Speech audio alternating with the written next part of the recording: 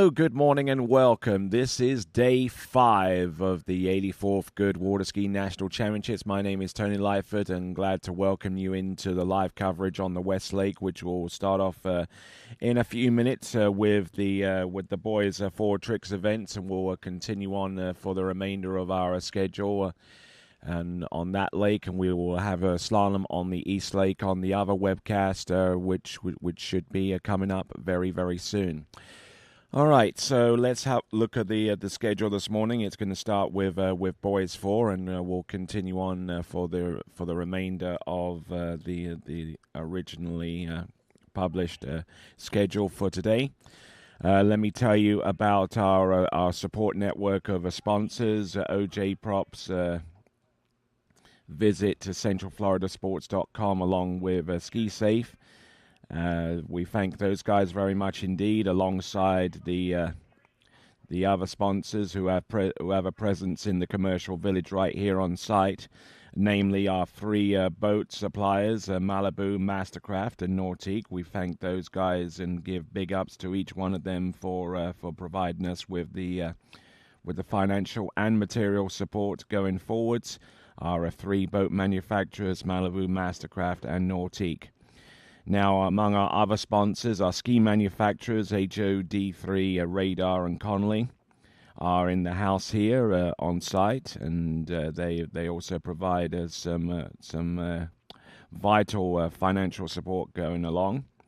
Masterline also provides material support as part of their official status as the tow rope manufacturers, the official tow rope manufacturers of the 84th Goode Water Ski National Championships, and of course our title sponsor, Goode Carbon Technologies. We thank them once again. They've always come to the fore and have continued to contribute as the title sponsor of the American Water Ski Association's National Water Ski Championships, sanctioned by the American Water Ski Association and supported by USA Water Ski and Wake Sports. And we thank those cats very, very much indeed for their continued support. All right, in a few minutes we will start our first event, and in the meantime, why don't you subscribe to the TWBC YouTube channel? That's the outlet in which you're watching our events on, both the events that take place on the West Lake and also the events that take place on the East Lake. Tricks and jump and slalom respectively on each of those 2 lakes. And looks like we're getting set up for tricks with boys 4, and that will be our lead-off event for the day on the West Lake. So make sure you grab your favorite chair, grab your favorite beverage, as we're about to throw down. It is the start of day 5 of the 84th Goode Water Ski National Championships, and when we return, we'll have tricking on the slate coming up next.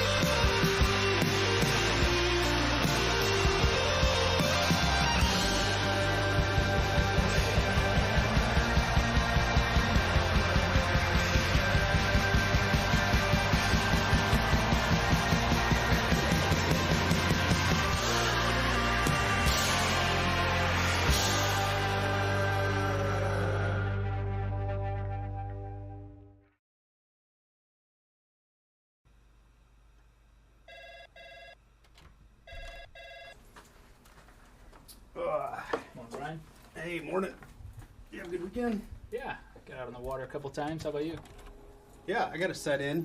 Just gonna make a quick phone call here. Oh, of course. Can you get that, Will? Yeah, man, I got it. Thanks for calling Wake House. This is Will. Yeah, looks like we've got those in stock.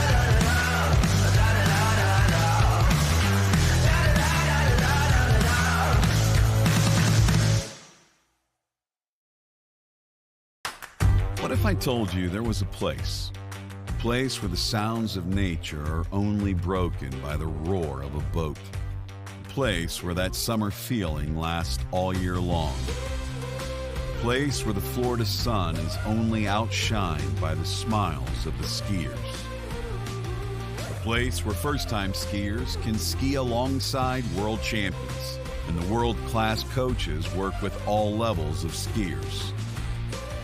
What if I told you there was a place where life slows down and your only job is to make lifelong memories? That place is Swiss Water Ski Resort. Book your trip at SwissWaterSkiResort.com.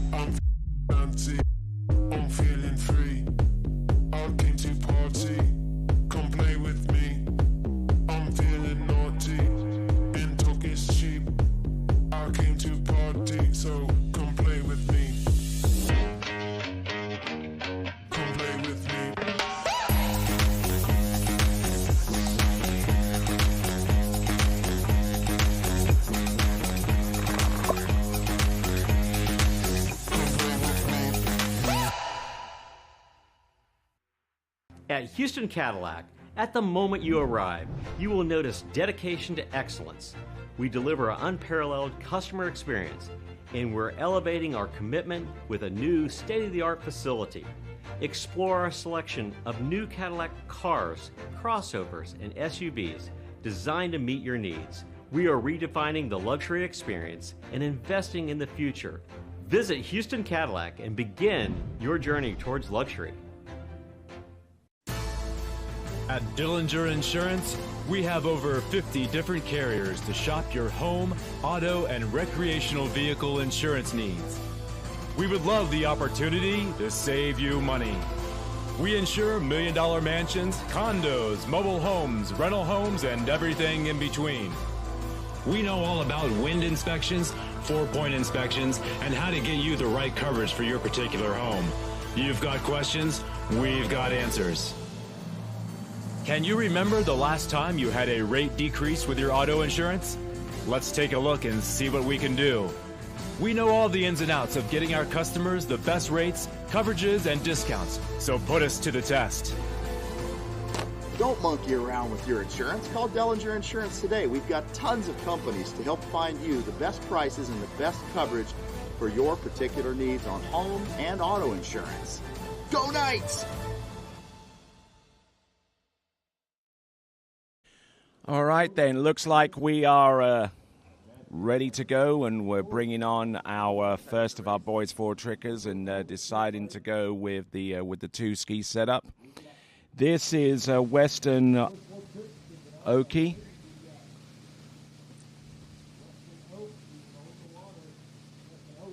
Western Okie, who had a little bit of a situation with jump yesterday, as far as I recall. Handle pass and the reverse surface O's, you could call those as well. There's the there is the surface O, or actually it was the surface 5 back,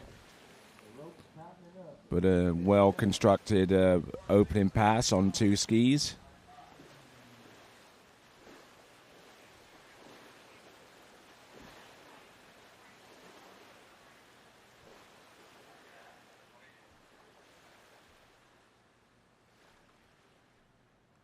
Looking good for the majority of this run.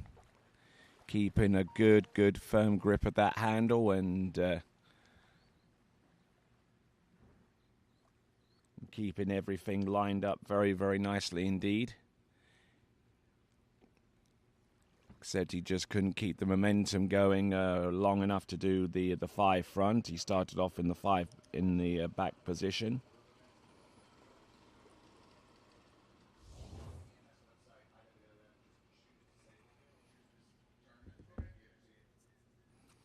So Western Okie getting himself set up. I think he's going to switch from 2 skis to 1. That would be the logical choice for his next pass behind that Mastercraft Stars and Stripes.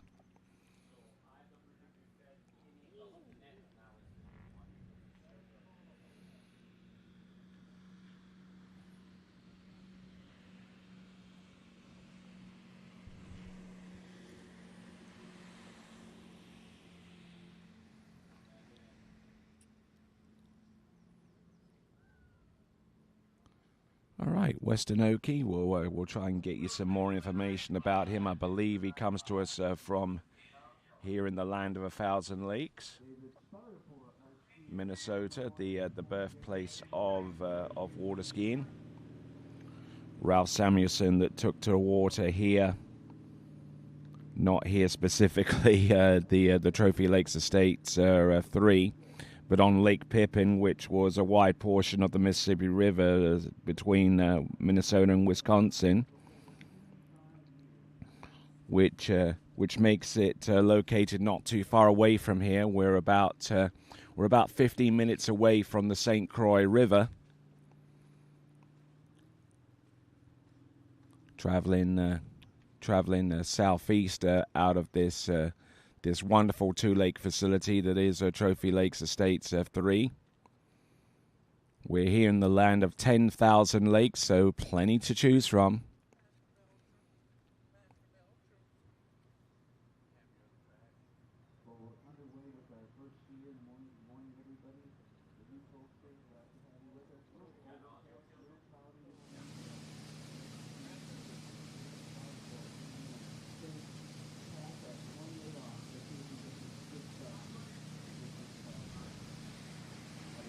All right, looking good for some 1-ski tricks here.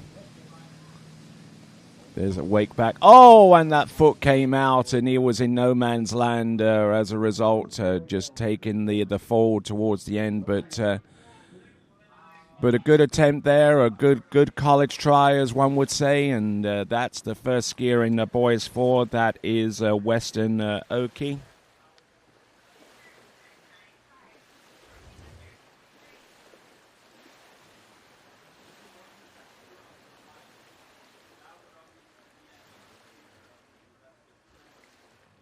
So Western Okie, who averages about 500 points. He comes to us out of Jefferson City in Missouri, the Show Me State. Just working his way off the surface turns, and tried the wake back here. And I think he actually got the wake back. He fell on the spin coming towards the front. So I reckon that provided that ski rotated enough towards the back, he won't be penalized for falling after the trick's completion. All right, now we're going to go to Kent Williams. Now, little bit of information here on Kent Williams. Is his father, who you see in the back of that towboat, told me that he is not skiing on his own equipment. Apparently, his bags got misplaced in Charlotte Airport on his way here. So flying in from Tennessee, and skiing on equipment that isn't his, or maybe he has managed to locate all of the equipment that he would typically use, and is on it right now.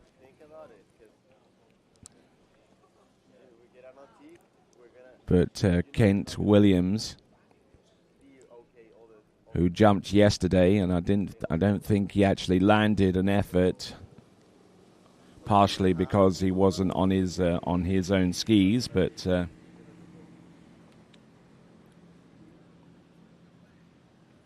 let's see what Kent has in store for us with this opening pass of 2. Hopefully he is on his own trick ski, and he seems to be comfortable enough with the equipment that he has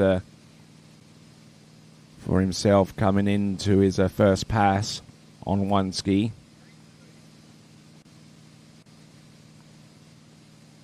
A little over 1,200 points is his average coming into this event.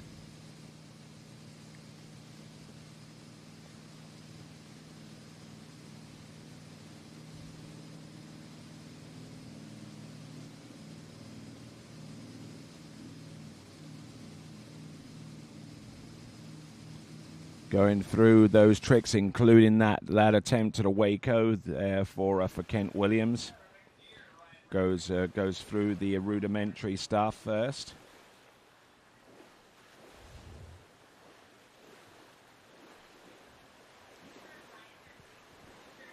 So, a little bit stiff in the knees here, but he manages to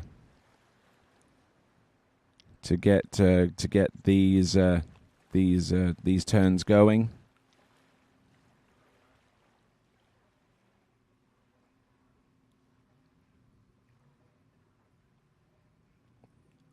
There's an attempt at a Waco. I think he slid most of that one, so probably will not be credited now for wake tricks. In order for them to be counted as acceptably performed, there has to be discernible air present between the ski and the water in the entirety of the revolution.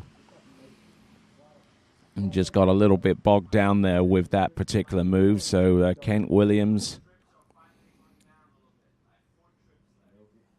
We've got Kent Williams on the back of that Mastercraft towboat, one of our 3 towboat sponsors, to whom we're deeply indebted for providing us not only with financial support through the AWSA towboat tests, but also providing us with examples of their towboats to be used during the course of these national championships, the 84th Goode Water Ski National Championships. So big shout out to those guys.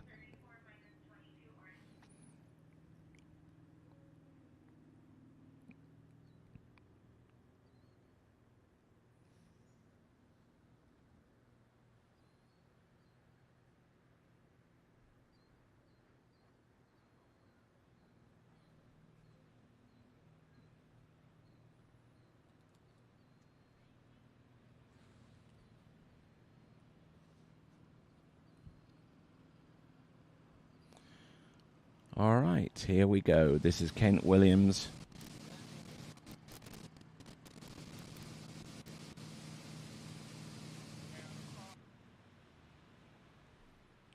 Oh, and going down rather early there, unfortunately, there for Kent Williams on the pass number 2.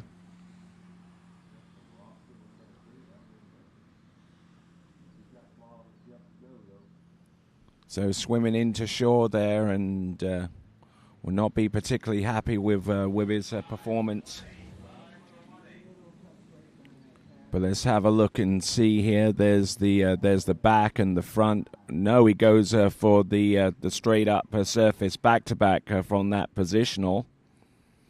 So again, a little bit hung up there and taking the edge and taking the fall, unfortunately, as a result. Okay, next skier up is going to be Ryan Weiser.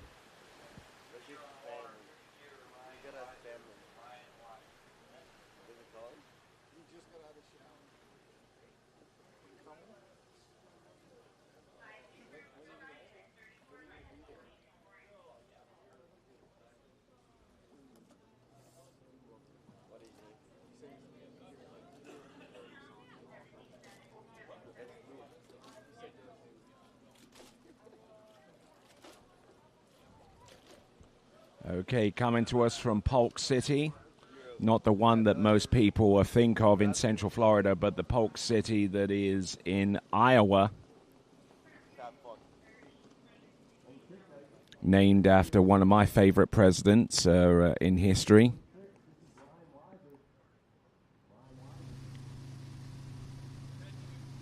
Here's Ryan Weiser.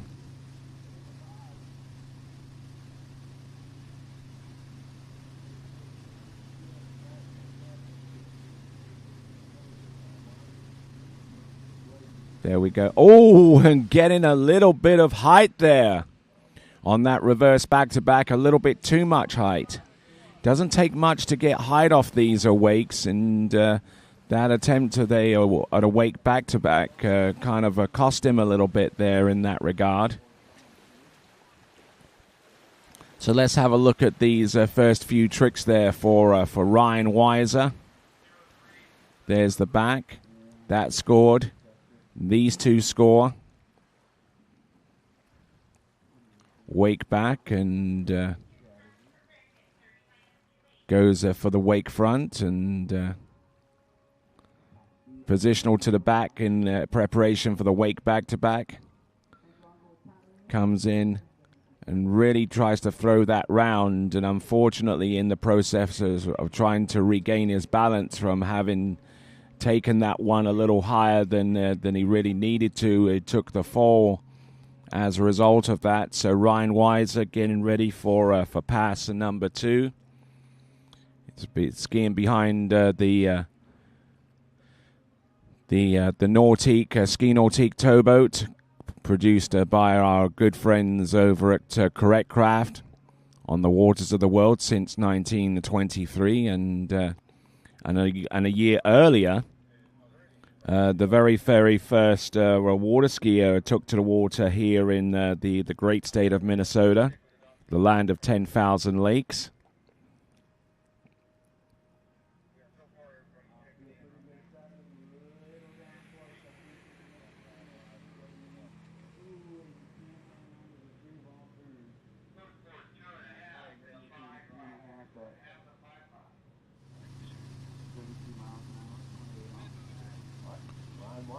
All right.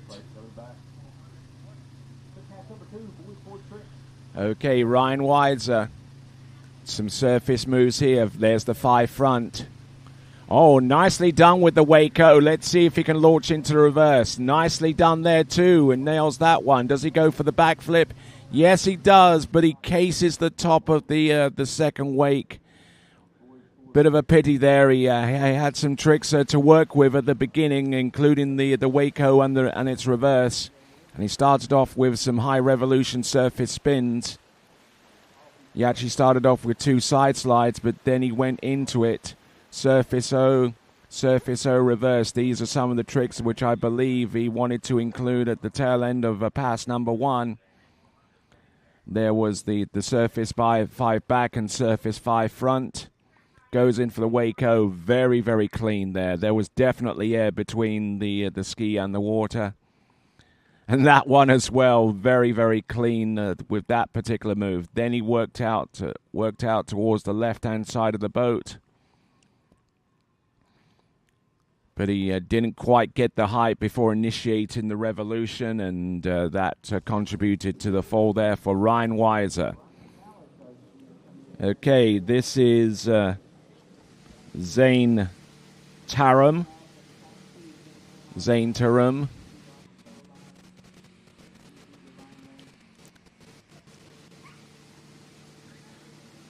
Getting set here for pass number 1.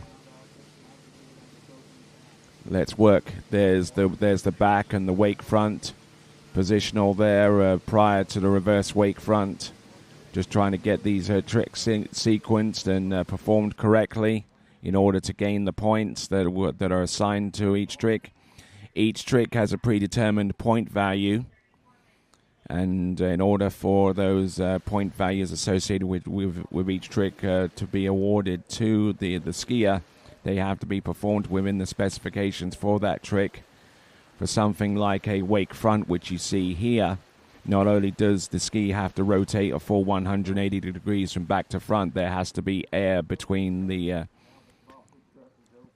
ski and the water. And as he worked his way into the move, he just got a little bit discombobulated there and just couldn't really hang on to that one. But he has a second pass of tricks to go. And let's see how well he recovers off that fall.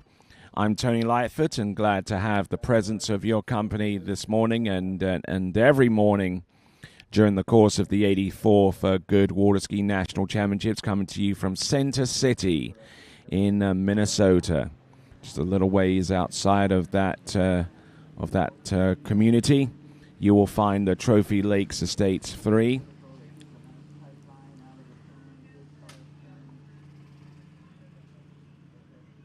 We're just across the state line from Wisconsin. And around about the area of the state line between those two states, you will have found Lake Pippin next to Lake City in Minnesota, where an intrepid young man in 1922, in the start of the Roaring Twenties, decided that instead of gliding along the surface on with something approximating a door, a wooden door it's called aquaplaning at that time, figured, well, I can do this, so why can't I just put some skis on my feet and do exactly the same? Well, at the time, the snow skis at the time weren't exactly designed for that purpose, so he had to conjure up something that approximates the water skis of today, especially where it pertains to jumpers. Here we go. This is Zane Tarum. Oh, nicely done, landing our first flip of the day. Surface 5 to the front, wake back to back, reverse. Can he do the reversed backflip? No, he goes for the front. Now, if he really wanted to try the reversed backflip, he needed to have put it into his run immediately upon the completion of the first one, because if you have the reverse and you wanted to do it, then it needs to come almost directly after the completion of the initial trick. So edging out. This is the first of our backflips of the day, folks. Here in day 4 of the 84 for Goode Water Ski Nationals. So we're in day 5. My mistake there. He got that backflip there, and if he wanted to do the reverse, it needed to have occurred way before the tricks that you're seeing right now. But he decides to change things up a little bit and tries to go for the front flip. Except one of the major elements for the front flip is the necessity to get some height off the top of the wake before tucking over and feeling the effects of that particular trick as he swims into shore. Okay, this is George Jones. I'm sure he gets mention of that former great country singer mentioned to him a lot. But here is the considerably younger George Jones on the water right now. Wake front. Wake backs. The reverse wake back. Oh, nicely done there with the wake O. Surface O outside the wake, and nicely done there. Oh, tries the wake 5 front or right at the bell. And the bell is a little expression that I tend to use from time to time to indicate the end of 20 seconds. Each pass is 20 seconds in duration from about now with the start of the first move. Look at these back-to-backs. Plenty of air, plenty of credit-worthy rotation. There's the wake front positioning himself for a wake front reverse.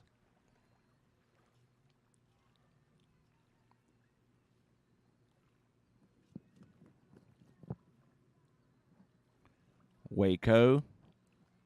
Surface O. Surface O reverse. Couple of side slides, and then figured, well, why don't I try a positional and try the 5 front? Probably out of time anyway, but I like what he's doing out there, and a good looking pass, and we will see what he's got by way of an encore.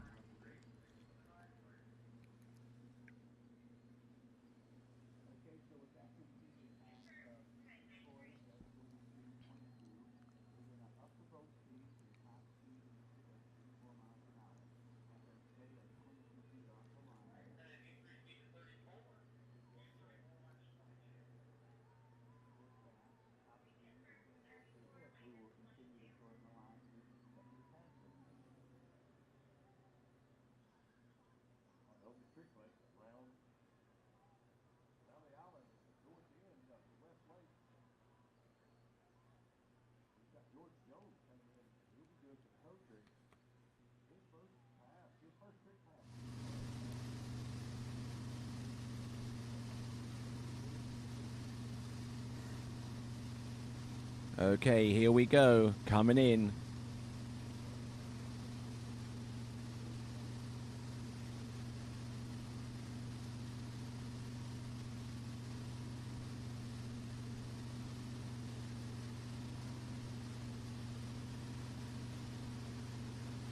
Okay, so doing some toe tricks first.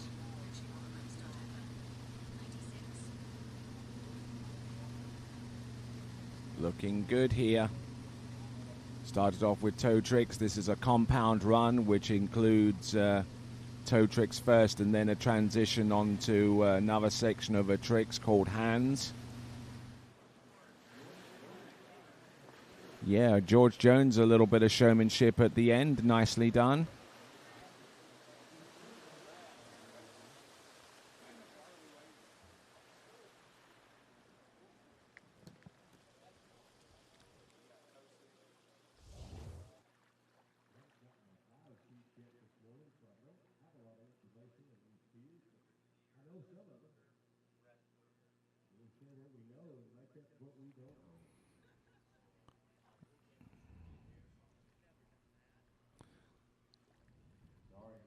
All right there. So looking at that run there with some 180 and 180 degree spins, proceeded with a couple of toe sides, packing up the points here, and using this section of his run to throw in the tricks that he didn't have the opportunity to perform with the end part of pass number 1.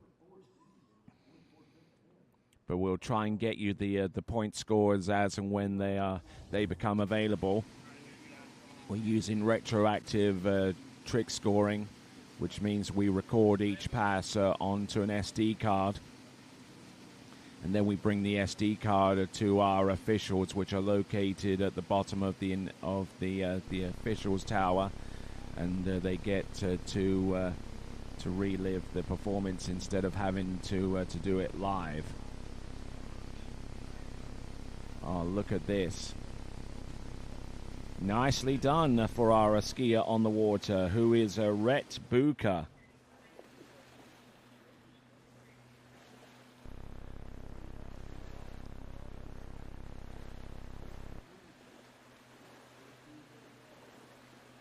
So Rhett Bucher, you kind of wonder where some of these, the inspiration for these names come from, like Rhett Butler or Rhett Bucher in this instance. Kind of easy to commit a Freudian slip in that regard, but looking at his tricking, he seems to be going pretty well. And looking so good there, and certainly not gone with the wind by any stretch of the imagination here.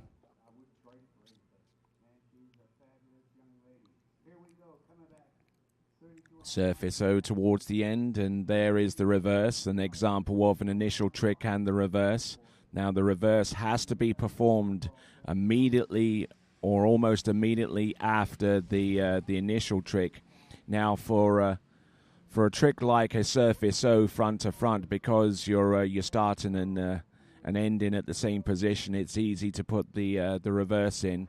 For some tricks like a 5 back and a 5 front, because the truncated nature of those tricks, you are permitted to actually throw in a positional to be able to do the reverse almost immediately afterwards. We'll probably see some examples of that at the tail end of this next pass. This is Rhett Bucher, who comes to us in Syracuse in Indiana. There is toe side and toe side reverse, toe wake back, toe wake front. Now the foot comes off the toe strap. Here we go. There's the 7 front to front, and it's reverse. Wake back, wake front. Oh no, wake 5 front. Look at that. 310 points for that last move. Wonderful stuff there, and he is absolutely chuffed to bits there. That is a Rhett Bucher coming in towards the dock and doing a fine job with that. And also doing a fine job are the camera crews that we're using here at TWBC on the Slalom Lake. Currently, we have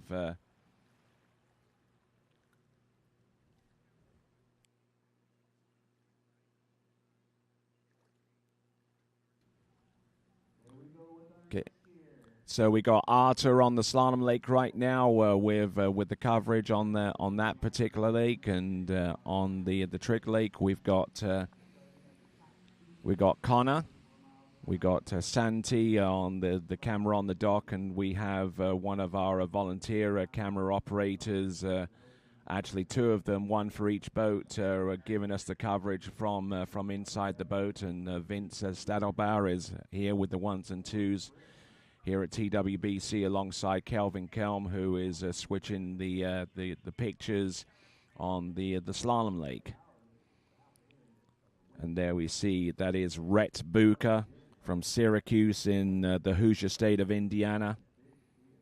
And now we are 2 skiers deep into the top 5 qualified and present skiers for this Goode Water Ski National Championships, the 84th edition.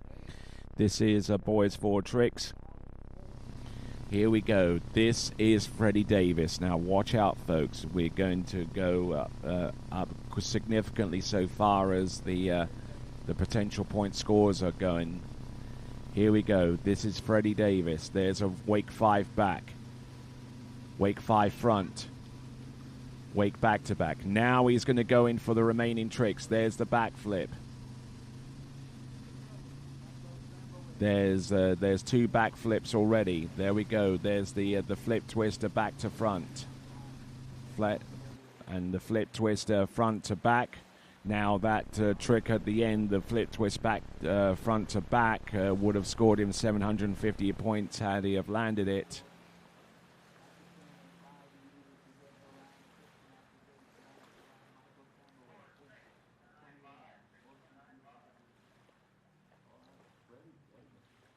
So Freddie Davis knocking these tricks down, including that one, which is the flip. Now, in order for him to do the reverse and get credit for that, which is another 500 points, he has to do it almost immediately after the completion of that move. Then he positions himself for the flip twist back to front. That's 550 points right there. And he attempts the 750-point flip twist towards the back, but casing the top of the wake and going down pretty hard. But some good tricks there, and he comes into these national championships tricking north of 6,000 points on average.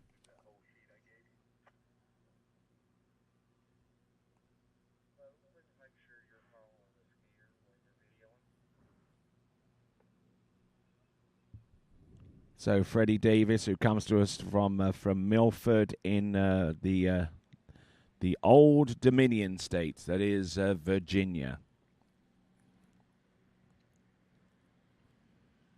Michael Trimble is coming in 32 feet at the goal line. Needs to get all six to take the lead, and just as I say that, he's quick turnaround number 3. So out of Milford, Virginia, this is Freddie Davis. What trick points does he bring into these national championships? Well, in a spring tournament over near Charlotte in North Carolina, the Skyview Spring 3 event, he was able to trick over 6,000 points. Traveled to Sparta in Virginia, where he tricked 59.70. And has also had another point score of a 59.70 as well to give us his best average, being the way that it is.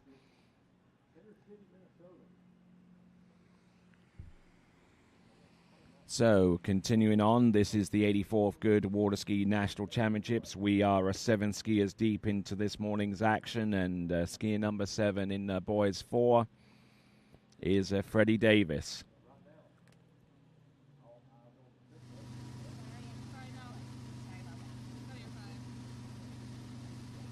Just listening in a little bit to the conversation inside the towboat. Susie Davis, his mom, is presiding over this performance in the towboat. Tow 5 back, holds on to the reverse tow back there, and the tow wake back to back reverse. Tow 5 front there, turning the initial part of it slow enough to be able to control the spin with the tow foot.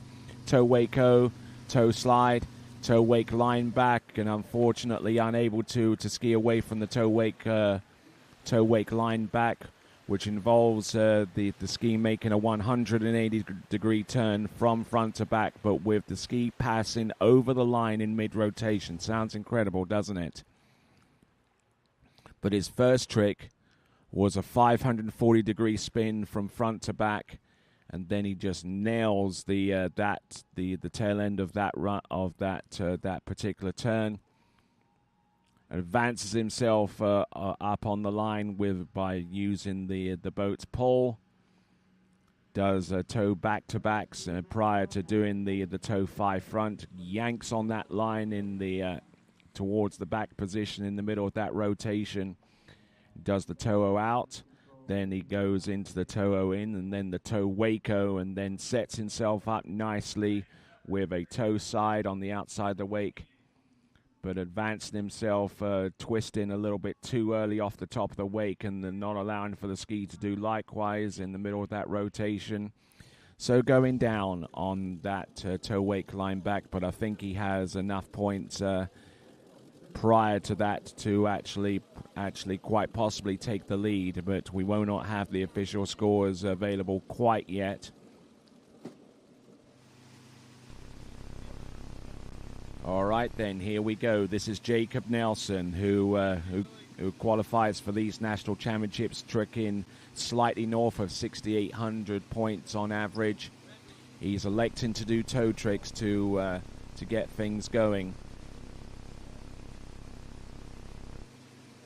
Tow 5 back, tow 8 back to back. And does he go for the reverse? Yes, he does. And he recovers well out of there with the tow back to back, tow 5 front, tow out, tow in. Looking a little I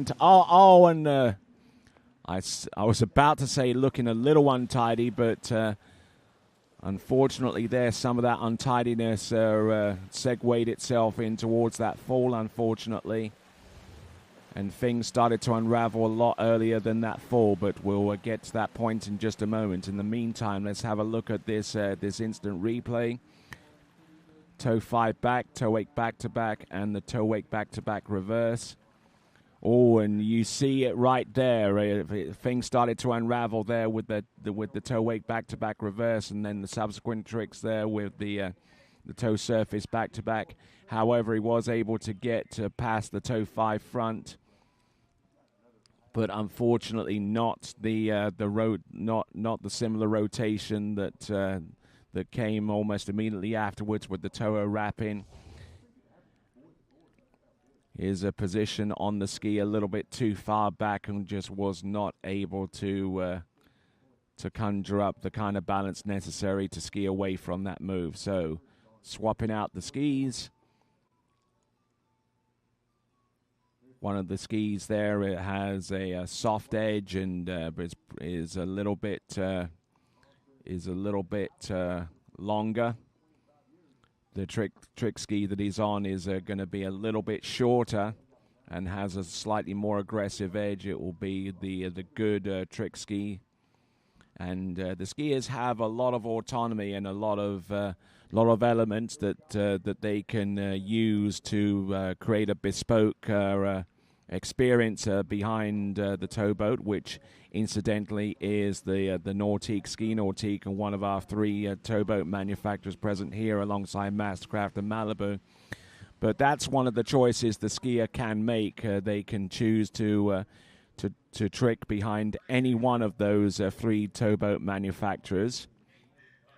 They have a choice of boat speed, they have a choice of line length, they have a choice of ski, they have a choice of whoever they choose to occupy the observer seat in the towboat, because not only is that an encouraging an element of encouragement for our skiers, they do have the opportunity to kind of explain things to the skier and about the conditions and what have you, and what keys they should work on with their moves, but also provides an element of safety as well, especially where it pertains to tricks. And case in point, there, the rope released out the boat as soon as the passenger in the boat, or coach in this instance, was aware that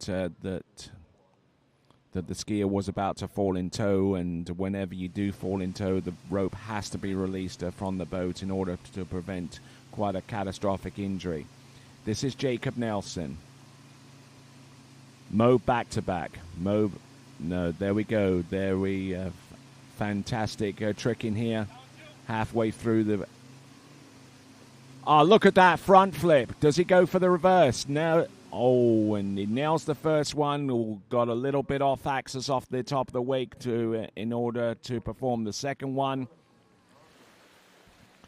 But some high-flying stuff there, and Jacob Nelson will naturally be a little bit disappointed with not being able to land that second front flip, or indeed perform the tricks that he had scheduled directly afterwards. But we'll have a look at the instant replay and see where things started to go a little bit sideways on him. There's the Mo back-to-back. That looked pretty clean to me. Then he twists to the front and does the regular backflip. Now, in order to do the reverse and get it clean, he had to do it immediately afterwards, but he decided to go with the flip twist back, which is 750 points. Flip twist front, 550 right there. Front flip, 800 points. And he tries another 800-point front flip, but he comes up a little bit off cue and off axis, and resulting in that fall. So that is Jacob Nelson, our penultimate skier in these championships. In this particular championships, boys 4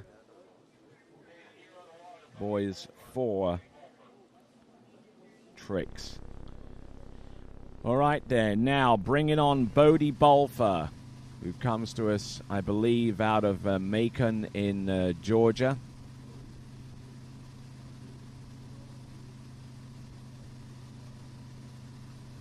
All right, let's see what he's got here.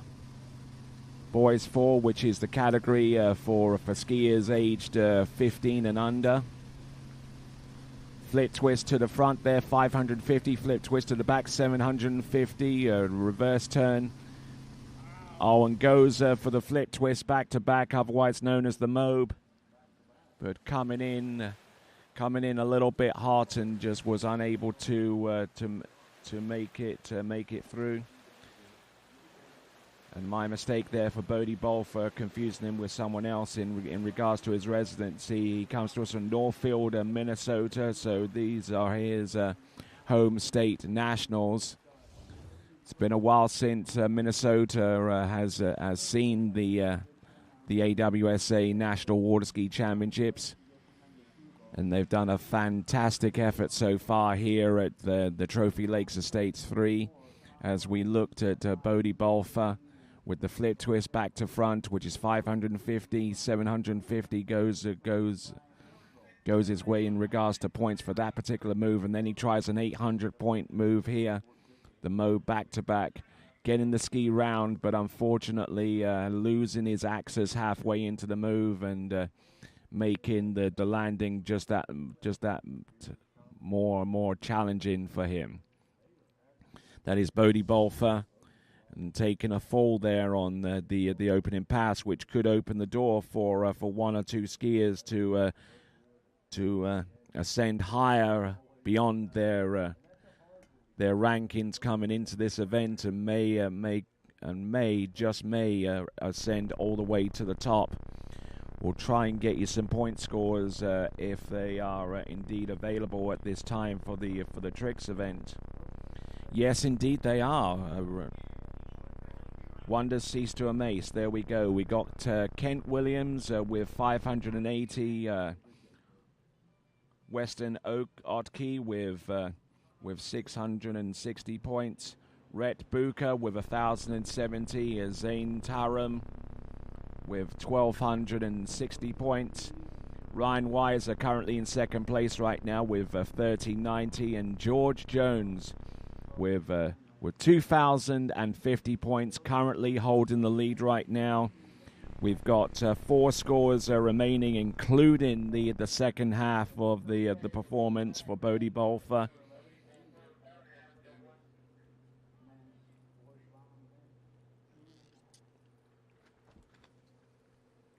So welcome once again for those of you that are just tuning in to the 84th Goode Water Ski National Championships, sanctioned by the American Water Ski Association and supported by USA Water Ski and Wake Sports. Now, I hear the boat, and it's probably making its way back in for pass number 2 for Bodie Bolfer. And here he is. Quick change of line, quick change of ski in between that previous pass and this one. Looks like he's wrapping in. He's already wrapped in for a toe 5 back. Toe 5 back, holds onto that one. Toe wake back to back, and here's the reverse. Nails that one. Toe 5 front. Recovers well. Toe 0 into wrap. Toe wake-o. Here he goes for the toe wake line back. Does he have the balance to ski away from it? No. Trying to advance on to the remaining tricks, which I think included a couple of toe sides and some others, but he got the majority of the tricks that he wanted to. There's the toe 5 back, and the segues in very, very nicely to the toe wake back to back and the reverse, and then winds it on with the toe back to backs and the toe 5 front. Toe 0 out, toe 0 in. That would be the reverse. Toe wake-o. And brings the ski round now. Now the judges are going to have a look at that, because there's definitely an argument to be had that he did not fall as a result of the actual performance of that trick, and therefore would not gain any credit for that trick, but he actually fell as a result of his recovery with the move afterwards. skier on the water is Beth Ann Taram. We are now on women's 4.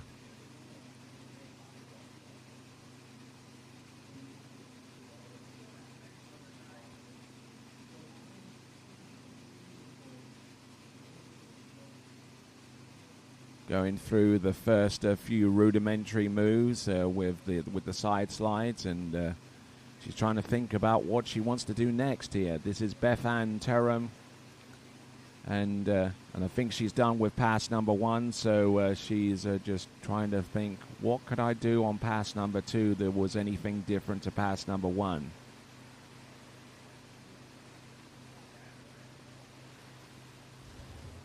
Qualifiers for these nationals with 300 points to her credit, a side slide and its reverse. There's the back, there's the front.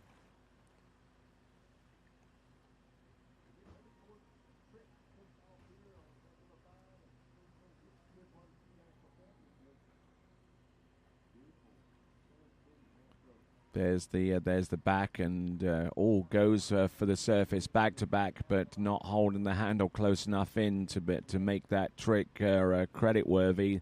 For something like a back to back, the ski has to rotate fully from the back position all the way through to the opposing back position. Has to go the full 360 degrees in order to be counted, and unfortunately for Beth Taram, positions herself in the back in order to perform the wake front, and unfortunately getting caught at the top of the wake like there.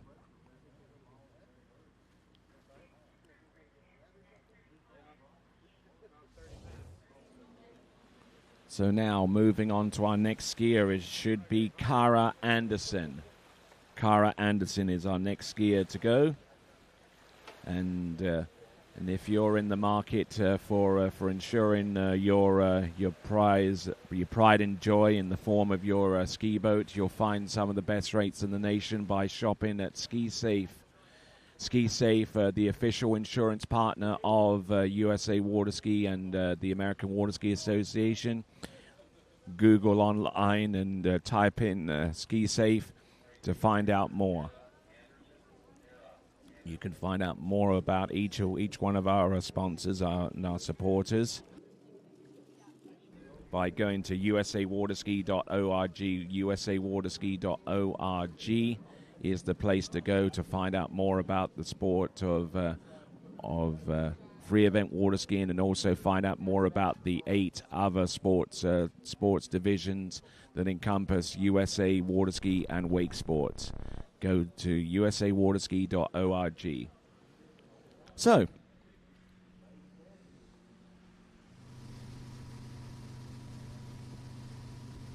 here we go, Cara Anderson.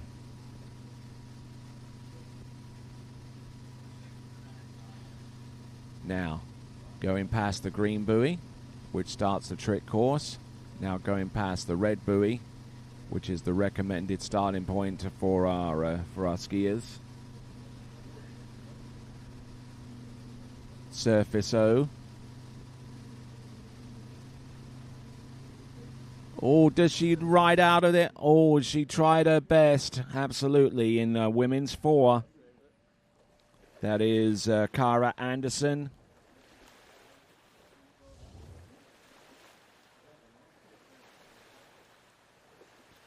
As Cara Anderson works her way through these tricks using the instant replay, I can tell you that Freddie Davis has scored a 21:30, 2,130 points. He currently takes the lead as we continue to pile on the point scores from our previous division, which is boys 4.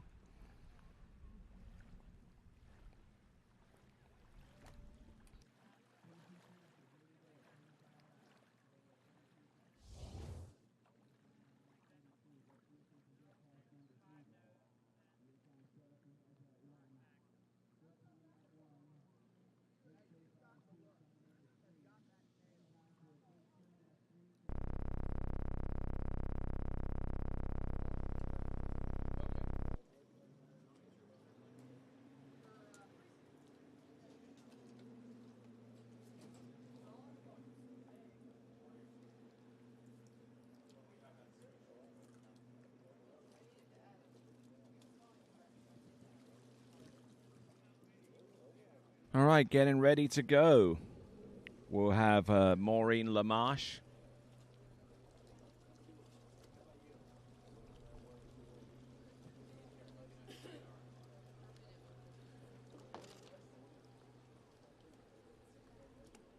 Actually, the skier that's getting ready right now isn't Maureen Lamarche.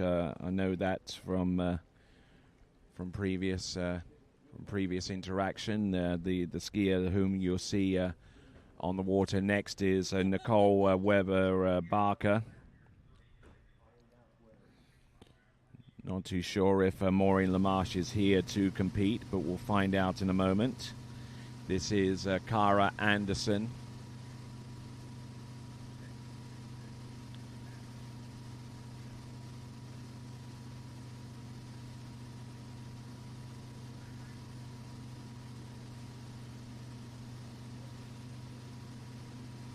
Cara Anderson just trying to coax that ski round in order to do the wake front. Trying to do the same job here again.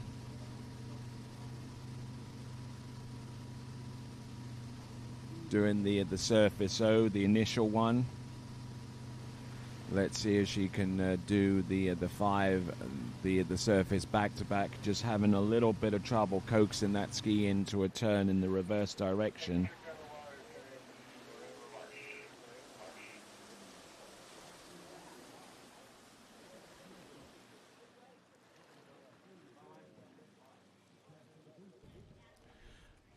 All right, as the weather continues to worsen here at Center City in Minnesota, the rain clouds are bringing themselves into this venue and making things a little bit difficult. But in the meantime, we're looking at the instant replay for Cara Anderson.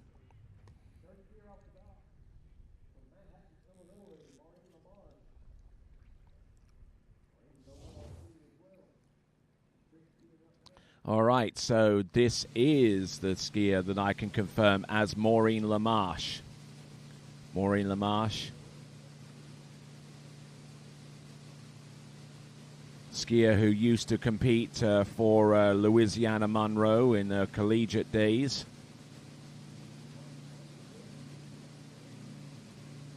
Looking good here.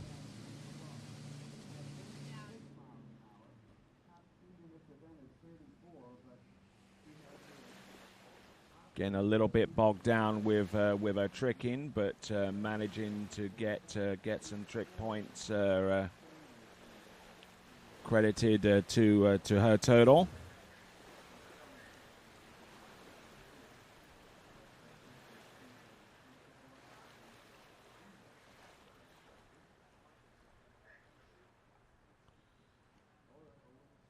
So looking good. At least at the beginning portion of the run, coming to us from New Lenox in Illinois.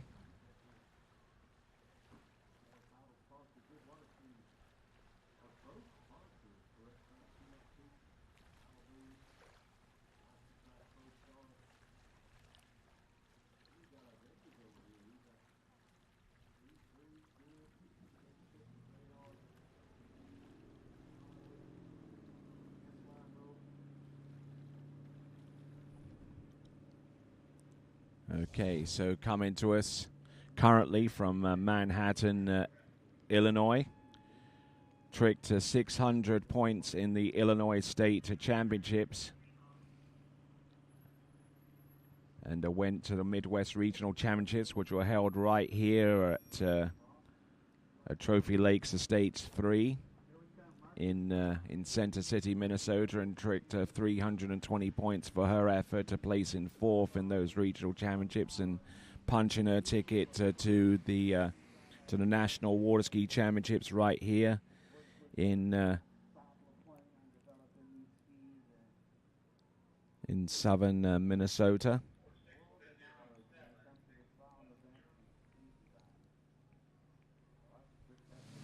Here we go.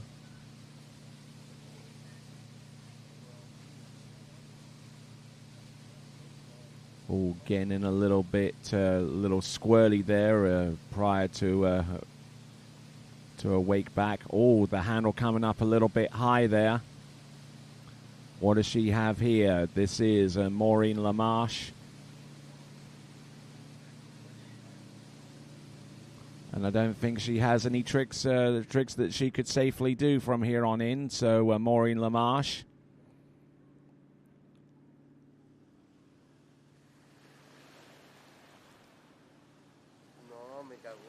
So Maureen Lamarche, we'll probably see her a little bit later on in these AWSA Water Ski National Championships, the Goode 84th Water Ski Nationals. We'll see her compete in a more favored slalom event. But for the moment, here to put up some numbers for her overall score. Now the overall is comprised of the scores one skier would make in all three disciplines: slalom, trick, and jump. And obviously, the skier with the most overall points would be awarded the national championship on that basis. Now, the overall point scoring system is based upon the percentage of what your score is compared to the top score in a particular event.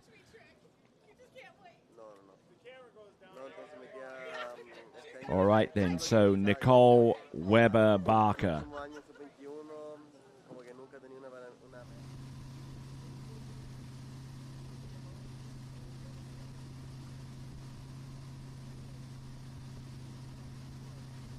So Nicole Weber-Barker coming to us out of Nebraska.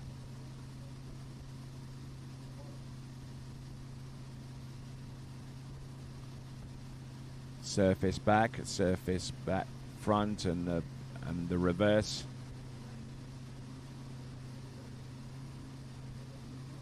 A couple of surface O's, gaining in confidence now that she's starting to feel it. Reverse wake back and reverse wake front, side at the end, completing the pass number 1 of 2, and she's happy with that. Let's see if she can roll back and conjure up another 20-second pass of her tricks. It'll probably be with her toes and maybe some line tricks.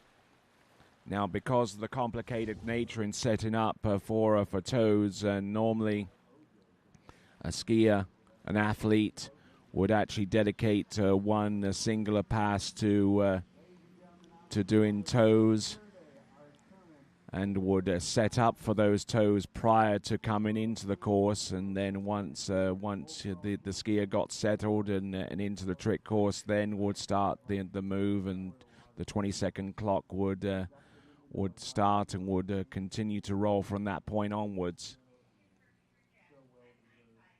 But because of the nature of toe tricks, which means that in the process of the pass, if a skier wanted to transition from hands to toes, you'd have to have taken a bit of time out and lose and afford to lose such time in order to get that toe strap on the foot. And that toe strap is actually pretty tight. And it also incorporates, in a lot of cases, a heel strap to secure that foot on the toe strap. So a lot of setup, a lot of prep has to occur to make that happen. Let's see if that's the case here with Nicole Weber-Barker.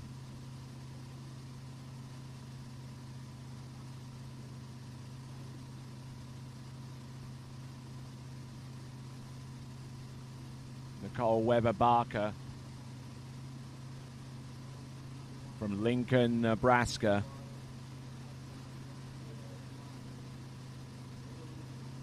It's a lot easier to get the foot out of the toe strap than it is to actually put it in for starters. There's the back-to-back. And I think she's run out of the tricks, but she does stand up both runs and keeps herself in contention for maybe one of those top 5 medals. Something is going to have to happen beyond her control for that to happen, mind you, but so far as her performance goes, she's done her part.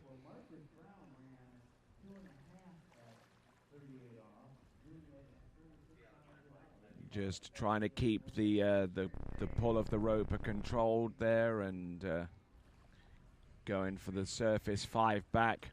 Oh, and lowers her body lower to the ski to get that controlled towards the end. Then turns to positional and tries the 5. I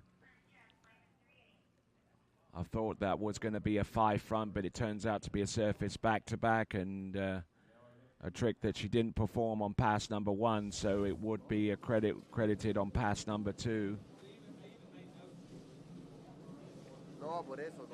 This is Becky Bartlett.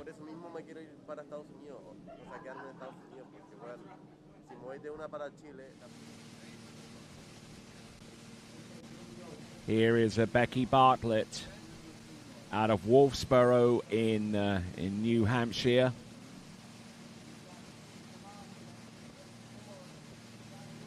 And the Bartlett name, a highly revered name in New Hampshire, the home of Josiah Bartlett, who was one of the signatories to the Declaration of Independence. And Becky Bartlett, his namesake, getting that pass done. Getting that run situated on pass number 1. And as we continue to roll through here with this run, a reminder that to subscribe to the TWBC YouTube channel. By doing that, you'll be able to get live notifications of the next time we go to air. Like this morning, each one of our nearly 17,000 subscribers were informed via email message that our two live stream webcasts, one for the East Lake and one for the West Lake, was live and active. And also as well, with your subscription to TWBC's YouTube channel, you have the opportunity to live chat with fellow like-minded viewers.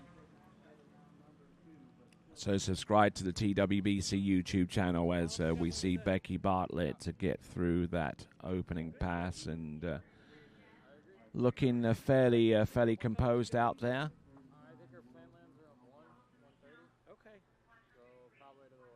We're on day 5 of action, and you're looking at the West Lake. Open men and women trip. Be sure everything's resolved, reconciled.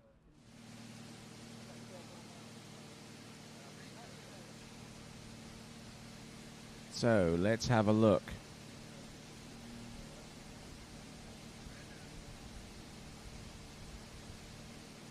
Here she comes, Becky Bartlett. Turns to the back, turns to the front, gets the toe foot off of her foot, or out of the strap rather. Surface back-to-backs.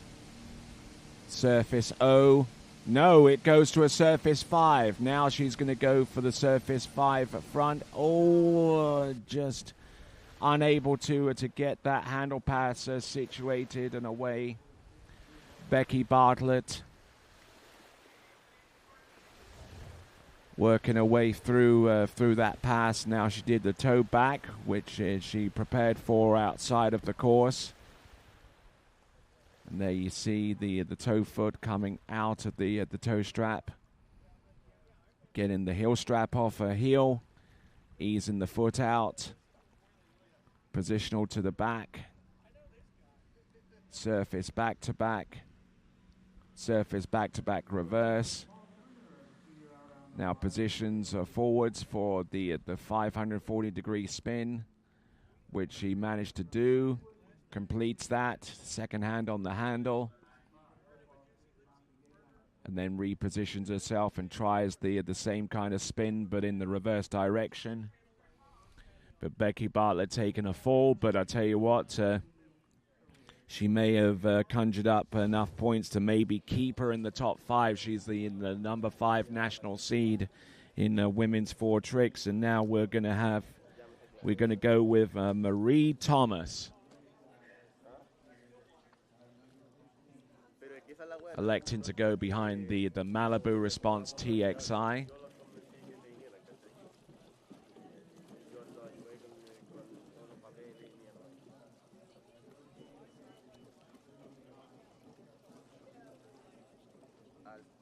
Al Papi Papi, a Dom, a Evan Robbins, que un gringo, igual es bueno, Chase Parks.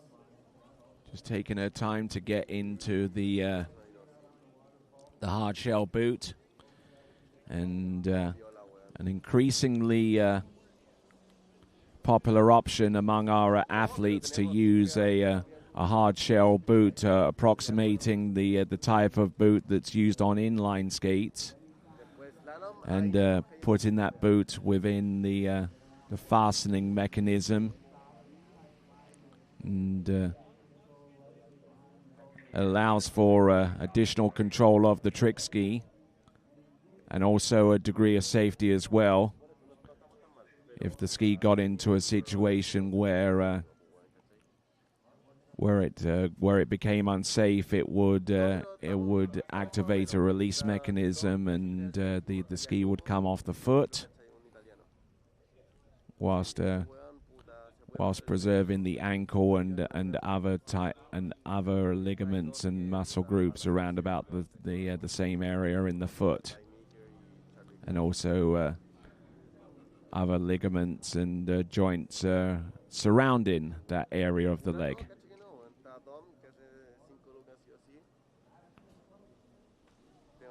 Okay, so coming to us out of the Badger State, that is Wisconsin, Marie Thomas.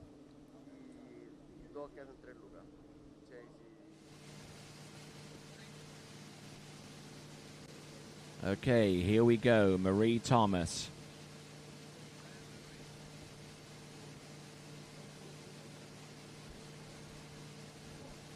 Marie Thomas coming in. Just trying to keep a good pace there, a little bit of a bounce between each tricks. No, just trying to use a metronomic approach to trick skiing, and just trying to stay in rhythm more than anything else. But unfortunately, her rhythm was broken by that approach into the wake for one of the wake tricks.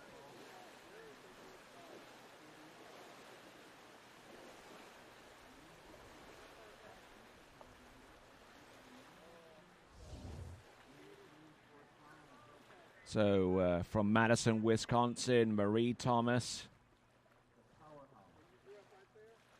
who tricked 1,410 points this time last year in Irvine, in California, as part of the 83rd Goode Water Ski National Championships, and followed it on sometime later with exactly the same score. Married that up to the Wisconsin State score, where she produced 990 points, and the average for her coming into this event is 1,375 points.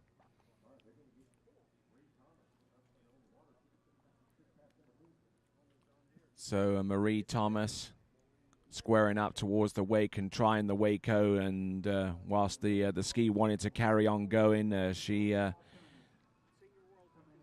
didn't stay with it, and that contributed more than anything else towards the fall.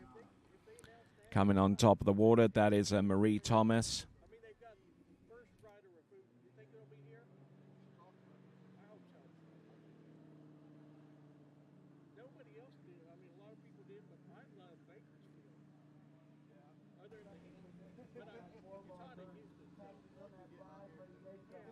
So, coming to us from Wisconsin, the state just across from where we are right now, just a little ways south of us, here in southern Minnesota, the birthplace of water skiing. the young, intrepid individual name of Ralph Samuelson, credited with being the first ever water skier. Produced that feat on Lake Pippin, which actually is bordered by Minnesota and Wisconsin. This is Marie Thomas, looking good here.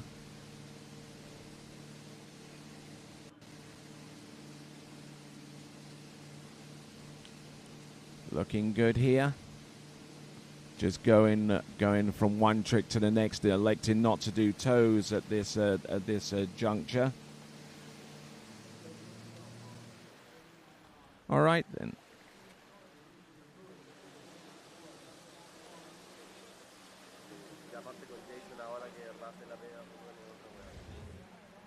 So we've still got plenty of tricking events to come. We've got the final rounds of the Open competition.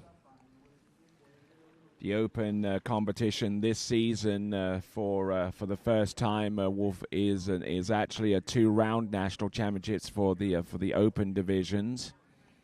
Thus, we do have a final round of tricks, which will take place a little later on during the course of these championships. For today's action, this is day number 5 here at the 84th Goode Water Ski National Championships. So glad that you are here and watching the Westlake for the tricks competition, followed on later on by some jumping, and I believe will be ending off with the tricks competition in one of our divisions. Marie Thomas, coming to us out of Wisconsin, doing a fine job in standing up that run. As we now work our way through women's 4, our number 3 national seed is about to take to the water. It is Julie Kruger.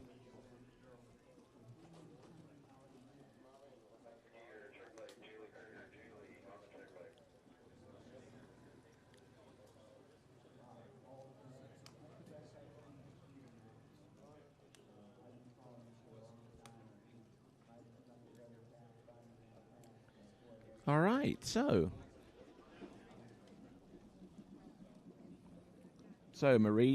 we've just seen Marie Thomas. This is now Julie Kruger.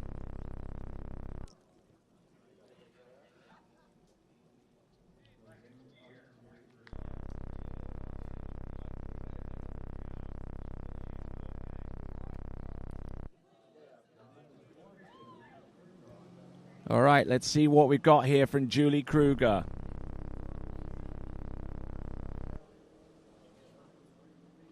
Coming to us from the Lone Star State of Texas.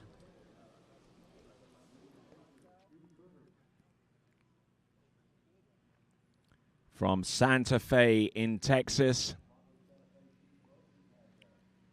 From Largo, Santa Fe specifically, which has hosted the Goode Water Ski National Championships a time or two in the past.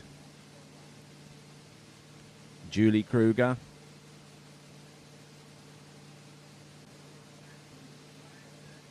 One of the sisters of the recently inducted Hall of Famer Freddie Kruger, an absolute legend in these parts. Wake front, wake back. And here we go, wrapping in for a Waco, just trying to... Oh, and no, actually going for the Wake 5 back there.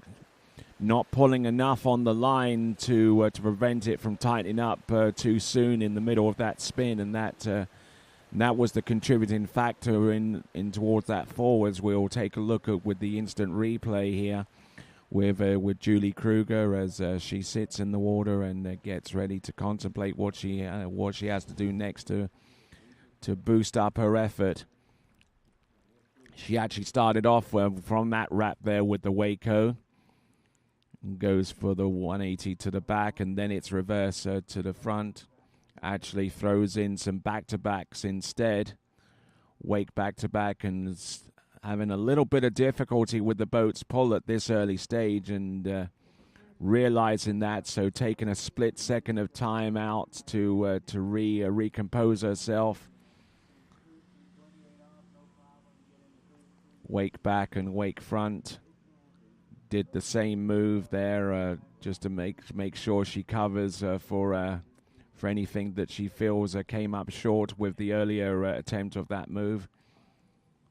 Got the height, but just didn't have enough edge or a pull to complete the move, casing the top of the wake in the process. So Julie Kruger, skiing behind the Malibu Response TXI, one of our three towboat partners for these national championships alongside Mastercraft and Nautique. And Malibu itself signed a multi-year deal with the International Water Ski and Wakeboard Federation to be their official towboat for all titled events for the next few years. So congrats to the folks there in the Malibu Boats plant, who I'm sure is watching here, including Chris Loomis, who is the main man behind that deal that will have Malibu Towboats be the official boat of the IWWF for the next few seasons. And their first World Championships that they pulled were earlier on this year, in March and the early part of April, with the U17 World Water Ski Championships, and that was brought to you from the broadcast point of view by TWBC. Here we go. This is Julie Kruger. Toe side reverse, toe back, toe front, toe back and toe front reverse, toe wake back, toe wake front, keeping it going, reverse toe back to prepare for a toe back to back on the surface.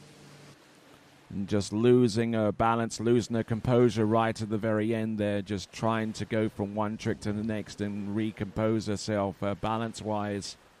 So Julie Kruger, who actually tricked 1,930 points as her best score this season, she backed that up with another score of 1,930.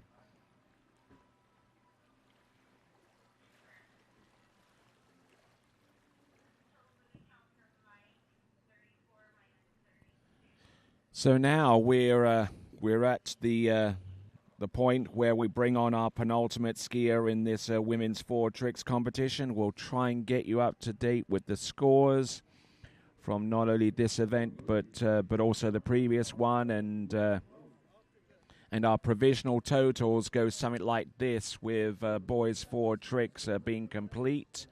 We've got the complete lineup of scores with 53.70, or your presumptive national champion in boys 4 is Jacob Nelson, ahead of Bodie Bolfer with 49.50, ahead of Freddie Davis with 41.40, ahead of George Jones with 2,050, ahead of Brett Bucher with 1,810 points. So positional there, out of course there for Christy Lee, and getting down a little bit there, a little earlier than expected. But as we look at her performance once again on pass number 1, let me tell you of some scores that have just been received here. In women's 4, Maureen LaMarche currently has the best point score with 580, Cara Anderson with 380, and Beth Ann Turum, the third and the final point score that we've received so far in women's 4, and just getting in a little bit deep there with the surface line back, and just losing her edge and losing her composure there. So as we look at our Mastercraft Pro Star tournament towboat, and we'll get to see quite a lot of that towboat when the Mastercraft Pro takes place in Central Florida in a few weeks' time. The Mastercraft Pro being towed by the Mastercraft Pro Star, and you can find out more about that towboat by going to mastercraft.com, mastercraft.com.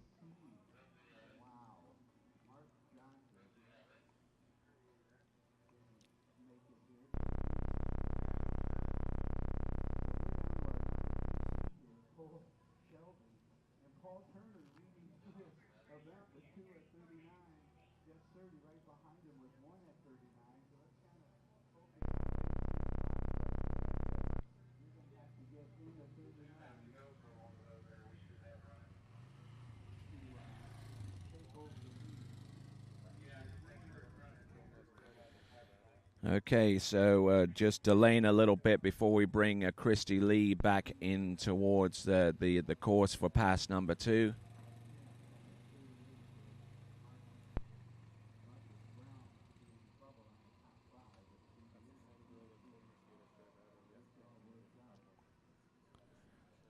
Looks like our delay is going to be a little bit longer than anticipated for, but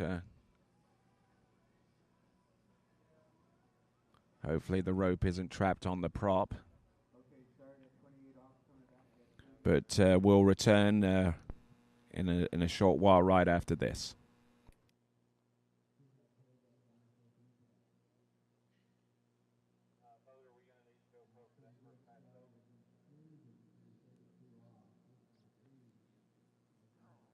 My name is Thibaut Dalen and I'm the broker of Dalen Real Estate. And today I want to show you some of our special listings located in Florida's world famous water ski hotspots.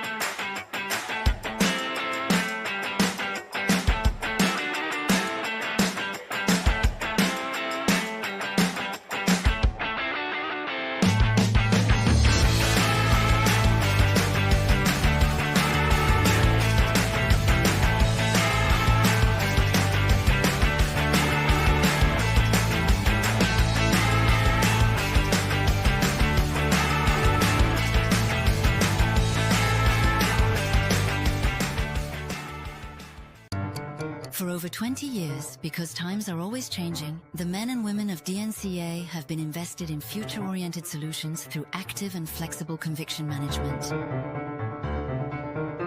Times change, values remain. Entrust your savings to an asset management firm to meet your long-term financial goals. DNCA, Maison d'épargne de valeur. Speak with your financial advisor. It's always summer at Shoe Schwab Ski and Board isn't just a slogan.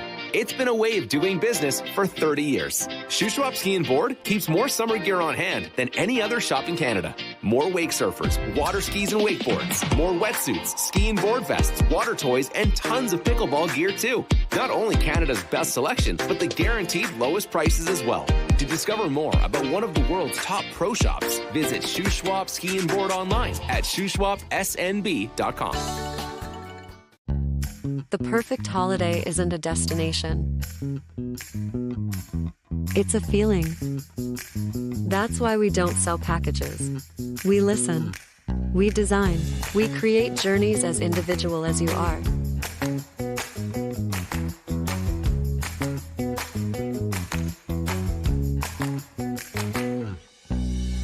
Marola Travel. Wherever you're going, we'll make it easy.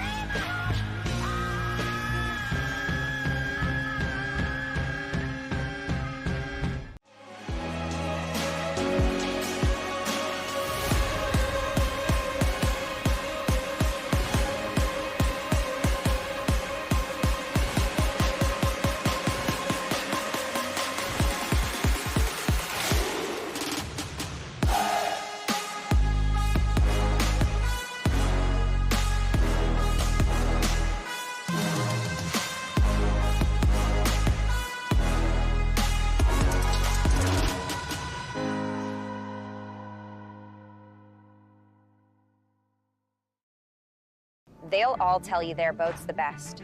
We don't need to, because the moment you're behind the wheel of a Mastercraft, you'll feel it. Speaking of performance, watch this. In the boat, plush, premium, cool to the touch, plus the smartest tech and the smoothest ride. Because we're built to last, not just built to sell. You might call it bold. We just call it the standard. Mastercraft. Better every time.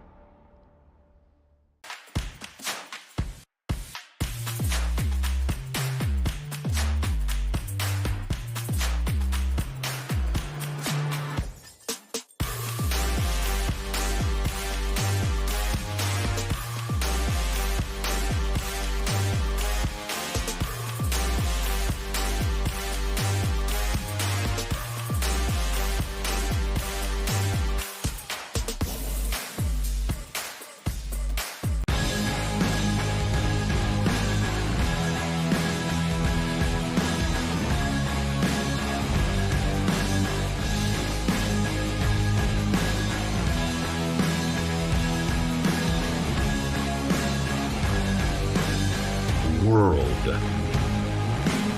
record ropes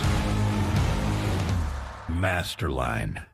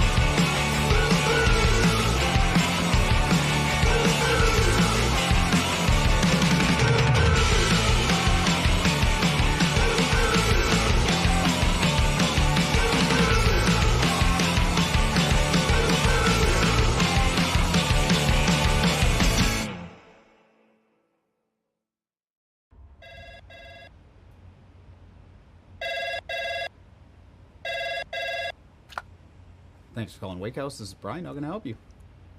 Yeah, Will. Can I let him know who's calling? All right, just a second. Will, I got a fill for you. Perfect. Give me just 1 second.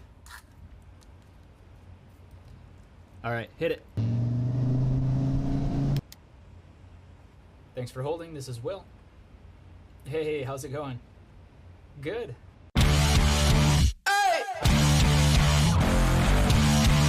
It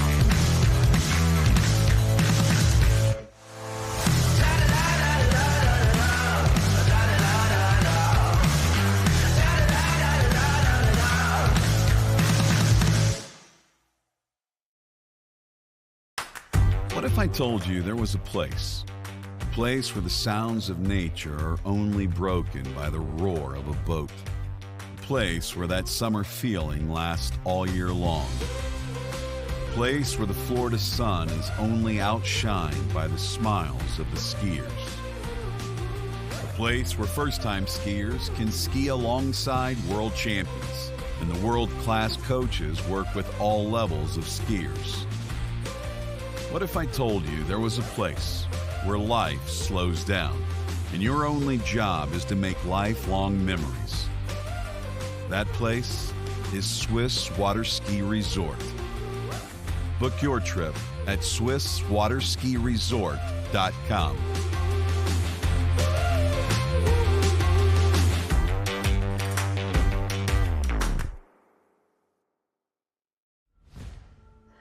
Old logic says success is determined by wins.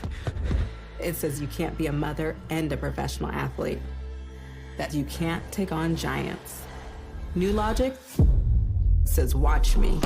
Watch me become the most decorated track and field athlete in the world. Watch me start a brand designed by women, for women. When old logic holds us back, it's up to us to defy it. At Houston Cadillac, at the moment you arrive, you will notice dedication to excellence. We deliver an unparalleled customer experience, and we're elevating our commitment with a new state-of-the-art facility. Explore our selection of new Cadillac cars, crossovers, and SUVs designed to meet your needs. We are redefining the luxury experience and investing in the future.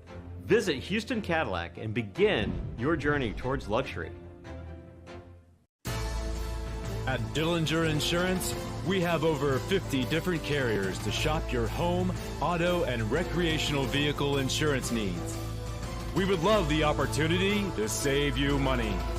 We insure $1 million mansions, condos, mobile homes, rental homes, and everything in between.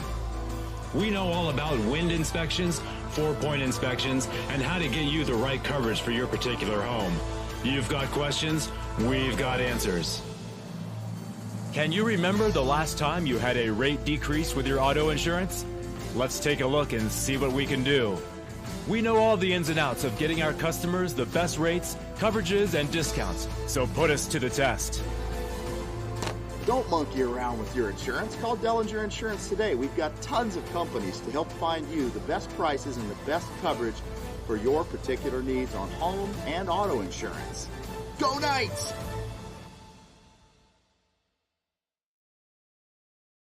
My name is Thibaut Dalen and I'm the broker of Dalen Real Estate. And today I want to show you some of our special listings located in Florida's world famous water ski hotspots.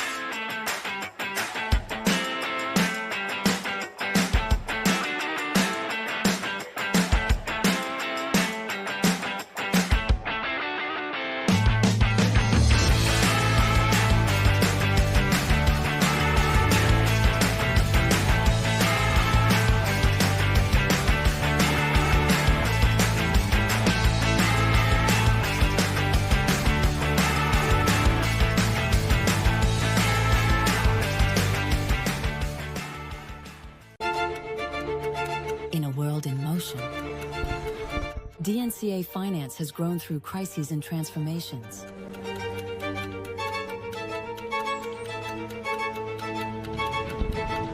Times change, values remain. For more than 25 years, DNCA has been by your side for active and flexible management of your wealth. DNCA, Maison d'épargne de valeur. Speak with your financial advisor. For 30 years now, Canada's #1 water sports pro shop, Shuswap Ski and Board, has been supporting the sport they love through extensive athlete and event sponsorship, donations, and prizes. Having watched the best water ski action on the planet for years, the crew at Shuswap Ski and Board is now helping TWBC bring that amazing action to you. To discover more about one of the world's top pro shops, visit Shuswap Ski and Board online at shuswapsnb.com. Wherever you're going, we'll make it easy. Travel like a VIP every time you book with us. Receive perks like complimentary daily breakfast, room upgrades, resort credits, Preferred access at thousands of luxury hotels worldwide. Trips you actually want to take without the overwhelm from beaches in Portugal to African safaris, a vineyard weekend in Sonoma, or a solo escape to Mexico, curated just for you. Marola Travel. Wherever you're going, we'll make it easy.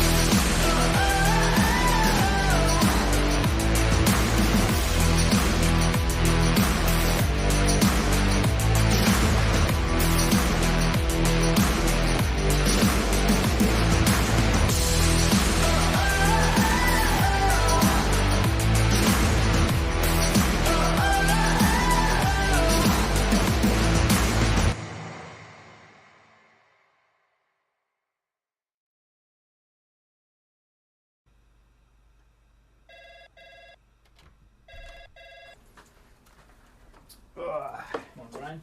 Hey, morning. You have a good weekend? Yeah, got out on the water a couple times. How about you? Yeah, I got to set in. Just gonna make a quick phone call here. Oh, of course. Can you get that, Will? Yeah, man, I got it. Thanks for calling Wake House. This is Will. Yeah, looks like we've got those in stock.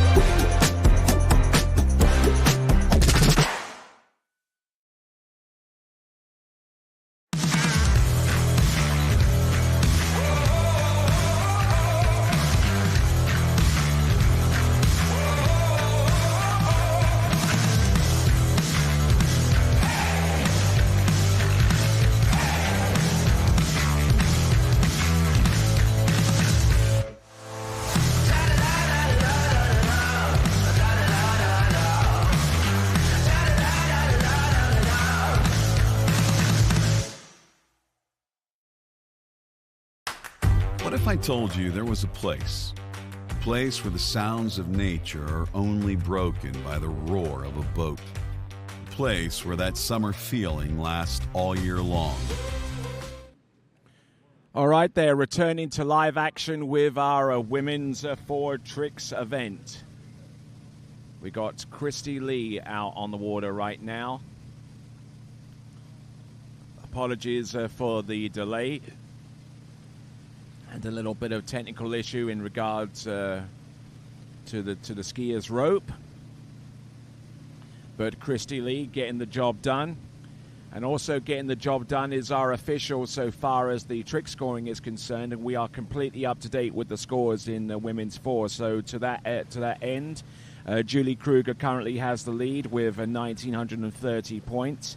That's the previous skier that we had prior to seeing Christy Lee out on the water. So like I said, we are completely up to date.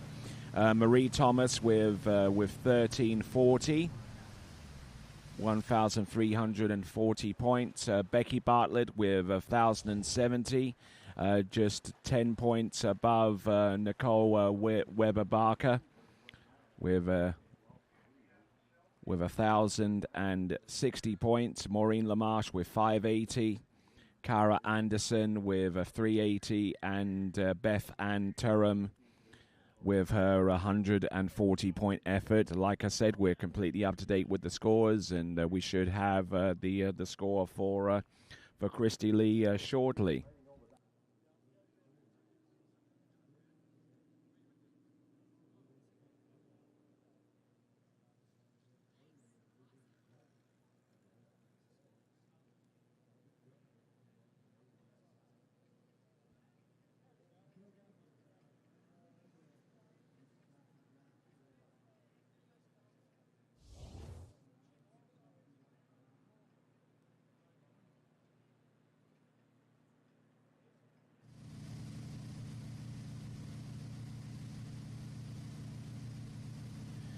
Okay, so here comes Christy Lee with the toe tricks. Oh, a very rapid spin there.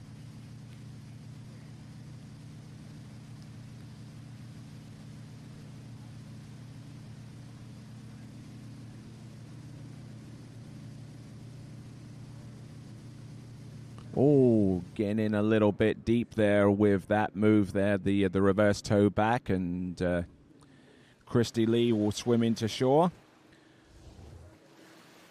Essentially standing up on both runs. I would say that by the time that she fell, 20 seconds would have expired. But a very, very quick out-of-control spin there with the first move, which was the toe-o. Then she goes in with the toe sides, one in each direction, 130 points apiece.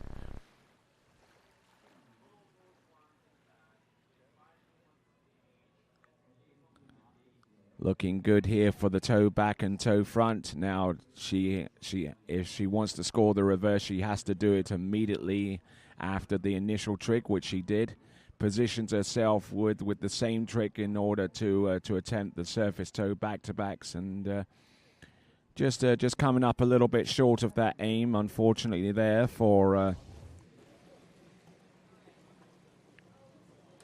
Christy Lee.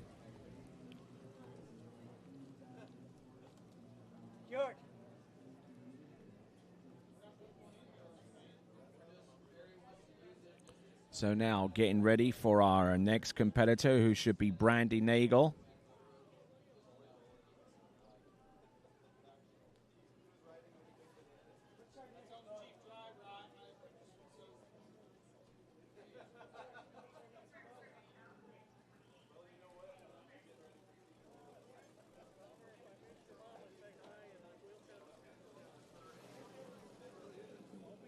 Okay, so looking at the list, we're on to our final competitor, who is Brandy Nagel. Christy Lee, who comes to us from Idaho, has just posted up a pretty good performance there, standing up on pass number 1 and almost doing the same on pass number 2, and coming into these national championships with an average of a little ways north of 2,900 points. Now, Brandy Nagel is our top skier in the nation in women's 4 tricks.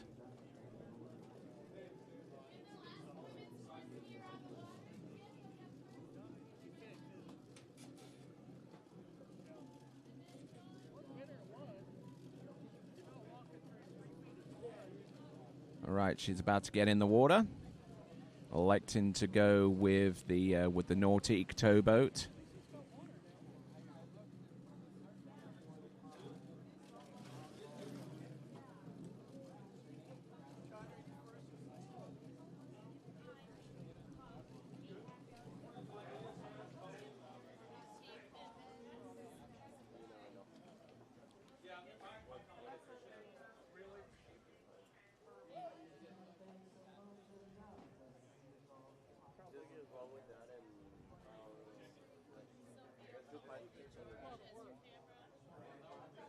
So, continuing on, this is Brandy Nagel, our number 1 seed in women's 4.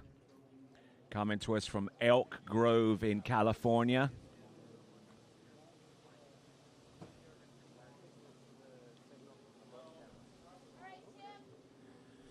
All right, here comes Brandy Nagel, setting up the boat speed. One of the many elements that each skier has under his or her complete control in terms of choice. Wake back-to-back, here's its reverse. Surface back-to-backs, winding it on now. Positional to the front and to the back, and going for some 180s before she goes in for the remaining tricks. She's going to go with a Waco, wake line back, line front, line back, wake line front. Should have a couple of side slides here and there, and nicely done there. So that is Brandy Nagel. Looking in very, very good shape there, and just went out there and tricked like it was just a normal Thursday. Electing to ski behind the Nautique towboat, and Nautiques this season premiered their water ski World Series series of events. The next event that falls under that series will be the California Pro-Am in about 2 weeks' time. They've already had events such as the Botas Pro-Am in the early part of this summer season, and about a week or so ago, the second stop of that series took place at the Lakes of Casting Stone, just outside Calgary in Alberta, Canada, as named the Rocky Mountain Pro. That qualified a number of skiers to next season's Masters Water Ski Tournament to take place once again over at Callaway Gardens in Pine Mountain, Georgia. Other events that fall within that series are the Moomba Masters next season, alongside the Last Chance qualifier.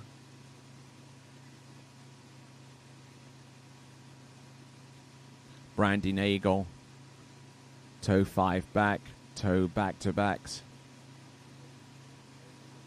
toe back and toe front, toe wake back-to-back, couple of toe sides here, toe into wrap, toe out, toe wake back, toe wake front, and I think she's done it.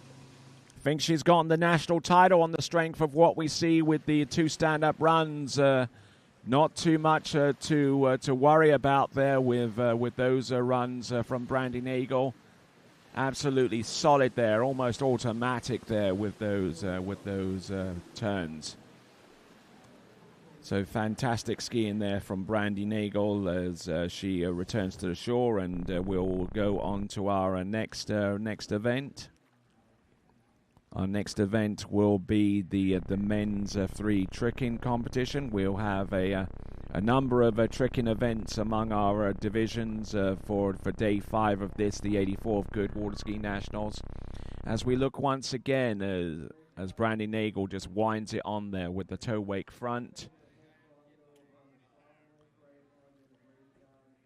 Then the toe sides, 130 points apiece. Toe O into wrap there, toe O out. Just getting locked in, and a solid effort there. Not losing her balance or her composure during any point in her performance, right from the start through to the finish.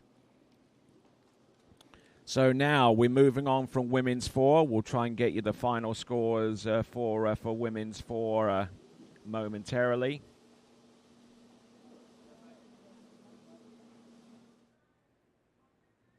But now, let's see what our men's 3 competitors can do. This is Tim Baker.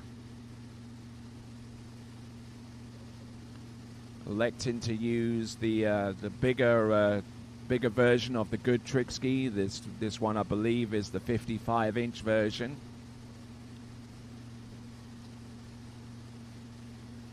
Now, trick skis in their conventional sizing can be a little bit challenging to get up on, and even more challenging to throw into tricks, which is why Goode has innovated with this version of their MK1 trick ski. Surface 5 back. All right, let's go there. That is Tim Baker getting the job done with a pass number 1, and I wonder what tricks he has in store for pass number 2. Tim Baker.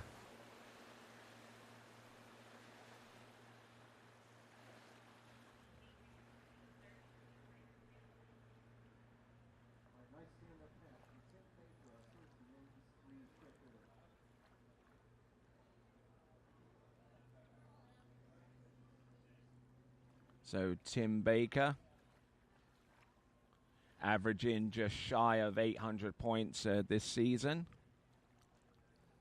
Composed of a number of performances. Our skier out of Brighton in Michigan in the Midwest Regionals this season scored 840 points. Hasn't had nearly as much success during the course of the men's 3 season for him, which drops his average down to about 800 points.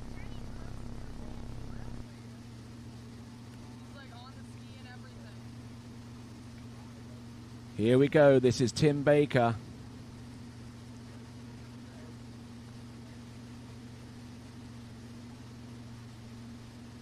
Surface back-to-backs. And just losing his tension with the rope, his effective tension with the rope, and unable to ski his way out of that situation that he put himself in as he attempted the surface back-to-back. So,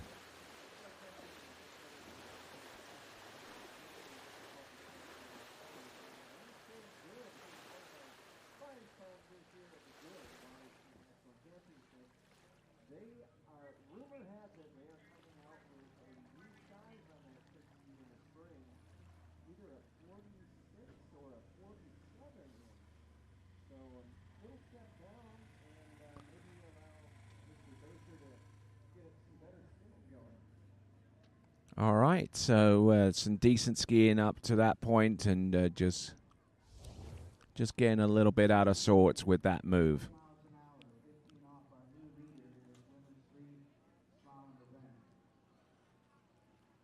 All right, men's three tricks. We've just seen Tim Baker, and now we're about to go on to our next competitor, who should be Sean Jacoby.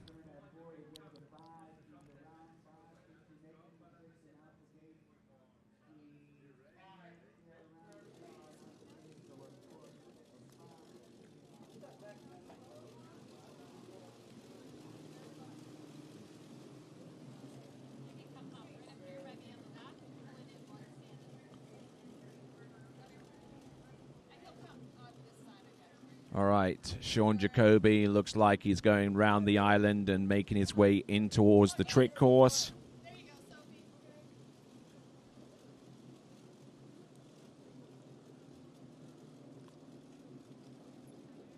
As our Nautique gets ready for its next customer. Sean Jacoby, it looks like he's coming into the course with a pair of trick skis. There's a side slide. There's the back and the front, and the reverse back and reverse front.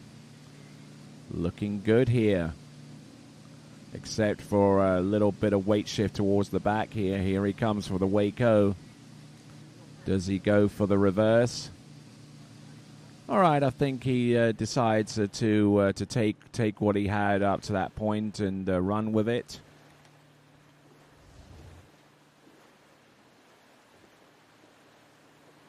So far, scoring a pretty hefty amount.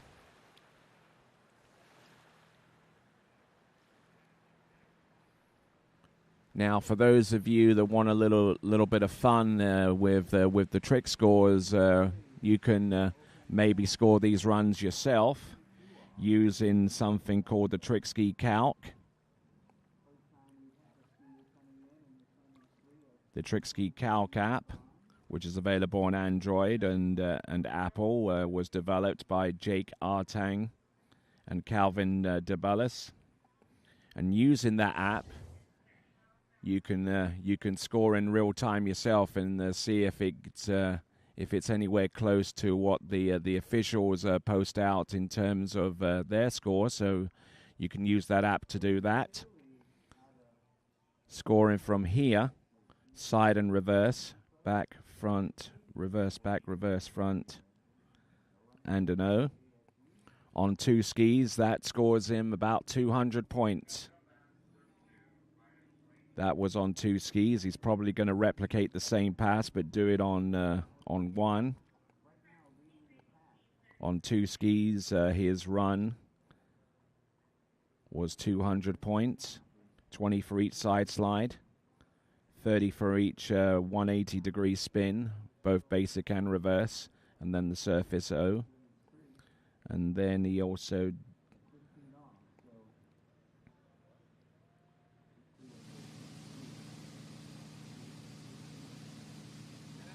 okay, so let's have a look and see what Sean Jacoby can do.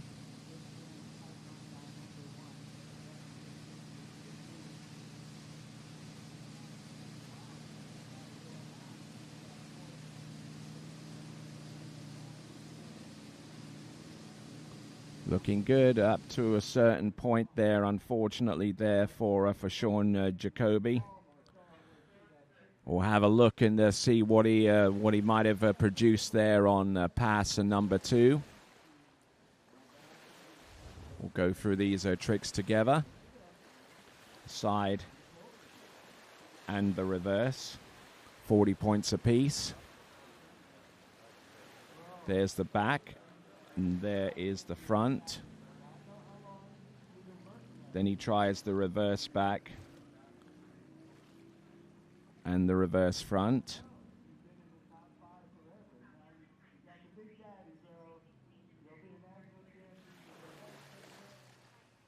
looking good, around about 40 points. He was scoring around about this point and was looking to come out of this this pass with a stand-up and over 500 or 600 points for his effort. But that is Sean Jacoby, our second skier out.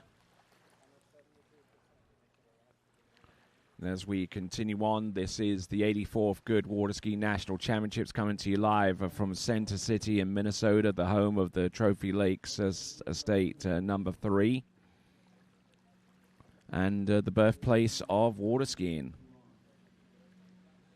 Yes, at the beginning of the Roaring 20s in the year of 1922, Ralph Samuelson, the intrepid young 19-year-old adventurer, as it were,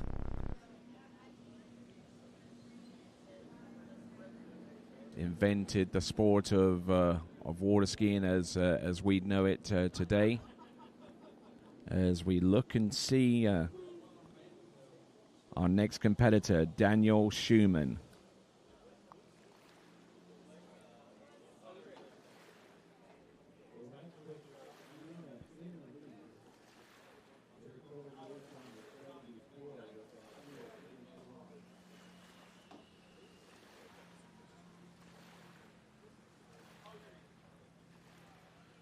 All right, looks like Daniel Schumann is going to be skiing behind the Malibu Response TXI towboat.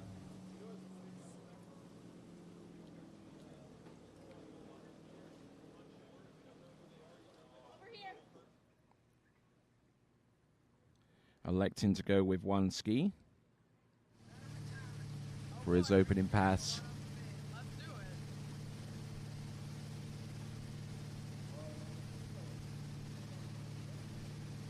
Electing to go at 18 mile an hour. Resplendent in Old Glory. There's the back to the front. Surface back-to-backs. Wake back and wake front and reverse wake back and reverse wake front. Viciously getting into that position for the wake back-to-back and managing to scrape his way through that run, except for the fall at the end.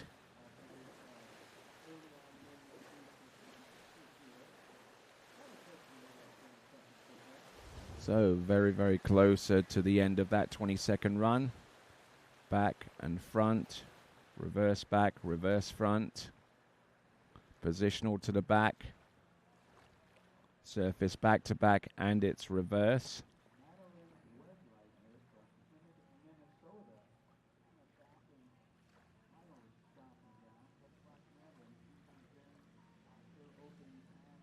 So opening up with a point score of somewhere around 600 points for the tricks that he has in store for us here on pass number 1.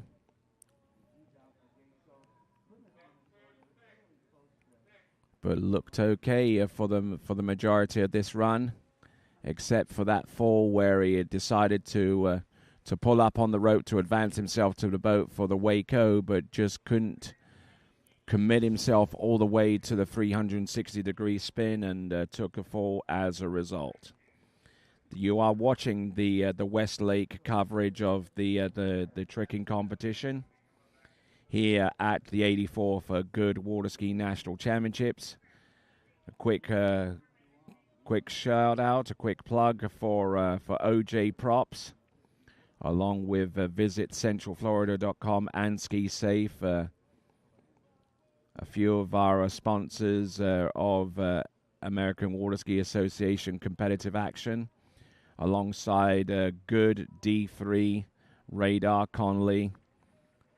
Our official tow lines of these national championships are Masterline.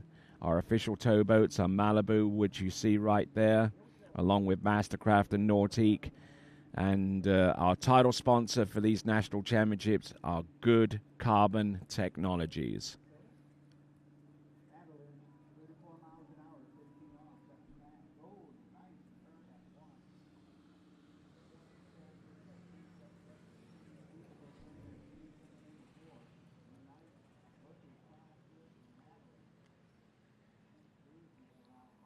All right, so the skier that we have on the water is Daniel Schumann.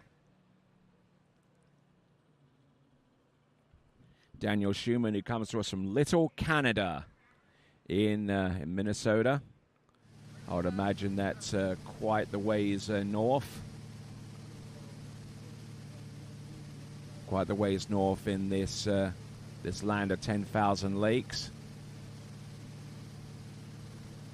Surface O's, one of the first few tricks that he begins with,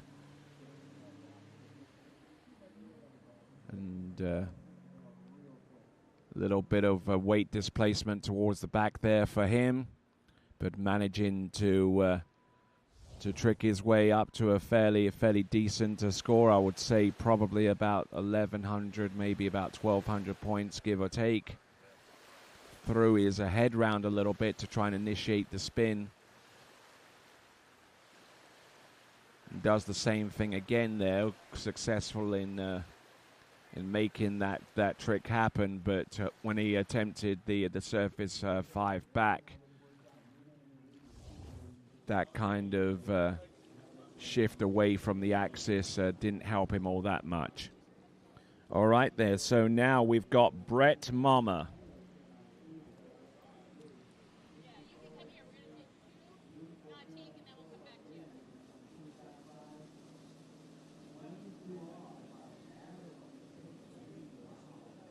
So Brett Mama, who originally comes to us from Dyke in Iowa.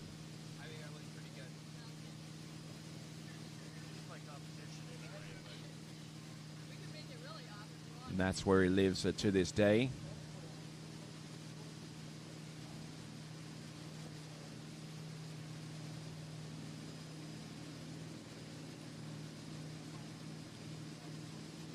Here we go. This is Brett Mama. Line back and try to compress down on the trick ski, but you can only go down a certain amount before it becomes unsustainable. And he found that to his cost. Approached the course in the backwards position and then went in for the back-to-backs.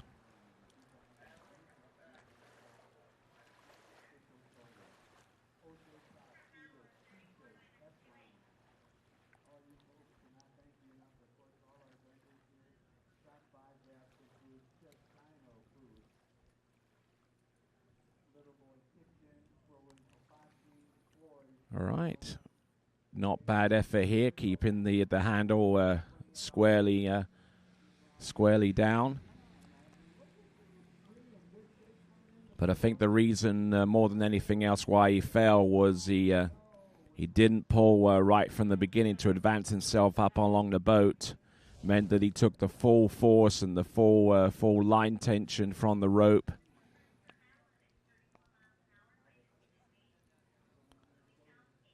When that handle comes off when one hand comes off the handle, you'd better have enough advance up on the boat to take some tension out of the line before you do the line back. And unfortunately for Brett Mama, finding that out to his cost. But he did perform a fantastic array of tricks up to that point. So he does have some points to work with here. Brett Mama, our fourth skier off the dock. We're gonna be a little ways away yet from being among our top 5 within about 3 or 4 skiers before we get to that point. Matt Fillmore is our 5th ranked skier.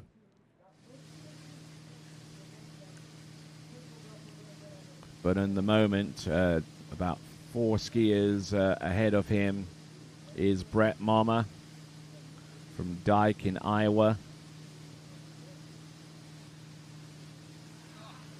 Oh, and just having to cut loose and let go. Just couldn't keep the momentum going and just sank into the water. And once you do that with only one hand on the handle, becomes nigh on impossible to carry on. There we go. There's the surface O, reverse. Oh, wow! He kind of got a little bit twisted with the rope there as he looked to complete that rotation.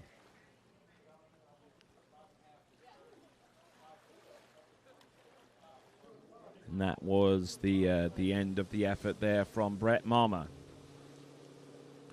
Okay, so who do we have next? We have got Steve Jones.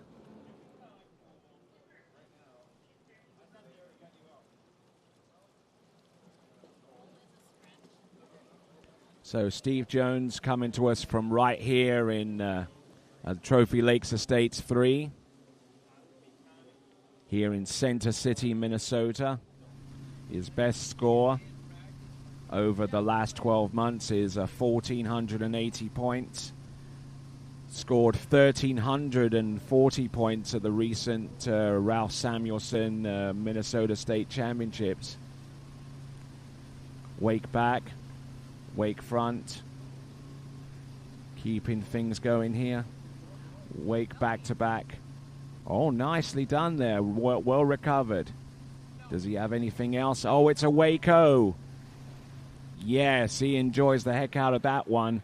And he's going to spin round the island, which means that this instant replay is going to have to be really, really quick before we rejoin him live.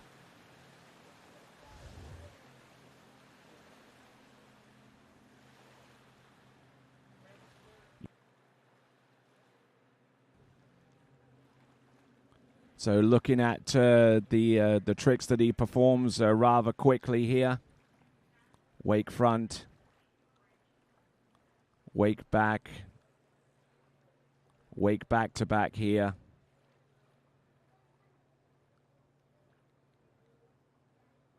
And then look in there for the Waco, and that was the end of that pass. So let's immediately switch over to his second pass coming into the course here.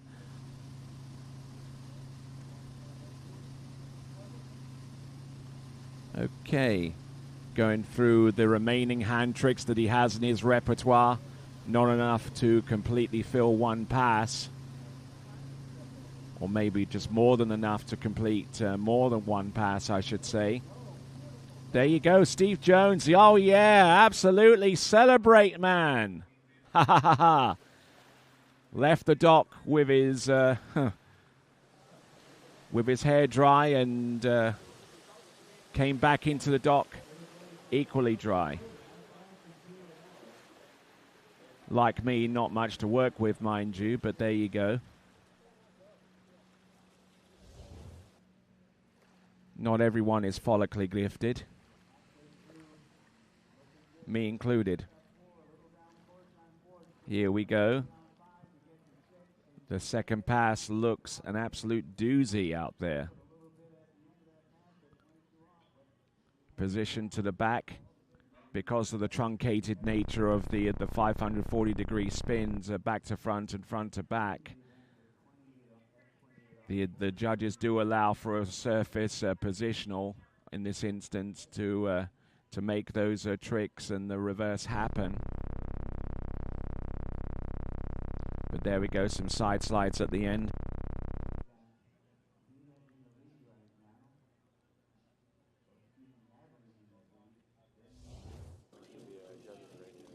But a credit-worthy performance there. Credit where it's due there for Steve Jones as we now go to our next competitor, who is Cole Kalkbrenner, who comes to us out of Mays in Kansas. Trains out of the Mystic Lakes Water Ski Club.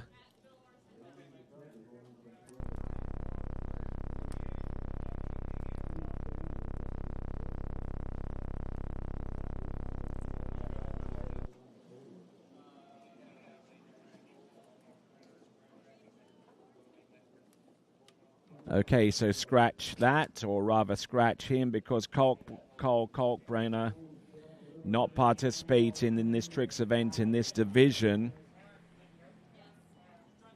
probably skiing in one of the other divisions, which precludes him from participating in this one. So we're going to go on with our next competitor, electing to go with the Nautique Ski Nautique towboat by Correct Craft. It is going to be Matt Fillmore.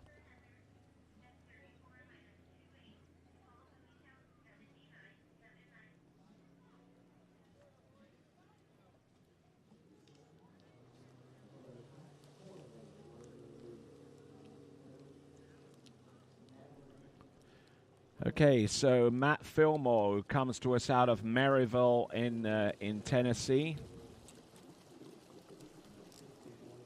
Now, Maryville in Tennessee, as far as my memory serves me, was the original production location for Mastercraft towboats until they moved some years later to their current facility in Vonore.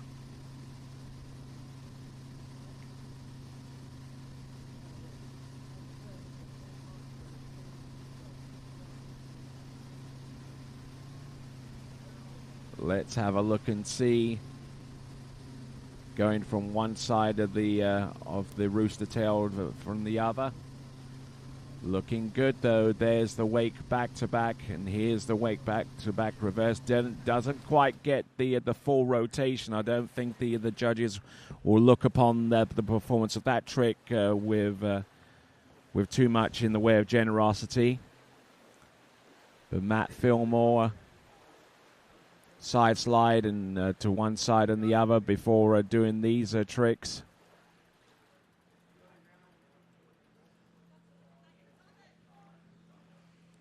Looking decent out there, wake back and wake front.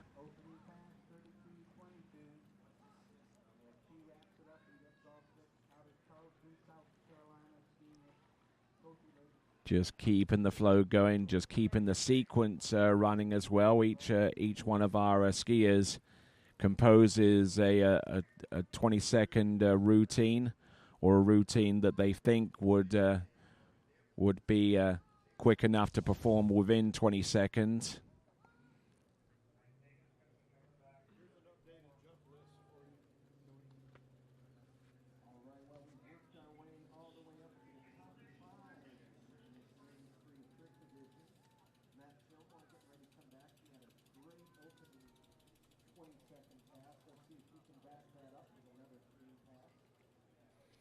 All right, then. So here we go. This is Matt Fillmore. Matthew Fillmore, who in the last 12 months has managed to trick 1,780 points at last year's Goode Water Ski National Championships, which falls within the 12-month period of time. Tennessee State's 1,740. 1650 at the Lake Pryor Ski Party, also within the volunteer state of Tennessee. Oh, and getting in just a little bit deep with one of those 540-degree spins. Not easy to coordinate the handle pass on a trick of that nature. Sometimes it's just as easy, if not easier, to do the 540-degree spin off the wake, because the skiers release tension in the air and is easier to spin that way.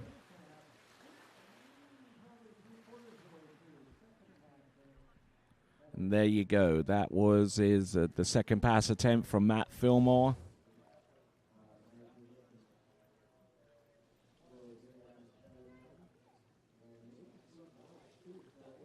So moving on from Matt Fillmore, our next competitor is Cam Delegati. Sounds positively Italian, doesn't it? So Cam Delegati.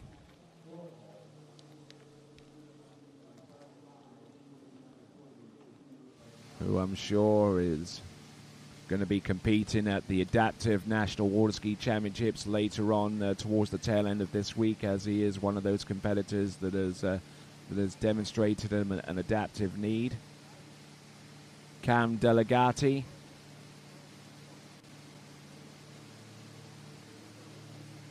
There we go, back and front. Look at this. This is remarkable stuff. Surface back to back, wake back, wake front, wake back, and positional to... Oh! Surface 5 back there, over the head spin there. Wake back and wake front. Oh, you celebrate. Yeah, absolutely. Cam Delegati. This is some amazing, amazing stuff here.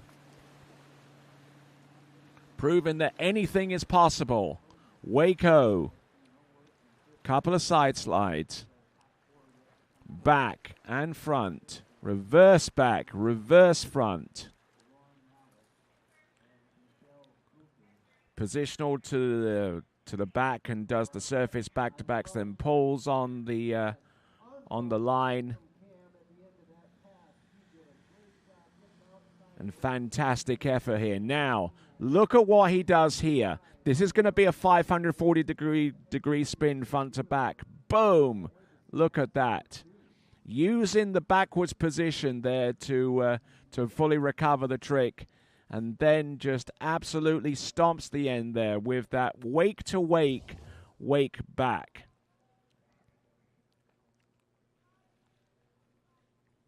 So Cam Delegati, he is our number 4 seed nationally in men's free tricks.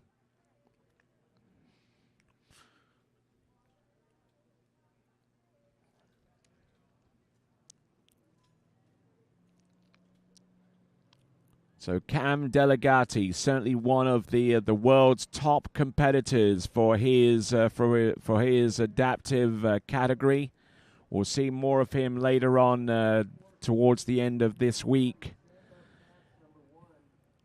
in adaptive tricks. And look at this, he's doing toes.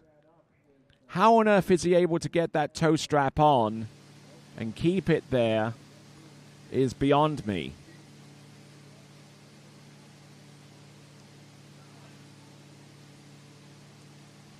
Toe back and toe front. Oh, whoa, whoa, whoa! And falling on the performance of the toe front. But I tell you what, kudos to that man, Cam Delegati. I'm sure that if he's given another opportunity to trick this week, that he'll go beyond what we've seen here. But I tell you what, the hand tricks that he threw. No, and he just threw his arms in the air like saying, okay, what else could I have done? But, well, there is an obvious answer for that, but I will not want to speculate at this time. Cam Delegati, and is probably taking the lead. Now figuring on that, let's see if we've got some point scores for men's 3. And yes, I do.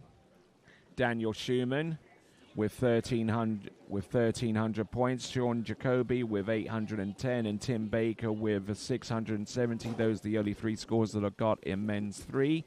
Women's 4, and we've got a presumptive national champion in the form of Brandy Nagel with 4,090. Julie Kruger with 1,930 is in second. Christy Lee with 1,430 points in third. Marie Thomas with 1,340 points in fourth. Becky Bartlett rounds off the top 5 with 1,070. And other point scorers that I'll mention is Nicole Weber-Barker with 1,060. Maureen Lamarche with 580. Cara Anderson with 380. And Beth Ann Tarum rounding off the participants in women's 4. Now continuing on with the men's 3 tricks. This now is Brandon Rose. Wake back to back, and it's recovery trick, which was the wake front. Surface tricks on the outside the wake. Waco, wake back. Wow, some great trick in there, and one of the more recent developments within the sport of tournament tricks doesn't really concern the addition of new flips and new point values towards those, but it's how some of the more rudimentary tricks are performed now.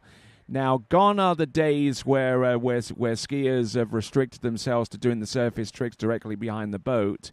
A lot of skiers now actually go outside the wakes to find smoother water because, and I'm guessing that in performances past, they've just gotten frustrated with catching an edge directly behind the boat because there is that rooster tail, there is that disturbed water between the wakes. And they found, some of these competitors have found that there is a smoother water on the downslope on the outside the wakes, which makes these spins just a little bit easier to accomplish, such as that one, which is the 180 to the back, and I think there was an attempt at a surface back-to-back thrown in there for good measure. But it's certainly a noteworthy observation going forwards, and if you're new to trick skiing and want to give it a try, then bear that in mind that there are new innovative approaches to doing even some of the more rudimentary tricks going on out there.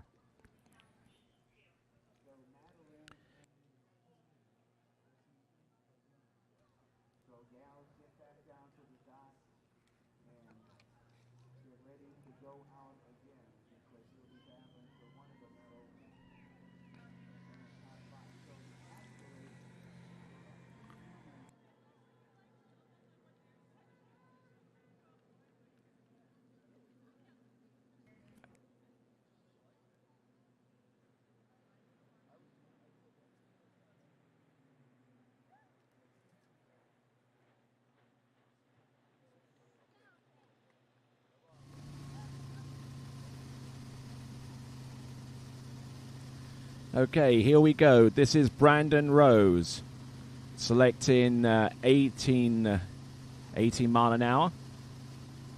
Had 19 mile an hour on the pass, the original opening pass. And the ski becomes a little bit easier to handle with the slower boat speed, which is you need more or less all the help you can get with toe tricks in that regard. Toe side, get the foot out the toe strap. Come on. You're losing time. You lost about 3 seconds there. Wake line back, line front, line back.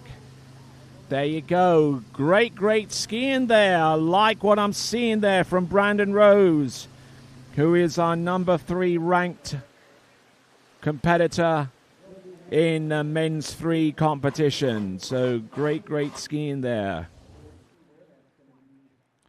Comes into this event with a nationally 3rd place ranking and averaging about a little bit north of 2,500 points. Brandon Rose.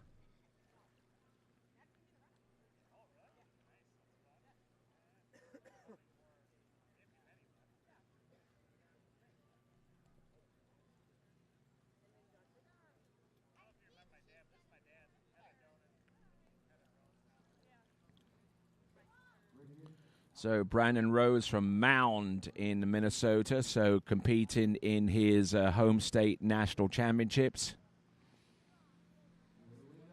Completing a performance of 26.90 at the Ralph Samuelson Minnesota State Championships.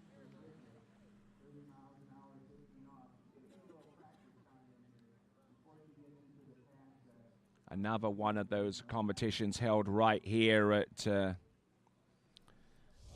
Trophy Lakes Estates 3. They host a whole bunch of events during the course of the year, and it's great to see that the homeowners and the communities have definitely fully embraced the needs of tournament 3 event water skiing right here in southern Minnesota. And if you want to find out more about 3 event water skiing and the 8 other sports divisions that are governed by USA Water Ski and Wake Sports, then you should go to usawaterski.org, usawaterski.org. All right there, Michael Bullock.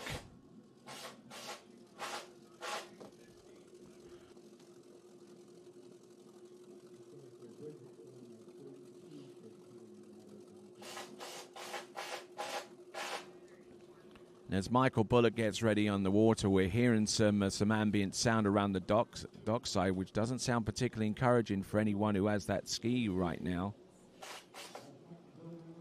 Yep. Normally, it's a little bit safer to screw and unscrew trick bindings using just a manual screwdriver because you don't want to strip out the holes or the threads. But I think speed is going to be of the essence here, and I think that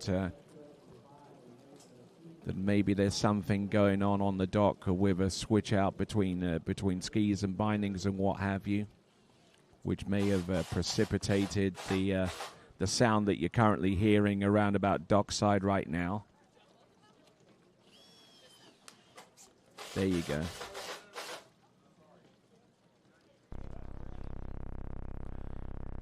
All right then, folks, continuing to rock along here. We've got the 84th Goode Water Ski National Championships, a sport, an event that's sanctioned by the American Water Ski Association and supported by USA Water Ski and Wake Sports. Good to have the pleasure of your company, and also great to have some great support on board, such as OJ Props and visit CentralFloridaSports.com. along with our official insurance partner, Ski Safe Insurance, our official towboats are Malibu, Mastercraft, and Nautique.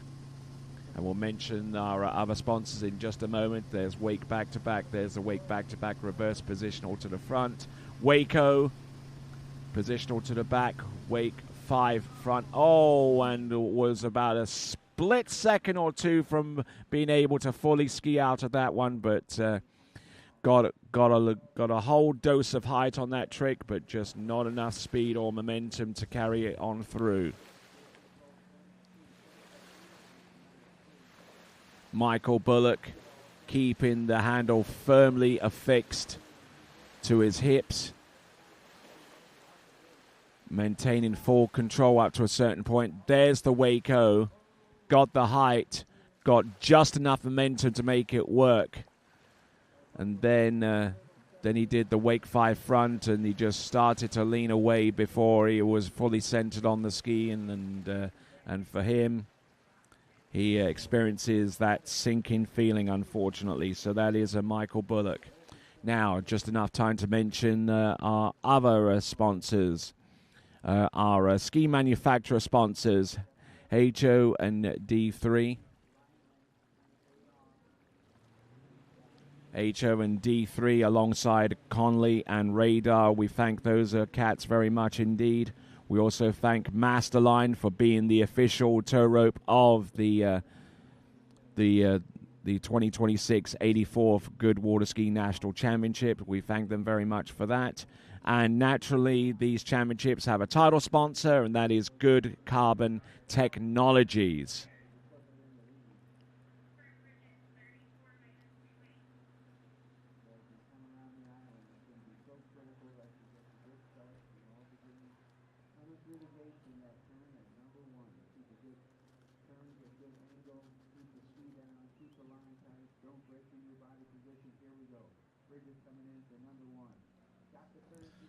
All right, our penultimate skier, Michael Bullock.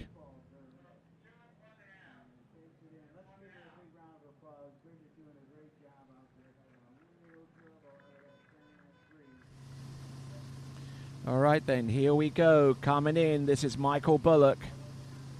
This is men's 3 tricks. Toe wake back, toe wake front, toe side, toe back and toe front, reverse toe back and reverse toe front. The reverses have to be completed immediately after the initially performed trick in that same degree of motion. Ski line back. Yeah, nails that one. Oh, he's going to go for the flip, surely. Yeah, absolutely. Got the ski far enough underneath him to perform that one. And here's the reverse. Oh, and he nails that one too. I'm not too sure whether he'll get the reverse, but I'm quite sure that that initial one is well within time. Toe wake back, toe wake front.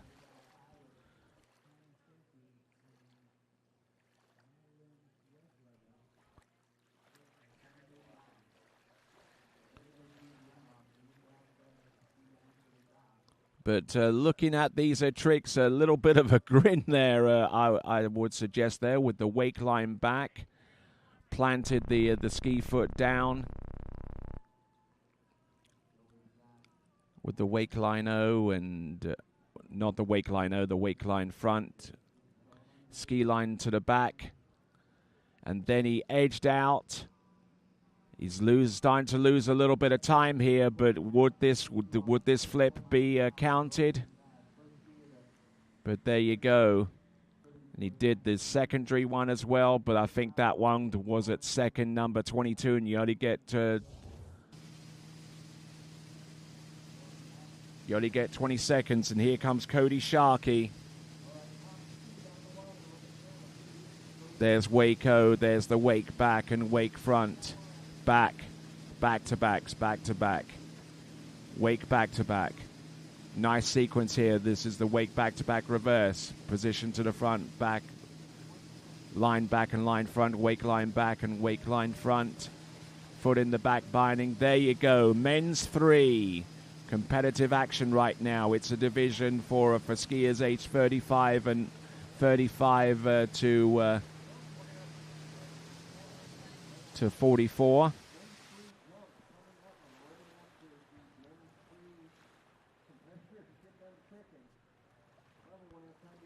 Looked good on that one.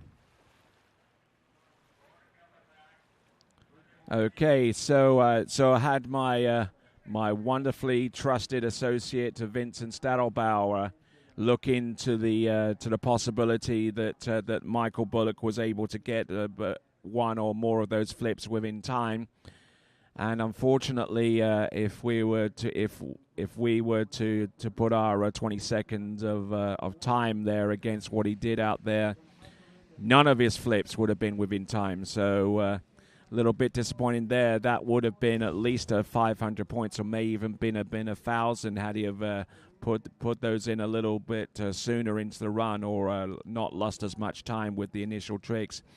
But onward and upward. So we've got Cody Sharkey getting through the initial pass of tricks, including the line back and line front.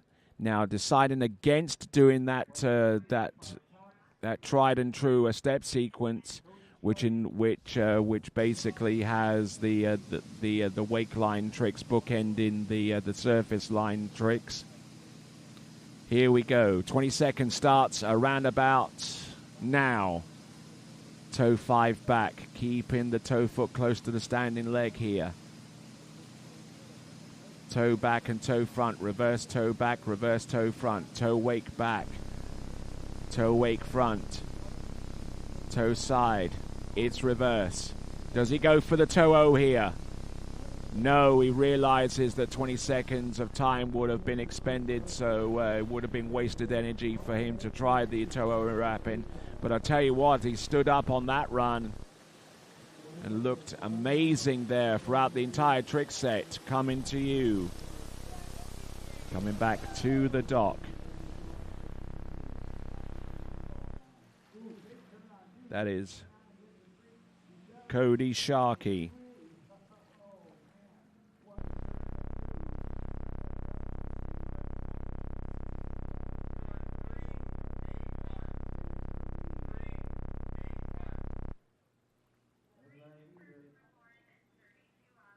So Cody Sharkey there, who came into this national championship averaging 3,200 points.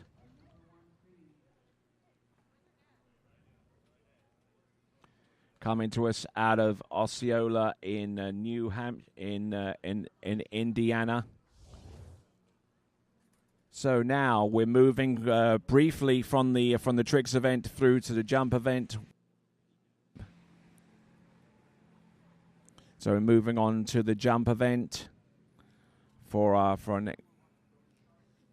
So we're moving on to men's 3 jump straight after men's 3 tricks. I know it sounds ridiculous, but it is what it is. Cody Sharkey will be our first competitor out in men's 3 jump. We're gonna take a few minutes, allow him to get ready, and allow you to get ready, because at the 84th Goode Water Ski National Championships, we're all about giving you a break. Here's yours. Old logic says success is determined by wins. It says you can't be a mother and a professional athlete, that you can't take on giants. New logic says watch me. Watch me become the most decorated track and field athlete in the world. Watch me start a brand designed by women, for women. When old logic holds us back, it's up to us to defy it. At Houston Cadillac, at the moment you arrive, you will notice dedication to excellence. We deliver an unparalleled customer experience, and we're elevating our commitment with a new state-of-the-art facility. Explore our selection of new Cadillac cars, crossovers, and SUVs designed to meet your needs. We are redefining the luxury experience and investing in the future. Visit Houston Cadillac and begin your journey towards luxury. At Dillinger Insurance, we have over 50 different carriers to shop your home, auto, and recreational vehicle insurance needs. We would love the opportunity to save you money. We insure million-dollar mansions, condos, mobile homes, rental homes, and everything in between. We know all about wind inspections, 4-point inspections, and how to get you the right coverage for your particular home. You've got questions, we've got answers. Can you remember the last time you had a rate decrease with your auto insurance? Let's take a look and see what we can do. We know all the ins and outs of getting our customers the best rates, coverages, and discounts, so put us to the test.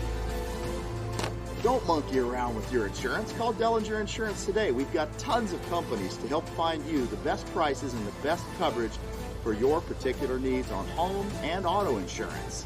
Go Knights!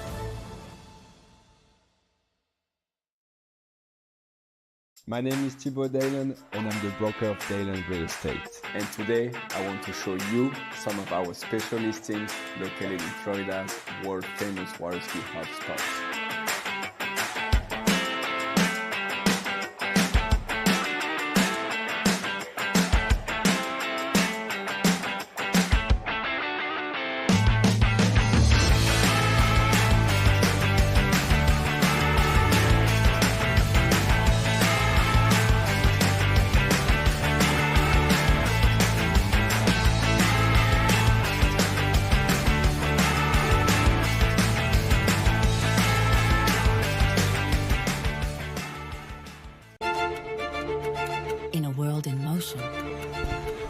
DNCA Finance has grown through crises and transformations.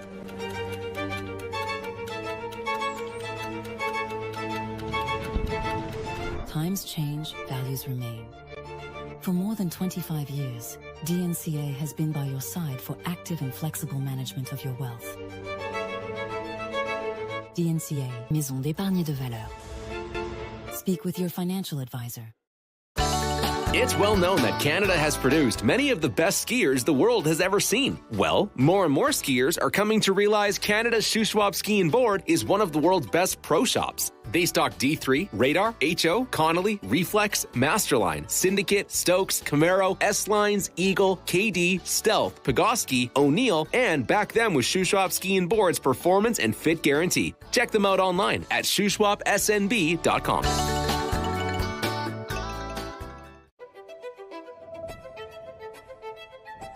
Luxury means something different to everyone.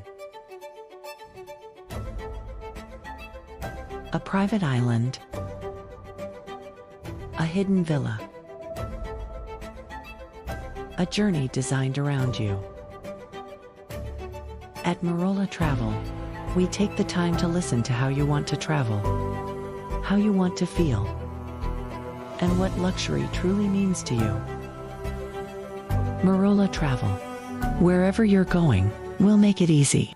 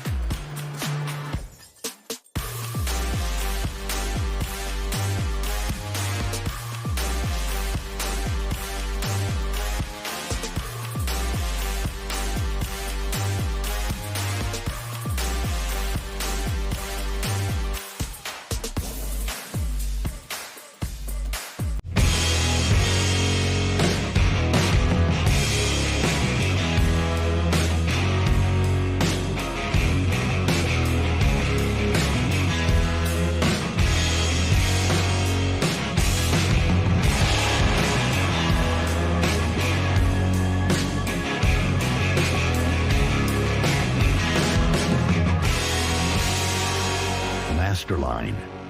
Made in the USA.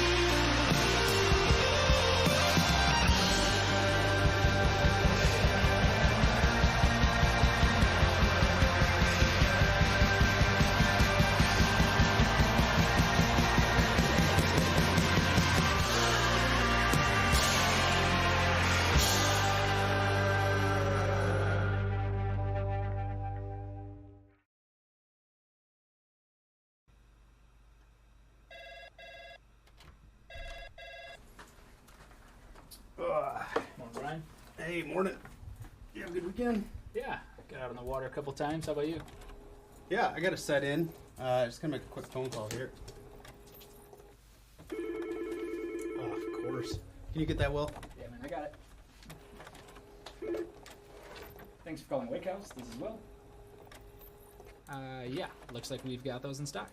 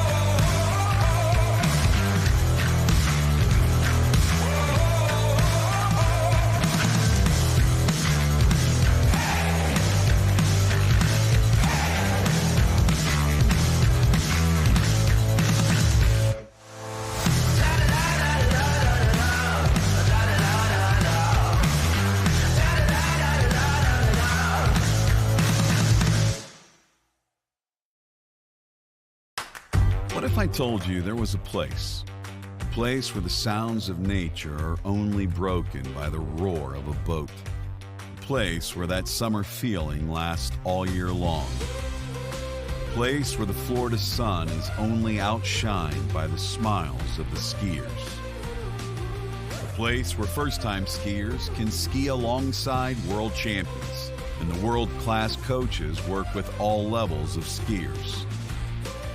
What if I told you there was a place where life slows down and your only job is to make lifelong memories?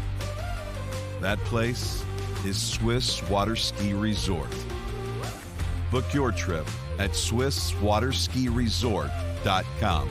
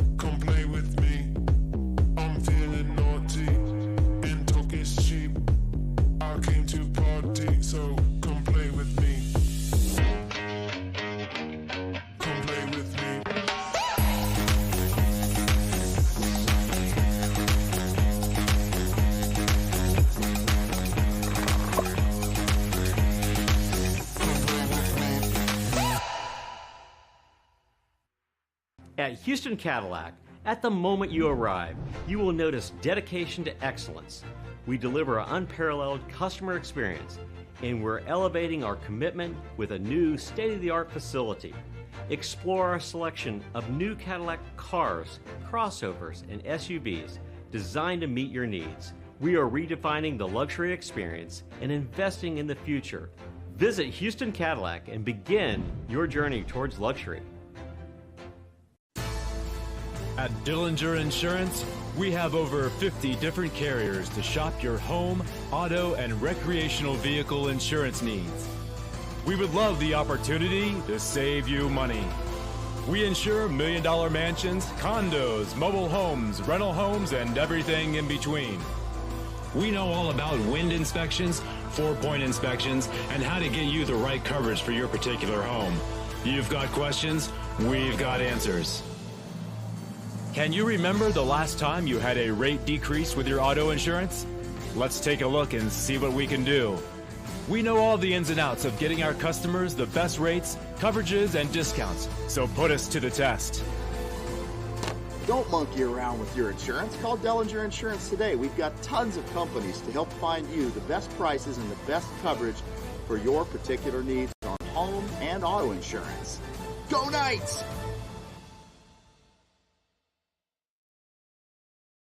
My name is Thibaut Dalen and I'm the broker of Dalen Real Estate. And today I want to show you some of our special listings located in Florida's world famous water ski hotspots.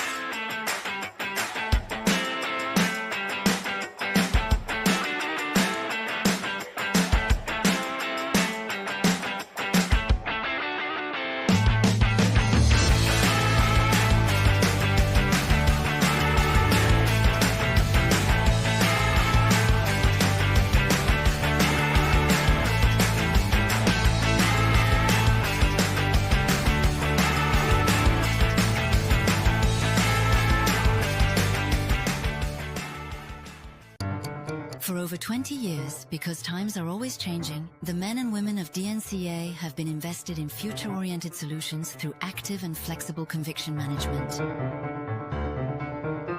Times change, values remain.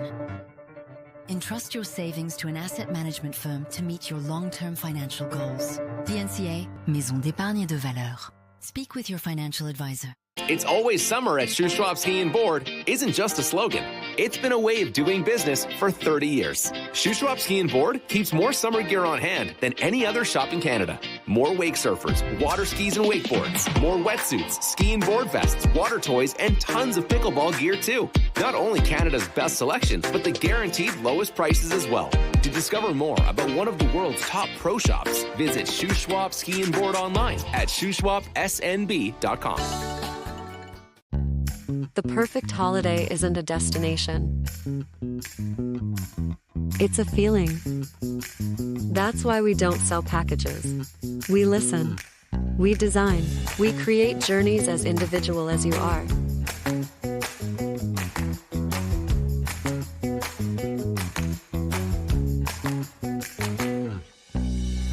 Marola Travel. Wherever you're going, we'll make it easy.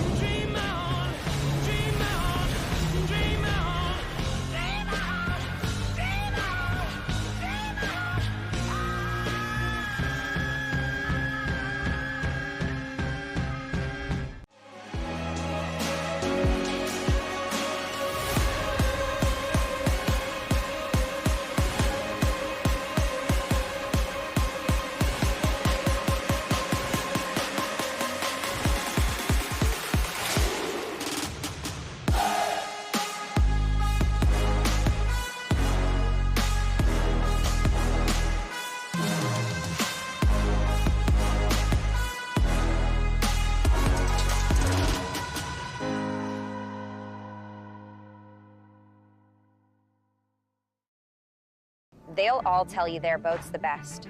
We don't need to, because the moment you're behind the wheel of a Mastercraft, you'll feel it. Speaking of performance, watch this. In the boat, plush, premium, cool to the touch, plus the smartest tech and the smoothest ride. Because we're built to last, not just built to sell. You might call it bold. We just call it the standard.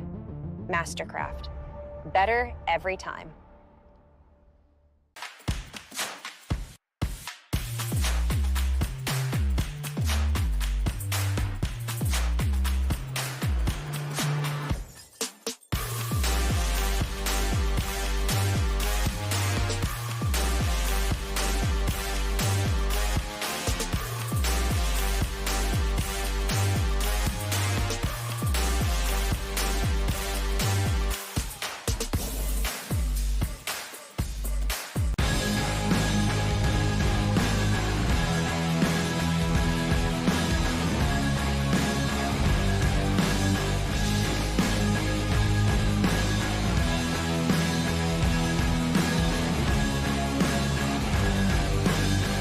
World record ropes Masterline.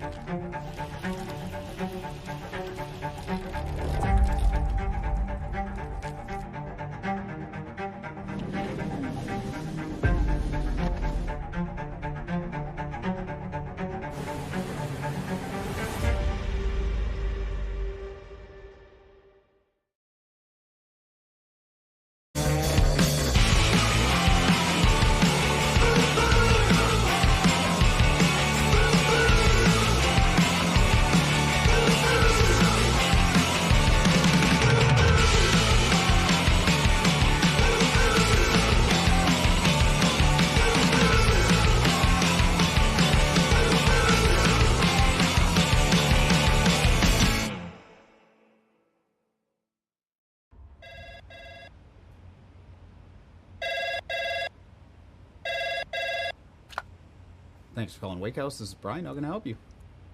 Yeah, Will, can I let him know who's calling? All right, just a second. Will, I got a fill for you. Perfect. Give me just 1 second. All right, hit it. Thanks for holding. This is Will. Hey, how's it going?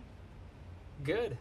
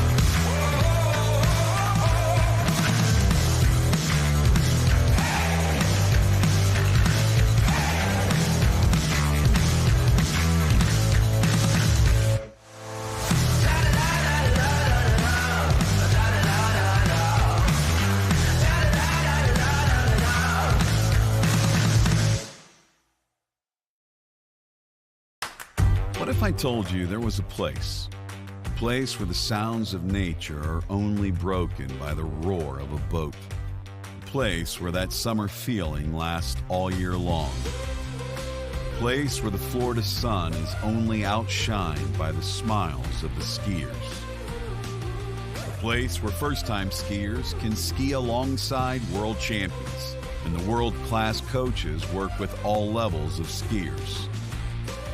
What if I told you there was a place where life slows down and your only job is to make lifelong memories? That place is Swiss Water Ski Resort. Book your trip at SwissWaterSkiResort.com.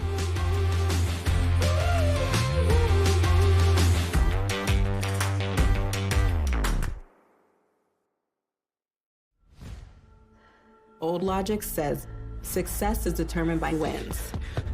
It says you can't be a mother and a professional athlete, that you can't take on giants. New logic says watch me. Watch me become the most decorated track and field athlete in the world. Watch me start a brand designed by women, for women. When old logic holds us back, it's up to us to defy it. At Houston Cadillac, at the moment you arrive, you will notice dedication to excellence. We deliver an unparalleled customer experience, and we're elevating our commitment with a new state-of-the-art facility.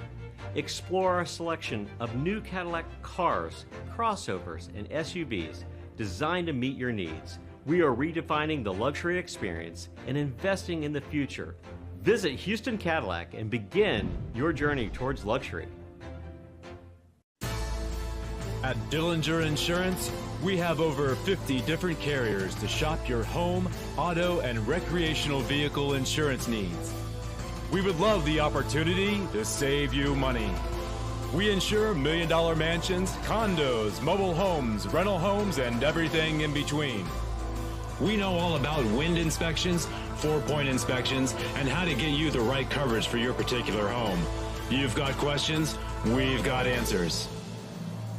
Can you remember the last time you had a rate decrease with your auto insurance? Let's take a look and see what we can do. We know all the ins and outs of getting our customers the best rates, coverages, and discounts, so put us to the test. Don't monkey around with your insurance. Call Dellinger Insurance today. We've got tons of companies to help find you the best prices and the best coverage for your particular needs on home and auto insurance. Go Knights!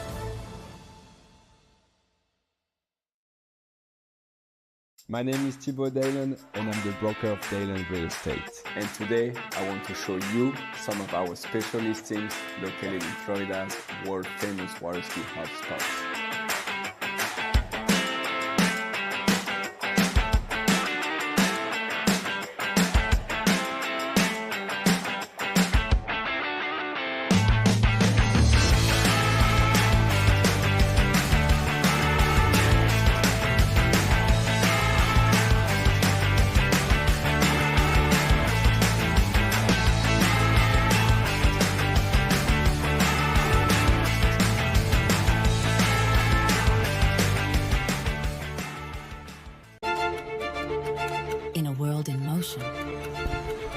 DNCA finance has grown through crises and transformations.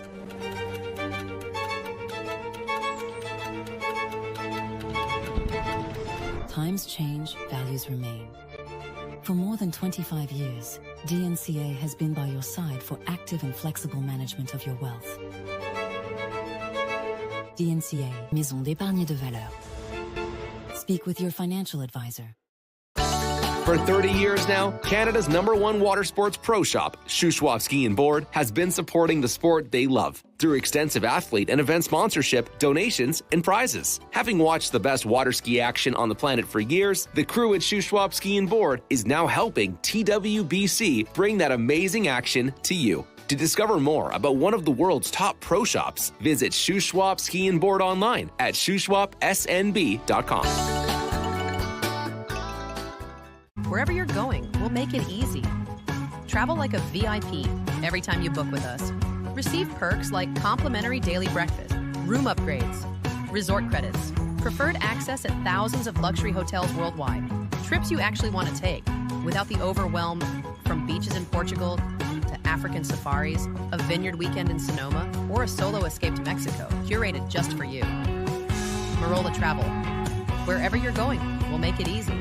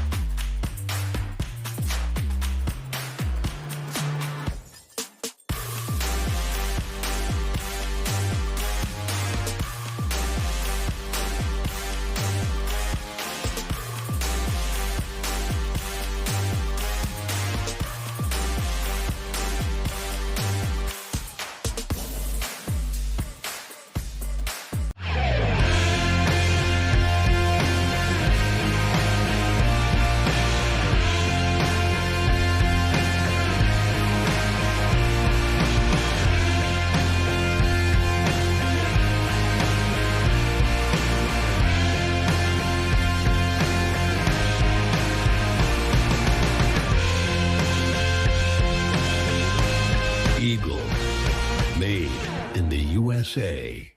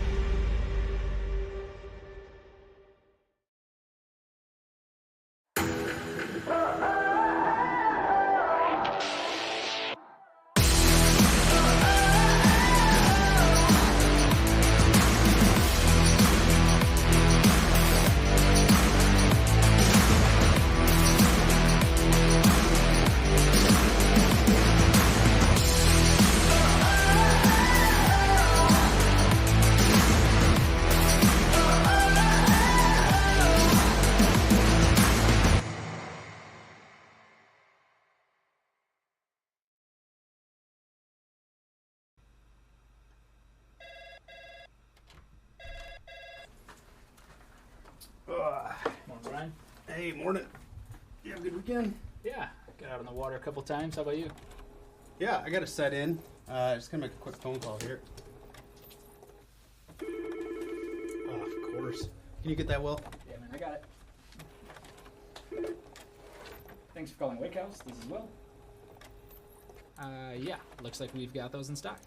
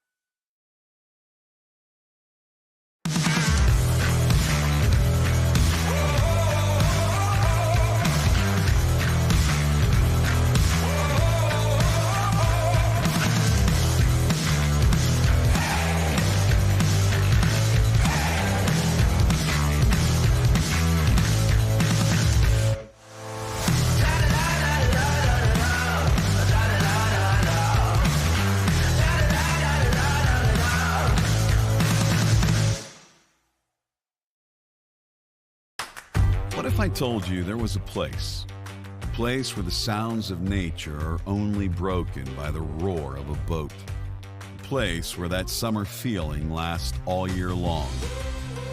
A place where the Florida sun is only outshined by the smiles of the skiers. A place where first-time skiers can ski alongside world champions, and the world-class coaches work with all levels of skiers.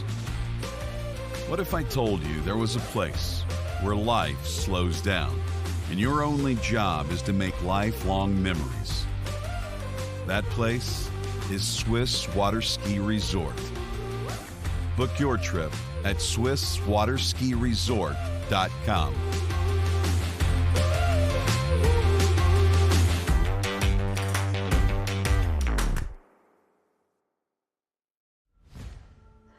Old logic says success is determined by wins.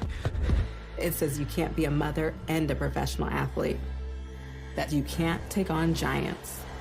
New logic says watch me. Watch me become the most decorated track and field athlete in the world. Watch me start a brand designed by women, for women. When old logic holds us back, it's up to us to defy it. At Houston Cadillac, at the moment you arrive, you will notice dedication to excellence. We deliver an unparalleled customer experience, and we're elevating our commitment with a new state-of-the-art facility.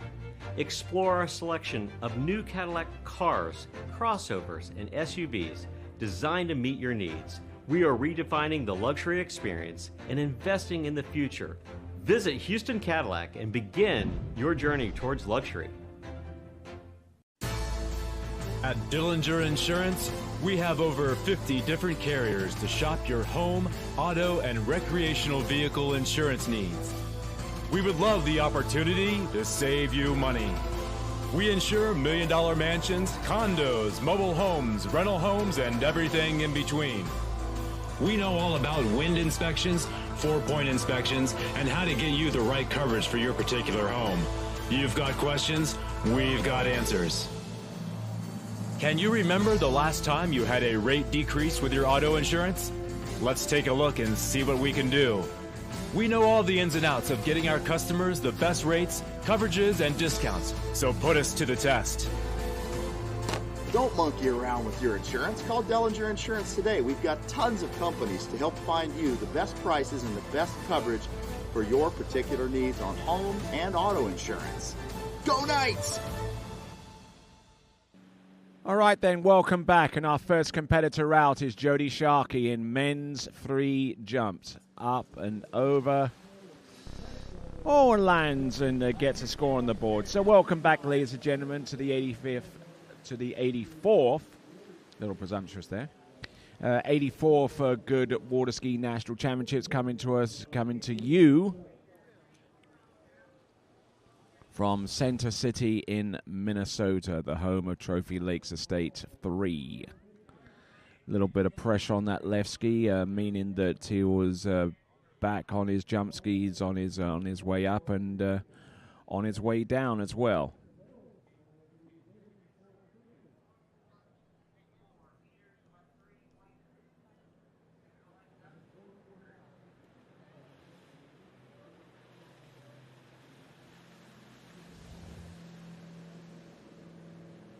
All right, there, 13.6 meters, 45 feet.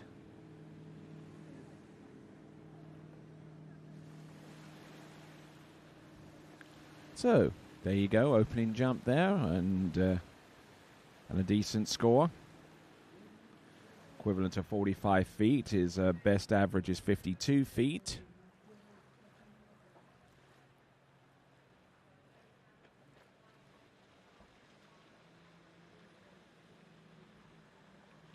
So Cody Sharkey, who comes to us from Indiana.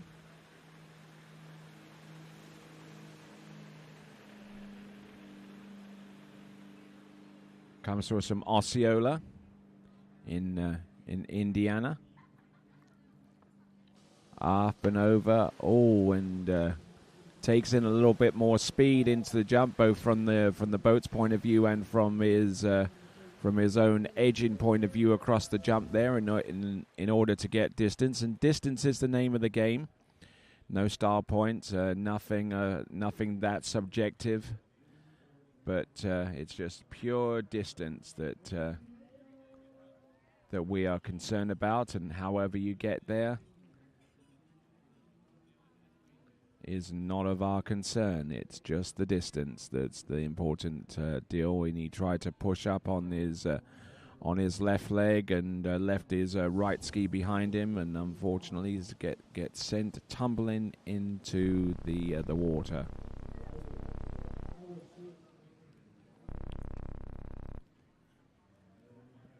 Looks like we're done with Cody Sharkey, so he's decided not to carry on onto his third jump. Each competitor has 3 attempts to get the best distance they can. Next competitor up is going to be Tim Baker. Tim Baker.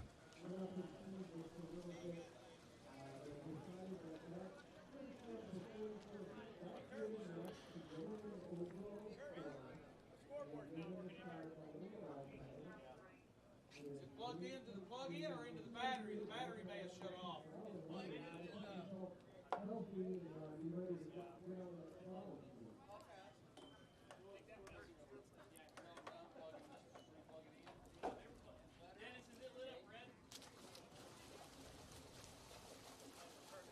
You got a red dash on it at all?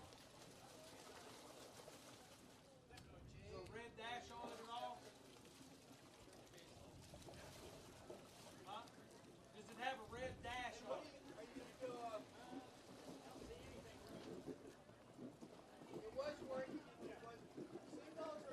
All right, Tim Baker is next up. About 65 feet is his best average coming in. Coming to us out of Brighton in Michigan. I'm not too sure whether that's in the main part of Michigan State or whether that's in the peninsula region. Michigan, just one of those unusual states that is there's partitioned somewhat in the middle. The entirety of the northern border of Minnesota is bordered by Michigan, the peninsula area.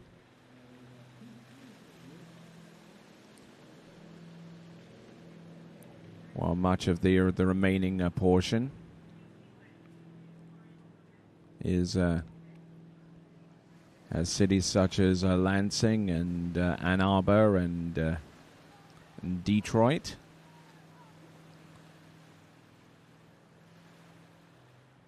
Just to give you an idea of where we are geographically, we are in Minnesota and on the southern border of Minnesota, where it joins up with Wisconsin, just a little ways north of that frontier. As we have a look and see Tim Baker sets himself up. Oh, and just struggles a little bit with the landing. The jump itself wasn't all that bad, but he just didn't quite have what it took to be able to land and ride that one out. Now, the position looked good. He was well bent over with his knees, and the direction looked fine. But he just didn't really commit enough to keep in his body position over his skis in the landing. Kind of rocked back a little bit here and was unable to land that jump there, and got a little twisted in the air as well, which prompted his hands to be up a little bit higher up on his body, a little bit more than he was prepared to tolerate. And looks like he's going to get on the back of the boat, and we will continue on in just a moment. You're watching the 84th Goode Water Skiing National Championships, coming to you live from Center City in Minnesota. You're watching the action on the West Lake, which has our trick and jumping courses. The other webcast is on the Eastern Lake, which is exclusively for the slalom event.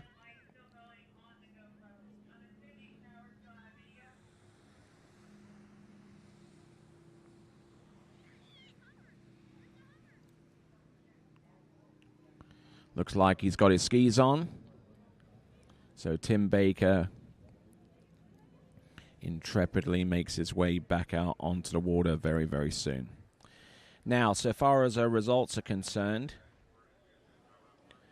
we've got the courtesy of waterskiresults.com, the full set of results for men's 3 tricks.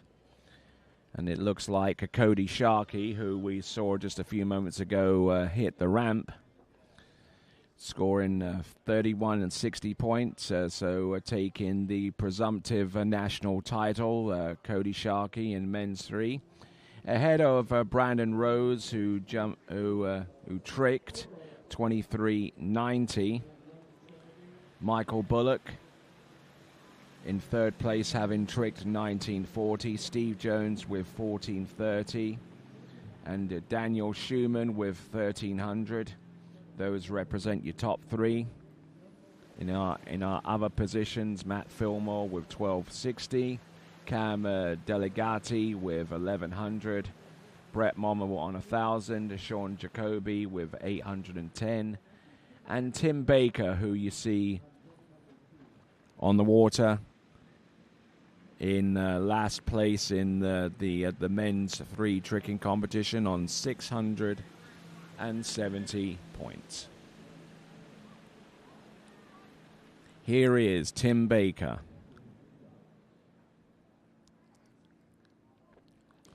Up and over and good direction, but the landing just leaves an awful lot to be desired of, unfortunately, and his position into the jump looks okay for much of the attempt,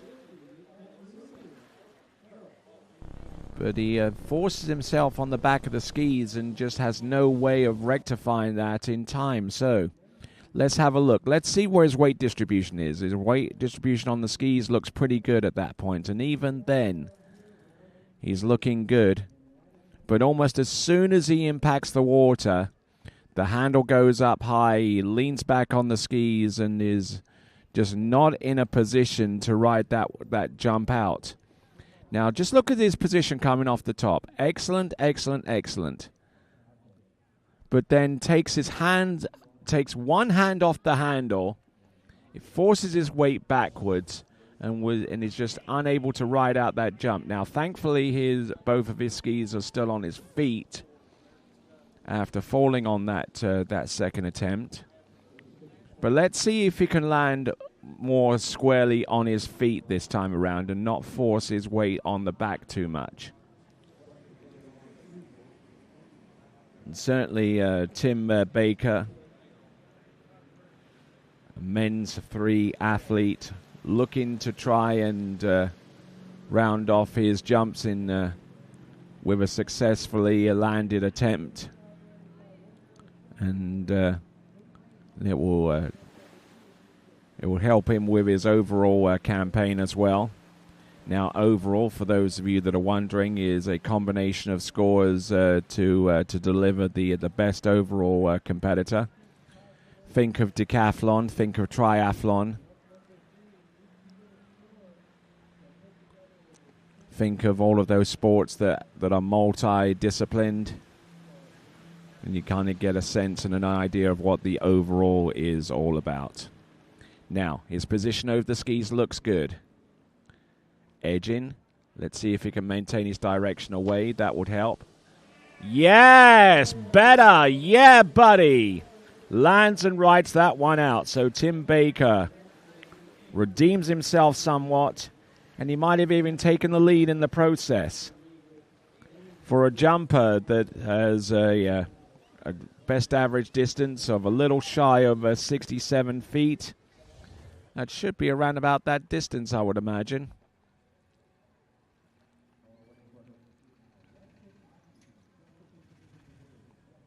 Off the jump, getting the height, getting his position coming into land.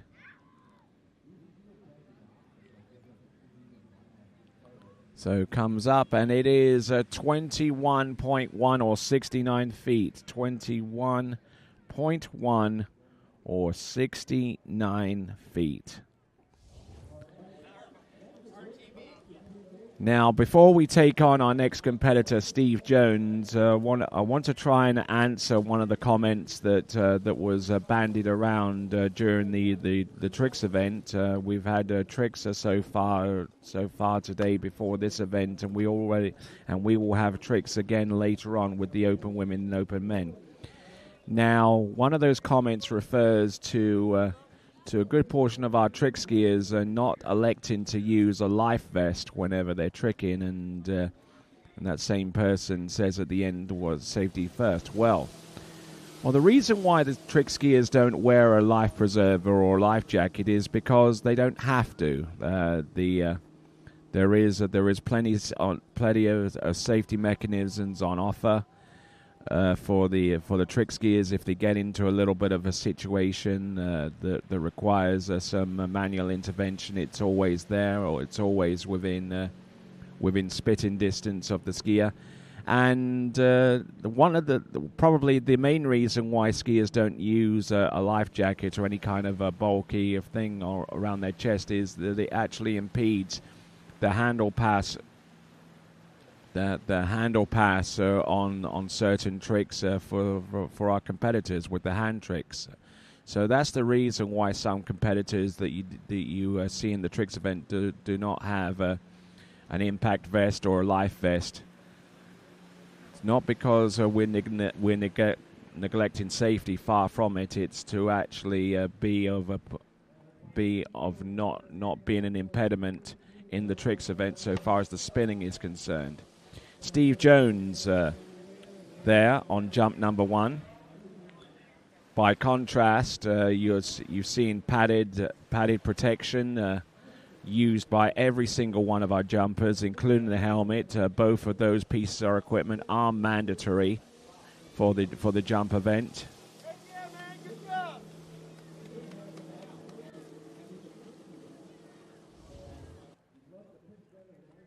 So Steve Jones, we've got jump number 1. Comes into land there with one arm and manages to get it situated on the way out. Oh, nicely done there. Coming off the handle, which might have been a little bit of a concern. But we're going to get a distance for him. If it's anything more than 21.1 meters, it will take the lead. Indeed, it does. 23.9 or 78 feet to 3.9 for 78.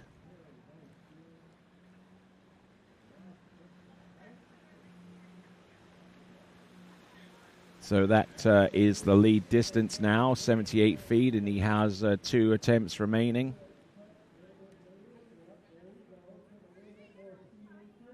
Up and over and letting that handle go, and unfortunately that proved to be his undoing. I kind of anticipated this set of circumstances there for Steve Jones. Just needs to keep his hands together and keep both of them on the handle, because you gain better balance that way. If you're edging, it means that you have a stronger edge towards the top left-hand corner of the ramp. And it means that you don't have to take the hand off the handle to reestablish your balance over the skis, because you have enough pressure and enough direction against the boat to make that happen. And as soon as he took his one hand off the handle, he was in no man's land. He was able to get away with it on jump number 1, but not so much on number 2. And I suspect that he asked for the boat speed to be raised, which only complicates matters there. So Steve Jones is on a 0 score for jump number 2, but he already has a 78-footer for the lead. Now, if he wants to try and increase his distance and try and give himself a little bit of breathing room ahead of likes ahead of jumpers such as Matt Fillmore and Brandon Rose and Daniel Schumann, who have distances that qualified themselves into the nationals that are a little bit higher, but certainly not out of range.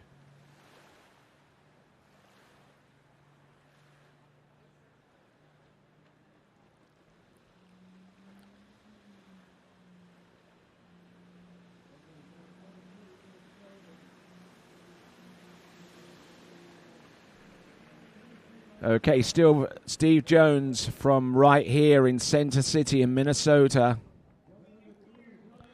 Up and over. There you go. Oh, and just throws the handle all the way back.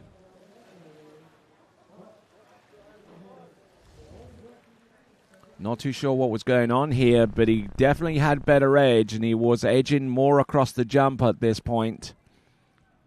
Brought the handle in, and almost as soon as that handle came in to control the slack, it went back out again and generated more of its own slack. But there you go, Steve Jones with 23.9. He is the leader, but he's spurned a couple of decent opportunities to increase upon his distance and maybe jump a little bit further than what he'd achieved on jump number one.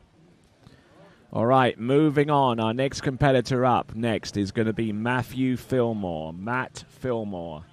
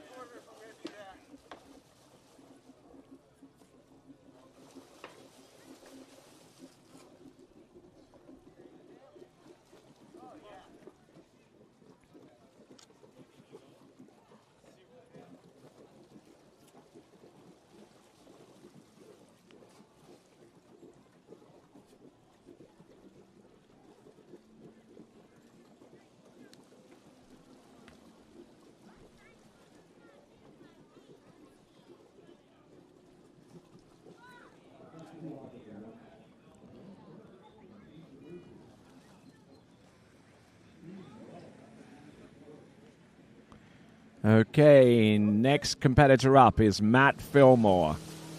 Taking the dock start and moving his way in preparation to get his first jump of 3 out the way.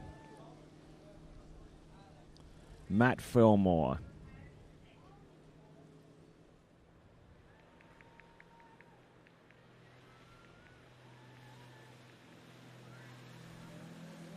Averaging 80 feet. Matt Fillmore coming to us out of Maryville in Tennessee.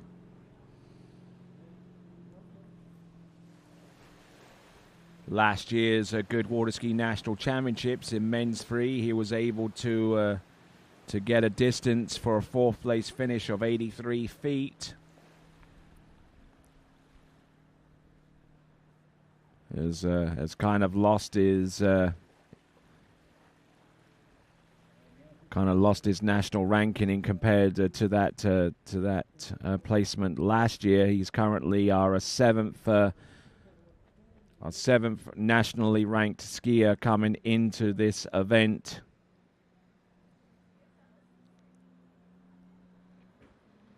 Here we go, folks, coming in. Matt, deciding not to go with the full double cut. He played a little bit of a trick on us there.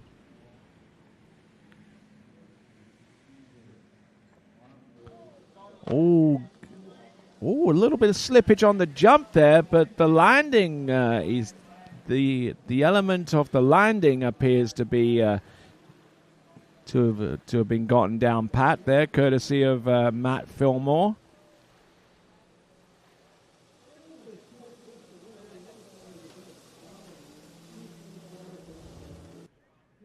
So Matt Fillmore looking at his edge on those Goodman jump skis. Ooh, but he might have not have gotten away with that had the landing not been up to spec here.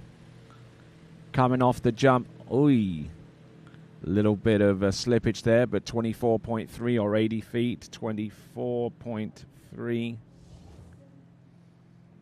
or 80 feet, which gives him about a 2-foot lead ahead of Steve Jones. And if you want to figure that out metrically, it's about 0.6 of a meter difference between his opening jump of 24.3 meters and Steve Jones's best jump of 23.9.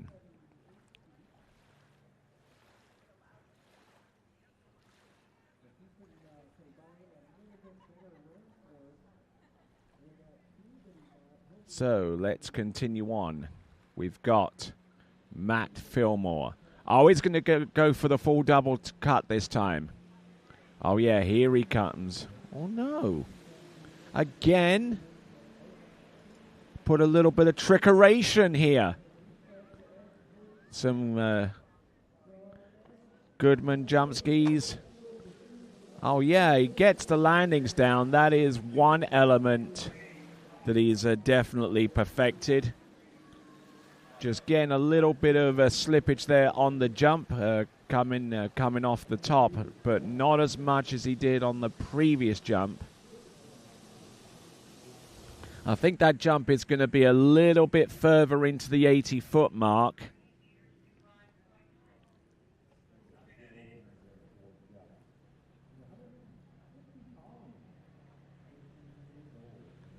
So 25.6 or 84 feet to 5.6.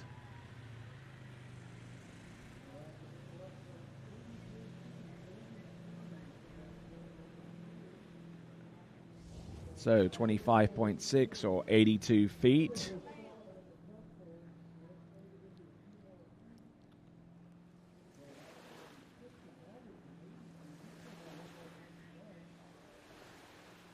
So he's got one more attempt to come.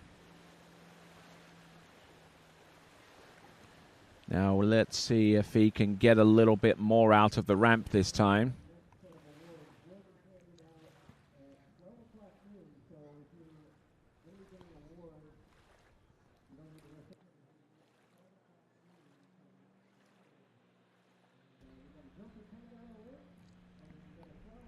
Here we go. No, he's not going to trick us this time. No. Nope. Nope.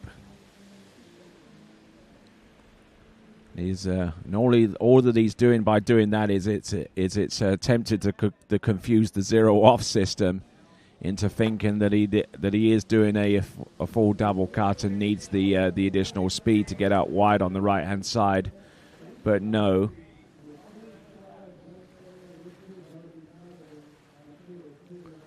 But good jumping, steady as she goes. And it looks like the indication is that it's going to be further into the 80-meter mark. Now that jump, his first jump was the lead distance. His second jump pulling away further from the rest of the field that had already jumped. And it's 26.3 or 86 feet.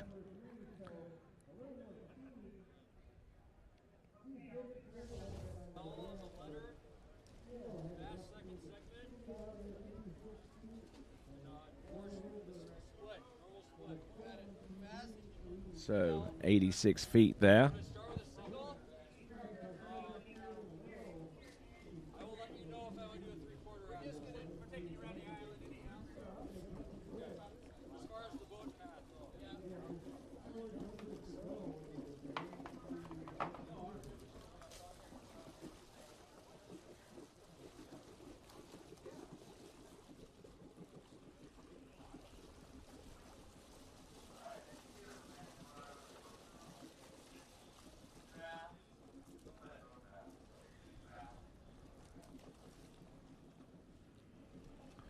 So next competitor up is going to be Brandon Rose.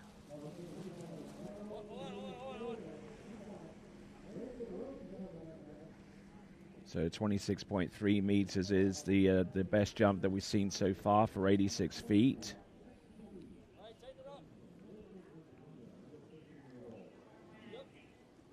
And looks like he's got a new set of jumpers. The graphics on those D3 jumpers look almost brand new.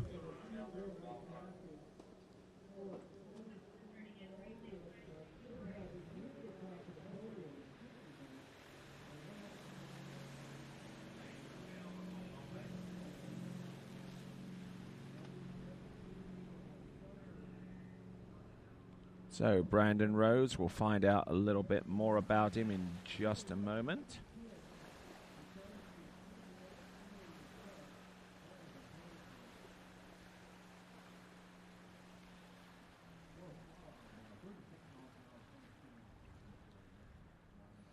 Okay, so Brandon Rose from Mound in Minnesota. Midwest Regional Championships, knocking down a 97-foot jump for a fourth-place finish in those regional championships. 87 feet earlier on in the season, right at the same venue, which is right here in Center City for the Ralph Samuelson Minnesota State Championships with an 87-footer. Let's see what Brandon Rose has in store for us in men's 3. Jumping at about 33 or so mile an hour, which is the equivalent of 54 kilometers an hour.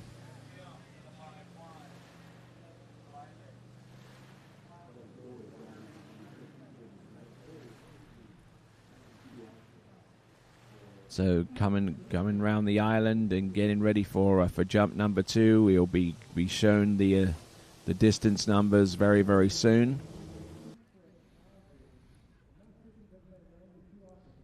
So 97 feet is his best jump. Comes into this competition with a 92-foot average. So by rights, he should have the capability of getting the lead distance, which he does. 26.6, 26.6 meters, or 88 feet. So he's now in the lead by a good 2 feet.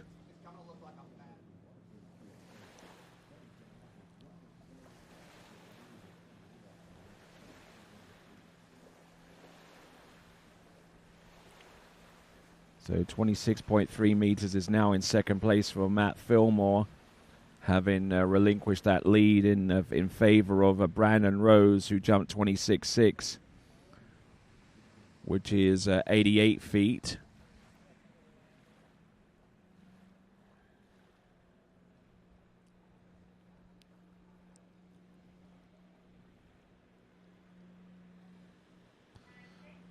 All right, here we go. Coming in on jump number 2. He's gonna take a 3/4 one. Watch out, folks. This is why his average is into the 90s. Coming in. Oh, whoa, and passing up on the bottom left-hand corner. Now, for those of you that are new to jumping, obviously you've just witnessed something along the lines of the inherent danger that's associated with the jumping event. Now, if a skier ever got into a situation where he or she turned towards the jump and did not feel 100% safe taking the jump, there is a safety mechanism here. It's called the pass, where the skier just drops the handle and skis round the bottom left-hand corner. Now, it's important to mention that any pass that is made necessary has to ski around the bottom left-hand corner, because if you try to refuse inside the bottom right-hand corner, you run the risk of injuring yourself quite badly, and that's the reason why there's a disqualification imposed on any jumper that passes a particular jump.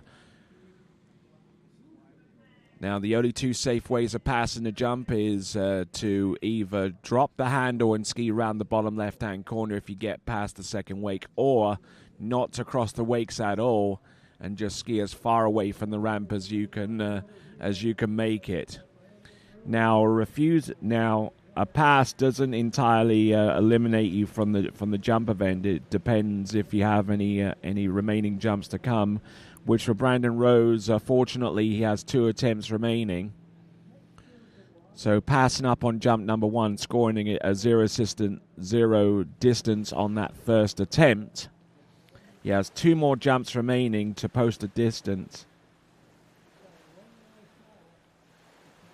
Or actually, I do apologize there. Brandon Rose, he actually jumped 26.6 on the first jump for 88 feet. He passed on the second jump, so he has the third and final jump distance to come.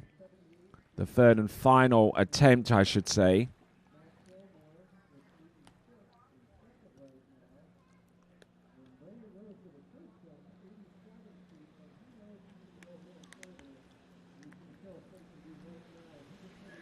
Here he comes. This is Brandon Rose. Here he comes. He's a little bit later this time. Takes in a whole bunch of speed here, and that jump is going to be closer to about the 30-meter range. Or might actually be into triple digits. We'll find out in a moment, but around about 30.8 meters, just for reference, is about 100 feet. But let's have a look and see. Hitting the jump there, squatting down a little bit as he hit the ramp, and was barely inside the bottom right-hand corner.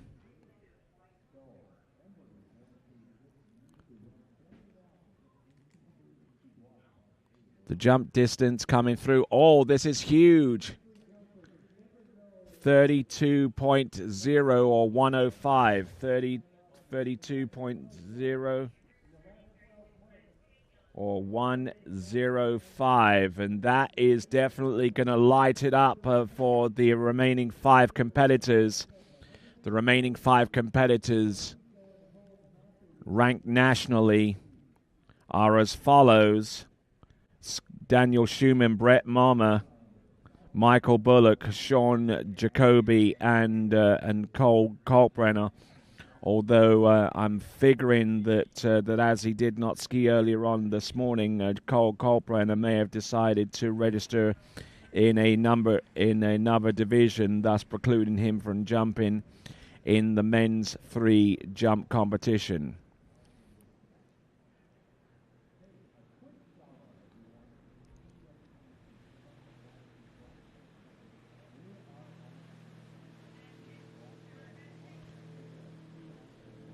So, skier on the water now is Daniel Schumann.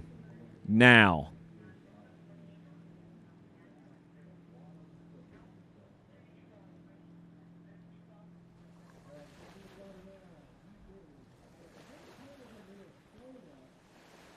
Now, Daniel Schumann, just to give you some stats on him.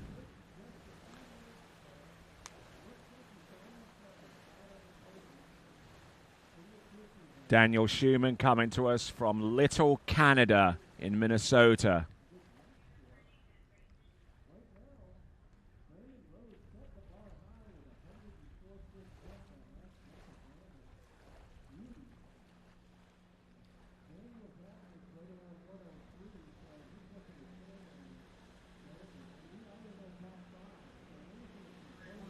Here we go, folks, coming on in.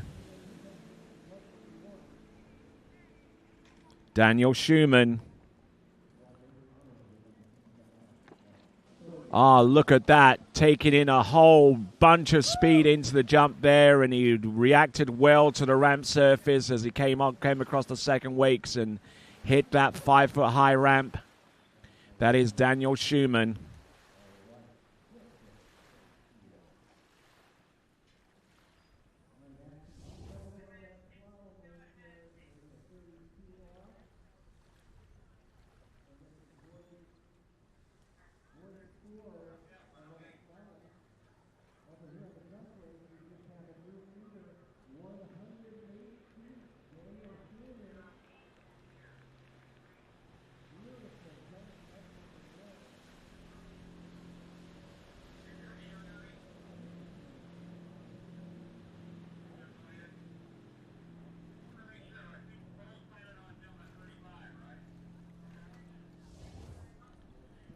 right.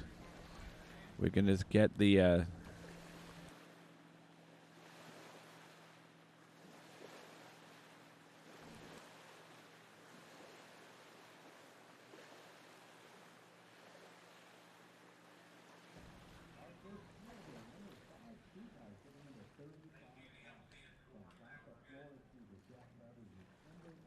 So 109 feet on jump number 1, or a 33.1.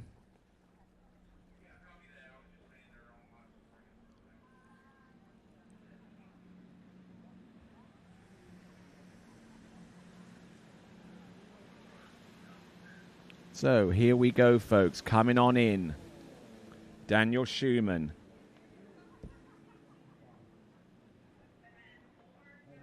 Getting a little bit stretched out between the second wake and the ramp there. 0 score on jump number 2, and he has one final attempt remaining. He's on 33.1 meters right now, which gives him about a little over a meter lead, or about 4 feet, as he gets ready for the third and last jump now, under the assumption that Kalkbrenner is not competing in men's free jump. That means that so far as Daniel Schumann is concerned, he has already guaranteed himself a spot on the podium. So too does Brandon Rose, with his jump of 32 meters, or 105.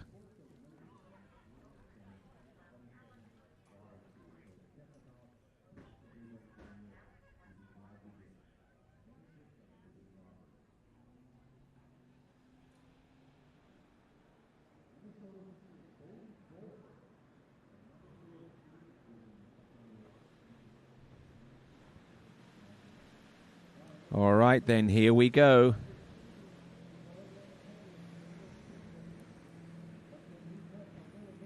Daniel Schumann.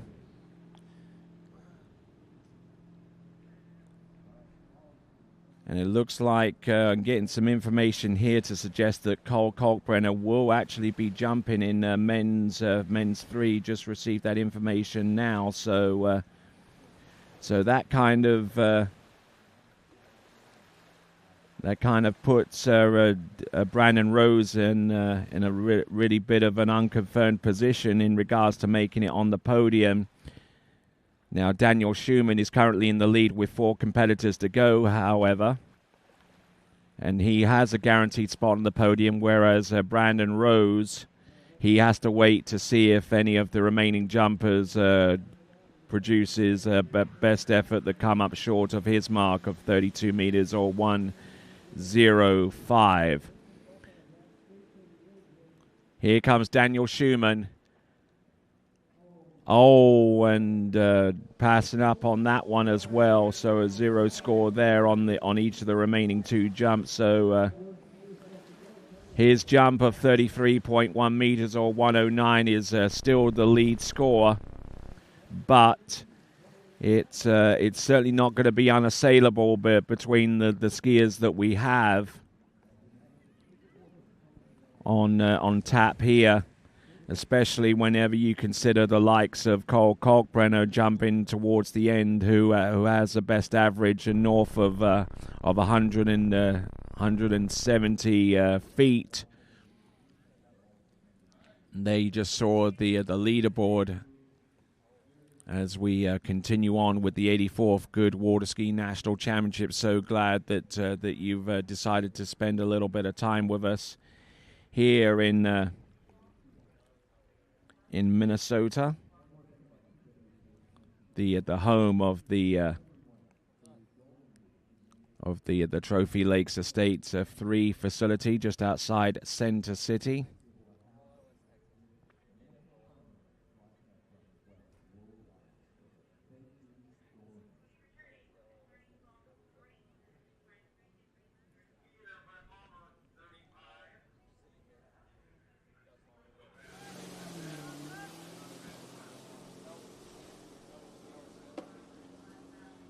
All right there. So now we've got our number 4 seed on the water right now. This is Brett Mama.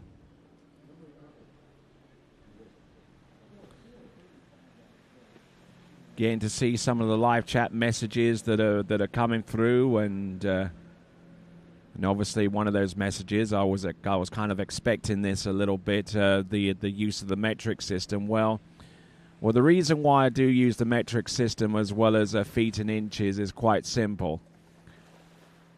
Whereas feet will give you a little bit of an indication as to how far someone has jumped. The more precise way of measuring jumps is the metric system, and that is why the jump measurement systems that are used across the world measure the distances in metric first, and then convert the distance to feet and inches for your convenience and understanding of the particular jumps as they're performed over the course of 1 feet an inch distance, when 1 foot of distance could equate to 3 separate positions on the metric scale. Here we go. Up and over. Land. Does he ride it out? Yes, just about. So coming to us out of Dyke in Iowa, that is Brett Mama landing his first jump of 3. But is it going to be enough? Is it going to be more than 33.1 meters or 109 feet? And I do have to say that when I do mention the distance in metric, I always follow up with feet.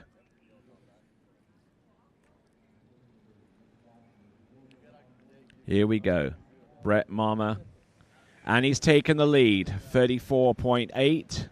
114. 34.8. 114. So, first jump, he's taken the lead and has guaranteed himself a spot no worse than 4th. Daniel Schumann, currently in 2nd place, will finish no worse than 5th. We've got 3 more jumpers to come after Brett Mama, but Brett Mama is by no means done as yet. He's got 2 more attempts to come. Brett Mama, who skied in his who skied collegiately in the Midwest and competed in the National Collegiate Water Ski Championships many moons ago. A member of quite a famous water ski family, the Mamas.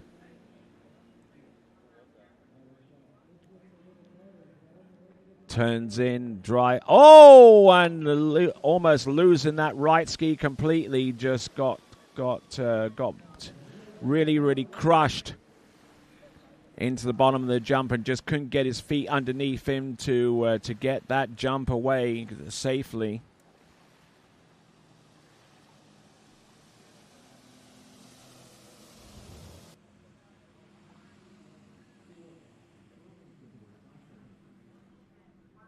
Just looking at this. Oh, surprised he didn't damage that right ankle coming off the top of the jump there for Brett Mama.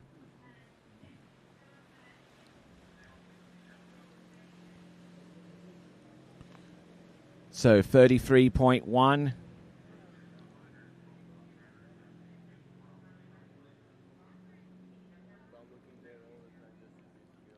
So 33.1 or 109 feet. So losing a bit of distance in comparison to his first attempt. Now his best jumper this season in terms of distance is 130 feet, at least within the last 12 months, because that jump distance that he produced was in Irvine in California for a 3rd place finish in last year's men's 3 competition at the 83rd Goode Water Ski National Championship. He has jumped 128 feet and 100 and twice for 39 meters, so he's a little bit behind the 8 ball here. So this now is his 3rd and last attempt. Here he comes, Brett Mama. on passing up on jump number 3, so spurning an opportunity to increase upon his distance and at least give the likes of Michael Bullock a more challenging target for him to chase. But so far as Brett Mommer's ambitions on making it onto the podium in the top 5, he's achieved that. But the best that he can finish, or the worst that he can finish, is actually in 4th spot. But passing up on jump number 3 and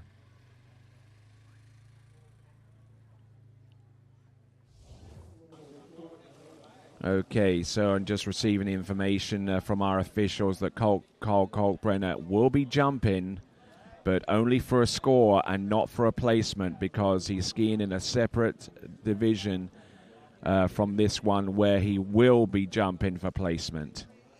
You can't place in any more than one division in the course of the national championships. But Carl Kalkbrenner, I believe that he'll be competing in Masters men's jump in that category, unless I'm mistaken. But I know that Carl Kalkbrenner will be competing in the Nationals in at least one jump event for placement. It just doesn't happen to be for men's 3. All right, this is Michael Bullock now. 129.5 feet is his best average coming into this 84th Goode Water Ski National Championships, as sanctioned by the American Water Ski Association and supported by USA Water Ski. And AWSA, which represents Free Event Tournament Water Skiing, is one of the 9 sports divisions that are supported under the auspices of the USA Water Ski and Wake Sports Organization. You can find out details about all of them, including barefoot skiing, including collegiate skiing, including ski racing, and a whole bunch of others. And you can go to usawaterski.org, usawaterski.org, to find out about each and every one and all of them.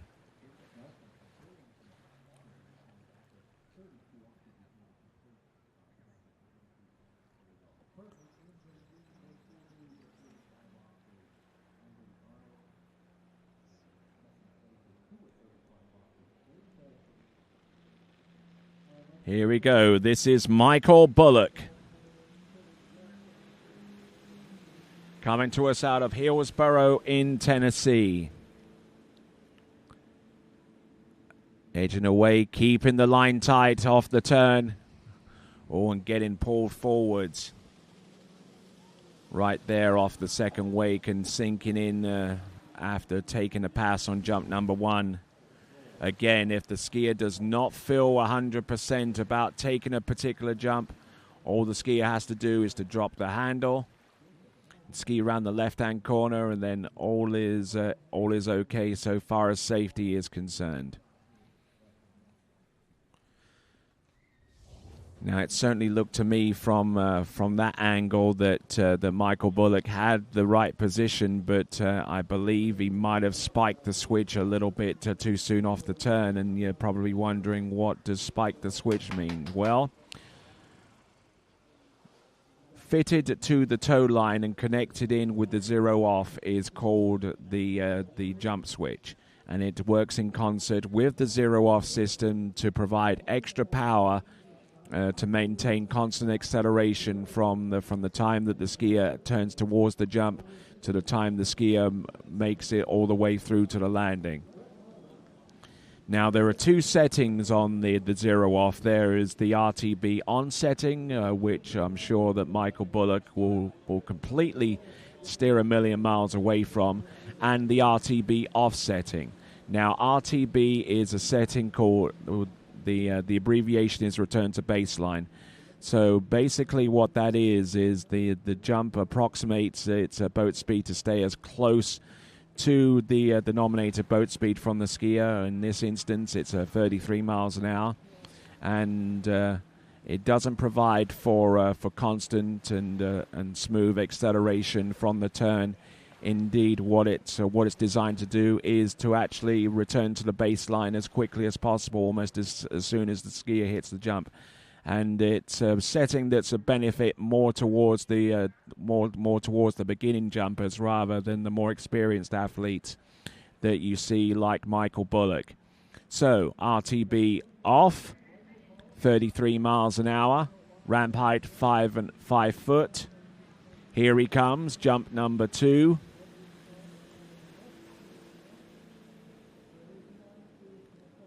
Keeps the line tight, turns in, drives in. Oh, nice. Nice impact. Does he land the jump? Yeah, just waits on the slack line. No two ways about that.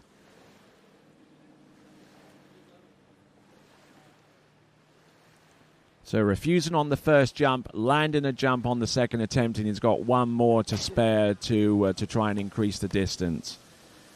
And I think this jump is going to be in triple digits there for Michael Bullock.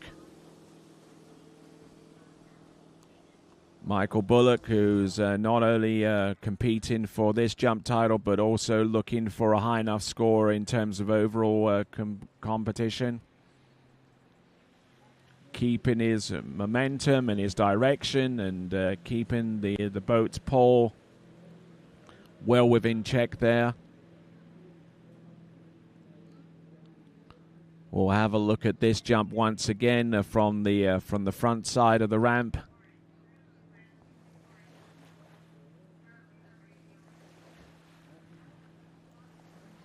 So Michael Bullock, the distance should be coming up on your screen and momentarily. I'm sure that it's going to be well in the 100s. How far into the 100s is yet to be determined.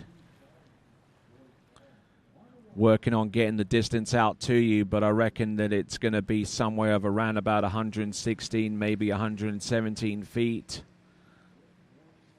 While we get the distance, here we go. Here's the distance, 38.7.127.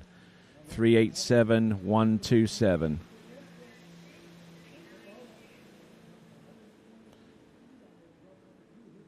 Here he comes. Jump coming in. Jump number 3. Almost getting pushed a little bit too far forwards coming off the turn. There was a situation where he might have refused on jump number 3.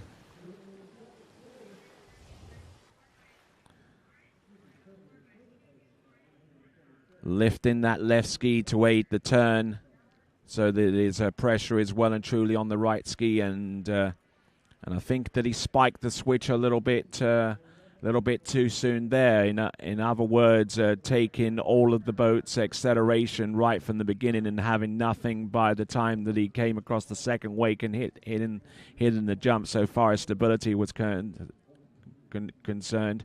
Getting pulled a little bit off that second wake.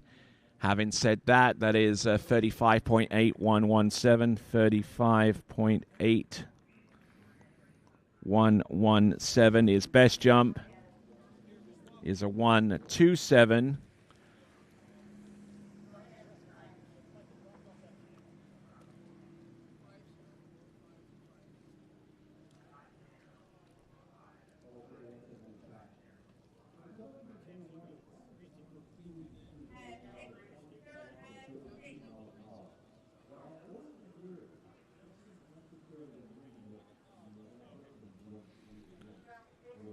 So just waiting on the towboat to get ready for our penultimate skier, who is a Sean Jacoby.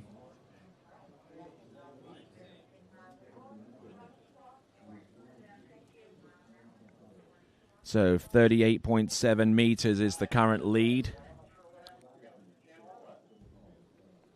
Okay, let's have a look at the leaderboard. 38.7 or 127 feet there ahead of Brett Mommer on 114, Daniel Schumann on 109, and Brandon Rose on 105.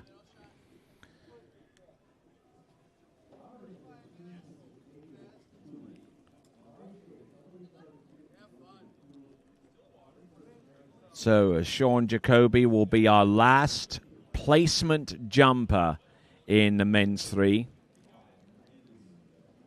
And I'll make emphasis on that, the last placement eligible skier in men's 3 jump, because the next jumper to come afterwards is going to be Cole Kalkbrenner, who will be jumping in men's 3 for score, but not for placement. So, in terms of determining the national jump champion for men's 3, currently Michael Bullock is in first place and will finish no worse than second. Brett Mommer is currently in second, will finish no worse than third.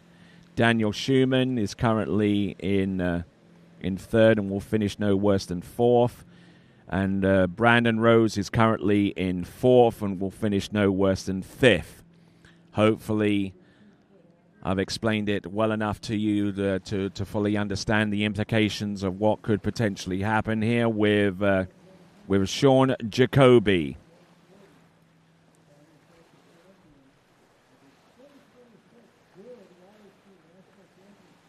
So here at the 84th Goode Waterski National Championships, I'm Tony Lightfoot and glad to have the pleasure of your company. Here in Center City in Minnesota, the home of Trophy Lakes 3.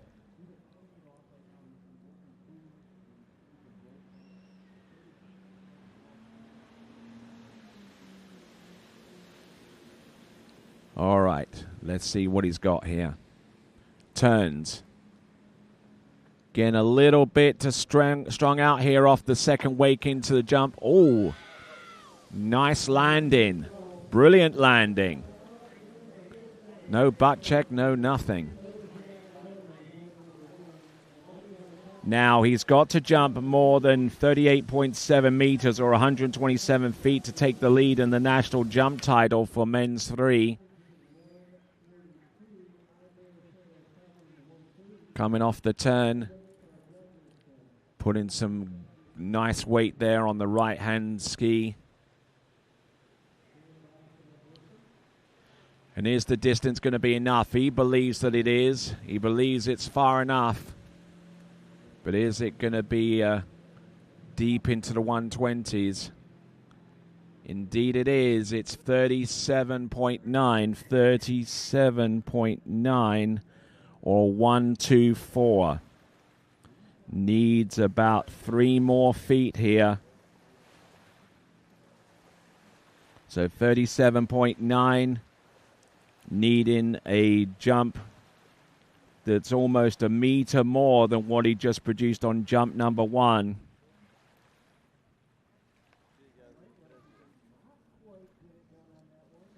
So 124.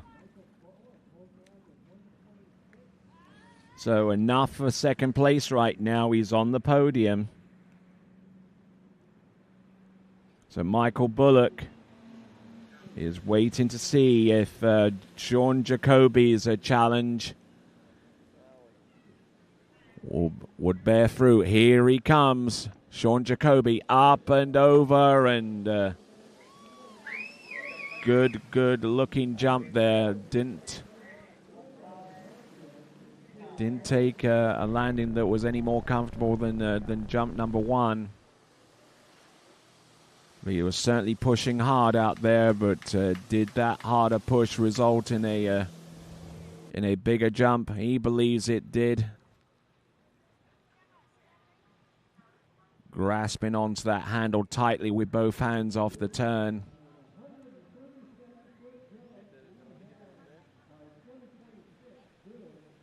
There we go, 42 meters. He is your winner in this division. 42 meters or 138 feet, 138. So he is your champion. Ahead of Michael Bullock, ahead of Brett Mommer, ahead of Daniel Schumann, and ahead of Brandon Rose. Those are your top 5. And he has one more jump left at his disposal.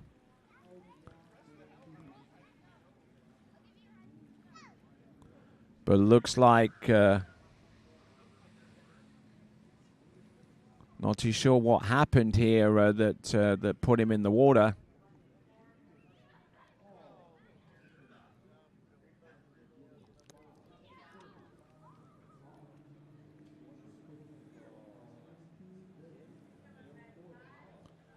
All right there. So he just indicated to the boat that he is done.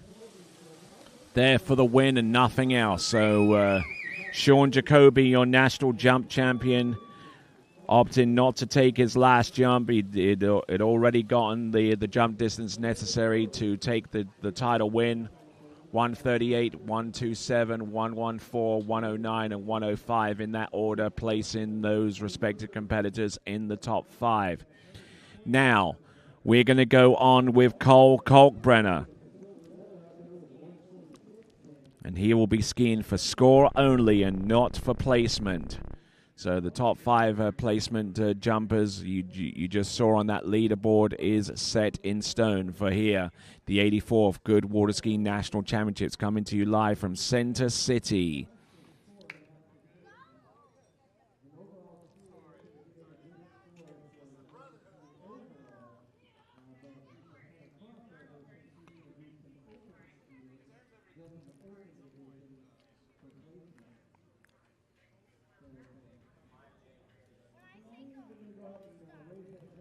So in just a moment, we'll have a Kalkbrenner take to the water in the jump event in this category, and ski for score, not for placement. He will be eligible to score a placement scoring one of the other categories. I believe it will be in Masters Men. Masters Men is the division that is a catch-all for all senior level competitors to compete in one division instead of being separated by age.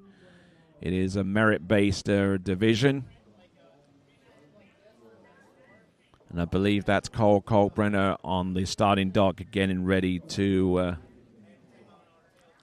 take to the water very, very soon.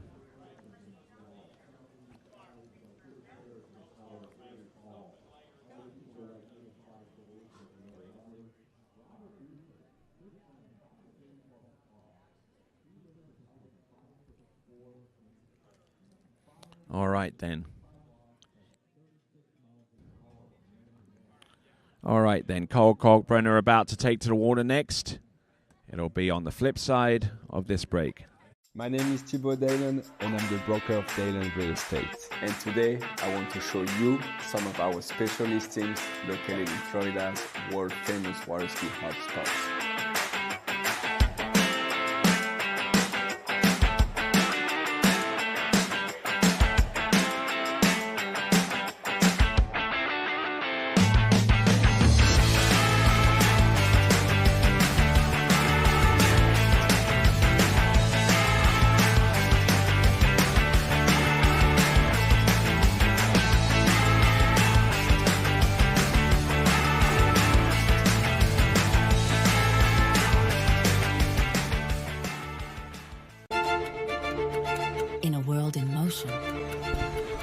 DNCA Finance has grown through crises and transformations.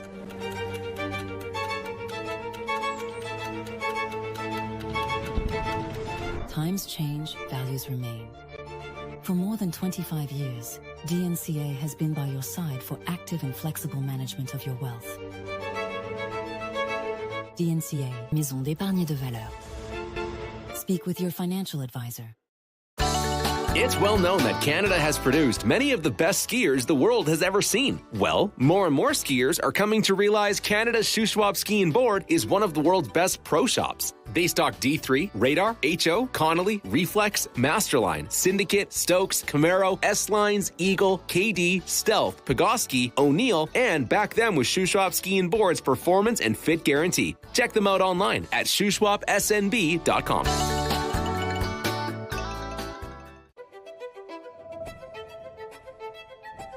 Luxury means something different to everyone. A private island, a hidden villa, a journey designed around you. At Marola Travel, We take the time to listen to how you want to travel, how you want to feel, and what luxury truly means to you. Marola Travel. Wherever you're going, we'll make it easy.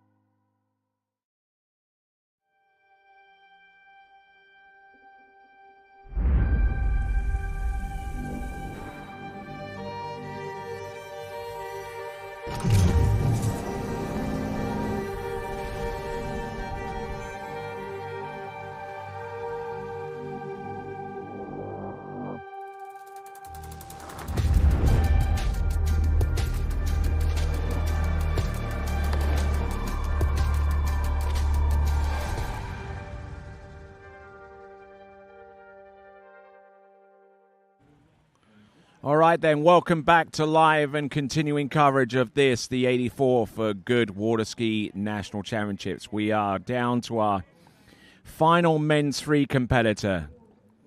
Now, we've already determined where the title is going to go. It's going to go to the hands of Sean Jacoby. But now we've got Cole Kalkbrenner, who's skiing for a score but not for a placement in this competition. Here he comes, turns in, drives it in home, and drops the handle and refuses on to take a jump number one, so taking a pass.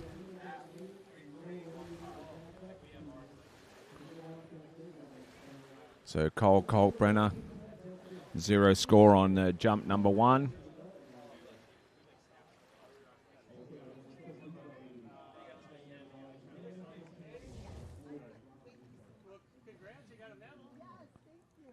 Handle up a little high, but managing to hold his position for much of that jump, but the timing was a little bit skewed. I'm sure that he's going to get some pointers from the sideline. His coach is his wife, Erin Kalkbrenner, who we just saw a brief glimpse of just a moment or two ago. And here we are in Center City in Minnesota.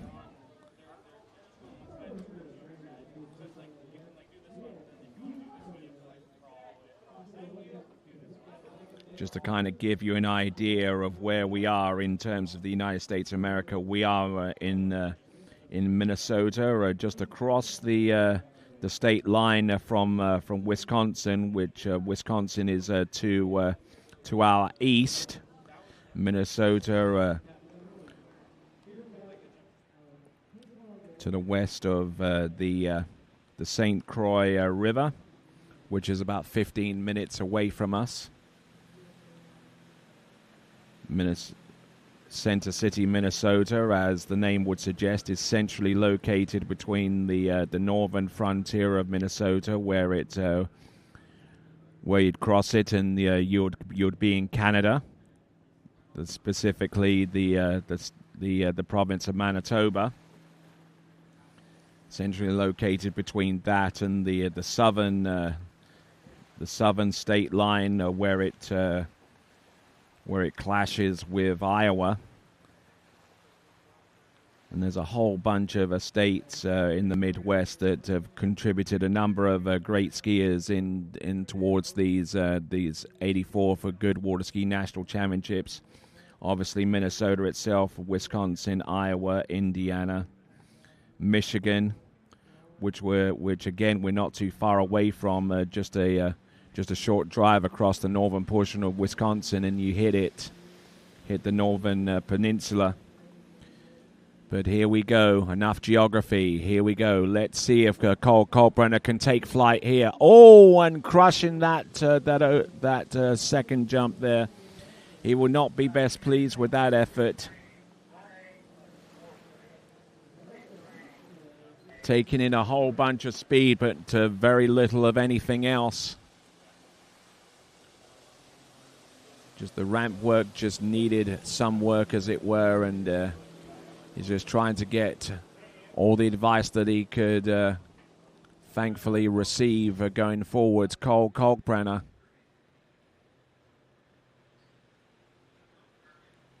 Coming to us from Mays in Kansas.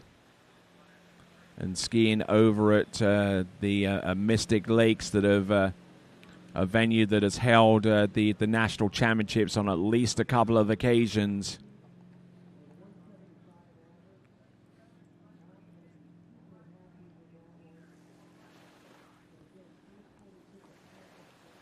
So we're going to get the distance. Again, this is not for placement. 41.5 or 136.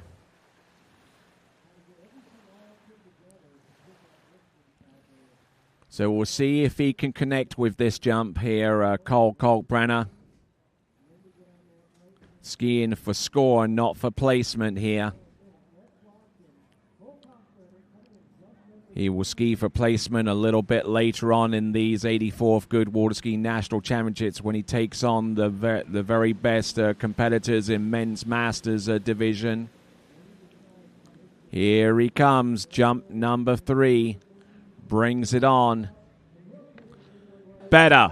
Whoa! He almost rotated over his right ski, and that could have been a vicious fall that might have eliminated him from being able to ski in men's masters competition. But thankfully, he had enough presence of mind in the air to back away from potentially landing on his face, coming off the jump there, taking a huge amount of pull, and just tried to push the outer limits and really push the envelope to what is generally acceptable. Tries to push. Has no air between his right ski supporting him, the underneath of that right ski, I should say. But let's have a look at this instant replay from this view. This is most telling. Turns in, his position looked good coming across the wakes. He started to get strung out here, but he pushes. Oy! And thankfully, he didn't push too far. Otherwise, that jump would have ended up being disastrous there for Cole Kalkbrenner.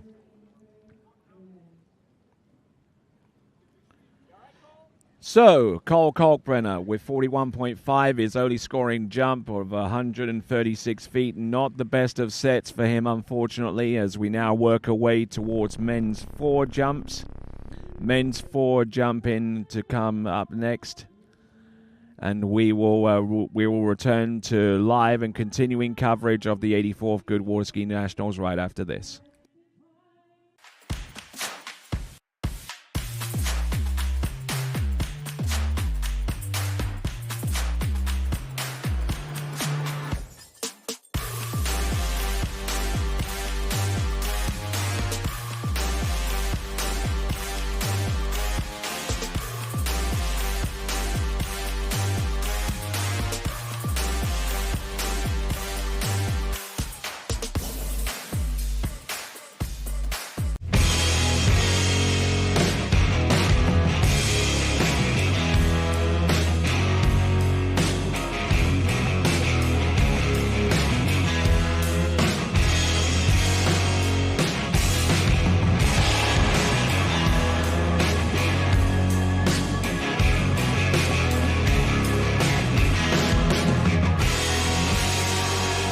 Masterline, made in the USA.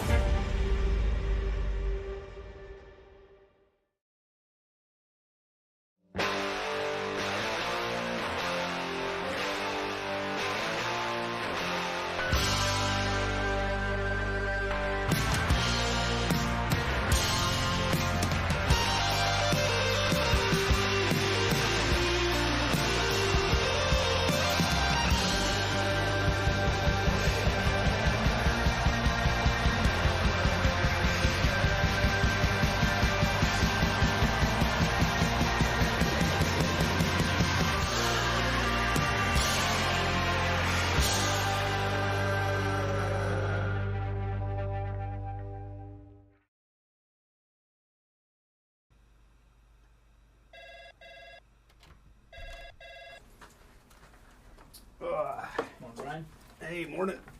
You have a good weekend? Yeah, got out on the water a couple times. How about you? Yeah, I got to set in. Just gonna make a quick phone call here. Oh, of course. Can you get that, Will? Yeah, man, I got it. Thanks for calling Wake House. This is Will. Yeah, looks like we've got those in stock.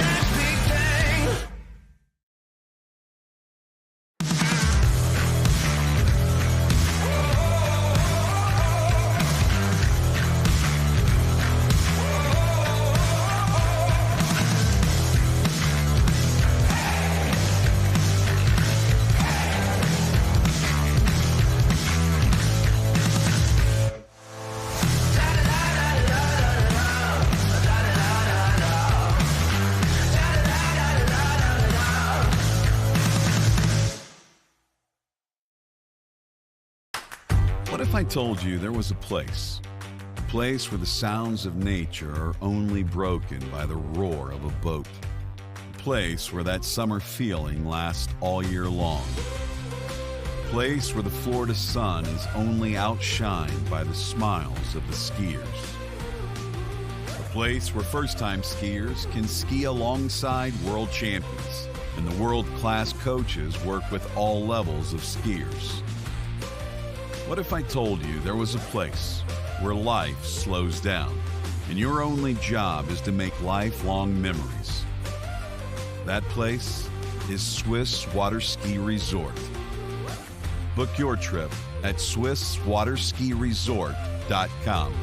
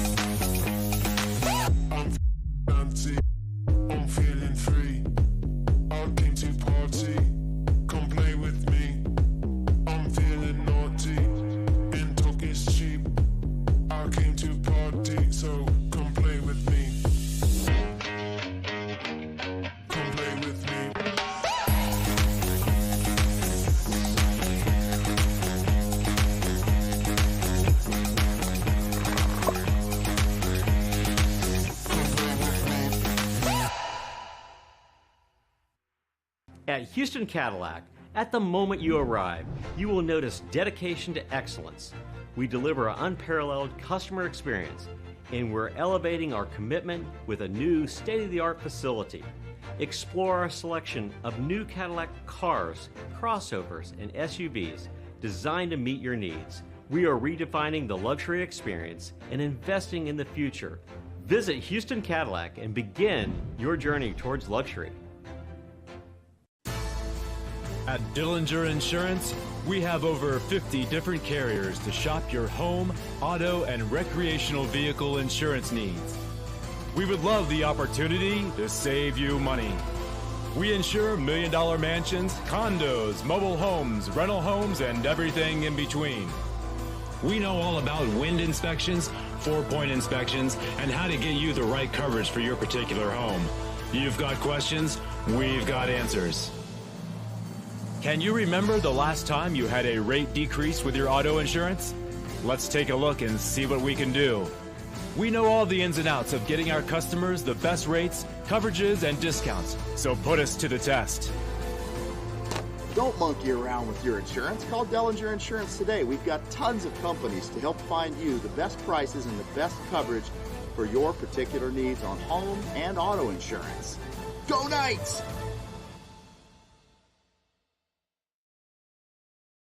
My name is Thibaut Dalen and I'm the broker of Dalen Real Estate. And today I want to show you some of our special listings located in Florida's world famous water ski hotspots.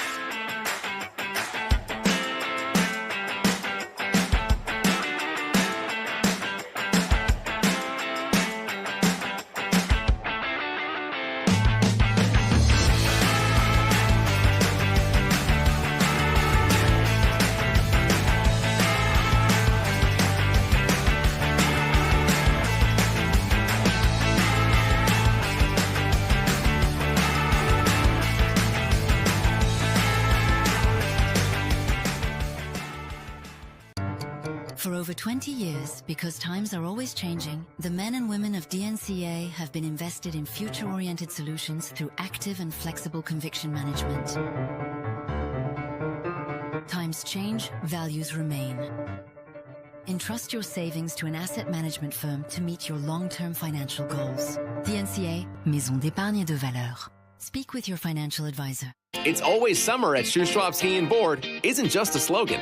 It's been a way of doing business for 30 years. Shoe Schwab Ski and Board keeps more summer gear on hand than any other shop in Canada. More wake surfers, water skis and wakeboards, more wetsuits, ski and board vests, water toys, and tons of pickleball gear too. Not only Canada's best selection, but the guaranteed lowest prices as well. To discover more about one of the world's top pro shops, visit Shoe Schwab Ski and Board online at shoeschwabsnb.com. The perfect holiday isn't a destination. It's a feeling. That's why we don't sell packages. We listen. We design. We create journeys as individual as you are.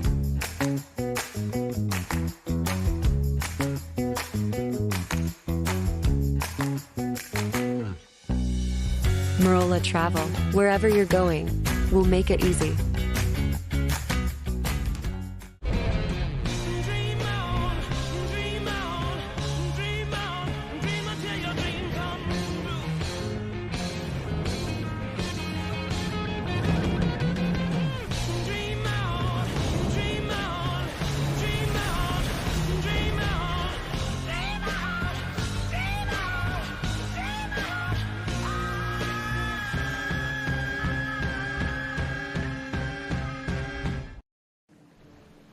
All right, then. Welcome back, ladies and gentlemen. You are watching the 84th Goode Water Ski National Championships. You are tuned in to the West Lake webcast for the tricks and the jump-in coverage of this year's nationals.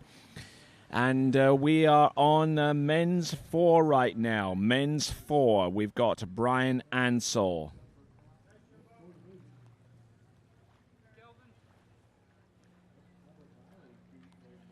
Okay, let's see what Brian can do for us right here, right now.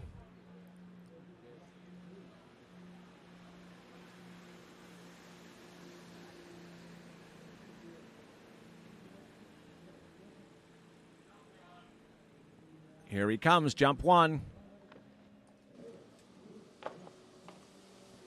Very stout effort there. The right position. Look good for the landing.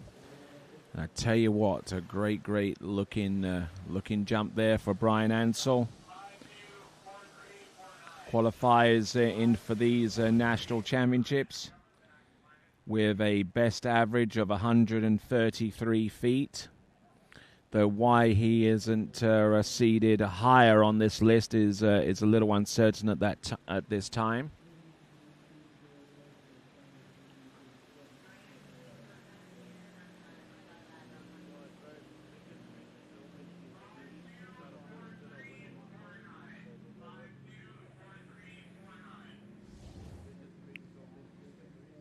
Distance should be coming through any moment now for Brian Ansell.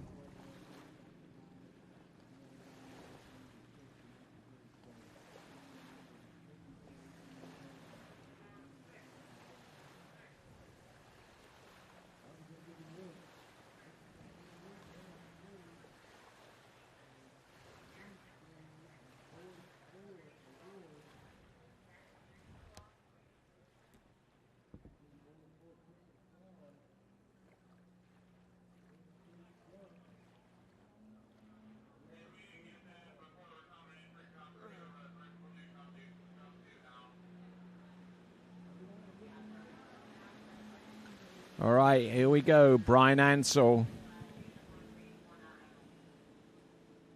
coming in on jump number 2 here, and a little uncertain as to what his first jump distance is, but I can tell you whatever it is has just been overhauled with that second jump there from Brian Ansell.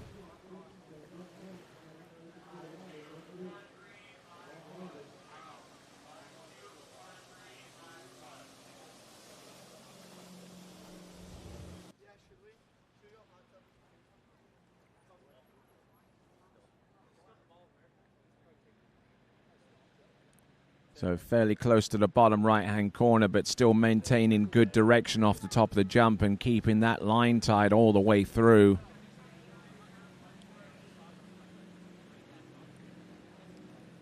So looking at this once again, here comes Brian Ansell with his second jump.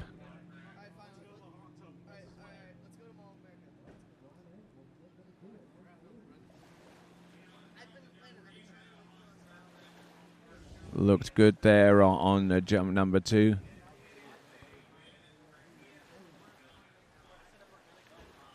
Still waiting on the distances to be revealed there for Brian Ansell. I would suggest it's probably in the 140-foot range with jump number 2.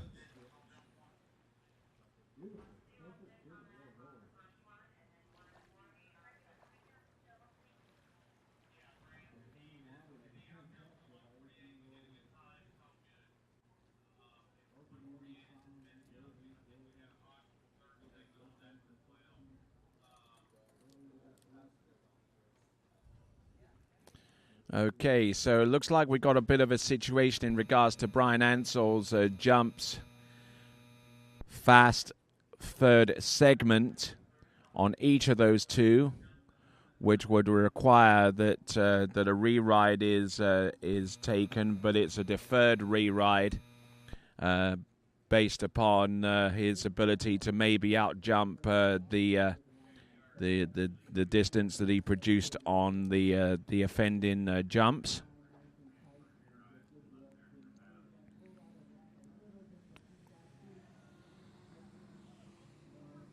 So we got a little bit of a confusing situation here.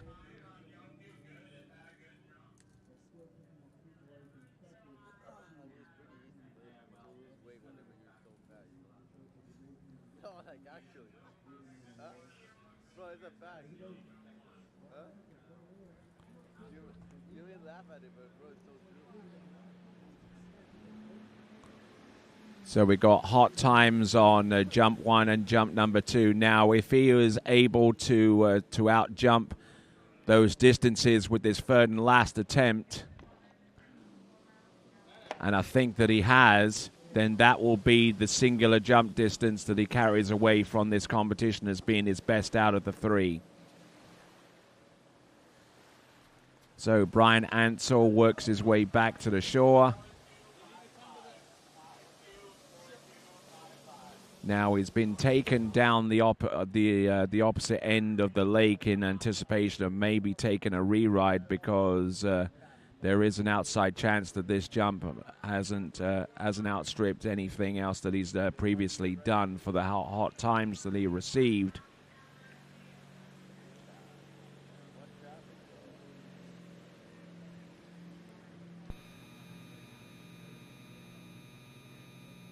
So we're still waiting on the distance on jump number 3, or whether it's outstripped anything that he's jumped before.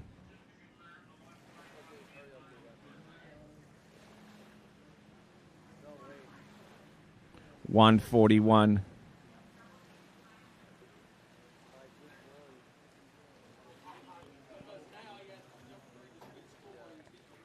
So 43.1 or 141 feet. It outstrips anything else that he's jumped before. So because he's out jumped the 2 previous jumps, which produced fast times on the last segment, then he will not be able to have a rerun on the basis of those times. So the one and only jump that he has that is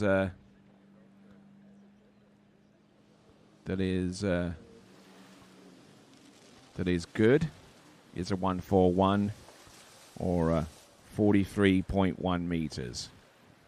All right, then moving on to John Anderson.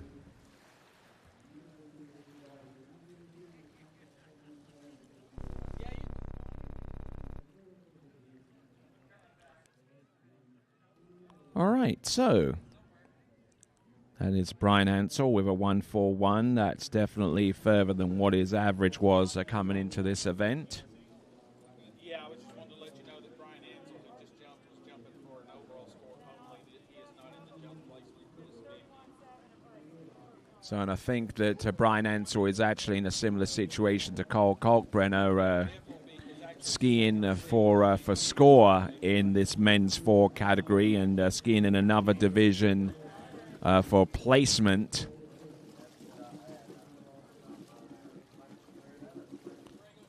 So in terms of getting the placement, that starts now with John Anderson.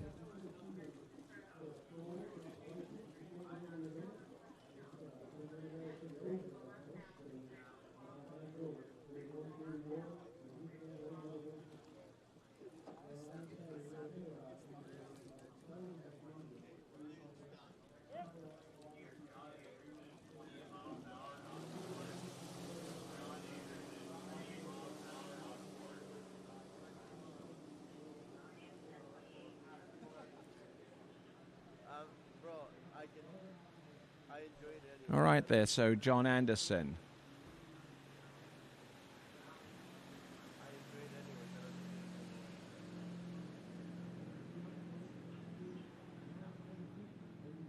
John Anderson, whose best jump coming into this competition.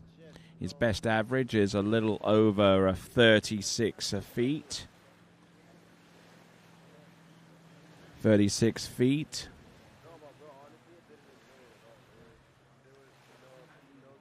But we'll delve deeper into the specifics in just a moment here while I pull up his information. He comes to us from Mays in Kansas. Assumably, it would be the Mystic Lakes facility that have held the national championships at least a couple of times before this event, the 84th Goode Water Ski National Championships. Oh, and getting into a little bit of a pickle there. So at the Mystic Lakes 3-event competition, he jumped 37 feet. And he backed that up with his distance in the Midwest Regional Championships, which was held not too long ago right here at the Trophy Lakes 3 in Center City, Minnesota, with 37 feet there. And he also competed at the Kansas State tournament where he jumped 34 feet.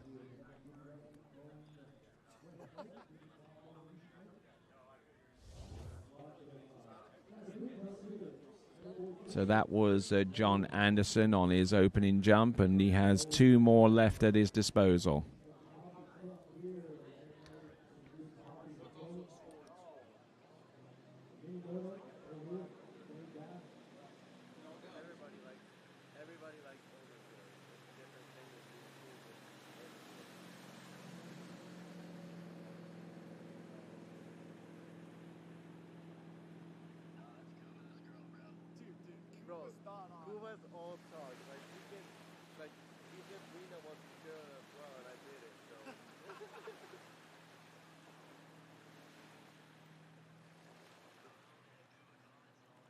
I know that I've seen that, bro. So funny. Yeah, what did it say?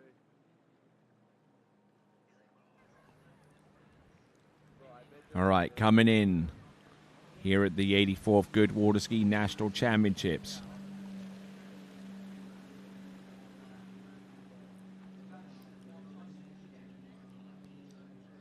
Coming on in. Jump Oh, and kind of bounced a little bit on the landing, and just getting a little bit tentative with the approach in the on the landings instead of keeping over his feet and not changing his position in relation to the water. Over the jump, started to sit down, and whenever that happens, going over the jump becomes a little bit worrying. The position was good, but once he hit the jump, he sat down, and the handle came up, and the position and the weight distribution was thrown askew towards the rear of the jump skis, and that put him in a pretty precarious situation. And it's a pretty precarious situation that he's put himself in, because he's down to his final attempt, and he has nothing in terms of a score to show for his effort out there on the water. John Anderson.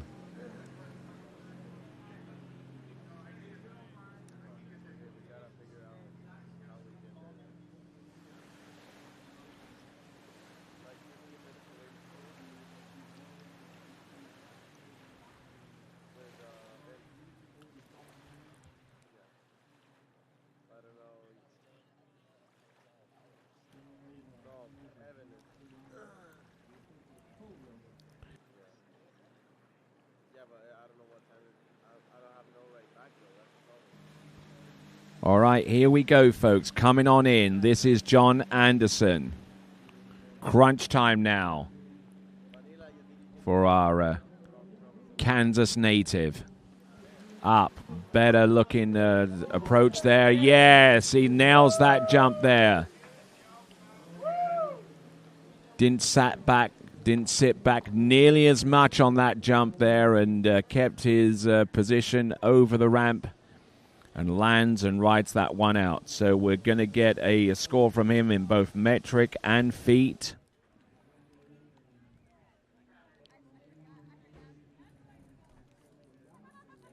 Up and over.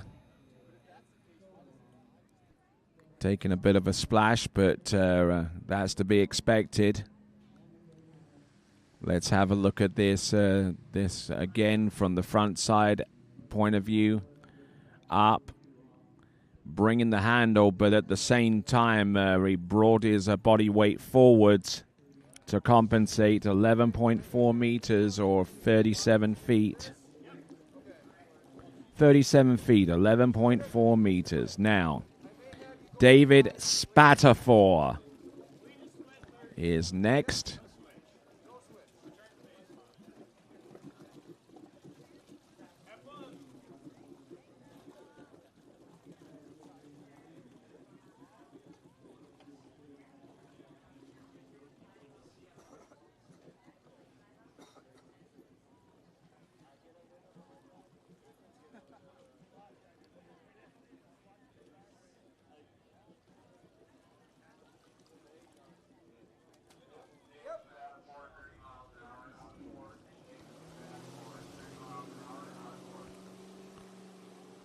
All right, to John Spatafor now, or David Spatafor, I should say. A little bit of a Freudian slip there, but I think I managed to get away from that.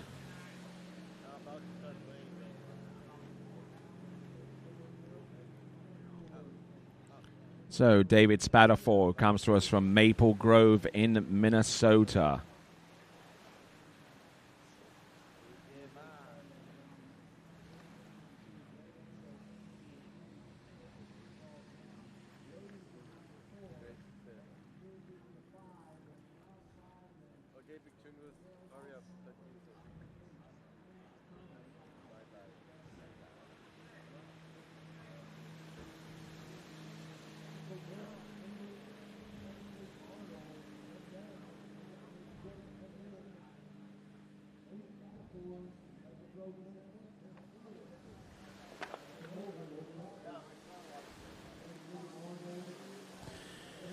All right there, so David Spatafor landing that first jump. Probably one of our taller skiers coming into this men's 4-jump event.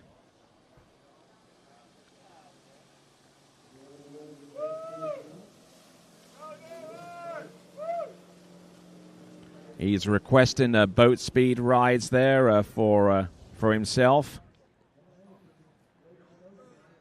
David Spatafor in the Midwest Regional Championship, where he jumped at 48 kilometers an hour, which is about 30 miles an hour.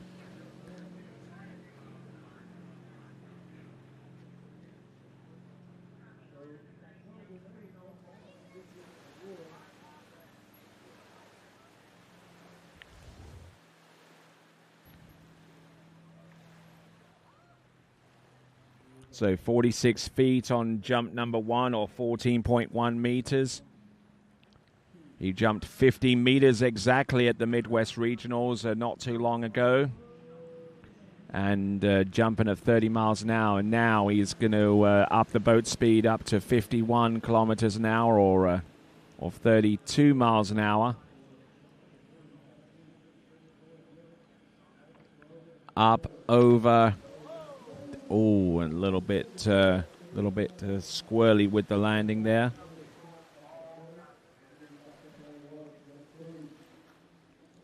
So David Spatafor has one more jump to come. Let's see where things got a little bit out of hand. Handle came up as soon as he came over the top of the jump. And whenever that starts happening, then your position over the tips of the skis is compromised.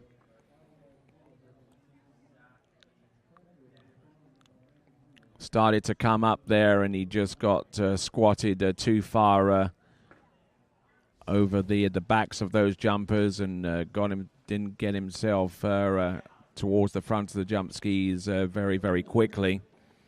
As we continue on with the 84th Goode Water Ski National Championships, being brought to you by our towboat partners, Malibu, Mastercraft, and Nautique. Big kudos to all three of those cats. We've also got support from OJ Props and VisitCentralFlorida.com, along with Ski Safe, the official insurance partner of the American Water Ski Association and USA Water Ski. We also like to thank Masterline for providing us with the official tow ropes. And also we gain support from Radar, from Conley, from D3 and HO as our water ski manufacturing partners. But also on top of that, would like to thank our title sponsor, who is Goode Carbon Technologies.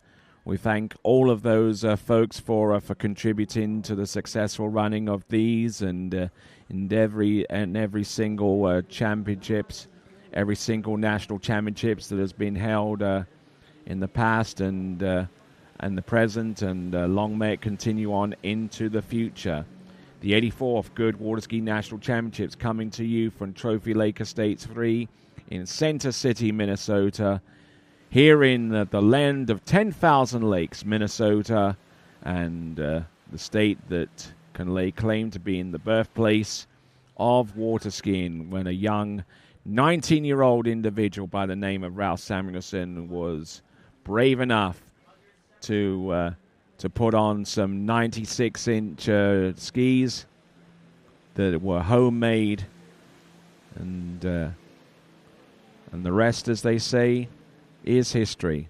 From all the way back in the Roaring 20s to 100 years later, over 100 years later, we've got an event such as this on tap. We got David Spatafor with 14.1 meters, or 46 feet.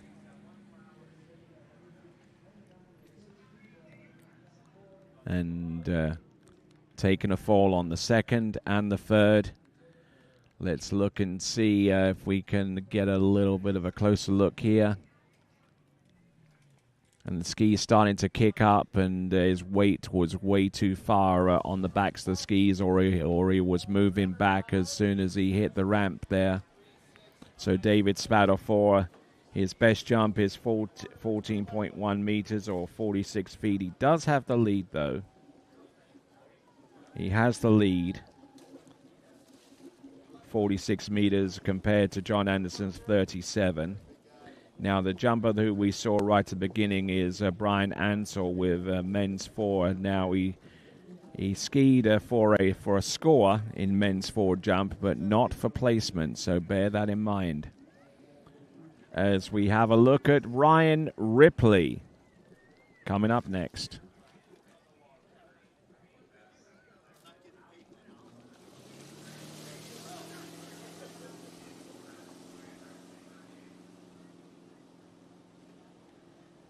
So Ryan Ripley coming to us from Ingleside in Illinois, the land of Lincoln. At the Holy Cow Cup, he produced a score of 83 feet. Midwest Regionals, 80 feet. In terms of metric jump distance, his 83-footer is equivalent to 25.2 meters, jumping off the 5-foot-high ramp at a boat speed of 33.6 miles an hour.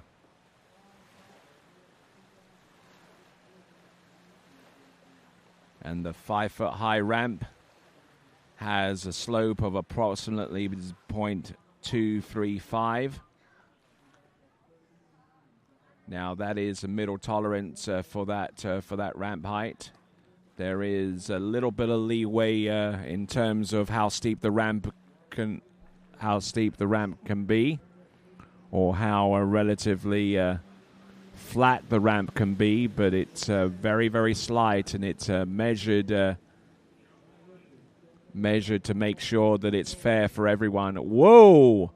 Started to edge towards the jump and realized that he had too much and too soon, and he was looking like that he was going to refuse that first jump, but he decided to back off, and that could have been a dangerous. That could have invoked a dangerous set of circumstances.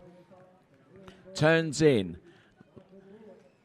Now, if this jump had been cut a little bit later, whoa, look at that. He flattened off to the point where he was actually turning right as he made his approach towards the jump there.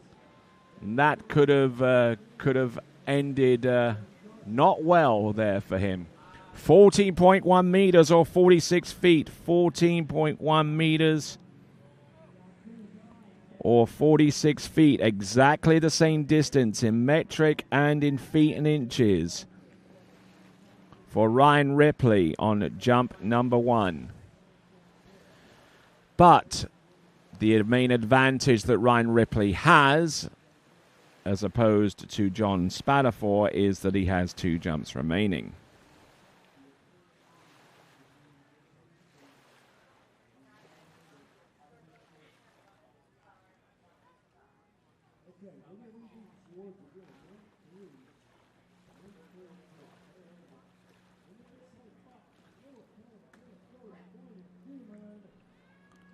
Here we go.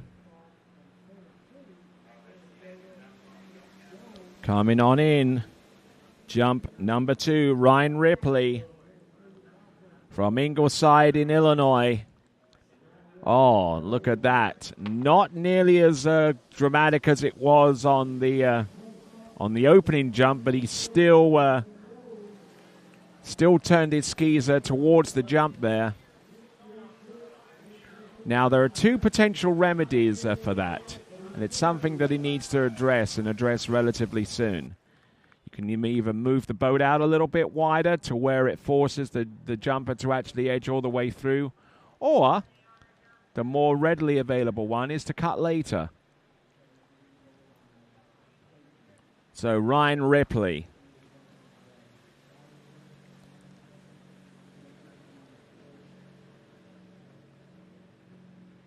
With 23.8 meters or 78 feet. 23.8 meters, 78.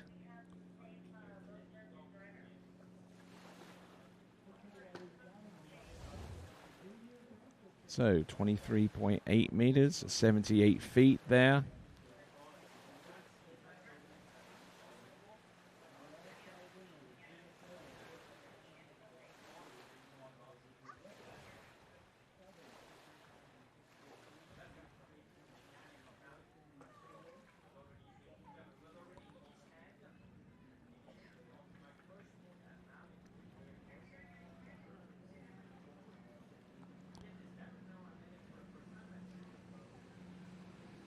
So here comes Ryan Ripley.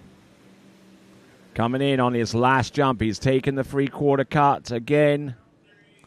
Turns in. Nice looking jump there. A little bit more aggression. He was slightly later on that one.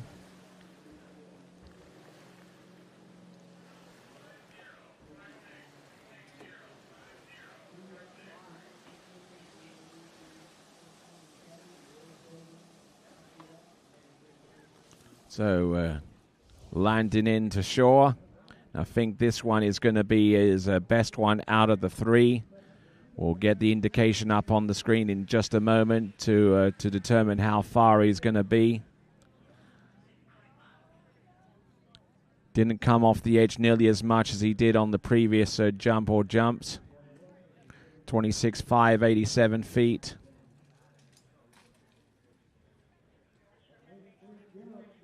So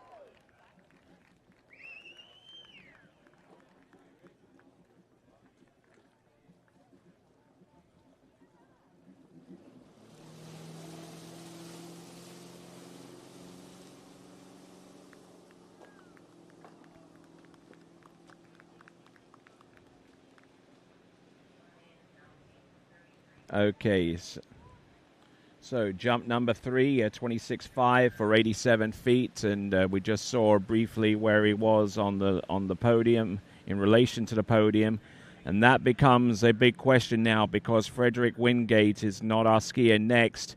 Our next skier is Ryan Mallett. Ryan Mallett is our third from last competitor to take to the water, which means that whoever is in the top 2 right now has guaranteed themselves a spot on the top 5. Ryan Ripley and David Spatafor have achieved their aims and in terms of making it onto the podium. Ryan Ripley currently in first and will finish no worse than 4th. David Spatafor currently in the second, will finish no worse than 5th. And Ryan Mallett's on the water right now.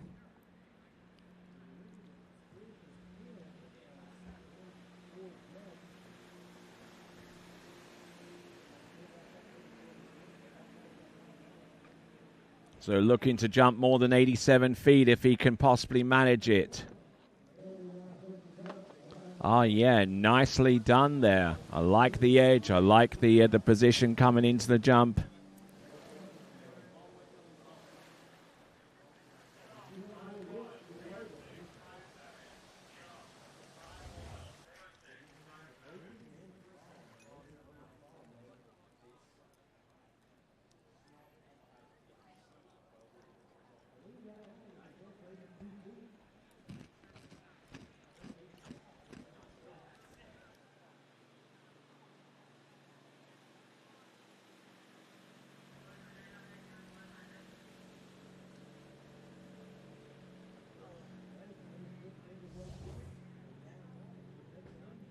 So Ryan Mallett's, the distance should be coming through any moment now. I suspect it could well be into triple digits from what I'm hearing.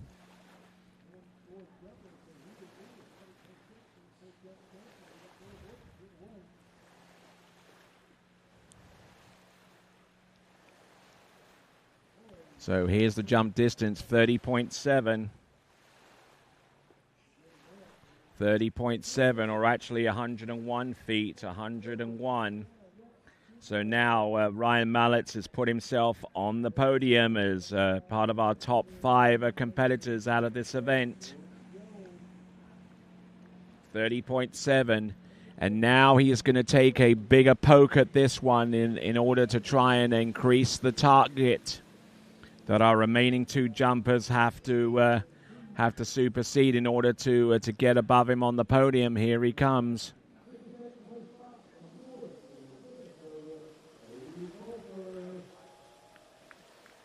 So Ryan Mallett.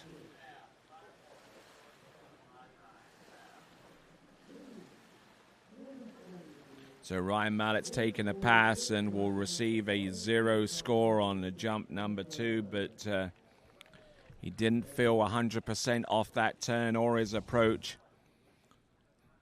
So here he comes, the first 3/4 cut that he's done in these championships, and probably taken a good hard look at that bottom right-hand corner and wanting none of that.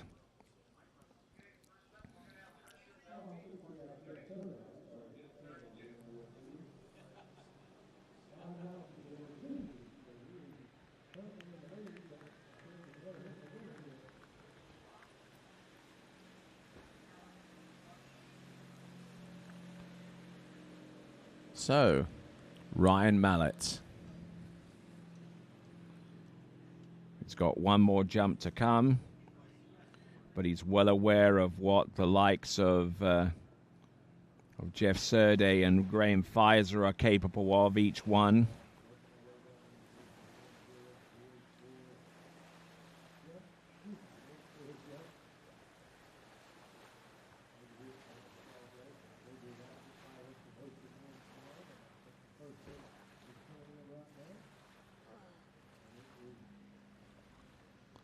All right, third and last attempt here at the 84th Goode Water Ski National Championships. For men's forward jump, this is Ryan Mallett, who comes to us out of San Antonio in Texas.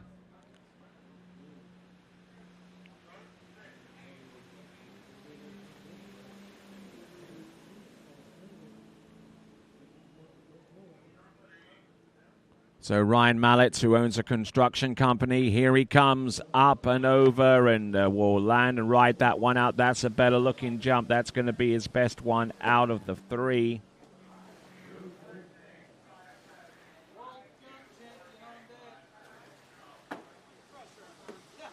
So in the South Central Regionals, he jumped 107. And that's jump. Oh, I'm hearing the distance is going to be rather tasty and interesting, rather spicy here for Ryan Mallett, and it is 34.7114. 34.7114. That keeps him in the lead. He'd already taken the lead with a 101, and 114 feet. Is about 7 foot better than what he's done previously, to the tune of 34.1 meters.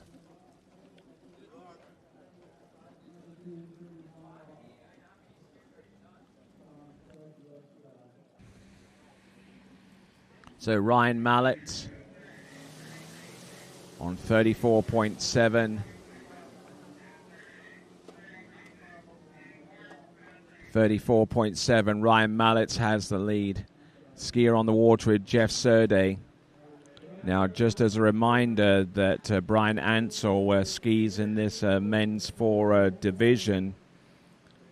but will not receive a placement because he's not skiing for placement, skiing purely for score.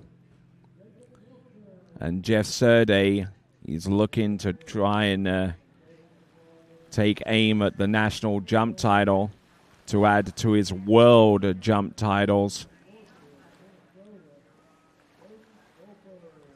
that he took in the 035 World Championships at the Lakes of Casting Stone, the home of the Predator Bay Water Ski Club, which has held held a number of great events over the years. World Championships in virtually every age category division, including Open. But here we go, folks. This is Jeff Surday coming to us out of Wilmington in Illinois.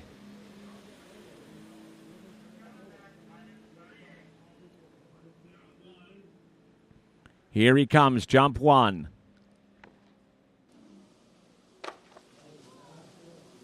So, Jeff Surday, a recent winner of the World Championships in the 035s that took place within about the last 2 to 3 weeks ago in Alberta, Canada.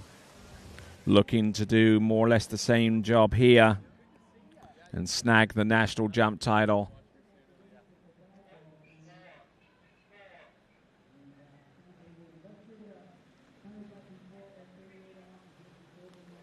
The distance will be coming to us pretty soon. It should be enough to take the lead away from Ryan Mallett, whose distance of 34.7 meters or 140 feet is going to be usurped by Jeff Surday.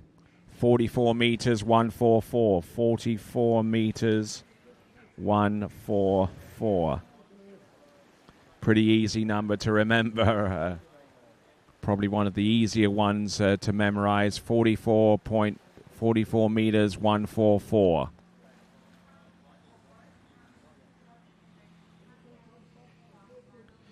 Not too sure why he's been dropped down at the opposite end of the lake.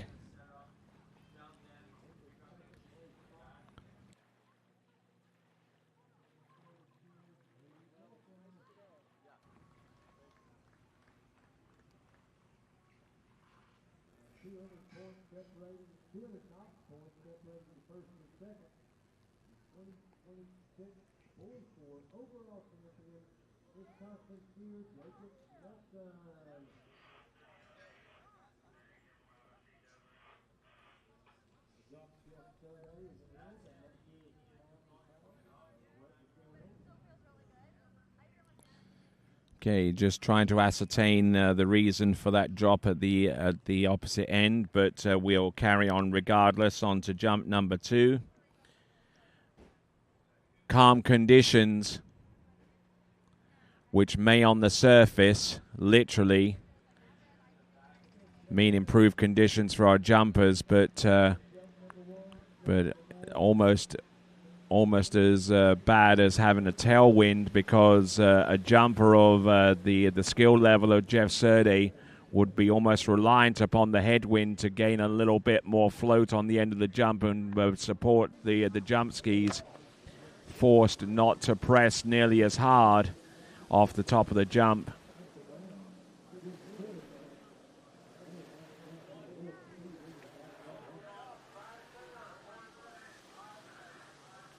So Jeff Surday lands his second jump. It should be a little bit more, at least judging by the hand signal given by Jeff at the after this jump.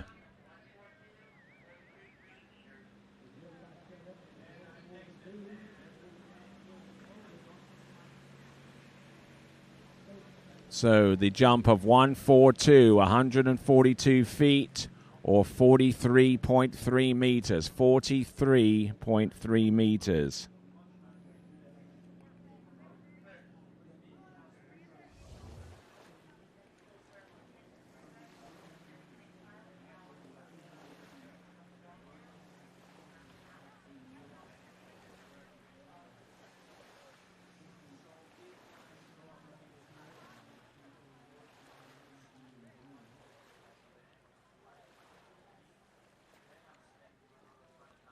So now, getting ready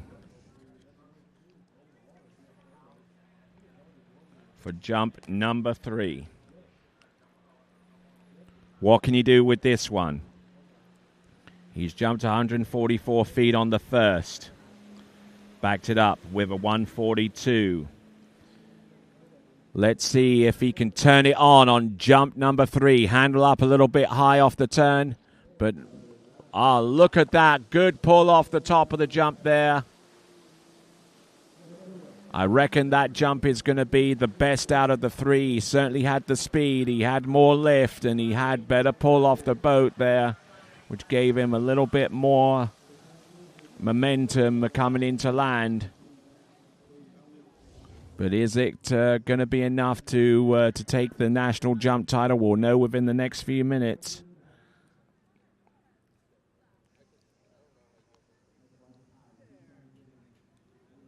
Look at this. It's 153, 46.5.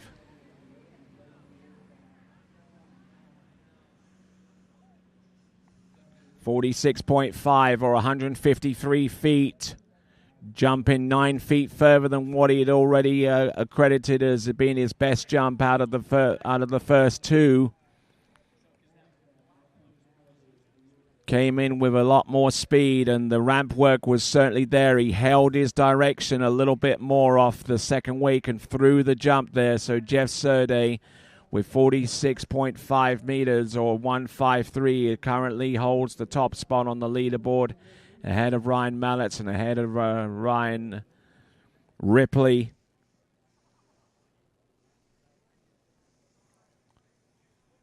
So as we continue on, this is the 84th Goode Water Ski National Championships. We are continuing to rock our way through the jump event.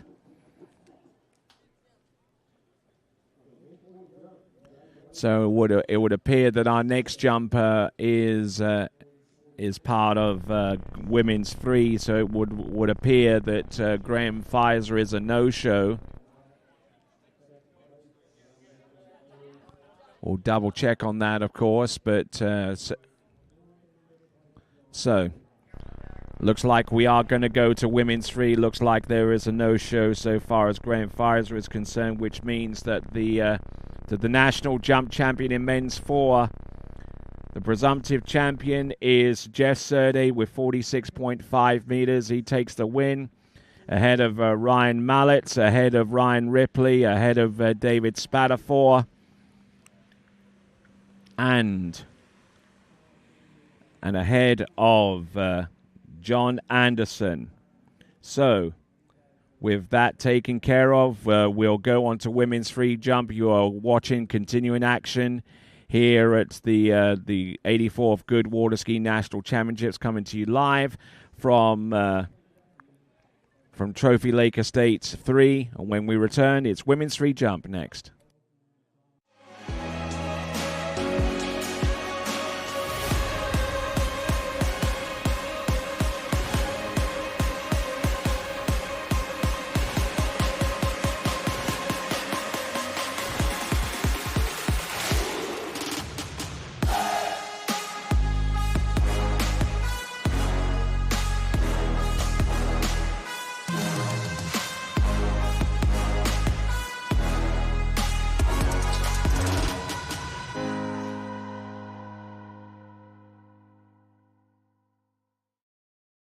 They'll all tell you their boat's the best. We don't need to, because the moment you're behind the wheel of a Mastercraft, you'll feel it. Speaking of performance, watch this. In the boat, plush, premium, cool to the touch, plus the smartest tech and the smoothest ride. Because we're built to last, not just built to sell. You might call it bold. We just call it the standard. Mastercraft. Better every time.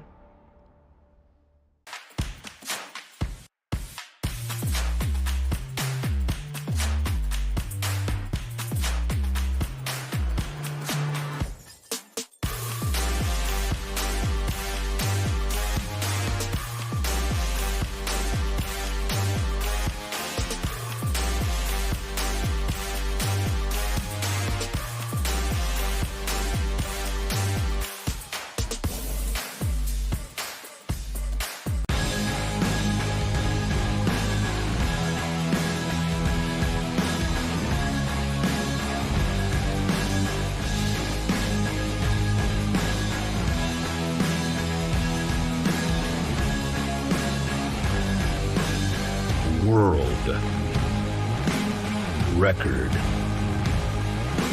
Ropes. Masterline.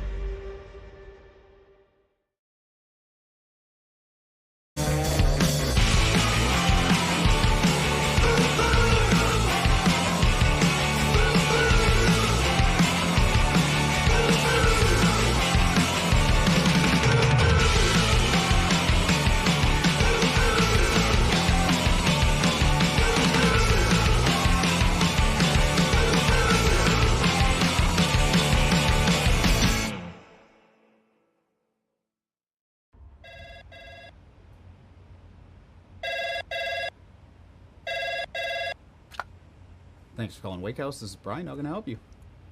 Yeah, Will. Can I let him know who's calling? All right, just a second. Will, I got a fill for you. Perfect. Give me just 1 second. All right, hit it.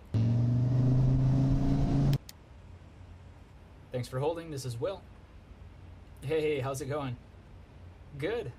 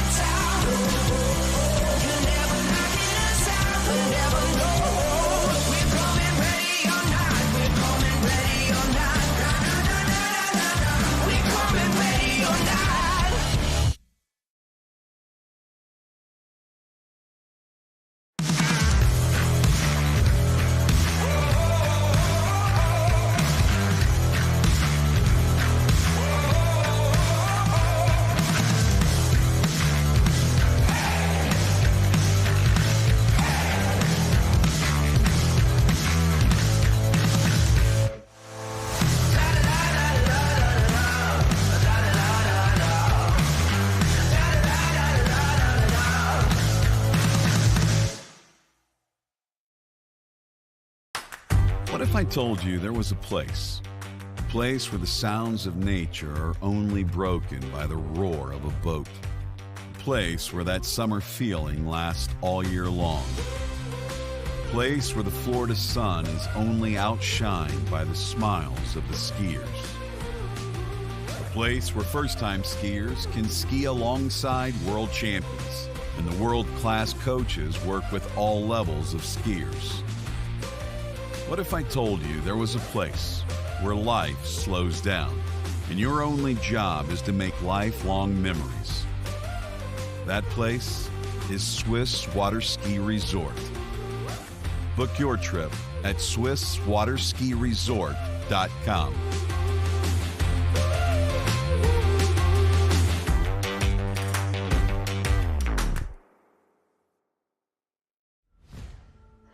Old logic says success is determined by wins. It says you can't be a mother and a professional athlete, that you can't take on giants. New logic says watch me. Watch me become the most decorated track and field athlete in the world. Watch me start a brand designed by women, for women. When old logic holds us back, it's up to us to defy it. At Houston Cadillac, at the moment you arrive, you will notice dedication to excellence. We deliver an unparalleled customer experience, and we're elevating our commitment with a new state-of-the-art facility. Explore our selection of new Cadillac cars, crossovers, and SUVs designed to meet your needs. We are redefining the luxury experience and investing in the future. Visit Houston Cadillac and begin your journey towards luxury.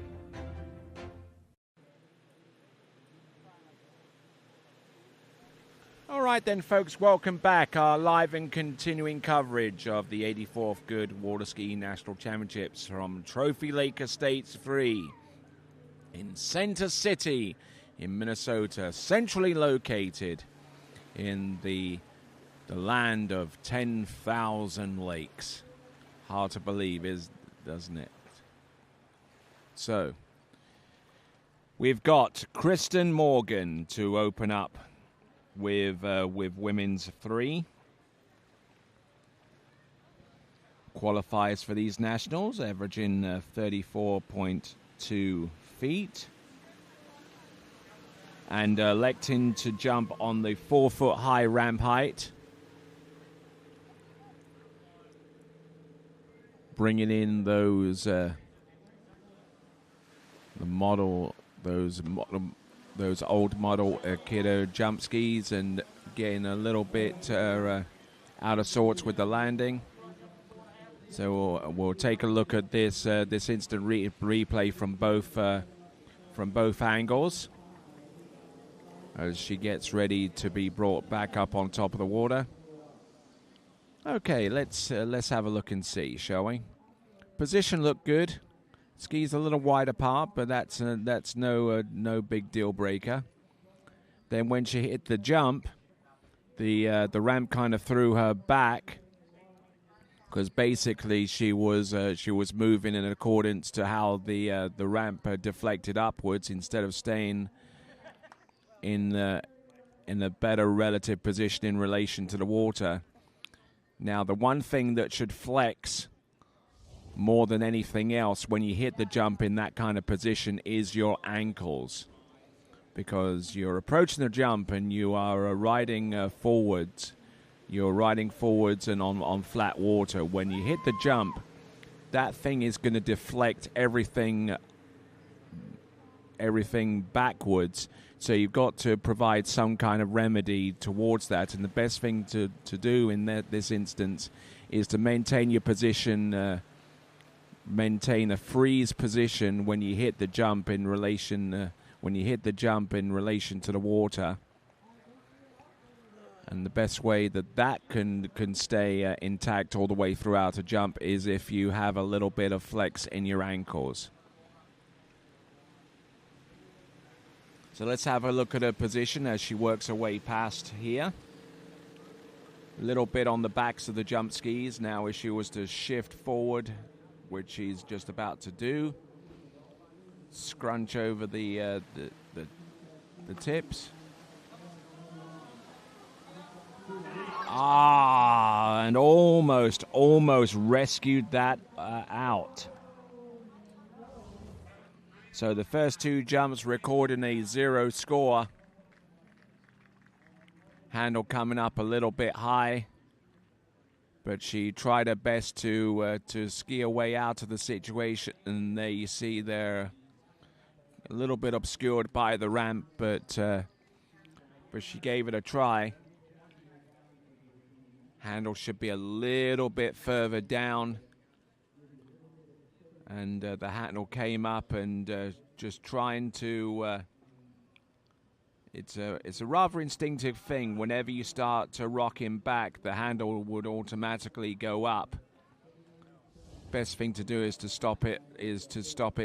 Doing it for you almost as soon as it starts to happen.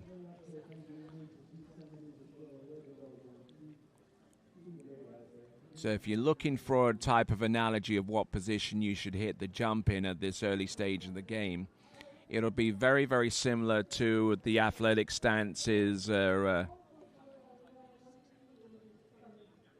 created by the likes of basketball players, as they crouch over there, as they are in a crouch position guarding a basketball player, or even better still, if you're a quarterback, as you're about to take the snap.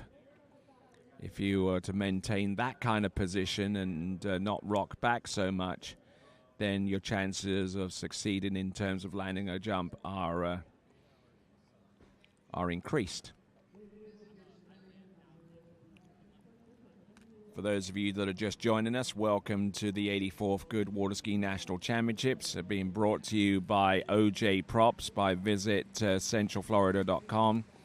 and Ski Safe among our partner companies, alongside our ski partner companies such as HO, D3, Radar, Conley.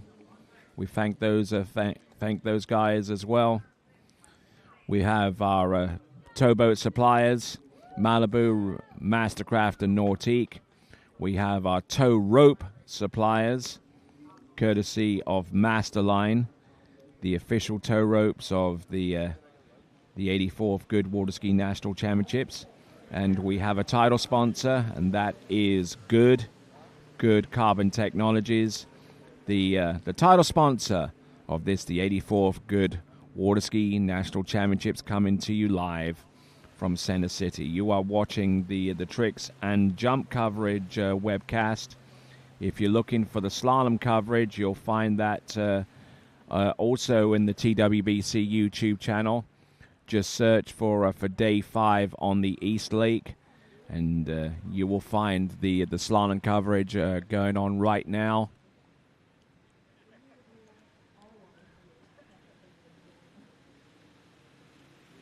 Here we go. Kristen Morgan. Leaning back a little bit on the jump skis now. She's got to shift forward. She needs to shift her weight forward over her feet. Up and over. Such a shame. Unfortunately, unable to ride out any of her 3 jumps. So we'll receive no score there, or at the very least a 0 score. So we'll move on to our next competitor. We have 9 jumpers in women's 3. And the second jumper on this list is going to be Michelle Baker. We'll take one last look at Kristen Morgan. The position didn't look that bad, but handle was almost always above the waist. If that handle would stay down a little bit lower, then that would have forced her weight over the tips of her skis and would have not allowed her to get bogged down into a hole every time that she went over the jump and attempted to land. Okay, Michelle Baker is our next combatant in the women's 3 jump competition here at the 84th Goode Water Ski Nationals. We saw one model of killer jump skis from around about the late 1980s or the early part of the 1990s. Now these pair of jump skis are killer red lines that were present around about the mid to late 80s, made famous by the likes of Karen and Carl Roberge, along with one Sammy Duval. Sammy Duval, alongside the Roberges, are inductees into the Water Ski Hall of Fame, which is administered by USA Water Ski and Wake Sports Foundation. You can actually see their exhibit off I-4 at the Davenport exit. You can see all of the inductees and revel in their achievements by going to the Water Ski Hall of Fame exhibit, not too far away from the Davenport exit on I-4, the main thoroughfare between Tampa and Orlando. On the water. Oh, and the landing itself wasn't too bad, but the recovery, she brought the handle up too high, and the slack unfortunately wrestled the jump out of her control. This is Michelle Baker, up and over.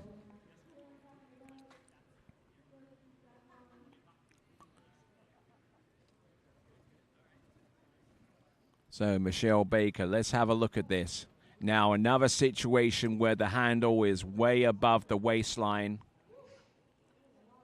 And then when she lands, she impacts, and then she tries to take the sting of that impact by moving a little bit too far back on the jump skis, and resulting in the fall and a 0 score on jump number 1. She has 2 attempts remaining. We'll see how she gets along. This is Michelle Baker.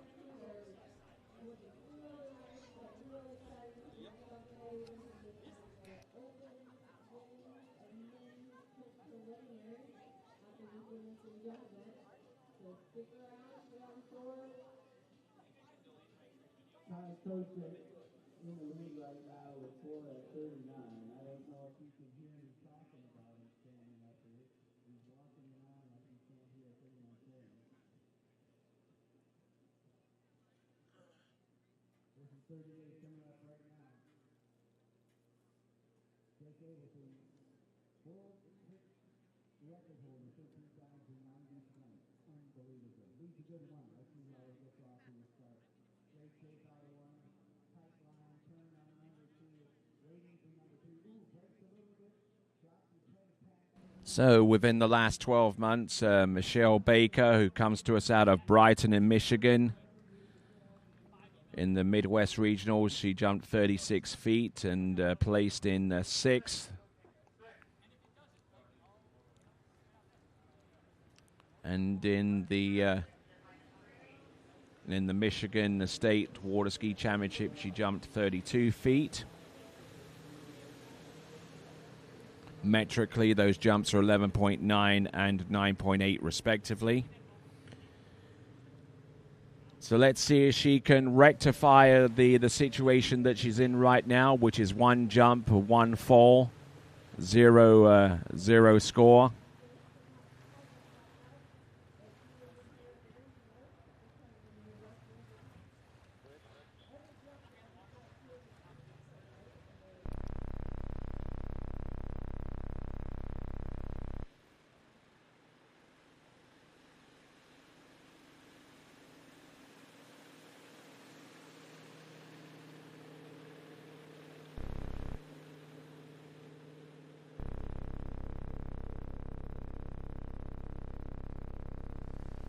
All right, here we go.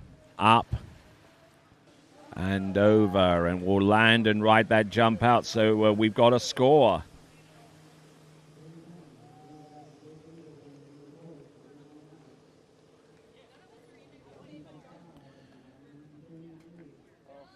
So, Michelle Baker, who comes to us out of Brighton, which is located in Livingston County in southeastern Michigan, approximately 45 miles northwest of Detroit. So living in the southern portion of Michigan, definitely not the peninsula. 9.9 or 32 feet, 9.9 for 32 feet. That is Michelle Baker, and we'll see what she can do with her final jump of 3.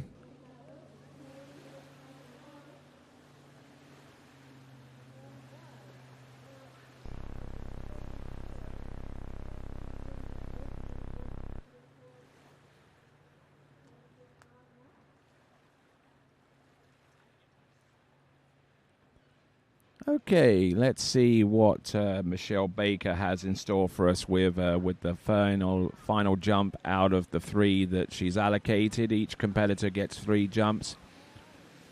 Whichever jump is the furthest in terms of distance is the score that the skier has to carry. Here is Michelle Baker on those killer jump skis. Up and over. Oh, nice looking jump there. Good landing, good composition coming in. The handle was a little bit further below the waist this time around.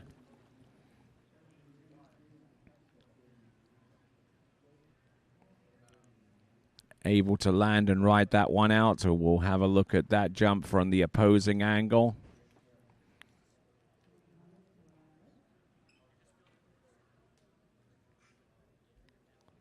Up and over, handle up a little bit high, but still able to knock down the jump distance. And that jump distance should be around about 10 or so meters. Once we get the numbers in, we'll flash them up on your screen. Yes, it is 10.4 meters, 10.4, or 34 feet.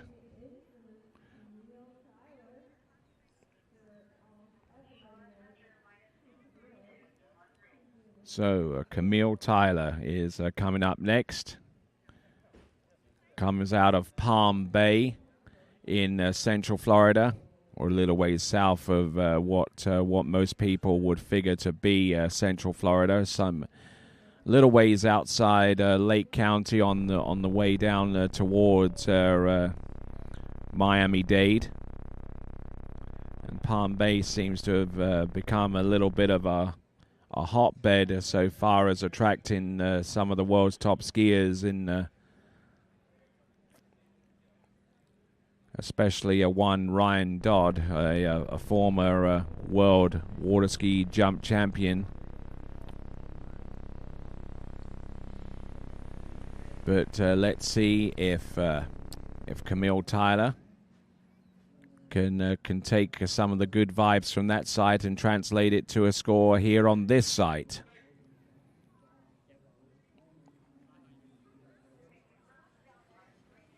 All right there. So it looks like we're moving the ramp from 4 foot to 5 foot, and when we return, we'll be ready with Camille. At Dillinger Insurance, we have over 50 different carriers to shop your home, auto, and recreational vehicle insurance needs. We would love the opportunity to save you money. We insure $1 million mansions, condos, mobile homes, rental homes, and everything in between. We know all about wind inspections, 4-point inspections, and how to get you the right coverage for your particular home. You've got questions, we've got answers. Can you remember the last time you had a rate decrease with your auto insurance? Let's take a look and see what we can do. We know all the ins and outs of getting our customers the best rates, coverages, and discounts, so put us to the test. Don't monkey around with your insurance. Call Dillinger Insurance today. We've got tons of companies to help find you the best prices and the best coverage for your particular needs on home and auto insurance. Go Knights!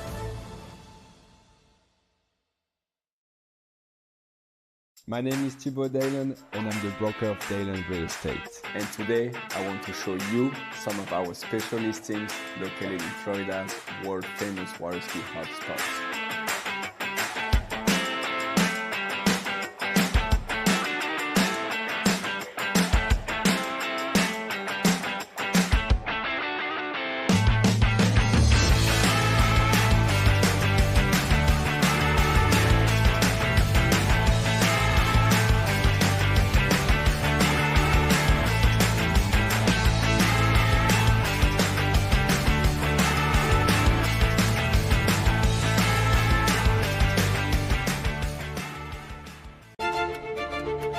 in a world in motion. DNCA Finance has grown through crises and transformations.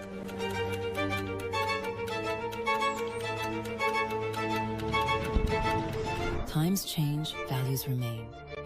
For more than 25 years, DNCA has been by your side for active and flexible management of your wealth.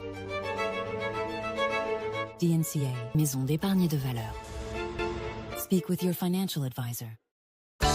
For 30 years now, Canada's #1 water sports pro shop, Shuswap Ski and Board, has been supporting the sport they love through extensive athlete and event sponsorship, donations, and prizes. Having watched the best water ski action on the planet for years, the crew at Shuswap Ski and Board is now helping TWBC bring that amazing action to you. To discover more about one of the world's top pro shops, visit Shuswap Ski and Board online at shuswapsnb.com. Wherever you're going, we'll make it easy. Travel like a VIP every time you book with us. Receive perks like complimentary daily breakfast, room upgrades, resort credits, preferred access at thousands of luxury hotels worldwide, trips you actually want to take without the overwhelm from beaches in Portugal to African safaris, a vineyard weekend in Sonoma, or a solo escape to Mexico, curated just for you. Marola Travel. Wherever you're going, we'll make it easy.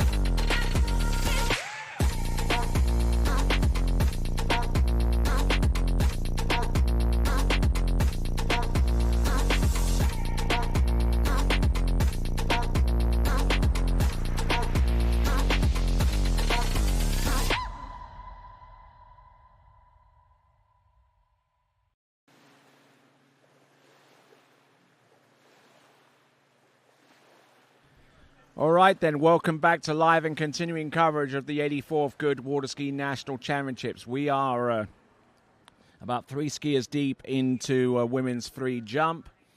And the skier on the water right now is Camille Tyler.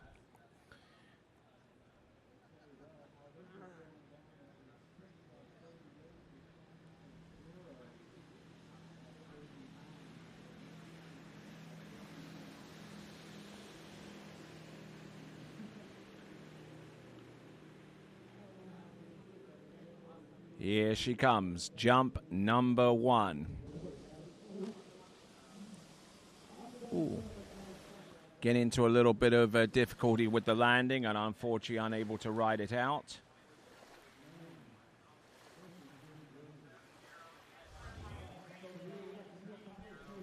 So from Palm Bay in Florida, it is Camille Tyler, who jumped in both the Florida State Championships and the Southern Regional competition. Was able to jump 59 feet at the Florida States, and unfortunately unable to get a score in the Southern Regional Championships. Jumping at the 5-foot high ramp height at 51 kilometers an hour, or about 32 miles an hour.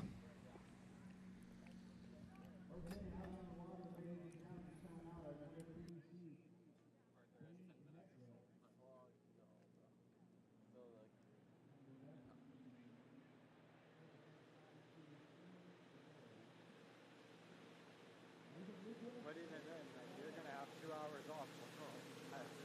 But you're still going to have 2 hours off the last 2 stops.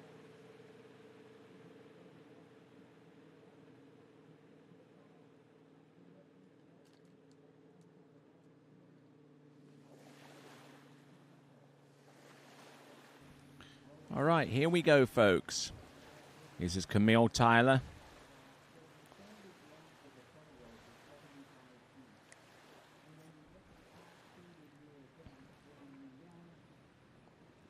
So let's see what we will see from Camille Tyler. Using an arm sling.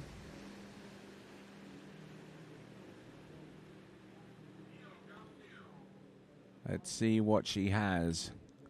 Edging it. Whoa! And again, taking a hard knock as she hit the jump there. She was edging in, and then the weight shifted from her right ski to her left in a split second, and unfortunately that caused her position to get completely out of sorts. That is Camille Tyler, originally from Texas, but is now making a residence in Florida these days.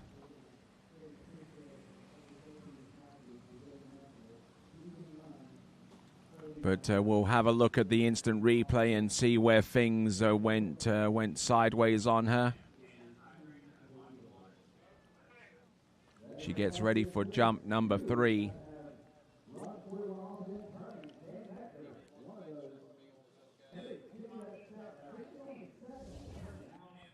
Okay, so let's have a look. Just that little bit of motion from a left ski across to her right was enough to send her careening off the jump.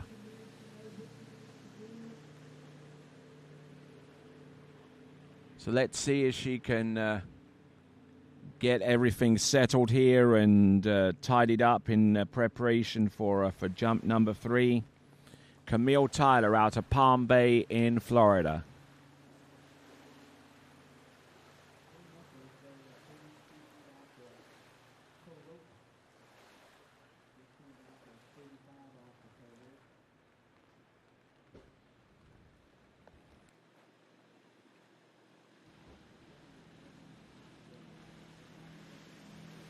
All right, there. Here comes Camille Tyler coming in on the 3rd and last jump. No score yet. Let's see if what she can do on the final attempt. Boom. Can she hang on to it? Ah, what a shame. Camille Tyler, 3 jumps, 0 score. And that therefore means that we still have that lead jump of 10.4 meters or 34 feet, courtesy of Michelle Baker. As we move in towards our 4th competitor, it is going to be Nina Daly.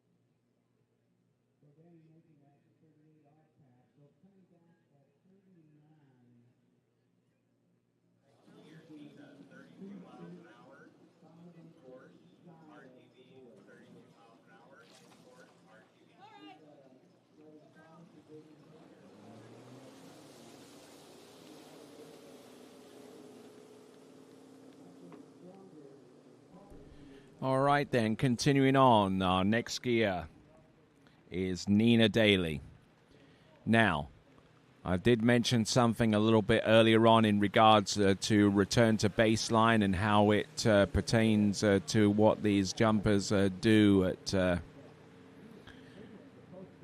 at these national championships. Well, as I mentioned before, return to baseline is an algorithm that is contained within the zero off speed control software, which basically tells the boat to return to the baseline speed almost as soon as the skiers exit the jump. Once the pressure is taken off the line, then that activates that algorithm to slow the boat speed down to the average speed assigned to the particular speed that was selected by the skier. And the reason for that is, as you can plainly see, to allow the skiers a better opportunity to land and ride out the jump, as was exhibited there by Nina Daly.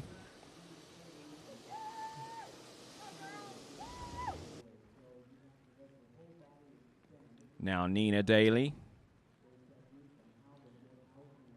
coming to us out of the Lone Star State of Texas.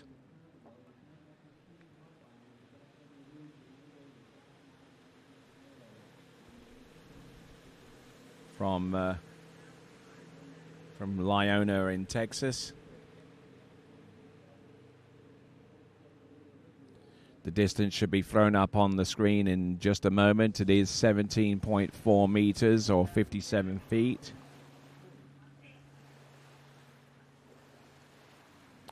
So, not bad there.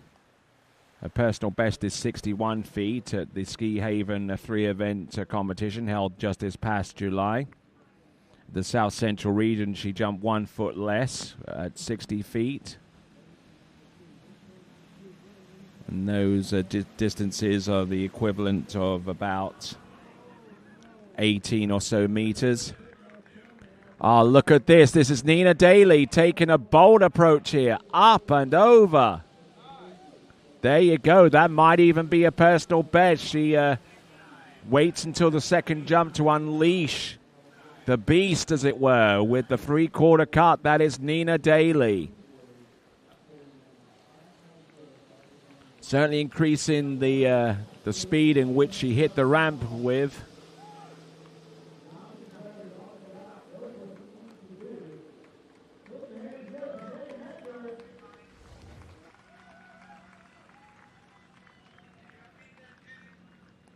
So we're waiting on the distance and coming across the wakes, a little bit of a bounce here and there, but managing to hit the jump on edge and keeping the line tight all the way through.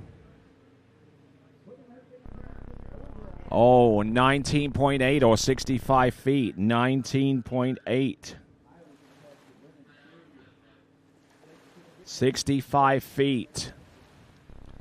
If I'm not mistaken, that is a new personal best for Nina Daly, so well done for her. Good effort.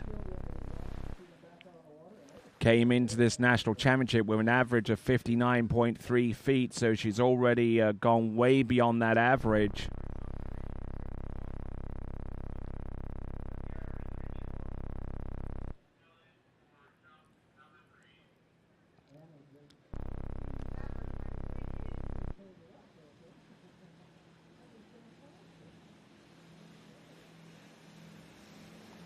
So here we go, folks, coming on in with jump number 3. This now is Nina Daly taking another 3/4 cut and cutting a little bit later and retaining more of her speed that she created off that turn towards the jump there. That's Nina Daly.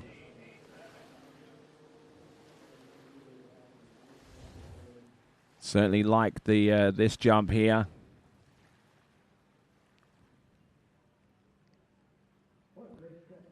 and jumping with RTB, which means the pull from the boat isn't nearly as aggressive as it otherwise would be had RTB been switched off, giving her enough time and enough room and enough space to complete the turn and to get the skis angled away. Critical at this level. 20.4 meters, 20.4 or 67 feet, 20.4 or 67 feet, a new personal best. Came into this event with an average of just shy of 60 feet, and she's already notched up a personal best distance of 67 feet. So well done there. Now, if that score remains unchallenged for the lead between any of our remaining jumpers in this competition, then Nina Daly can find herself on the podium because we have 5 skiers remaining. The first of those 5 is going to be taken to the water next. It is Heather Rose.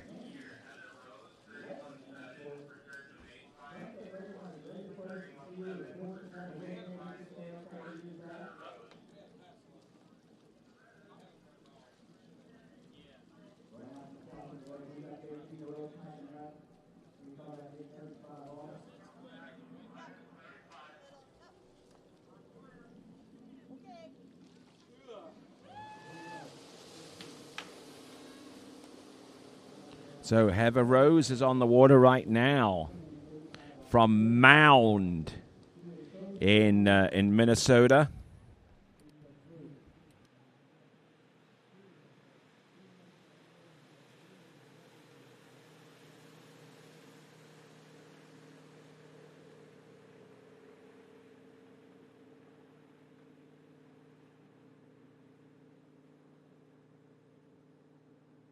All right, coming to us from Mound in Minnesota, which is in western Harapan County on the western shores of Lake Minnetonka.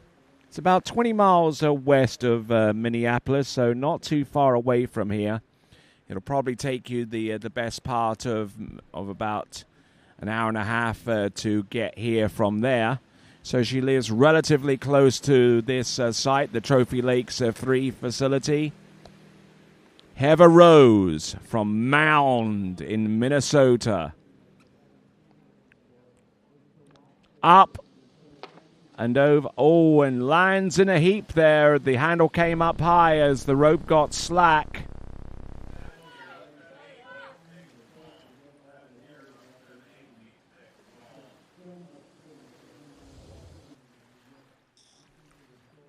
So Heather Rose, who's probably skied more than a few times here at this facility, has certainly competed here in the Ralph Samuelson Minnesota State Championship, where she jumped 61 feet or 18.7 meters. In the state championship, which was also held here, she jumped 64 feet. Which was just a little bit more there, which contributed to her best average coming into this event. Her average, 62.3 feet.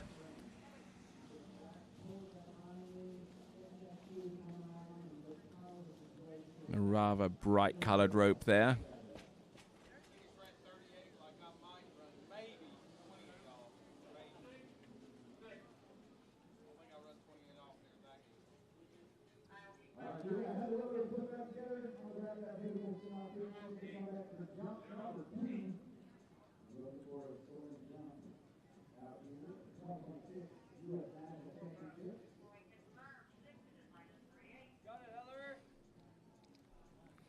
All right, then Heather just trying to gather her thoughts together and trying to decide how to approach this this second jump.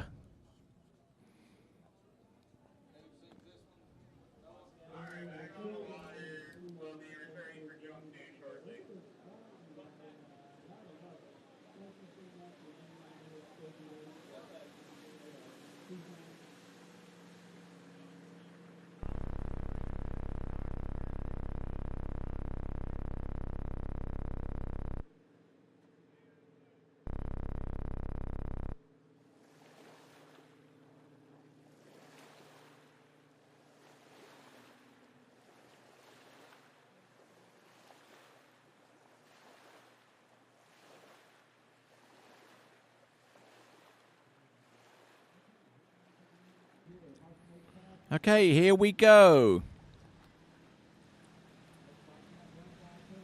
This is Heather Rose.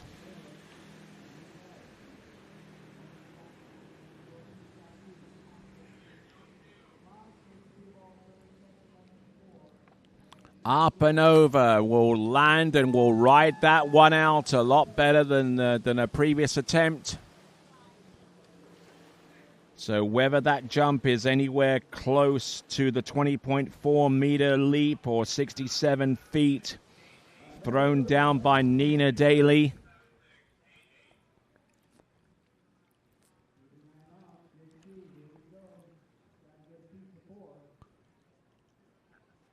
So taking the tight line and not landing into slack this time around, and that's one of the advantages of keeping your direction and keeping everything moving away from the boat.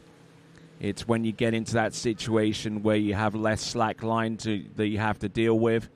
And 17.3 meters, 17.3 or 57 feet.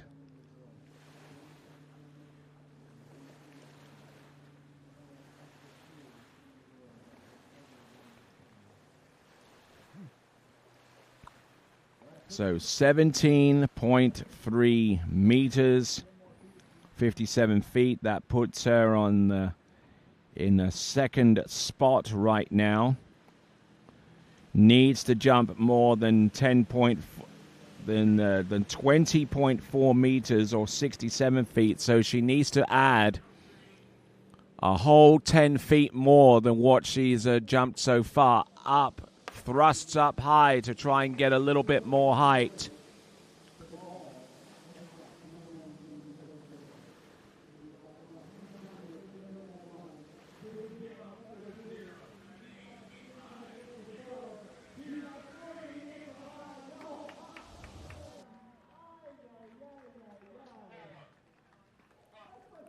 So we're waiting for the jump distance to come through.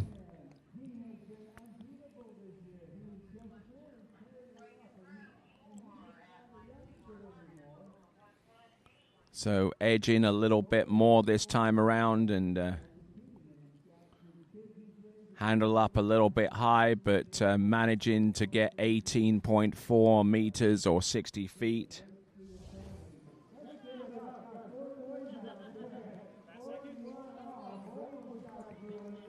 So 18.4 meters or 60 feet there for Heather Rose, which means that with 4 competitors to go, our lead skier Nina Daly has snagged herself a position in the top 5, confirmed. With 4 competitors to go, Nina Daly is in the lead and will finish no worse than 5th. Just a reminder that we award medals for the top 5 as opposed to the top 3 in these national championships, as we see Madeline Wiegleitner out on the water.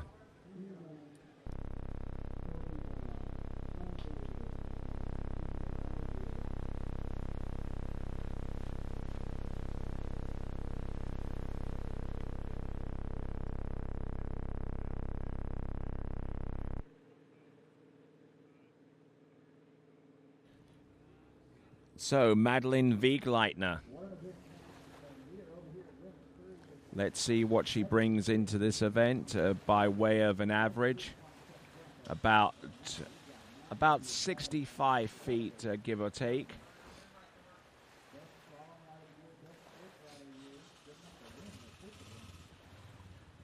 So, out of Plymouth in Minnesota.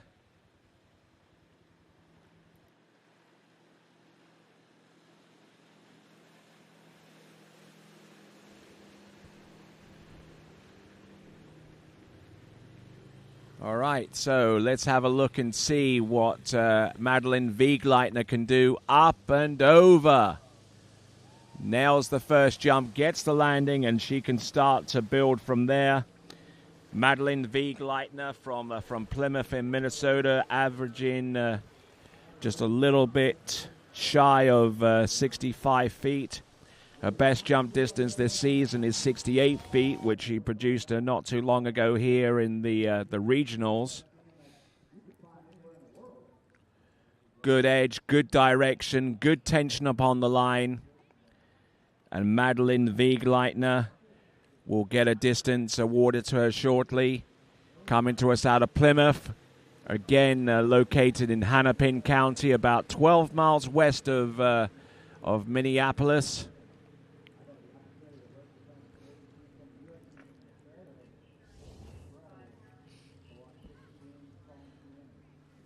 So we're just waiting on the jump distance. Don't expect this one to be an especially big jump, but it is a distance, nevertheless, 18.1 or 59 feet. And she's been dropped into the water for some strange reason. So Madeline Wiegleitner has 2 more jumps to come. So slow time or a fast time? Slow time produced on the third segment, which I think is an optional re-jump, because if the boat speed went faster, then it would give the skier an unfair advantage. With the boat speed running slow, it would give the skier an unfair disadvantage. So she's just been given her options. Now she out-jumps this distance, then there will be no re-ride for her going forwards. But let's see what Madeline Wiegleitner can do with the second attempt at this ramp. Here she comes, Madeline Wiegleitner. Up and over. Keeping a good edge across the jump from the bottom right quadrant all the way towards the top left. Needing to make sure that when she edges, she maintains pressure across the right ski. And looking very, very stable out there. That is Madeline Wiegleitner.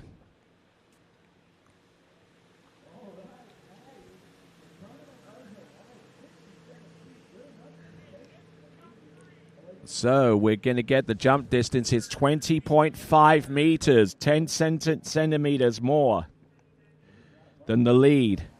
67 feet. So 20.5, 67 feet. That puts her ahead of Nina Daly. Now, for those of you that are out there that are wondering the advocacy of using the metric system, you just received a wake up call, because Nina Daly's jump of 20.4 meters is also 67 feet, but the difference between Madeline Wiegleitner and her is 10 centimeters to the tune of 20.5 meters. Here we go. Up and over. Will land and ride that jump out, and I reckon that jump could well be further.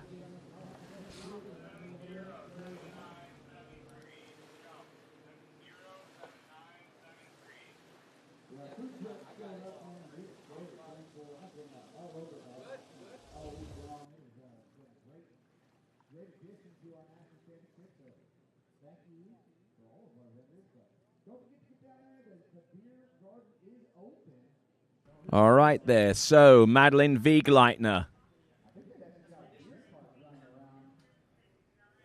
Her distance coming through any moment now. Madeline Wiegleitner will already in the lead to the tune of 20.5 meters. Oh, she's increased it, though. It's 21.2. Or 70 feet. It's a new PB. So, 21.2 meters from Madeline Wiegleitner, who came into this competition with a personal best of 68 feet and has already jumped more than that.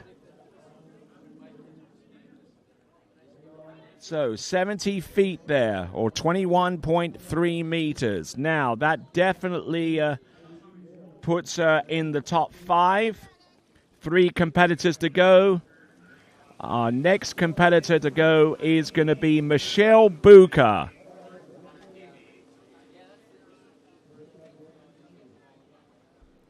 Madeline Wiegleitner.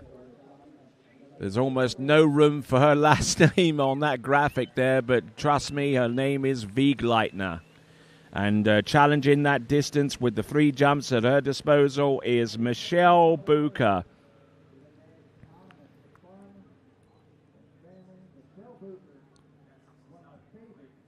Michelle Bucher averaging a little over 65 feet to make it here at this 64th edition of the National Water Ski Championships, title sponsored by Goode.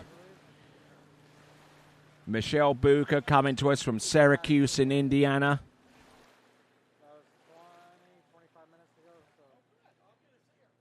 Yeah, she's probably just about leaving the airport in the next 10 minutes.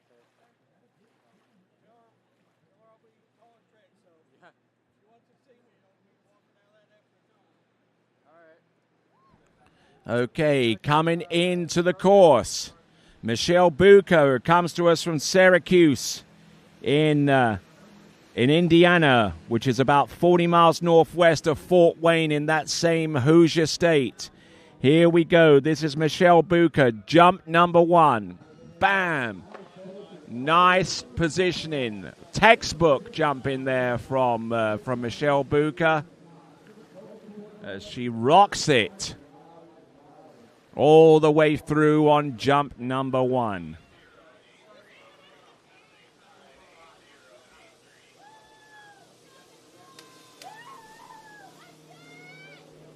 Getting plenty of support there from the greater Bucher water ski family, a multi-generational family of skiers.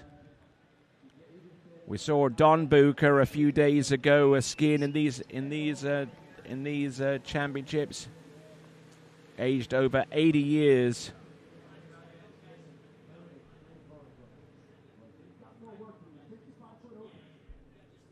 So 19.9 or 65 feet, 19.9 feet or 65 feet, 19.9 meters, 65 feet, needing about 5 feet more, or the equivalent of about 1.7 meters more. 1.7 meters more, about 5 feet, as I just mentioned. Here comes Michelle Bucher coming in. Jump number 2. Bam!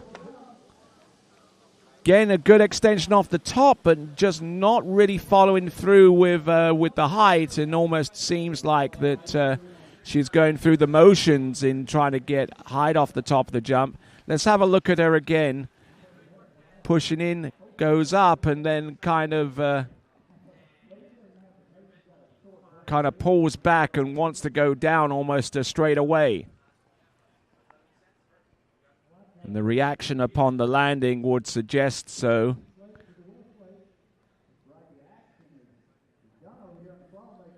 So a lot of pressure on the left ski coming off the top, and in the case of its landing, and 65 feet would have been the distance had she have landed it, so would not. And the distance for her on that one would not have made an impact upon the lead. Now, Madeline Wiegleitner is in the lead with 21.3 meters or 70 feet. Currently in second spot is Nina Daly with her jump of 20.4 meters for 67 feet. So it's very, very tight at the top, folks.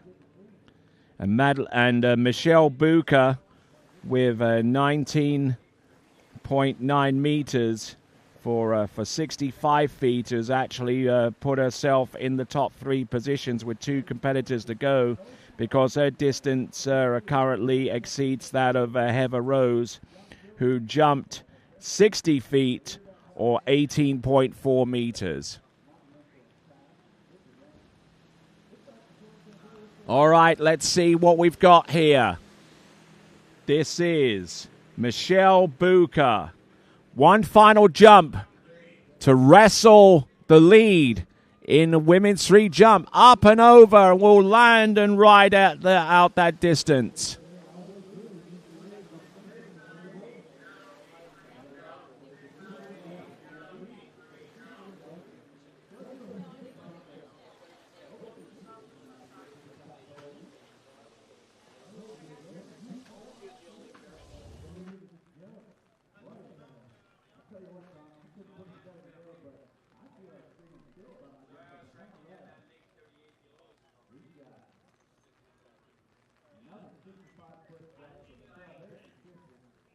So we're just waiting on the jump distance to come through very, very soon.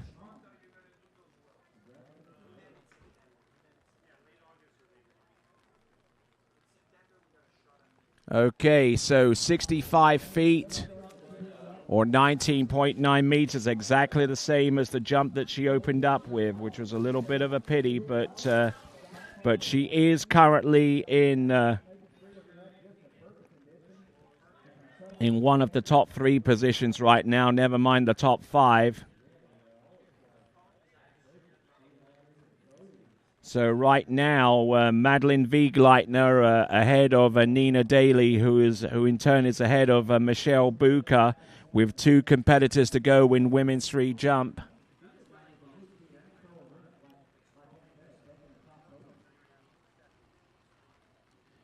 So for those of you that are wondering what age range women's 3 are, it's the age range that starts off at 35 and ends with 44 inclusive, to give you an idea of what our age categories are.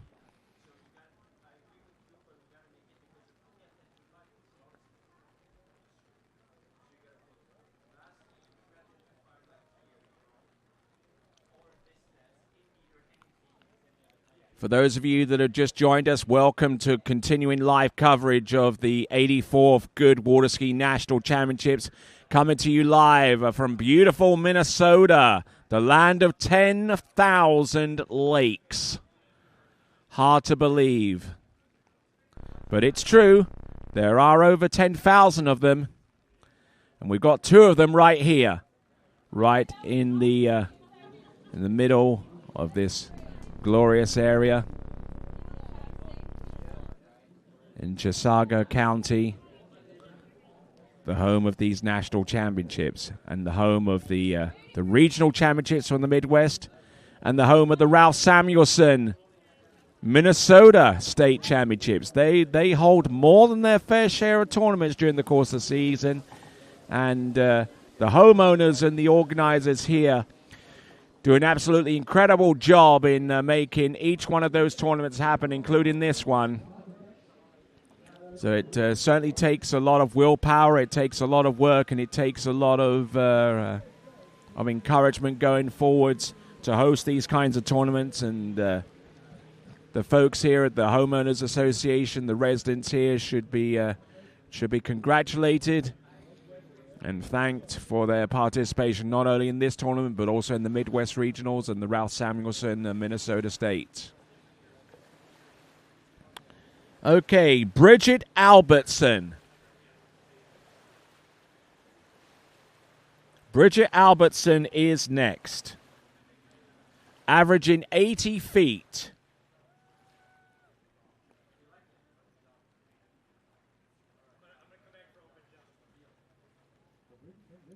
So, Madeline Wiegleitner has just realized that she's on the top 3 on the podium with her lead score and can finish no worse than 3rd. Nina Daly is 2nd right now, can finish no worse than 4th.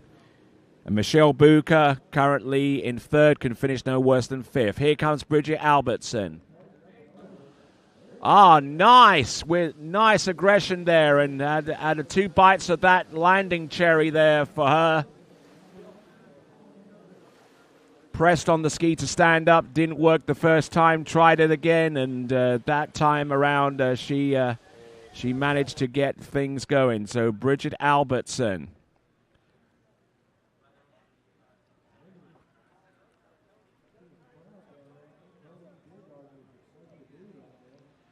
All right there. So looking at this once again, Bridget Albertson.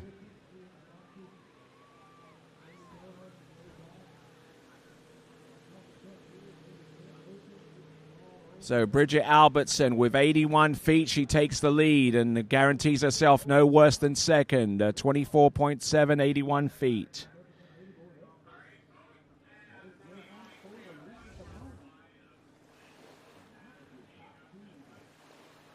So 81 feet or 24.7 meters.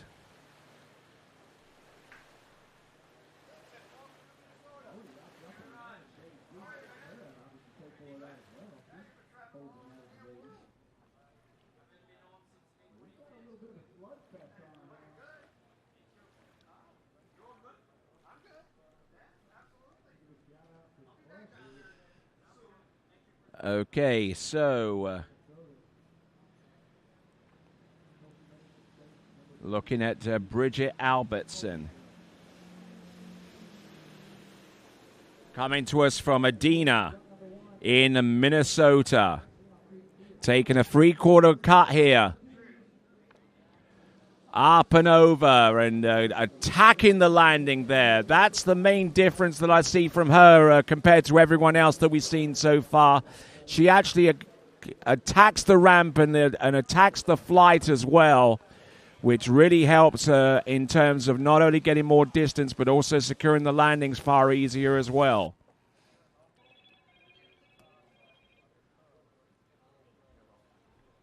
So looking at this, edging all the way through and coming off the top of the jump and going into a press here.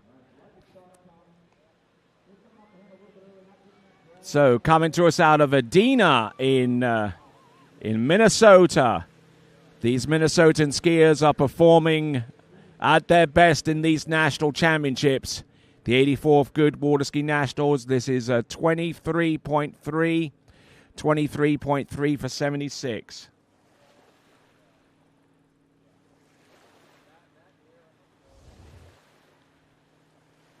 So 23.3 meters for 76 feet.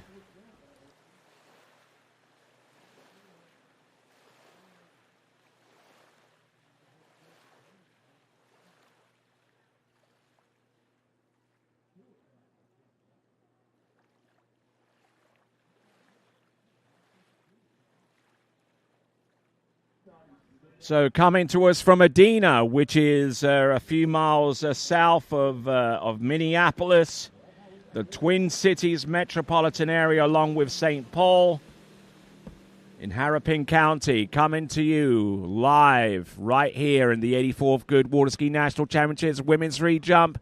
Bridget Albertson. Great job all the way through. Started off with 81 feet, backed it up with a 75. And that one could end up being a little bit further. She jumped 81 feet at the full record tournament around about, I wouldn't say around about this time last year, but at least within the same tournament season.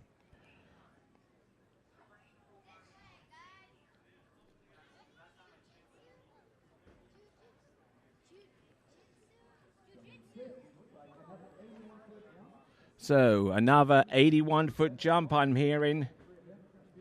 The jump distance should be flashed up on your screen, not only in feet, but also in the metric system as well.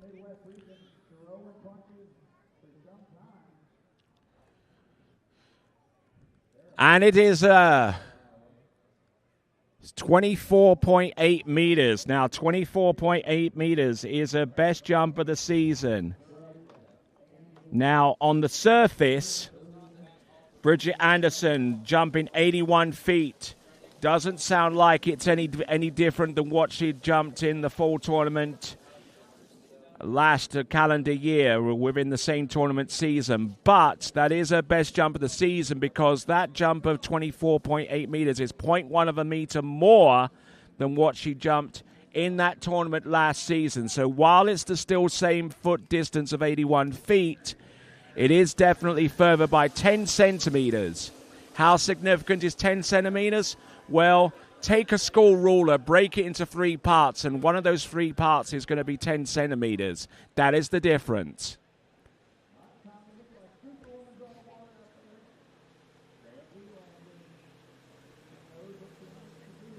So, we're now moving on to our number 1 competitor, Sarah Wielander.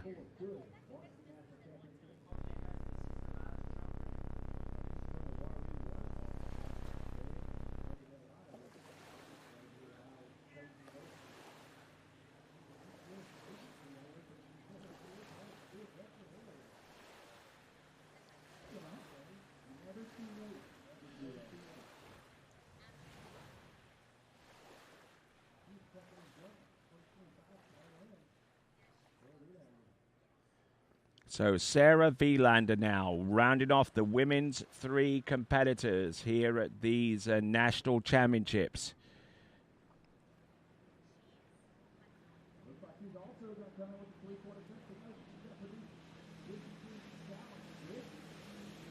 So Sarah Wielander, who's jumped 84 feet in the IWWF Pan Am Senior Championships.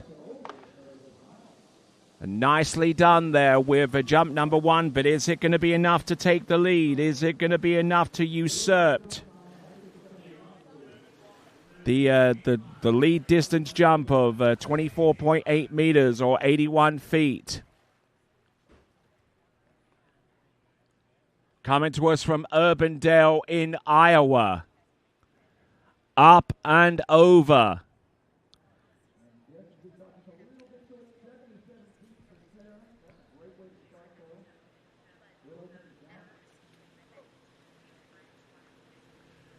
So the jump distance coming through, we'll know about it shortly. Here it is. It's 23.6 or 77 feet. 23.6 or 77 feet there. Now she's got 2 jumps remaining. What is her approach going to be? Is there anything that she can do from a technical aspect to improve her position off the wakes into the jump to fully maximize the speed that she carries in? This is Sarah Wielander. I'm Tony Lightfoot, your announcer on the webcast here on the West Side Lakes during the 84th Goode Water Ski National Championships. Coming to you from the land of 10,000 lakes, Minnesota. And Minnesota can lay claim to being the birthplace of the sport of water skiing when a young, intrepid 19-year-old Ralph Samuelson stepped on his pine boards of 96 inches long. Little did he know that the sport would progress to something like this as Sarah Wielander comes in on jump number 2. Comes in with a lot of speed. Gotten the direction going. Sarah Wielander, resplendent in a Wonder Woman jumpsuit. At least it looks like that's what it's styled on.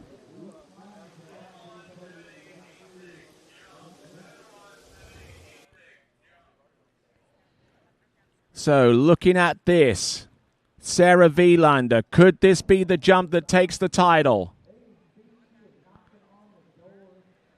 Wow. Good distance jump in there from Sarah Wielander from Urbandale in Iowa.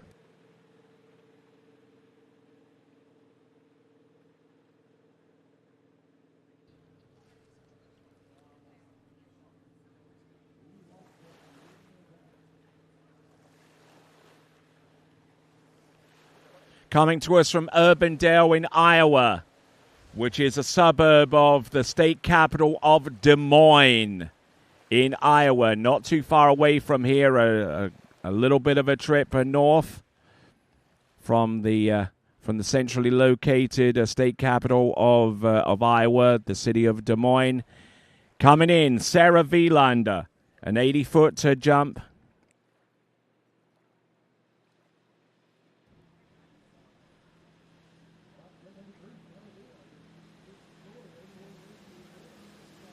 So 24.6 meters.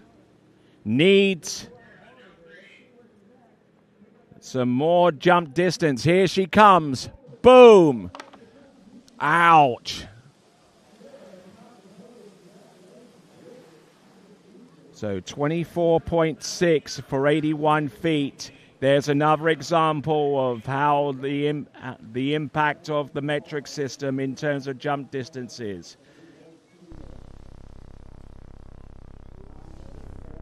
24.6 is good enough for second. She wants the title, though, and she's only going to get it if she can jump more than 24.8.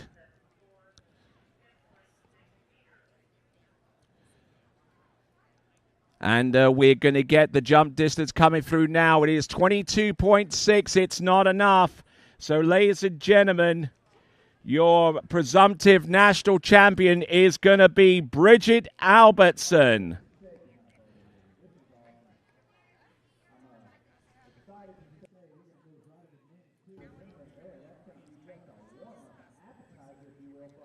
So, 74 feet on that last jump there for 24.6. So take a look at the difference. Bridget Albertson was the winner with 24.8. Sarah Wielander with 24.6. Madeline Wiegleitner with 21.2. And you'll see the remaining results by going to waterskiresults.com. Waterskiresults.com is the place to go if you want to see the live scoring as it happens. They say on their website that the results are unofficial, but they are the most accurate set of results, live results and live scoring that we have, except for what you see up on the screen with the leaderboard and what have you.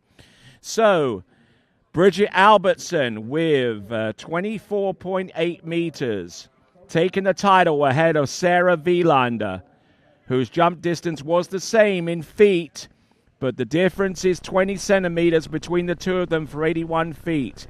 Bridget Albertson with 24.8 meters. Sarah Wielander with 24.6 meters.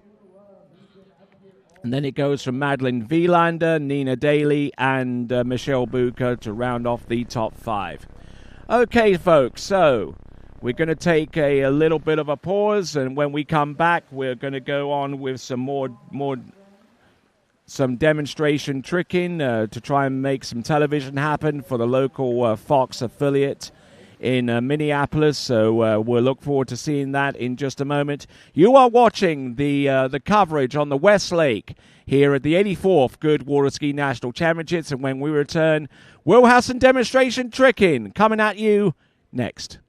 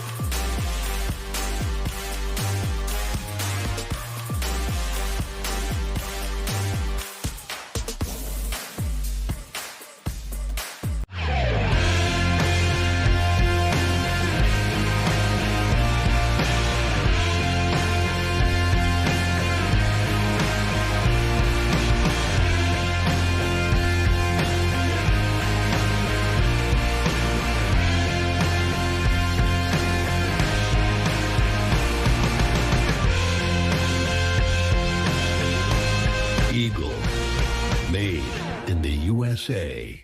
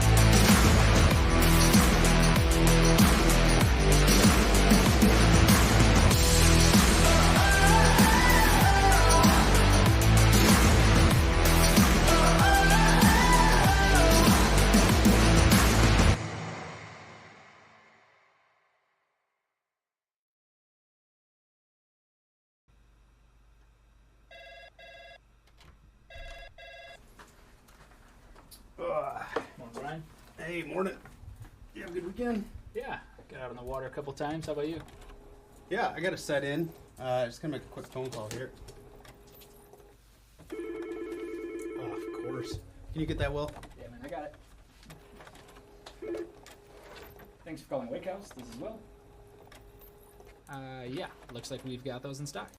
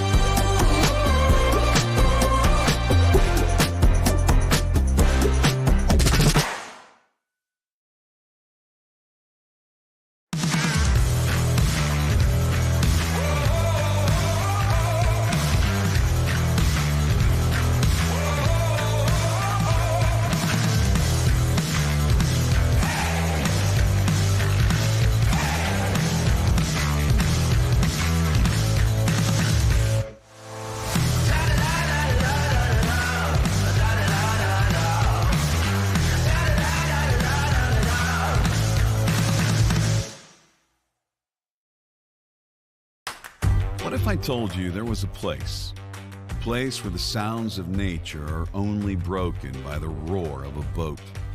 A place where that summer feeling lasts all year long. A place where the Florida sun is only outshined by the smiles of the skiers. A place where first-time skiers can ski alongside world champions, and the world-class coaches work with all levels of skiers. What if I told you there was a place where life slows down and your only job is to make lifelong memories? That place is Swiss Water Ski Resort. Book your trip at SwissWaterSkiResort.com.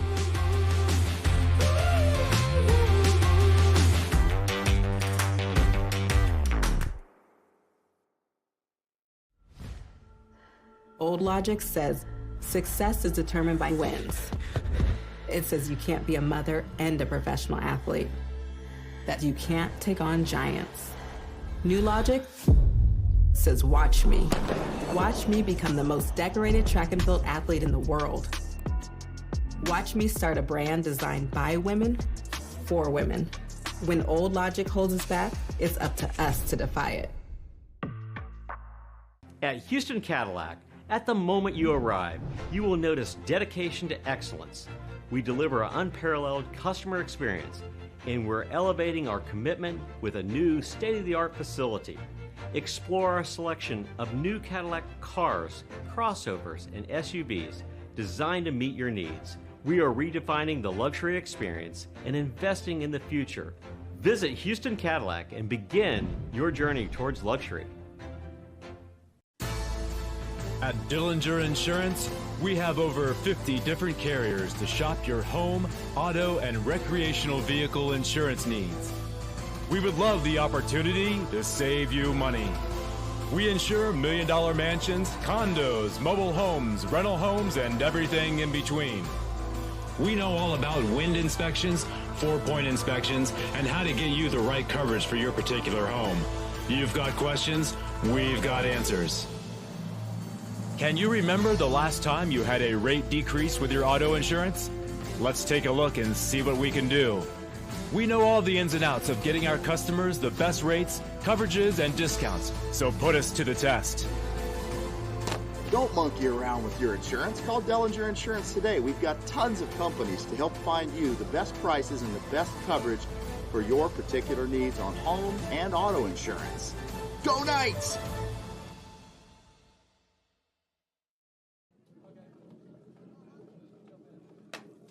All right, we've got a little bit of demonstration skiing for your viewing pleasure. We've got Ella Gay about to go out there and show us a little bit of her skill set. This is the 84th Goode Water Ski National Championships coming to you live from Center City in Minnesota.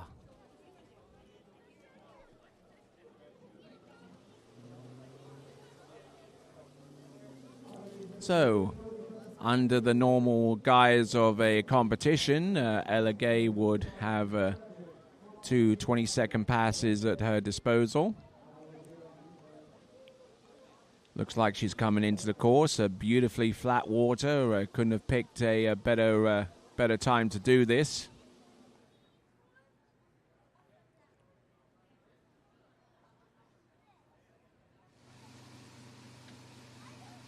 Let's have a look and see, shall we? Looks like she's getting set up for a toe 7 front. Or it could be a regular toe 5 back into the opposite stance and position. There we go. That was the latter. Toe sides, toe wake back to back, and its reverse. Toe back to backs, toe 5 front, toe O out, toe O back in. Toe wake O. Nicely done there with the toe wake line tricks. So not bad, and not able to get through the first pass of toe tricks in the original first round of competition. In the only round of competition, I believe Ella Gay is in girls 5. So we'll be looking to go to college within about the next year or so. But I'm sure that there are plenty of colleges that would absolutely love to have Ella Gay as part of their team, especially if she tricks like this. Toe Waco. Toe wake line back, which she fell on yesterday, and then she goes for the toe wake line back to back. A little bit of slippage down on the downslope there. But nicely done there. Nicely performed there from Ella Gay. All right then, so we'll continue on with our tricks demonstration. The reason why we're doing this is to try and make television happen for our good friends at Fox 9 in Minneapolis. They're here, and they'll no doubt be trying to get an interview or two with one or two of the skiers that are competing in this demonstration, or indeed any other competitor that's here repping their region, their city, their club, or indeed themselves in this 84th Goode Water Ski National Championships, sanctioned by the American Water Ski Association and supported by USA Water Ski and Wake Sports, the umbrella organization which governs the activities of up to 9 sports disciplines, 3 event water skiing included amongst those 9s, alongside barefoot water skiing, ski racing, collegiate skiing, and a whole raft of other activities that are competitively run under the auspices of USA Water Ski. You can check out their website, usawaterski.org, to find out more information about the organization itself and indeed the 9 sports disciplines that fall under its purview. All right. So we've got Anna Gay. Or not Anna Gay, it's Ella Gay. We'll no doubt get to see Anna Gay a little bit later on in the second round of Open Women's Tricks. Anna Gay, who actually tricked over 10,600 points in the opening round of Open competition.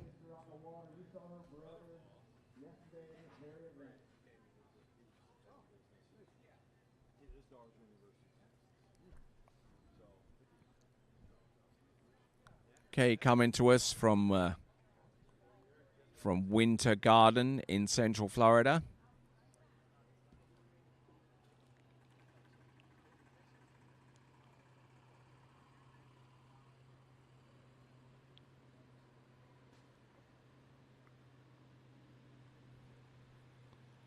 Now setting up for hand tricks.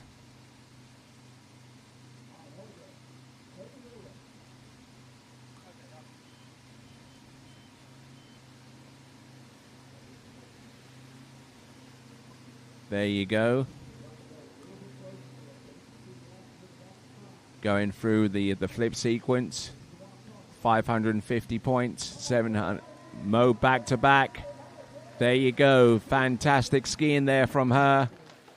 Mo back to back. Her last flip of the array that she had on in her back pocket to perform. And Ella Gay looking every bit as competent of a trick skier as her elder sister Anna Gay. And so I think she has at least 1 or 2 championships of eligibility in the U17 World Water Ski Championships. She competed in the most recent version of those World Championships in the latter part of March, early part of April in Argentina.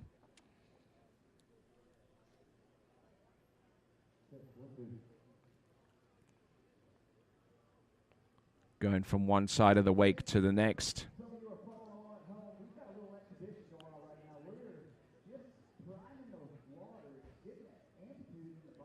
So not a bad effort there for Ella Gay.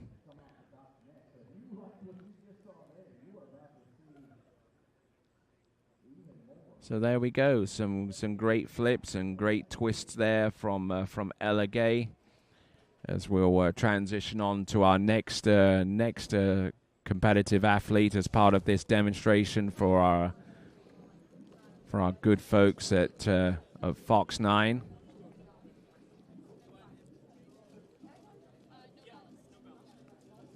All right, then. Looks like the next skier that will be participating in this little demonstration will be Lexi Abelson.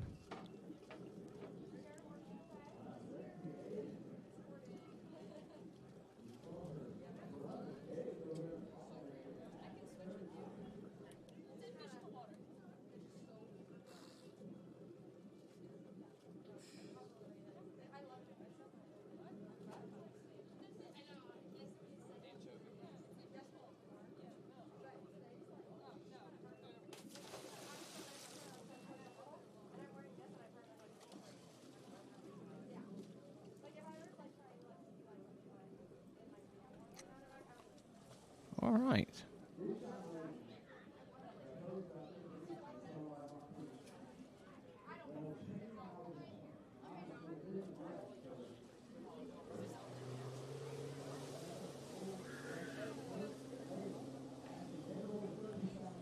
All right, then. So our skier out on the water as part of this this demonstration for the local Fox TV affiliate is Lexi Abelson. Tricked over 10,000 points for the first time about a weekend or so ago over at the Rocky Mountain Pro event as part of the Water Ski World Series sponsored by the Nautique Boat Company.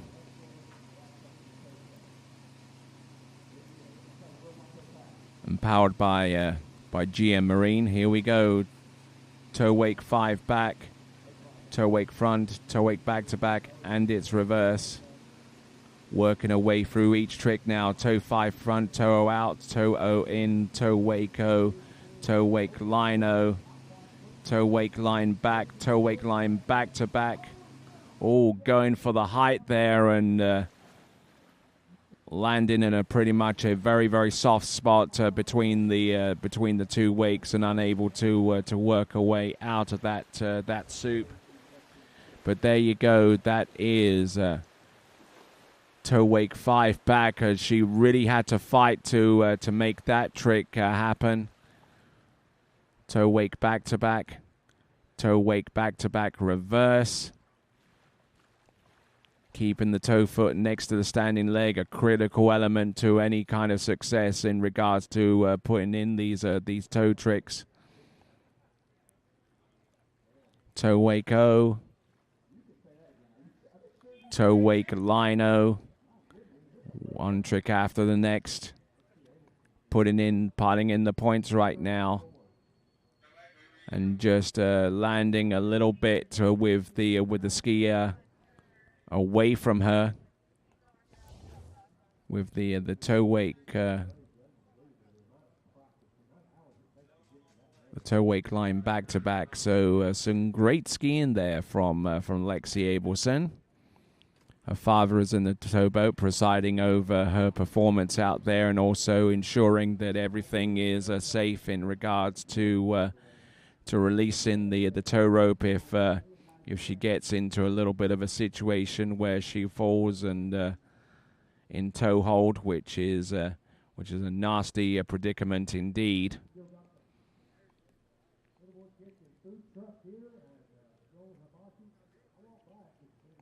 Safety of paramount concern, and for those of you that have messaged our YouTube channel earlier and commented in relation to wearing of life vests in the trick skiing event, there is actually an exception to that need as specified by the U.S. Coast Guard. The Coast Guard recommends that anyone going out there and water skis has to have a life vest on, but there are exceptions to that rule, namely with slalom and the jump events where a protective vest is is required. But with trick skiing, a vest is not needed at all, because the conditions in which competition trick skiing and even practice trick skiing are performed with folks closely watching the skier, the athlete concerned. And I'm sure being under that close proximity to the towboat, if anything were to happen that would require the intervention of someone in the boat, then that person would be only too quick to be able to get in the water and rescue the situation from being anything close to catastrophic. So, getting ready for the second and the final pass. This is going to include some hand moves here. Wake 5 front, positional, wake 5 front, wake 5 back inverted, spins, transitions for the mow back back and mow back back reverse. There's the front flip 800 points, front flip 800. Half jack, nicely done there. Ski line O. And there you go, some great trick skiing. A nice little performance there, courtesy of Alexi Abelson, as part of our trick ski demonstration for our good friends over at Fox 9.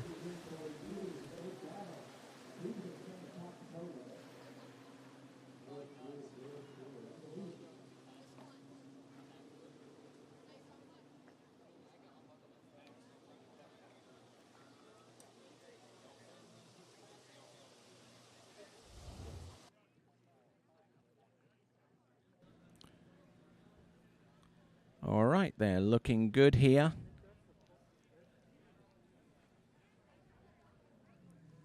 Nicely done with the positional tricks and transitioning well there to put in a back positional in for the wake there for the mow back to backs, and then doing likewise in the opposite direction. There is the front flip, and there is the front flip reverse. Now there is a one other flip that's front flip generated, and that is that one. That is called the half jack, which is a half spin before going into the front flip itself. So nicely done there from Lexi Abelson. Certainly one of the top skiers in all of the world in this particular age category, and she has one more World Championships of eligibility. The next Junior World Championships, which is going to be in about 2 seasons' time.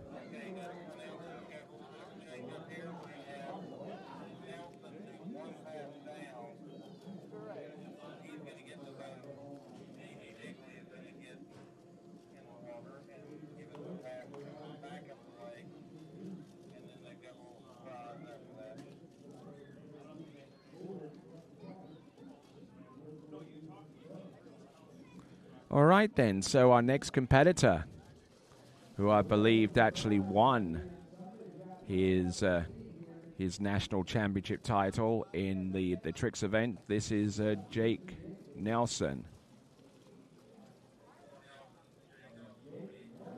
Waiting for the line to tighten, making sure that that potential knot in the middle of the line wouldn't grow to anything more permanent. So, Jake Nelson, let's see what he has. Jake Nelson, who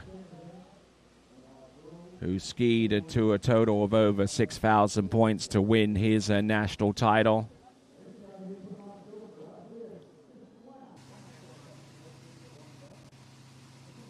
There you go. Here comes Jake Nelson.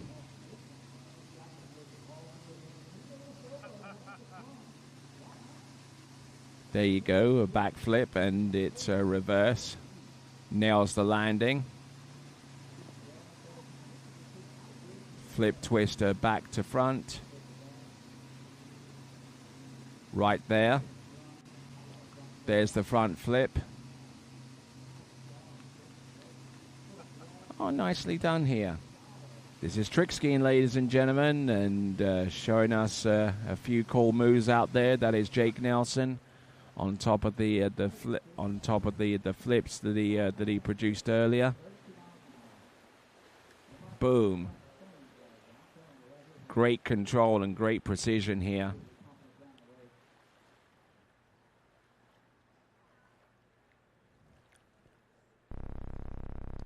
Looking good here, though. Taking a bit of a pounding on the landings. Flip twist to the back, which would ordinarily be 750 points by itself, and a flip twist to the front of 550.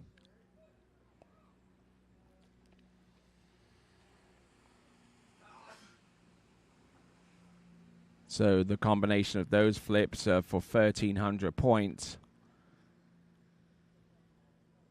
And a little bit of back kick in action there towards the end as we continue on with our little trick skiing demonstration for our good folks at KMSP, the local Fox affiliate in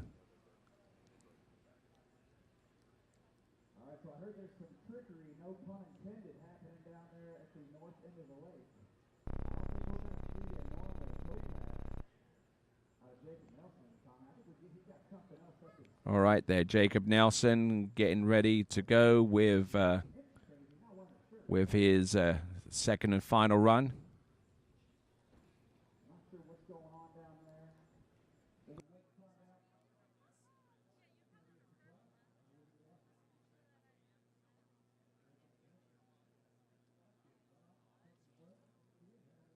Okay, so in the boat comes Jacob Nelson, and coming back on the return pass towards the dock is B.G. Bickley.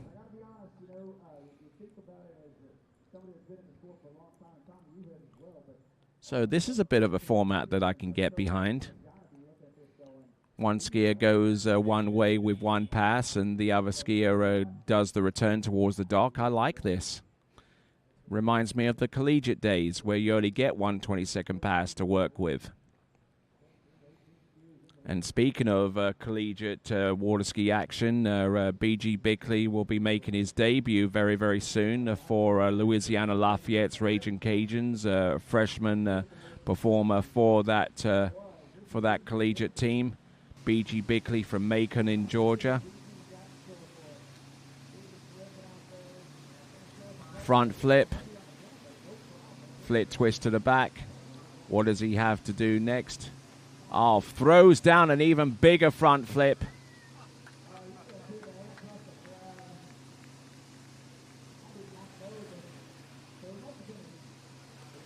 So fantastic skiing there. That is B.G. Bickley.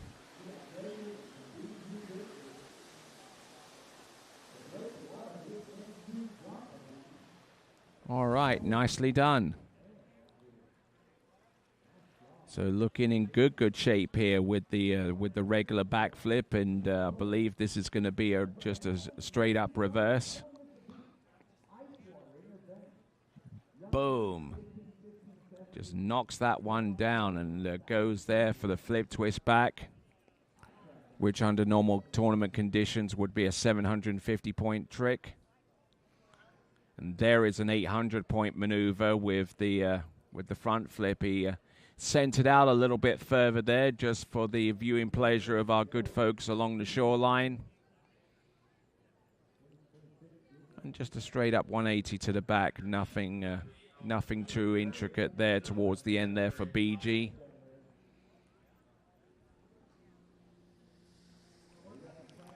So rounding off the portion of our demonstration featuring Jacob Nelson and BG Bickley. I don't know if we've got any more trickers to come, but I think we might have actually switched it up a little bit to where it'll be a battle between the two individuals. We're going to go two behind the boat at once.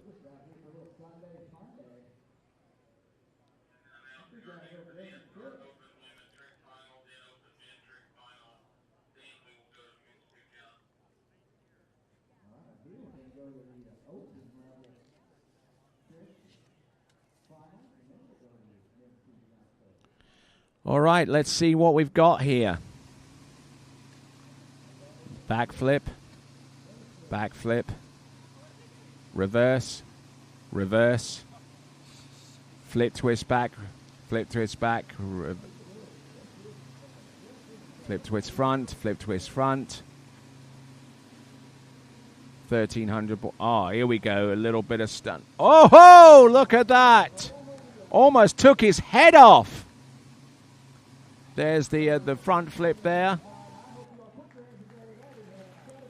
Incredible skiing all the way through there from those two junior level trickers, BG Bickley.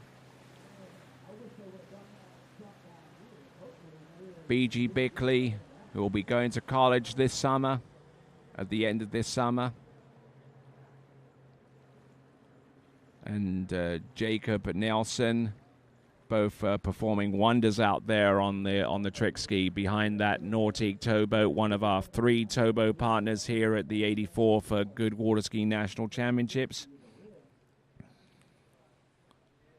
These national championships being supported by OJ Props. Visit CentralFloridaSports.com, Ski Safe Insurance, Malibu Mastercraft Nautique Boats, alongside HOD3 Radar Conley, our official tow ropes, our Masterline, and our title sponsor is none other than Goode Carbon Technologies. So, going in for the front flip. There you go. Ha ha ha ha. Gotcha. He's going to go back into the dock. There's BG. And I don't know whether the towboat is looking to give Jacob Nelson a show ski pickup. It's pretty hard to time one of those effectively, but we'll see.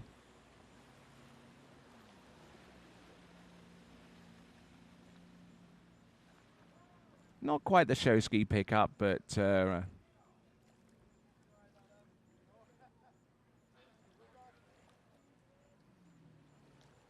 little bit of fun on a Thursday afternoon. All right, then. So we're done with the trick ski demonstration here for the 84 for Goode Water Ski National Championships. Our next event is going to be the Open Men's Trick second round. When we come back, we'll have more tricking, and we'll trying to crown our Open Men's Trick title winner next. My name is Thibaut Dalen, and I'm the broker of Dalen Real Estate. And today, I want to show you some of our special listings located in Florida's world-famous water ski hotspots.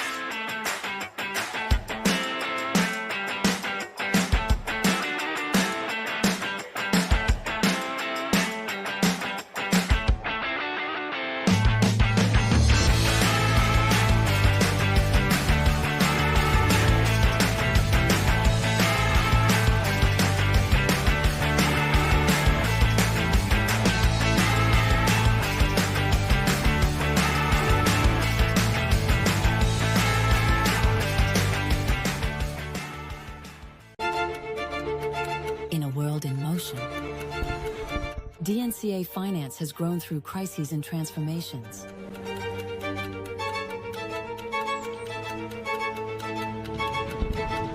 Times change, values remain. For more than 25 years, DNCA has been by your side for active and flexible management of your wealth. DNCA, Maison d'épargne de valeur. Speak with your financial advisor. It's well known that Canada has produced many of the best skiers the world has ever seen. Well, more and more skiers are coming to realize Canada's Shuswap Ski and Board is one of the world's best pro shops. They stock D3, Radar, HO, Connolly, Reflex, Masterline, Syndicate, Stokes, Camaro, S-Lines, Eagle, KD, Stealth, Pegosky, O'Neill, and back them with Shuswap Ski and Board's performance and fit guarantee. Check them out online at shuswapsnb.com.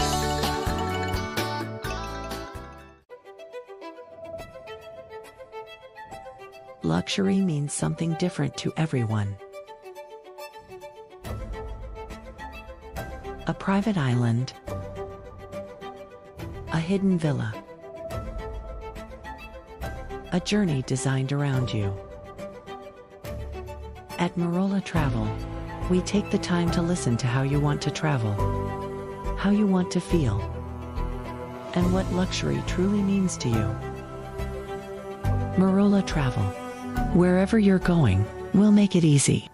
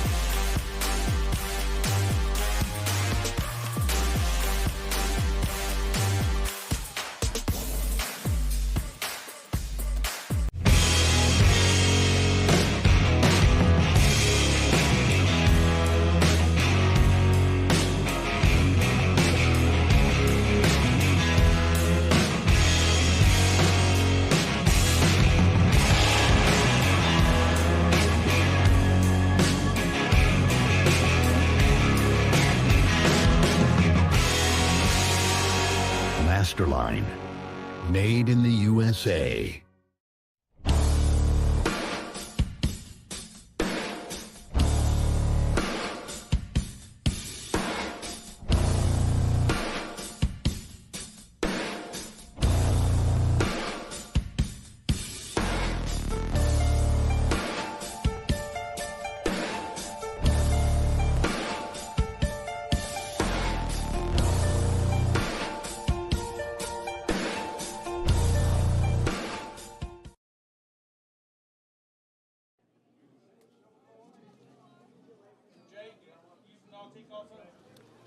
All right, then, welcome back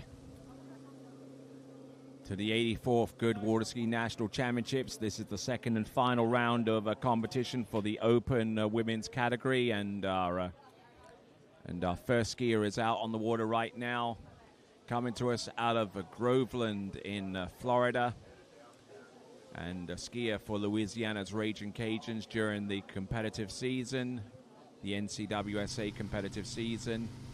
This is Cameron Waters. Okay, let's go through each trick one by one. Here we go. This should be a toe 5 back. No, it's actually a toe 0 and toe back and toe slide. Oh, and going down there with that opening run.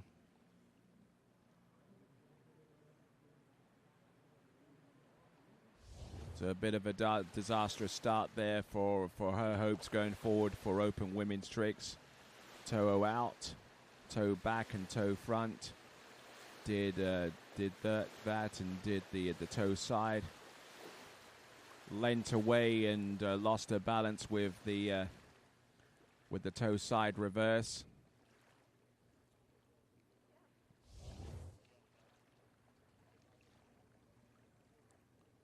So there we go. That is Cameron Waters. That's her effort on the opening pass. She's got a second and final 20-second pass to come. So toe toe back, toe front, toe side. So 530 points she will have totted up so far on pass number 1. On the basis of the tricks that I know that she would have gotten. The tricks that she had were toe toe back, toe front, toe side, and she fell on the secondary toe slide, which would have given her 130 points, but ends up costing her the remainder of the pass. Now, those of you that are wondering how I was able to tot up the points, well, simple little app that's come to my attention in recent days called the Trickski Calc app, which is available on Android and on Apple. It's a little app that was created by Jake Artang and Calvin DeBellis, both out of Wisconsin. So thanks to those guys for making that happen. So provisional score of 530 on pass number 1, and any provisional scores that I give to you on the basis of using the app is completely unofficial. It's just for fun. So positional, a little warm up, positional to the back. Back, wake front.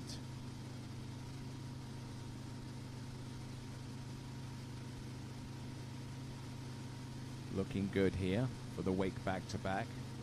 And it's reverse. Looking good here. And I don't know whether she's going to try the back flip here just for fun. Oh, it goes for the front flip there. So taking a bit of a hit there with the open women's trick to the back position. There is the wake front.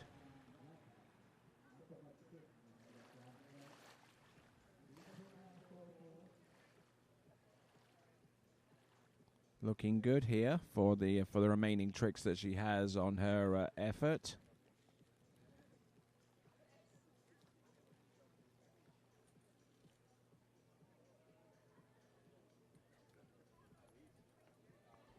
So trying to keep everything on an even keel here. Cameron Waters, who will readily tell you that that tricks is certainly not her bag, as it were. We're more than likely to see her at her best in the jump event. In Cameron Waters, also. While being a college student at Louisiana Lafayette, is also part of partially involved with the product development for Waters wetsuits,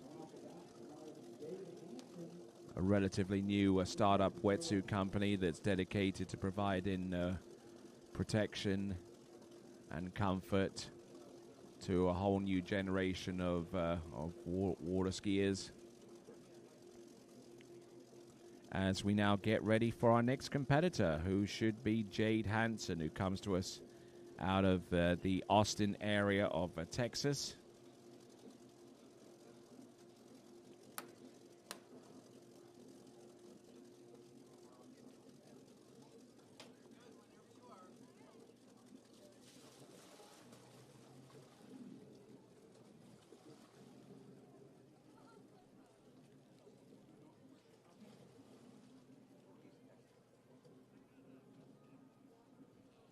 Okay, Jade Hansen, our second skier out in this Open Women's Trick Final.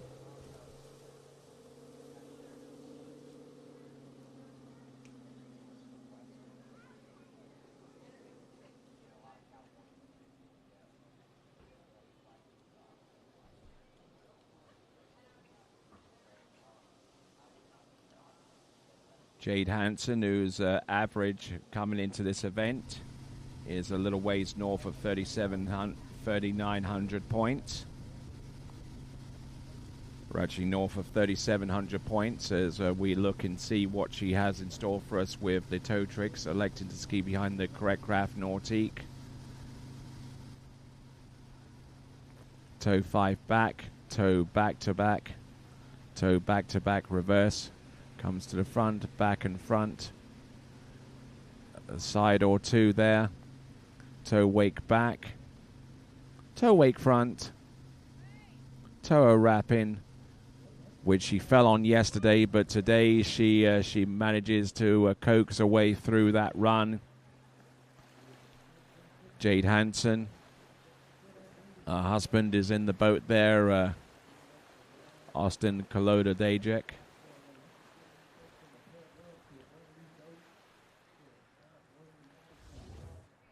So out of Rocheron in Texas. This is Jade Hansen.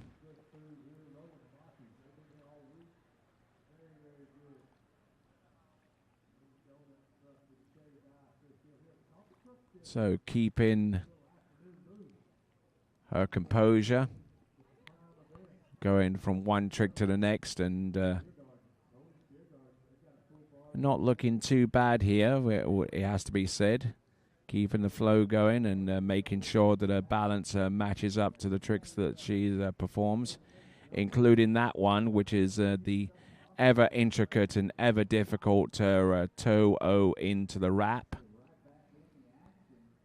And then as hard as that trick is, it's even harder to control the spin and the line tension in time to do the associated trick that comes afterwards, which in a lot of cases is the toe O out of wrap. Because in a lot of cases, unless you actually have control over the line by either grabbing it or doing something else, then you immediately spin out of it, and whatever balance that you have going into it is typically what you have coming out of it as well.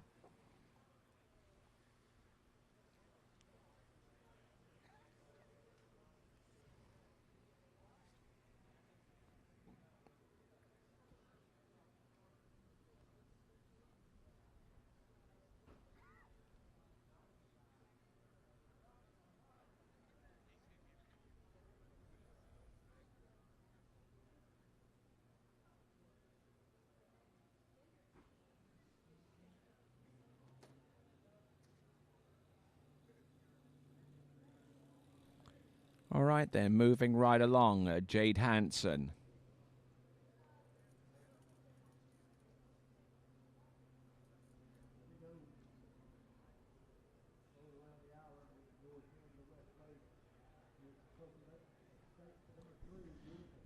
So let's have a look at some of the trick scores that she has put out there this season. 39.70 at last year's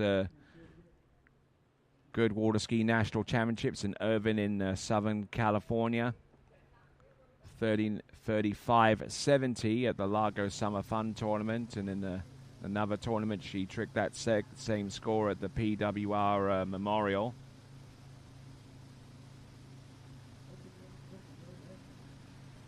There's the Waco. Wake 5 front. Oh, and not edging as much as she really needed to make that trick a little easier to land, and for her to sustain her rhythm long enough to do the remaining tricks on her run, which included one flip. But couldn't really shake the untidy nature of doing that Wake 5 front, and while she was able to do the back flip, the reverse didn't come to her nearly as easily as it should. So there we go. That is Jade Hansen. Looking at the instant replay here, keeping the line tension nice and under control for the first few tricks. There's the Waco, positional to the back, to the 5 there, and got caught in a lean lock there, which unsettled her a little bit going into a backflip for the reverse. Got a little bit twisted in the air and unable to get the ski far enough in the water on the landing to facilitate her the completion of the next few tricks. So a nice, healthy-looking crowd here for the Open Women's trick second round.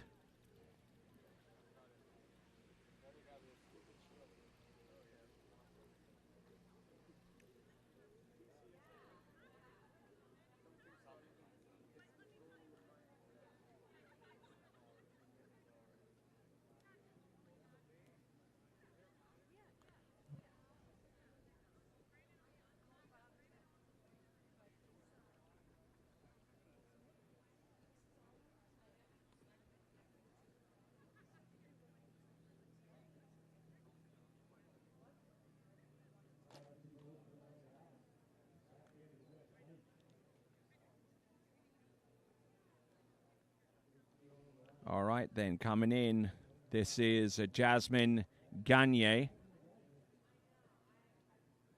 Jasmine Gagne. French-sounding last name. It's actually a verb, which means to win. Now, hopefully, she can use that as encouragement going along. This is Jasmine Gagne, who comes to us out of Alabama.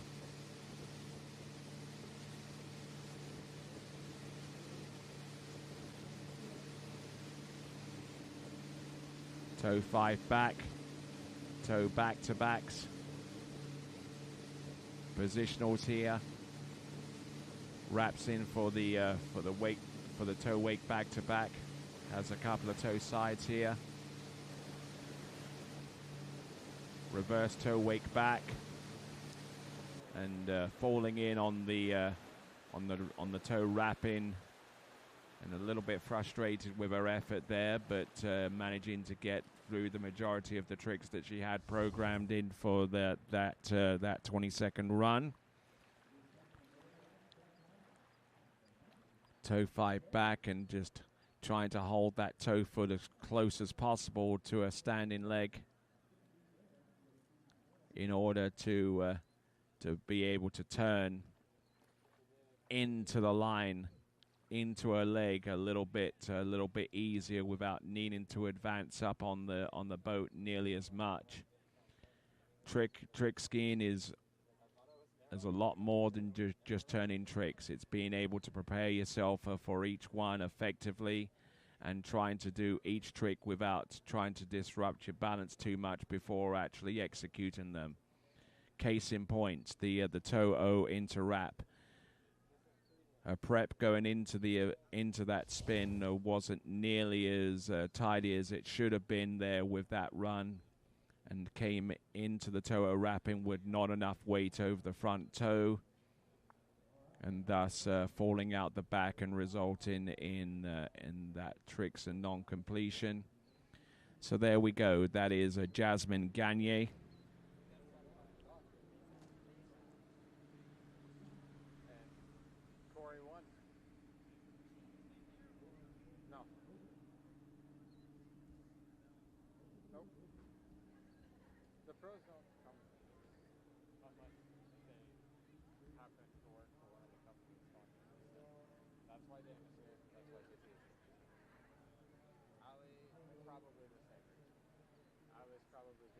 All right, coming to us out of Pelham in Alabama. This is Jasmine Gagne.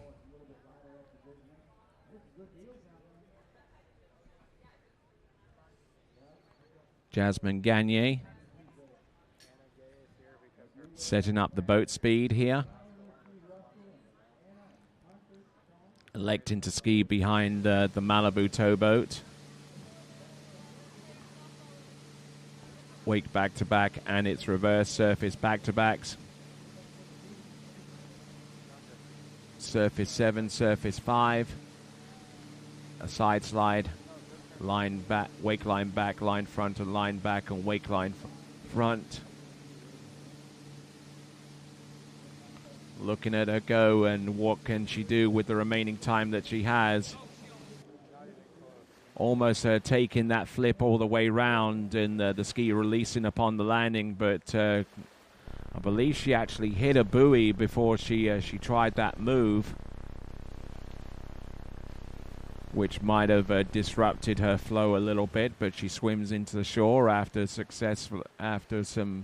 some degree of success here with her trick set, including the opening pass of her tricks, and then concluding it with the tricks that you see right here. This is Jasmine Gagne.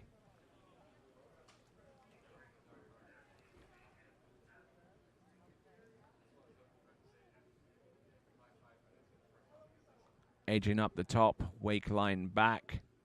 This is the step sequence, as they call it. Wake line front. Foot in the back again. And then what does she have there? A positional front, and then back once again. Then edges outside the wake. Let's see how close she was to one of the buoys. I'm not too sure if she was that close to be honest, but the wake did obscure the buoy from this vantage point. So there we go. The skier on the water right now is Emma Davis. Emma Davis.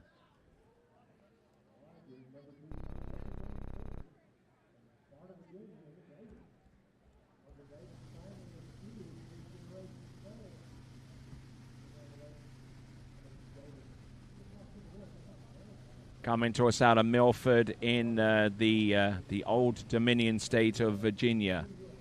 This is Emma Davis.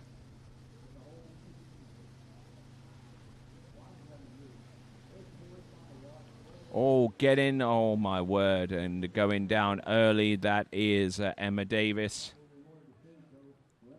who in the US Open, in the junior women competition, she was able to trick 76-20 in the first round of the competition and end up placing first at her home lake in Sparta in Virginia. She was able to trick 71-40, but hard to see how she's going to recover from such an early fall as she gets ready for a second and final 20-second run. But you carry on regardless. You try and erase it from your mind and continue on as we go on towards the next pass for Emma Davis.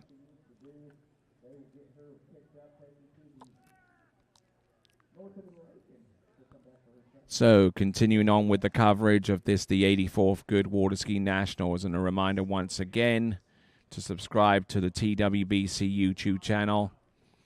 We're nearly at 17,000 subscribers, and we thank every single one of those individuals for subscribing to our YouTube channel. It's certainly an encouraging sign going forwards that we have so many members, so many like-minded individuals wanting to be instantly notified as to the next time we go live. Of course, during the course of the week, most of you, pretty much all of you, will have had email notifications to go to the YouTube channel each day of these Goode National Water Ski Championships, but also as well you'll get notifications when we go live. The next event that we will be broadcasting from, which will be the European U14 U17 Championships, coming to you live starting next week in Agrinio in Greece. Full coverage being provided by TWBC there.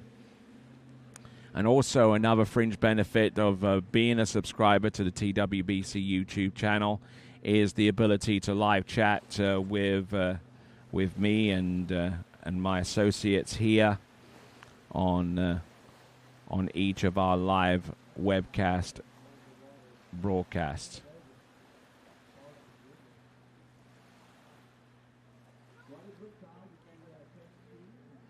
Thanks to the ability to do that, I was able to answer one or two questions about the sport and about the event itself.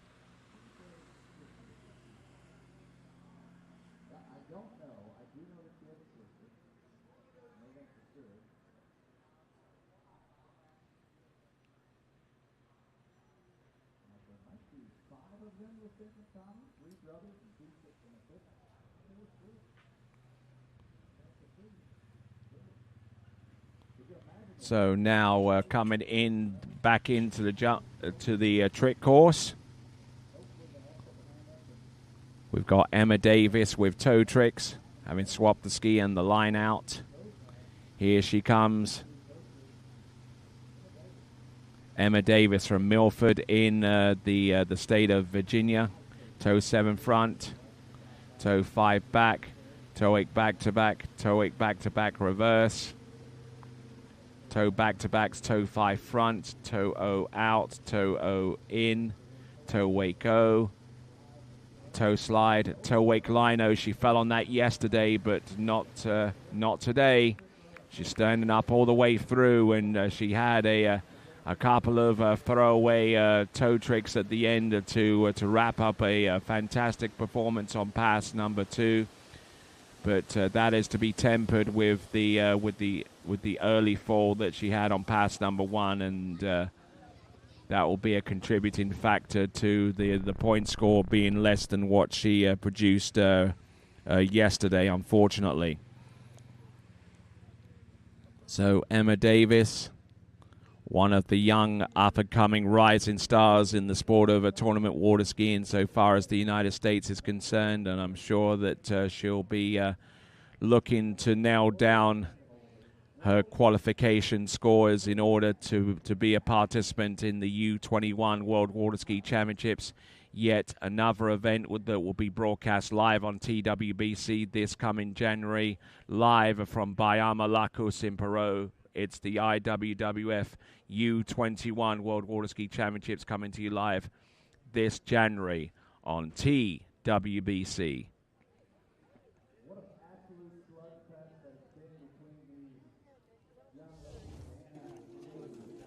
So now we get ready for our last skier to go, number 1 seed. One of the 3 individuals that has done most to increase the awareness of female tricking at this level.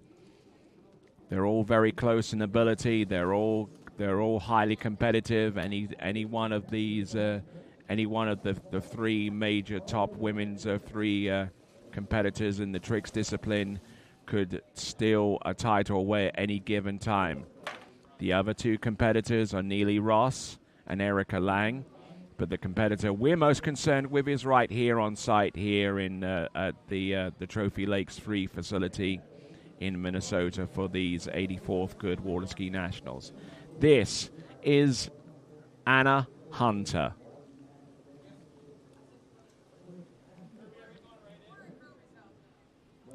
Anna Hunter has a husband in the boat, Sean Hunter, looking over things. Anna Hunter and Sean, college sweethearts in the University of Alabama, both of them graduating from that highly distinguished facility in Tuscaloosa, Alabama.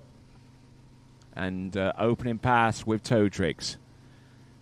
Let's go along, trick 1 at a time. Toe 7 front, toe 5 back, toe wake back to back, toe wake back to back reverse. Surface toe back to backs, toe 5 front, toe O out, toe O straight back in, toe wake O, toe wake line O, toe wake line back, positional to the front, positional to the back, toe wake back to back. And wonderfully executed run with a couple of toe sides just for good measure. performed with accuracy, with speed.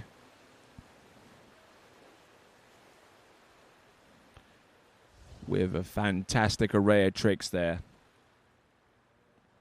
Toe 7 front. Toe 5 back. Toe wake back to back. And it's reverse. Toe back to back and it's reverse. Toe 5 front. Toe O, toe wake O. Toe wake line O, toe wake line back. Positional back and front. And a well-sequenced run. Scoring upwards of about 3,000 or so points as a result of that effort there.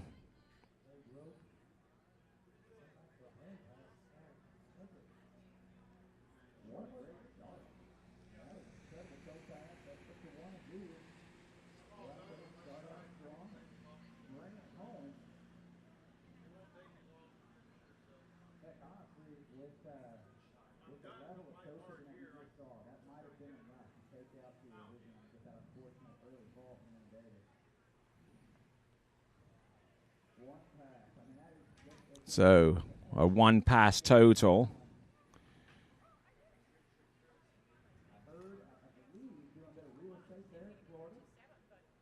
One pass total, I believe, is going to be upwards of 4,800 points.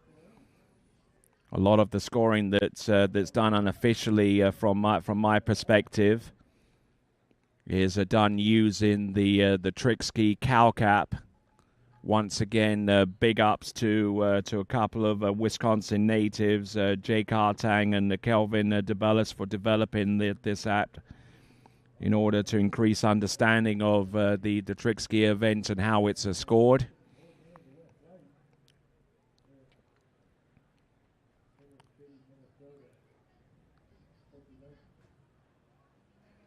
So let's have a look and see what Anna Gay Hunter can do. Anna Hunter. Now, there is a portion in this run which is unique to Anna Hunter, and I'll point that out to you right away as it happens on this particular run. It is going to be...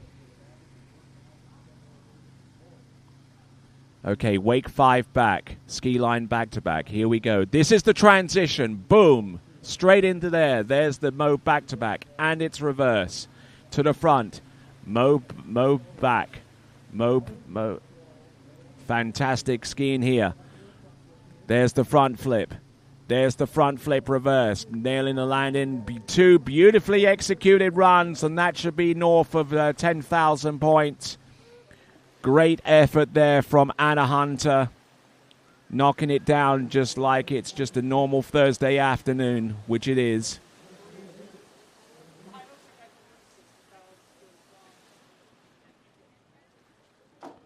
Has no more use for that scrunchie, at least not at the moment anyway.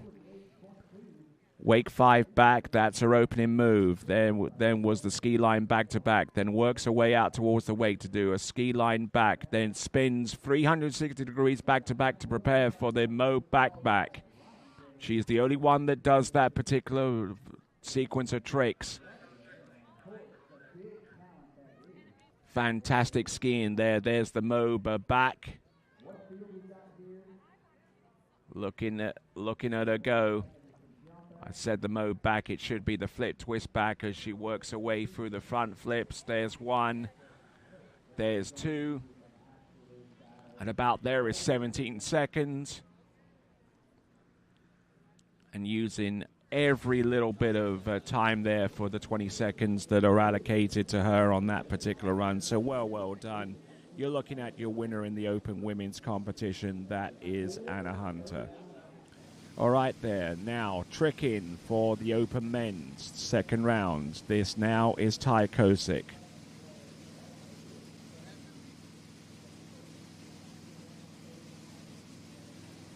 So Ty Kosick, who slalomed a little bit earlier on and got deep into 39.5 off 10.75 meters.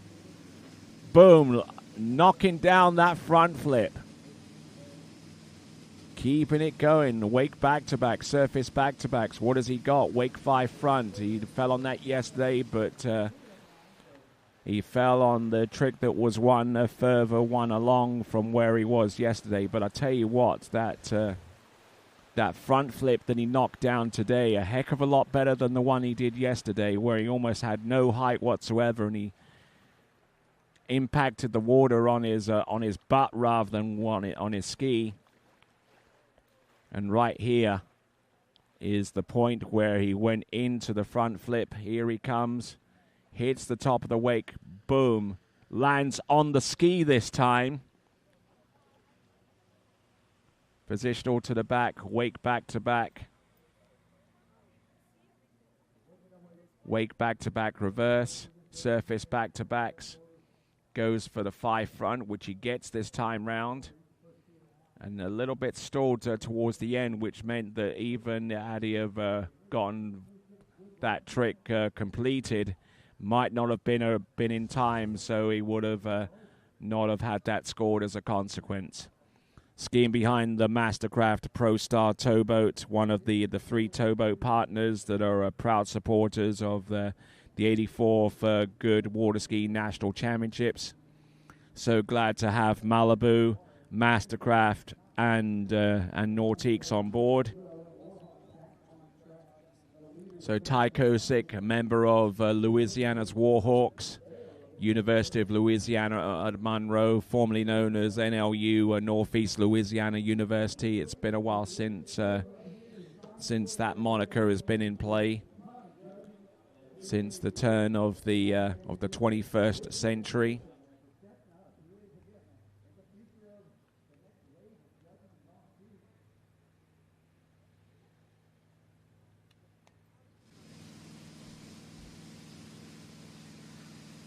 All right, then, here comes Ty Kosick, a native of Minnesota. Here he is. Toe 5 back, toe back-to-backs.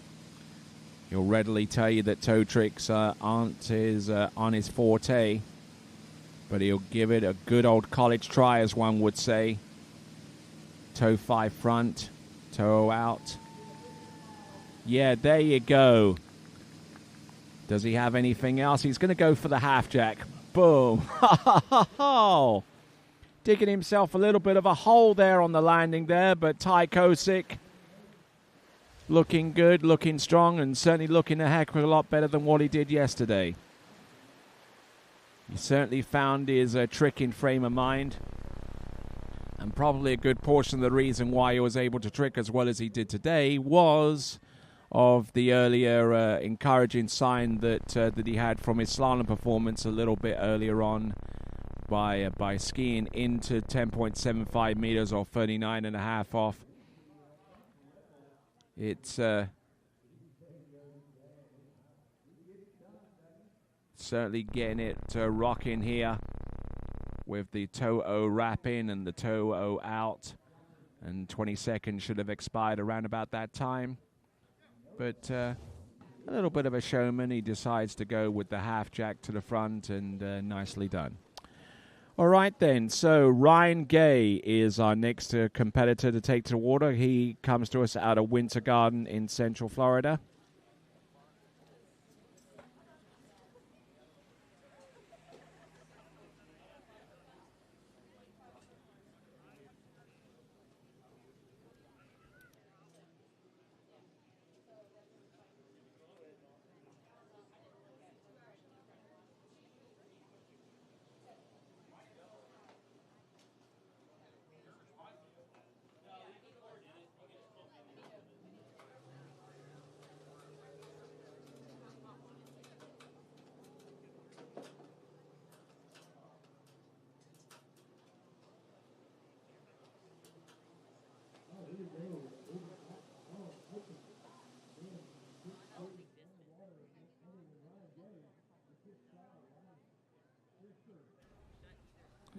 All right, so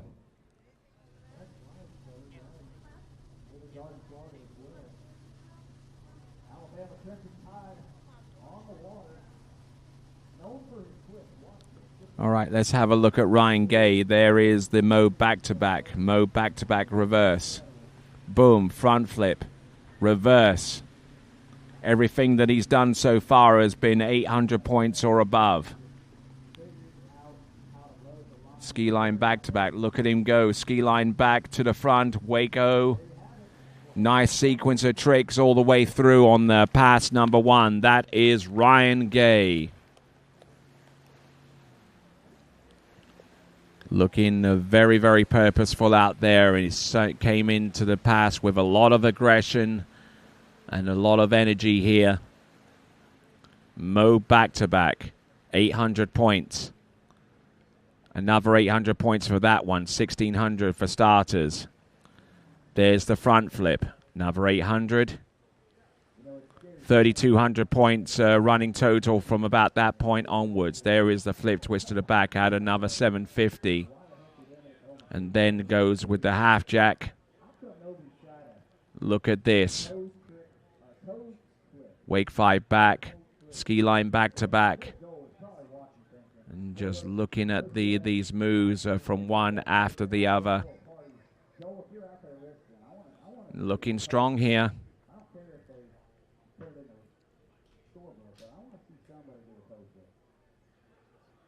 Looking very strong and very purposeful, as I mentioned, you know, going from each trick to the next. And, you know, and tricks is such a demanding event. It demands a lot of your body. It demands a lot of your time, because each of these tricks, you know, they have to be learned. I mean, you can't just throw on a trick ski and do these tricks right from the get-go. There are certain ways and means that you go through these tricks, the learning process, the position on the ski. Each of them has their own demands in order to be successfully completed. And it certainly requires a talent for trick skiing, which is often underestimated. Okay, so Ryan Gay getting ready for pass number 2. I'm sure that it's going to involve the toe tricks. Conventionally, each trick skier has one pass of toes and one pass of hands. Now, the decision to actually do one before the other is generally made at the dock. Sometimes a skier is so well set in their ways that they go with a particular pass first, and they don't waver from that strategy, no matter where the wind is blowing and how much is blowing and what direction is blowing. And that is one of the deciding factors in a lot of cases for a lot of other skiers who have the flexibility to be able to go in on one pass before the other.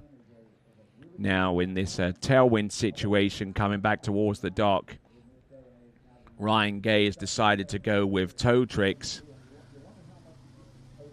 Now, toe turns with the tailwind means that the skier doesn't have to pull nearly as hard to affect the turns. However, it is easy to get slack in the line as he goes through the remaining tricks. Toe 5 front, toe O out, toe O in. And that's an example of where the slack starts to generate with the tailwind toe pass. And unfortunately attempting the toe wake line back to back and going down fairly hard there. And the rope releasing out of the towboat, part of a safety measure that is invoked whenever a skier falls on toe tricks. You can imagine how much of an injury a skier could take if they are dragged down the lake and unable to get the toe foot out of the rope. And as you can see, Ryan Gay is using actually a minimalized handle with just a regular toe strap attached to it. Toe O, toe Waco. The wake means that there is air between the ski and the water. Toe wake line back. Toe wake line back to back and coming up short. The rope didn't get far enough to be over the line and allow for him to ride it out. So there we go. That is Ryan Gay, and he bows out of the competition with his 2:22 runs. Now, Open Men's Tricks is going to be essentially decided by this skier, coming to us out of New Hampshire, and travels extensively around the world competing. Also trains over in Arizona from time to time, and also in Central Florida. But New Hampshire is designated home, and the skier who is about to take to the water is Jake Abelson, who punched his ticket to next year's Masters water ski tournament in the men's tricks by taking the pro title at the Rocky Mountain Pro as part of the newly minted New Nautique Water Ski World Series of events.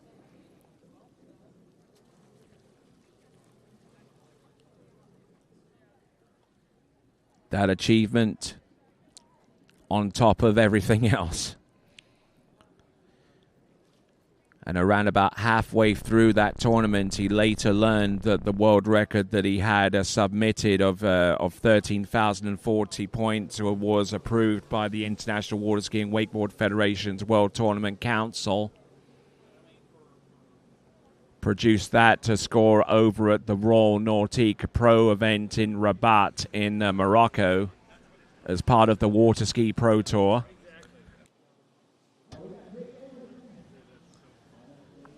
Okay, so a highly decorated skier on the Water Ski Pro Tour in the men's tricks event.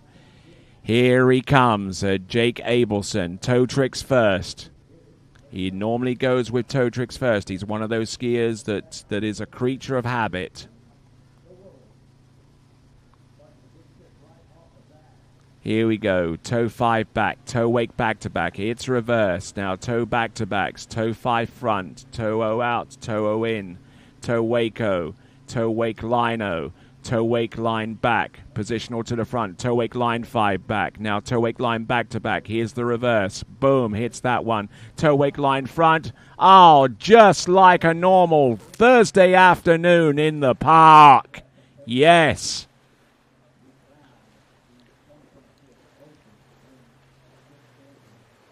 Fantastic skiing, producing a pass north of about 4,000 points.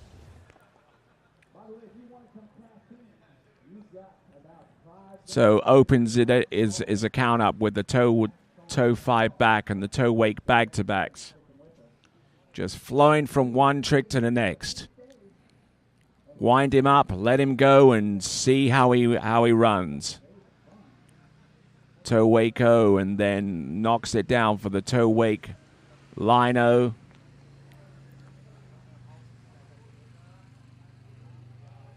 Toe wake line 5 back. Toe wake line back to back. And here's the reverse. Boom. Toe wake line front. And the way that he does it is rather unique there, just standing over the front of the ski. And if he needs to manipulate the line to ride out that trick, he normally pulls it up, and the rope normally ends up just beneath his midsection.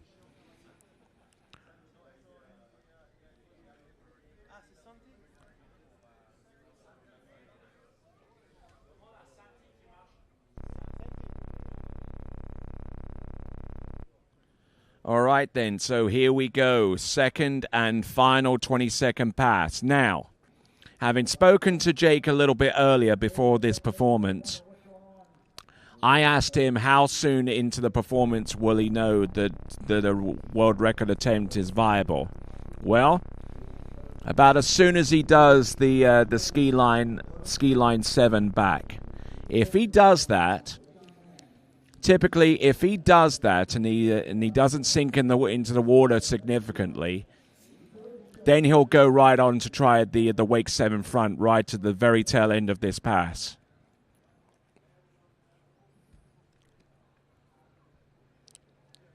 So here we go. Now, potential world record attempt here from Jake Abelson.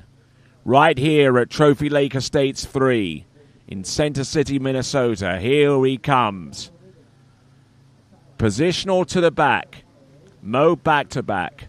Mo back-to-back reverse. Look at him go. There's the front flip. Here's the front flip reverse. Here he goes. Look at him rock here. Going from one trick to the next. Ski line 7 back. If he doesn't lose any pace, he's going for the world record here. Ski line 5 front. Wow, good skiing. Missing out on the 7 front to front at the end, but another carbon copy performance there. Tricking over 12,000. Oh, look at that. Supermo 5. Right at the end, very end, just for show. And then just a regular front flip out of course. Fantastic skiing there from Jake Abelson. Positional and 2 mobs, 1 on each side. There's the front flip. 3,200 points already with the first 5 tricks. Boom. Flip twist to the back. Front flip. Ski line 7. Back to back. Ski line 0, positional to the back. Ski line 5 front. Look at this. Ski line back, hops to the front, and just another stroll in the park. Back-to-back stand-up runs, over 12,000 points. And that was Jake Abelson. So fantastic skiing. That is the Open Men's and Open Women's divisions done. We're going to go into men's 2 jumps next as we continue to roll on this, the 84 for Goode Water Ski National Championships. Back in a few, right after this.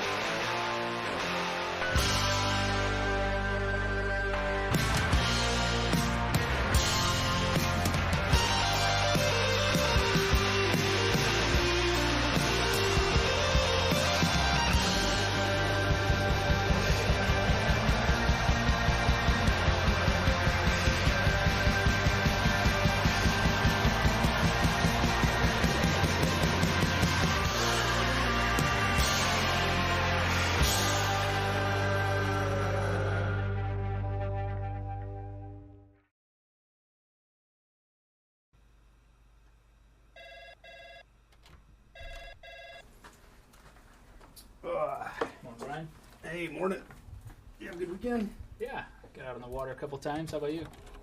Yeah, I got to set in. Just gonna make a quick phone call here. Oh, of course. Can you get that, Will? Yeah, man, I got it. Thanks for calling Wake House. This is Will. Yeah, looks like we've got those in stock.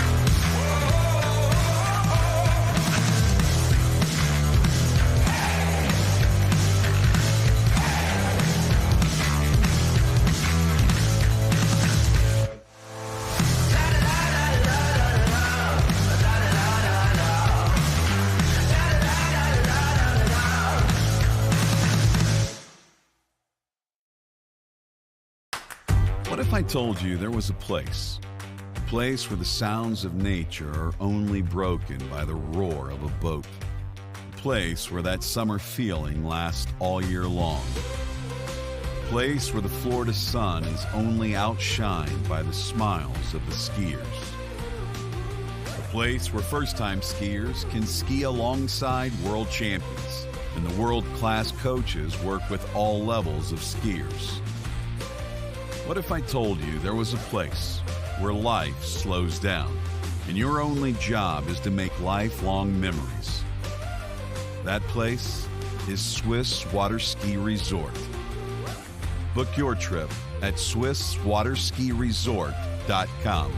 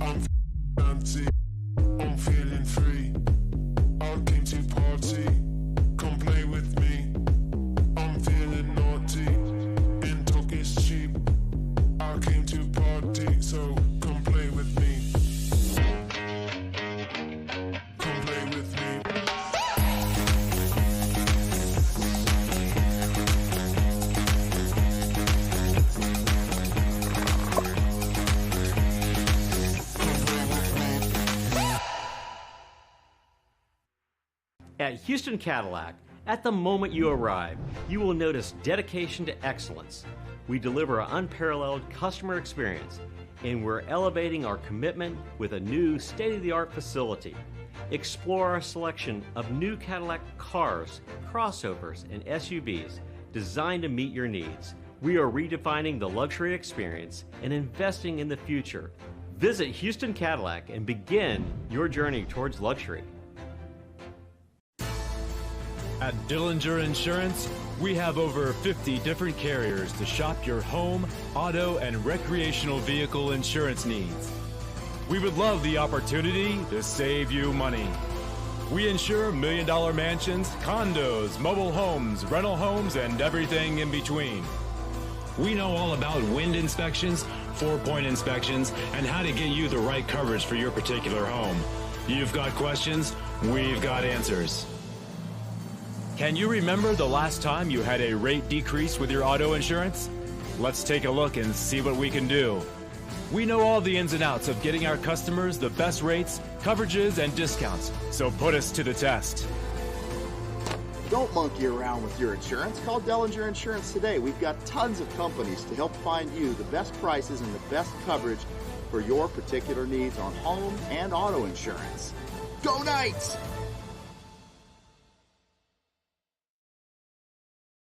My name is Thibaut Dalen and I'm the broker of Dalen Real Estate. And today I want to show you some of our special listings located in Florida's world famous water ski hotspots.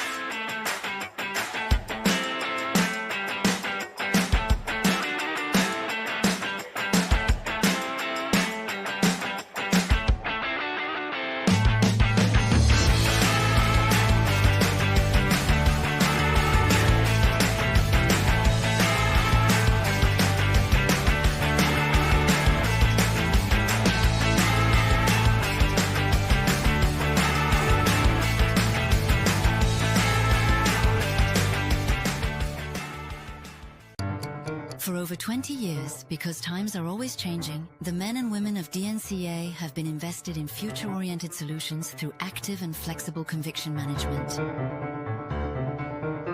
Times change, values remain.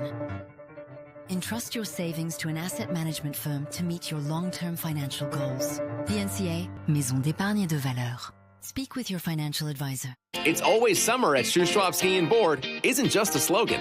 It's been a way of doing business for 30 years. Shoe Schwab Ski and Board keeps more summer gear on hand than any other shop in Canada. More wake surfers, water skis and wakeboards, more wetsuits, ski and board vests, water toys, and tons of pickleball gear too. Not only Canada's best selection, but the guaranteed lowest prices as well. To discover more about one of the world's top pro shops, visit Shoe Schwab Ski and Board online at shoeschwabsnb.com. The perfect holiday isn't a destination. It's a feeling. That's why we don't sell packages. We listen. We design. We create journeys as individual as you are.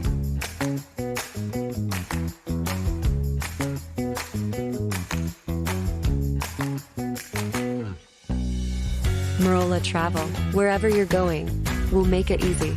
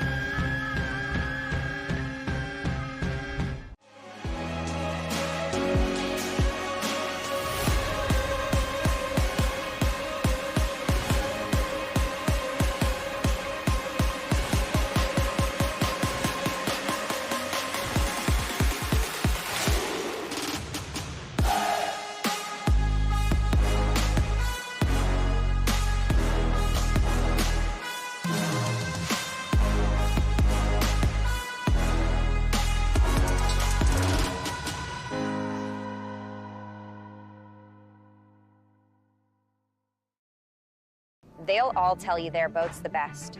We don't need to, because the moment you're behind the wheel of a Mastercraft, you'll feel it. Speaking of performance, watch this. In the boat, plush, premium, cool to the touch, plus the smartest tech and the smoothest ride. Because we're built to last, not just built to sell. You might call it bold. We just call it the standard. Mastercraft. Better every time.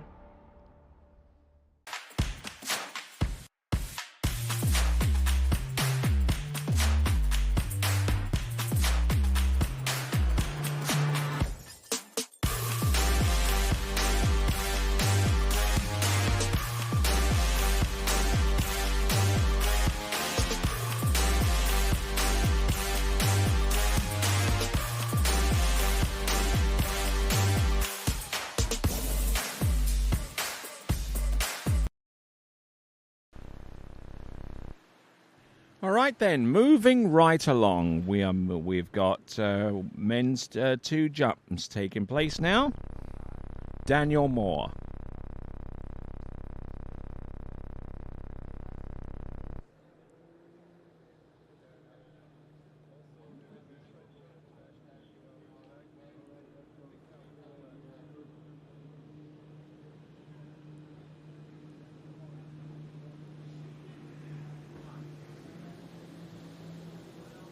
All right, let's see what we've got here for Daniel Moore. This is men's 2 jump.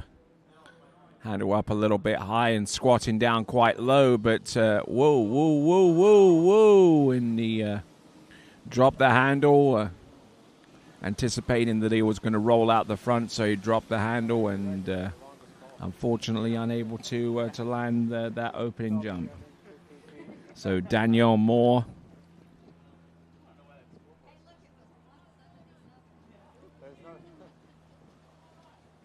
I guess it's because there's no score to put on it. Didn't technically land.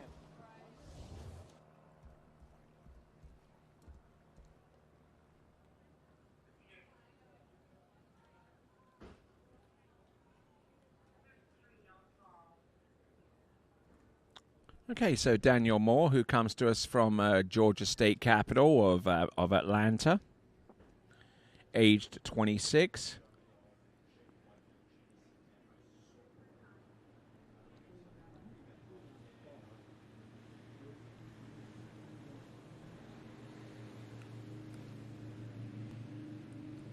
Ooh, and about to roll over the front of those skis and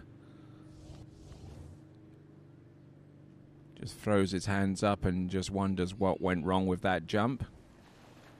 Everything looked pretty good. Maybe you can make an argument for the mistake that he made prior to the turn in bringing the handle up high, but aside from that, everything else didn't look all that bad.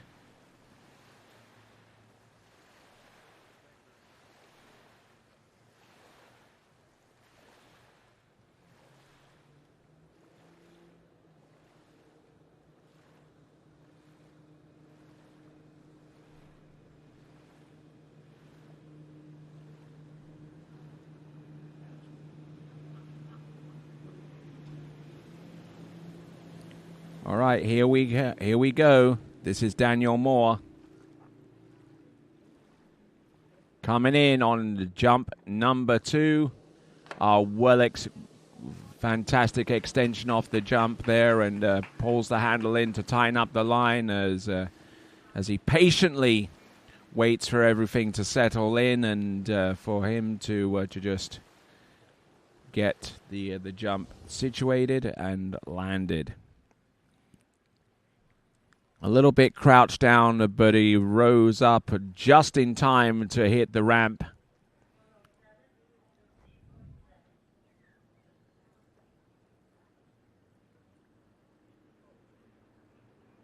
Okay, so 32.7.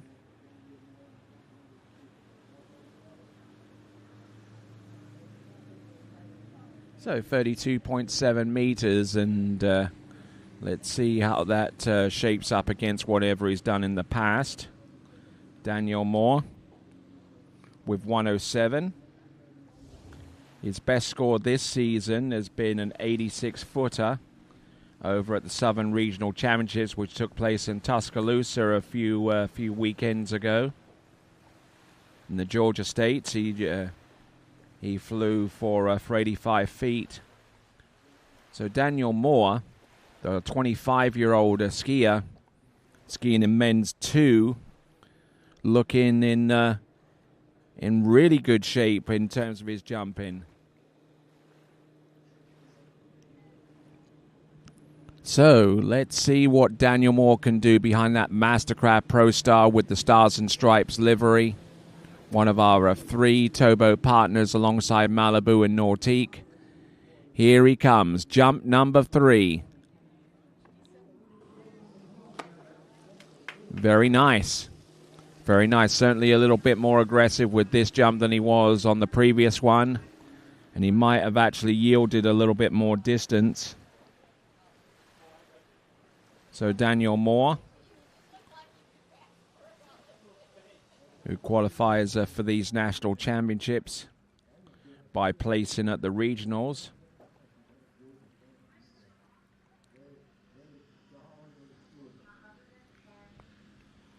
So, a little bit further. So, just a skosh further there. Not by much, though. He's on 109. 33.4 for 110 feet. So moving up his jumps there from 107 to 110 feet, the difference between 31.7 and 33.9. So nice to see that kind of improvement going forwards. So now we'll continue on to our next competitor, averaging just a little bit under 104 feet coming into these nationals. It's Joseph LaMonica.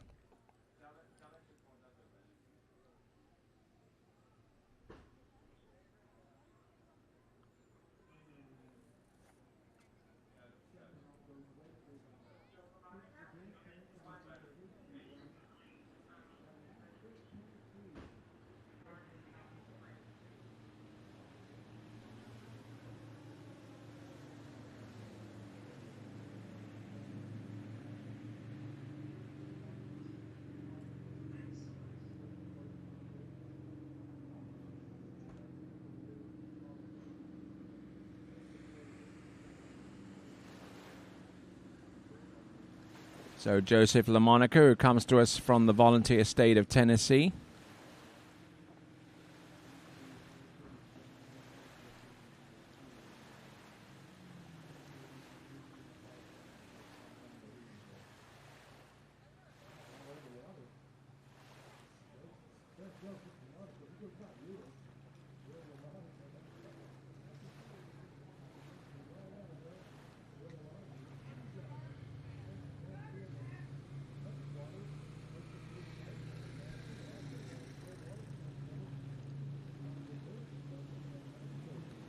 Here we go.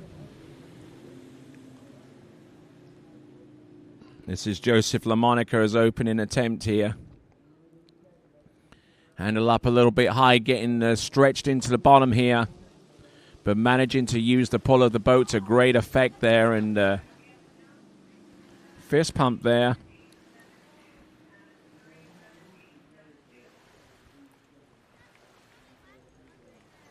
The effort was solid. The result should be a decent jump there behind that Mastercraft towboat.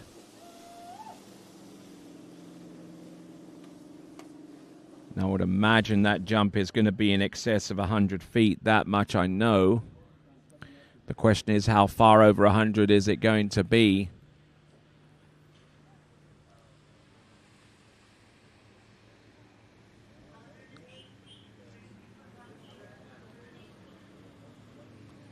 So the jump distance is over 100 feet. The distance is 32.1 for 105. 105 on the opener.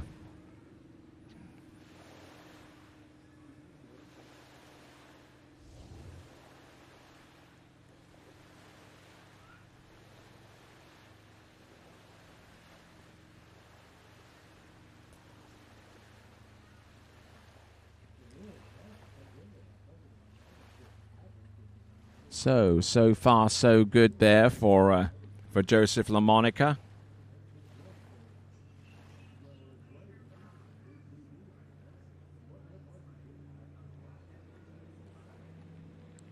So Joseph LaMonica, this time last year, jumped to 109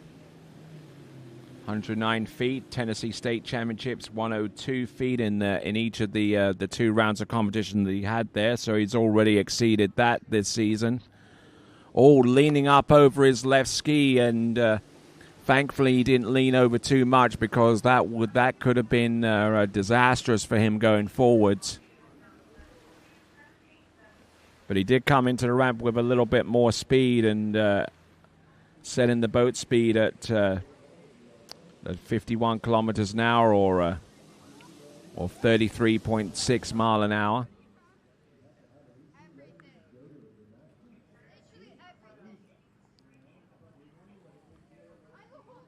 Looking good here. Trying to thrust up a little bit, and at the same time he got his weight distribution a little bit skewed, so it's 32.4 or 106.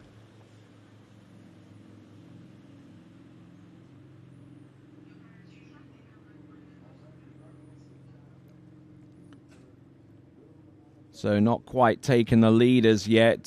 Daniel Moore with his prospective personal best jump of 33.9 meters or 110 feet is the current leader right now.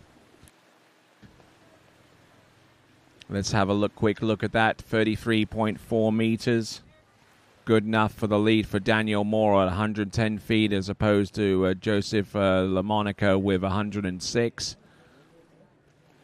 That's our ever so early leaderboard. And it will change between now and the end of this event, which is men's 2 jump. This is the men's 2 National Jump Championship here at the 84th Goode Water Ski National Championships. Here he comes. Joseph LaMonica, third and last. Oh, brilliantly executed jump. Didn't really need to push off on his left foot nearly as much on that one because he had the edge and he had the tightness of the line, which 9 times out of 10 is more effective than just forcing your kick off the top of the jump there and losing your aerial position.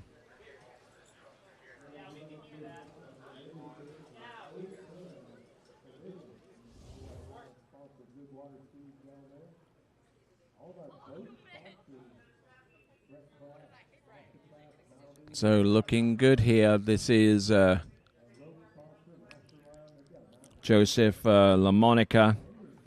The jump distance should be coming to us very, very soon. I anticipate this to be further. Maybe I've had a little bit too much in terms of optimism there for that jump, but 31.4 meters.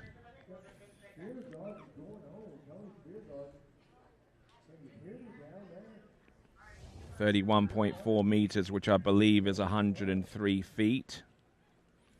Actually, 104, I beg your pardon. So that means that his best jump is a 106. That keeps him in second place right now. As we work our way through the remaining skiers on this list in men's 2 jump, we have a total of 9 jumpers on this list.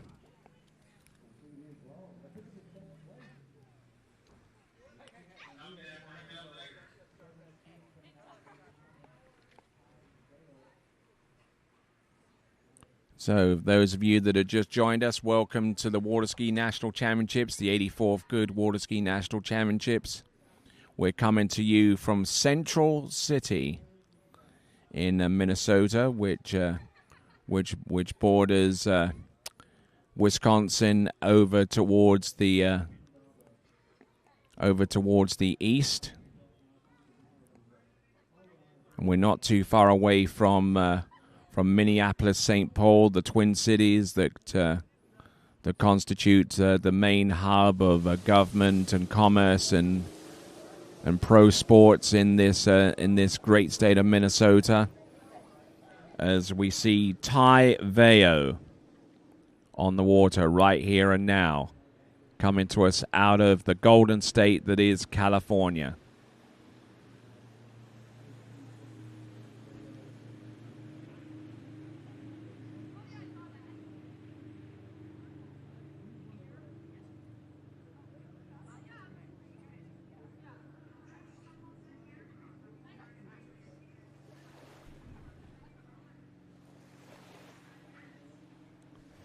So Tai Veo from North Highlands in California.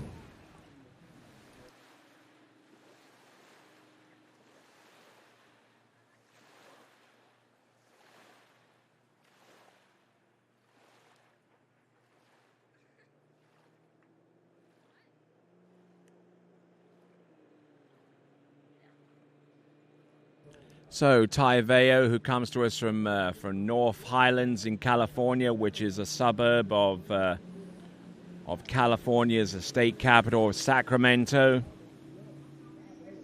Here he comes, coming in on jump number 1. Oh yeah, thumps that jump. out of the regional championships, the Best Coast Regionals, as they're said. He jumped 144 feet there. And in the Western Regionals proper, he scored a 141-foot jump over in Bear Hollow in Utah.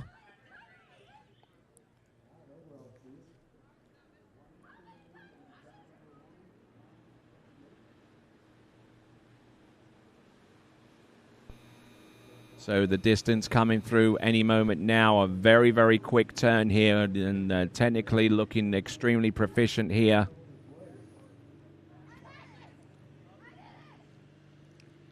Flies in for 42.2 meters.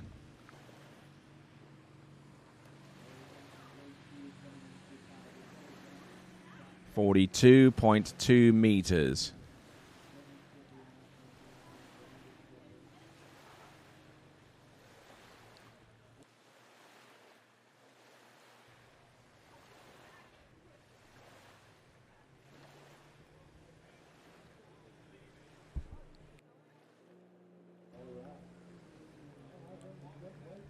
Okay, so with 42.2 meters or 138 feet, Taiveo has taken the lead. We'll get a double check on the metric on that in just a moment, but in the meantime, look at that.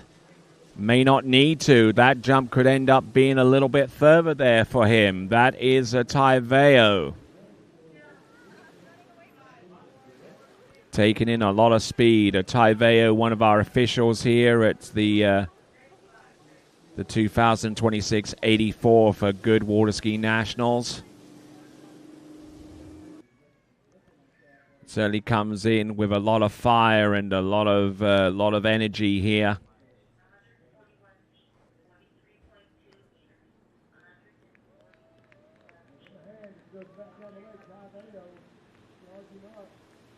The jump distance is further. It is 43.2.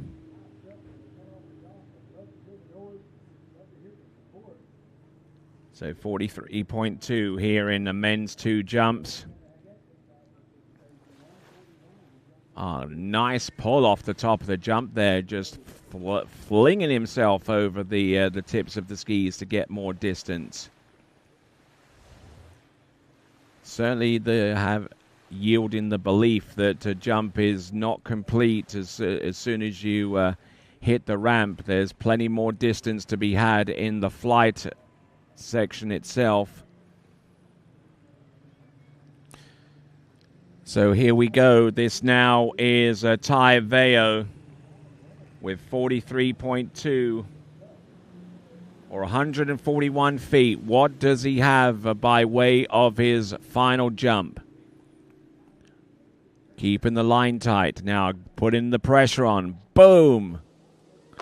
Hitting the bottom right-hand corner. I don't know whether he was spooked by that or not, but I think that jump is going to be around about the same distance. I don't anticipate it being an awful lot further, mind you, but I have been surprised before. That should be in the high 130s, low 140s.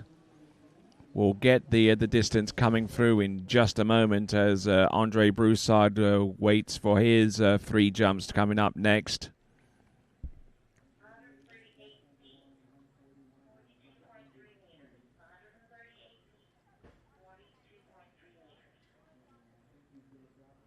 So 42.3 meters on the last jump. So that results in a jump distance of 138 feet. So his best jump is 43.2 meters or 141 feet. That is our California native, Taiveo. So there is your leaderboard right now. 43.2, 142 feet. Daniel Moore in second spot and Joseph LaMonica in third after 3 jumpers. Our skier on the water is Andre Broussard. Andre Broussard, originally from South Louisiana, but making his residence these days in the Volunteer State. The last that I checked.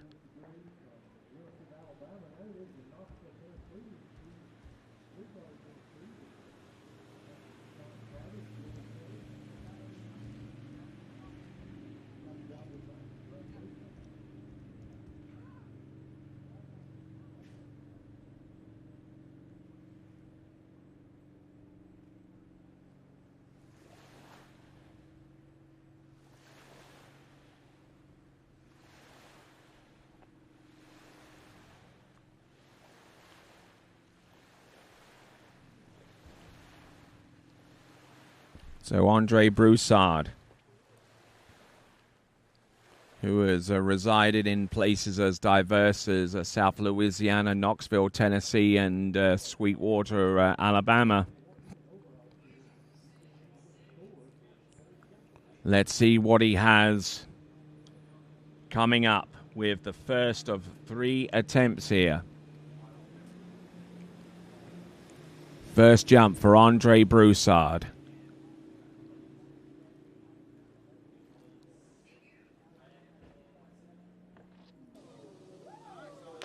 Ah, yeah, thunders down the lake there and producing a fantastic-looking opening jump there. Getting plenty of lift and plenty of flight there to contribute to his distance. And Andre Broussard, he certainly knows that he's got to make hay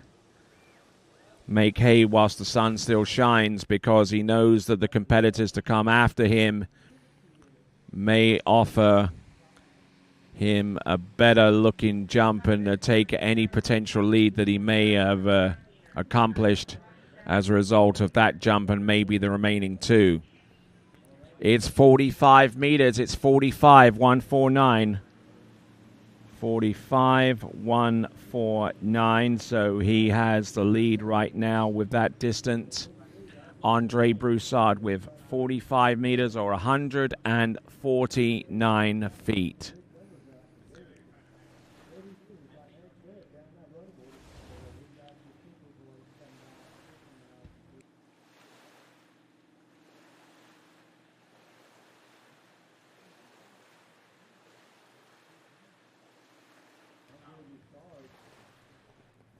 Okay, so Andre Broussard.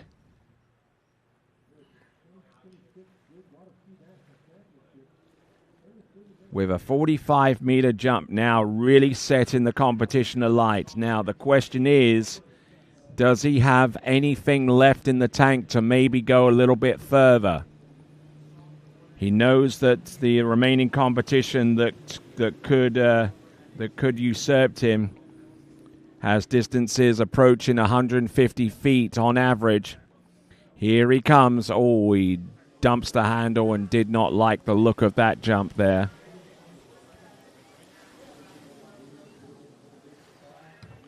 So, that is Andre Broussard dropping the handle, taking a pass there.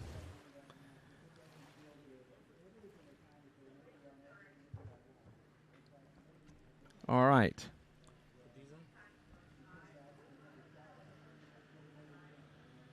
Okay, so as Andre Broussard considers his options prior to his in preparation for the next 3 jumps, for the next jump, which actually is his 3rd attempt. We now present World 035 champion. Snagged that title a few days ago over at the Lakes of Casting Stone in Alberta, Canada. It's Jeff Surday. How you doing, sir? Good, Tony. How are you doing? 45. I'm not that young. Yeah, but it's actually called the 035 Worlds. But yeah, your competition is in the 035 range, isn't it? It is. It is. 045, I should say. What we got going here? Men's 2 jump? Yep, Andre Broussard passing on jump number 2, jumping 149 feet or 45 meters on the opening jump. So how do you feel about metric? I love it, but I know for the U.S. Nationals crowd, it's probably too confusing. So, Well, that's why I say both metric and imperial distances at the same time. So here we go. We've got Andre Broussard coming in. Third and last jump. He's got to do it now.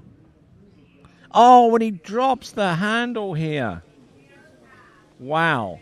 Andre Broussard opens up with a pretty good high-paced jump there of 149 feet or 45 meters. But as Andre Broussard gets back on the shore, I sense that an opportunity has been missed there by him. Yeah, good. I mean, first jump is higher than his seated average, so I think he's pretty happy. Maybe he was going for 150 here, a little on the heels, so didn't like that one. Passed it up.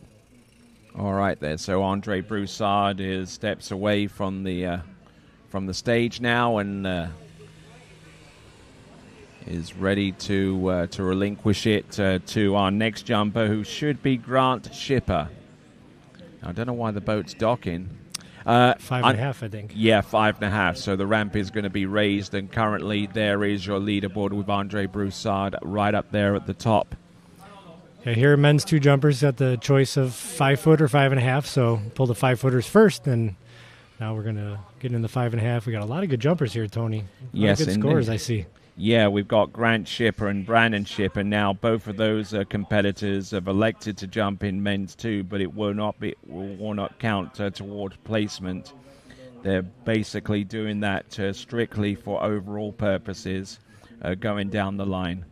Yeah, normally those skiers would be first off the dock, but with the ramp heights, they're going to pull the 5 footers first. So these are the first 5.5ers that are non-placement. Got a lot of that going on this weekend. Yeah, a little bit of manipulation there, but I mean it's well within the rules. It is. It's an interesting rule. You know, we started that about 5-6 years ago to kind of allow some of the elite skiers in one event to be able to still compete in overall, but not necessarily take a medal away in their elite event. So I think it's a good rule. It's can be confusing at times, and hopefully people are using it for the right reason, but that's kind of the history behind it. All right, then. That's good to know. And as the ramp gets raised from 1.50 meter to 1.65 meters, there's the metric again between 5 foot and 5.5. We'll take a little bit of a pause here at the 84th Goode Water Ski Nationals. We love to give people a break, and here's yours.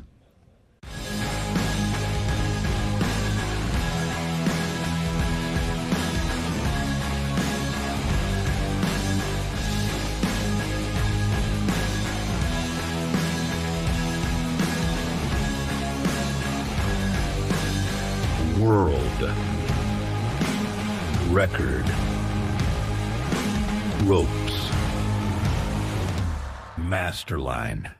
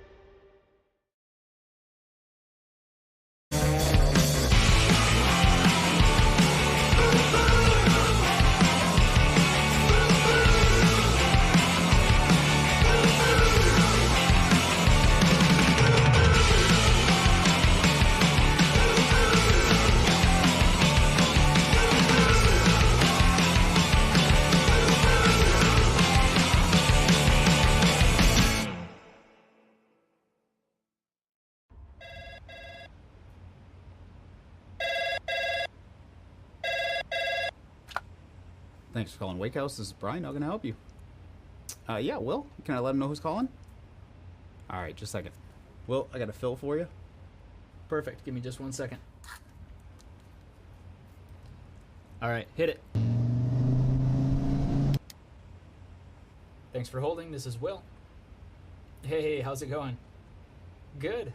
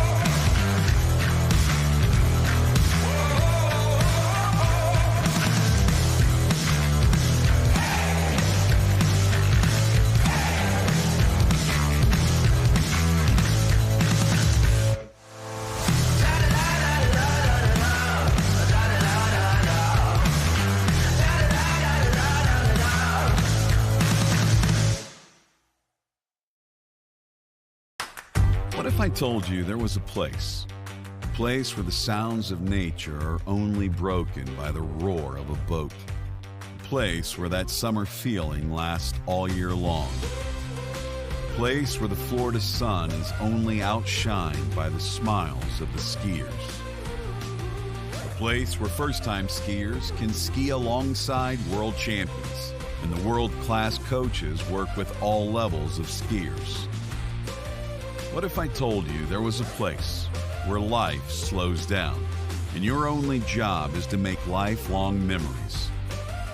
That place is Swiss Water Ski Resort. Book your trip at SwissWaterSkiResort.com.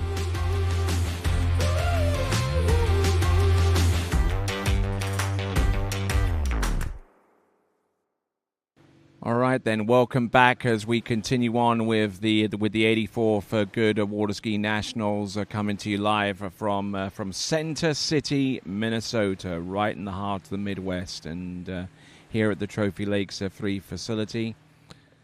Yep, and we've got some jumpers coming up. All of them jumping at 1.65 meter ramp height now. Starting off with Grant Schipper. We got the ramp up to 5.5 now, so got 4 jumpers left in this group, so we move into the open division. All right, then, here we go. Now, Grant Schipper, we'll have some information on him and Brandon Schipper in just a moment, but Grant Schipper not taking that first jump. Didn't like the look of something there, Jeff. Yeah, we'll see it here in the replay. Don't think he got a really good turn. So he let go pretty early. He knew he wasn't going to take that one. All right, then. So the thing that I wanted to mention, so far as being a non-placement athlete in a particular event, for the benefit of those watching us from outside the United States, it's a little bit of a confusing system, but maybe you can decomplicate it a little bit for us, Jeff. Yeah, it is a little complicated. So basically, we have age divisions here, U.S. Nationals. We also have elite divisions, both the Open and the Masters. So if you are elite level in any event, you can choose to ski that elite event for placement, but still ski in your age group as non-placement that counts towards your overall score. So we're going to see Grant and Brandon Schipper here. They are in this men's 2 jump. This jump does not count in men's 2 as far as the podium, but it does count in the men's 2 overall category. So it means a lot to them. It means a lot to their overall skiers. But as far as who's going to win this jump event today, these next 2 jumpers don't count. Same. Okay, so and that kind of segues a little bit to the Open overall as well. Well, no, but see, these guys are not doing Open overall. Okay, so they're not slaloming or tricking in the Open. Jump is their elite event, so that's the only event they're allowed to ski twice in. Excellent. Okay. Now I'm all cross-eyed. Yeah. All right, then. Here we go. We've got Grant Schipper. and the Shipper family, who are well known in this part of the world. Let's see what either of them can do, starting off with Grant. Passing up on jump number 1, or a little bit of a quick turn there. Yeah, he was late, Tony. Yeah, came in with a whole bunch of fire, but the ramp work, he didn't leave an awful lot to work with as he came off that turn into the jump. And maybe just a little a skosh on the late side there. That's kind of where he probably wants to be, though. Maybe not for the first one that he takes over, but 2 to 3 feet from the bottom right-hand corner is what the jumpers are shooting for. But you got to be in good position. Yep, it's pretty hard to aim for when you're about 150 feet away from the actual target area, which is only a few inches across, isn't it? Yeah, it's. He looks like he's got to run over to the replay one more time, but. There's a better view here. Let's see what he does here. Nice and wide. Not quite getting that right ski all the way around, and you could see it getting behind him off the top, twist him back into the boat. Still a decent jump, but we'll see what we put together here on jump number 3. All right, then. So that second jump is a 47-meter effort, or 154 feet, 47 meters flat for 154. So, putting your coaching hat on, what does he need to do? I would leave it there, maybe back it up a few feet, get that right ski around more in the turn, and send it. All right, then. And he's got to do all of that without spiking the switch, and I'll allude to what that means in just a moment. So here we go. Out wide of the towboat, just trying to maintain some constant line tension without going too hard too soon. Oh, nice. Better looking jump there, getting a little bit more distance, and yeah. He likes it. Yeah, he absolutely enjoys the heck out of that one. Well, I tell you, the Shipper boys, they are fun to watch jumping. I don't know if I'm sure we'll talk about Brandon here in a little bit. Yeah. They enjoy it. They are the nicest kids, always smiling, and they love this event. All right. Not bad effort there. We'll get the jump distance. I reckon that this is going to be into the 50-meter range. Anywhere above 165 feet, I'm figuring here.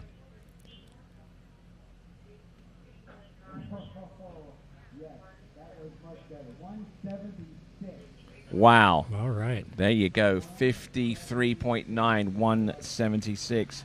And come in with an average of 176, so always good to ski your average here. So 53.9.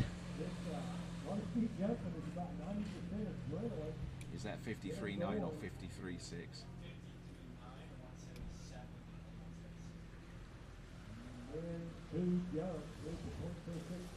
Okay, so 53.9.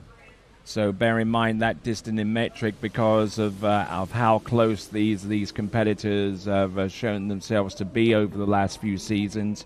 That could well be the deciding factor between one competitor and the other. And our next competitor on the water right now is Brandon Holy Bucket Shipper. Yeah, you were in Italy with me, then Brandon had his kind of, not I'm going to say coming out party, but, really jumped well at that Open Worlds last season. Coming out party, more like just arrive in on the flight, get off the plane, strap the skis on, and fly 220 feet. Yeah, 225, right? 225, yeah. What's his average? Average coming in is a 180, 85, just a skosh under. I know he's, I don't know details. I know he's had some jump crashes. I know he had a bad one right after Italy. So we're going to see him start off with a single here, Tony, just kind of get warmed up. Here he comes. Oh, nice. Wow.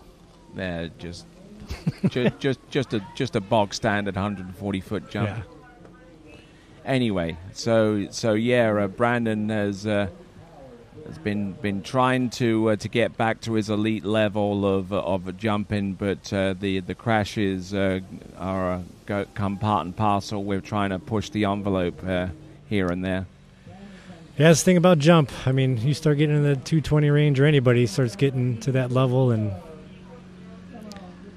Doesn't take much to unfortunately have a bad accident, but Brandon's tough, really into the CrossFit, so he's very physically fit, and hope to see him take a rip at it here. Good single, 138, Tony. And there you go, 138 feet or 42 meters, and let's see if he can start to build his confidence back up a little bit, because the one thing that you really need to be successful in this jump event, aside from strength and the courage of a lion, is the confidence to be able to use the first two effectively. Oh, we got another single coming here? Is he warming up for open later? I don't know, honestly. Interesting. Yeah, this is I've never seen two singles. From him. From an open jumper. There you go.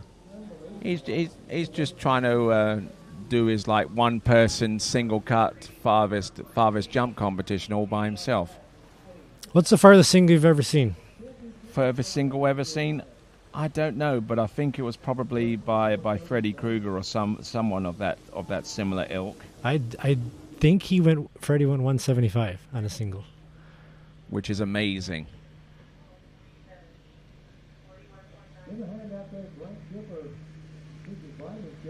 All right, 137, 41.9, jump number 2 for Brandon Shipper.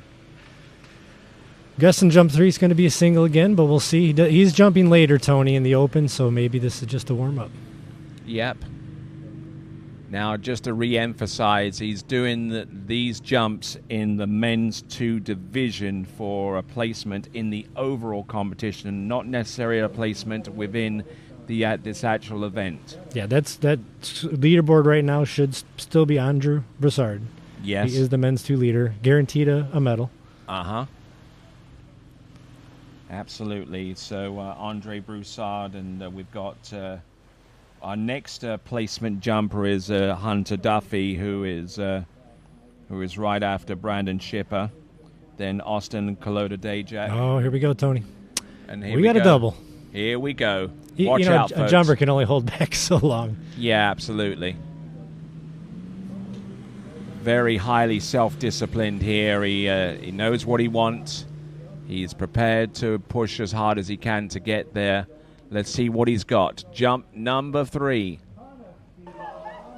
Yeah, much, much better. Certainly, the distance is definitely going to be there for him. The question is, how far is it going to be, and whether it's going to be an encouraging sign going forwards as he gets ready for the open men's jump competition, the only jump competition in this national championships in which he is aiming for a placement in. Yeah, that's going to be out there in the 180. It's going to be a great start for overall for him, because I do believe this is the first men's 2 event here at the Nationals. They got Indeed it is. Slalom and trick tomorrow. So great start for overall for both the Shipper boys.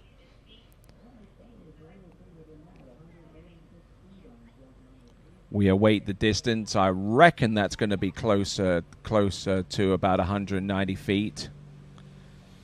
I said close to 190 feet, and I was almost dead on there. That week, 56.9, 186. Beautiful turn from Brandon right there. Just a little early. Nice little easy 186. Yep.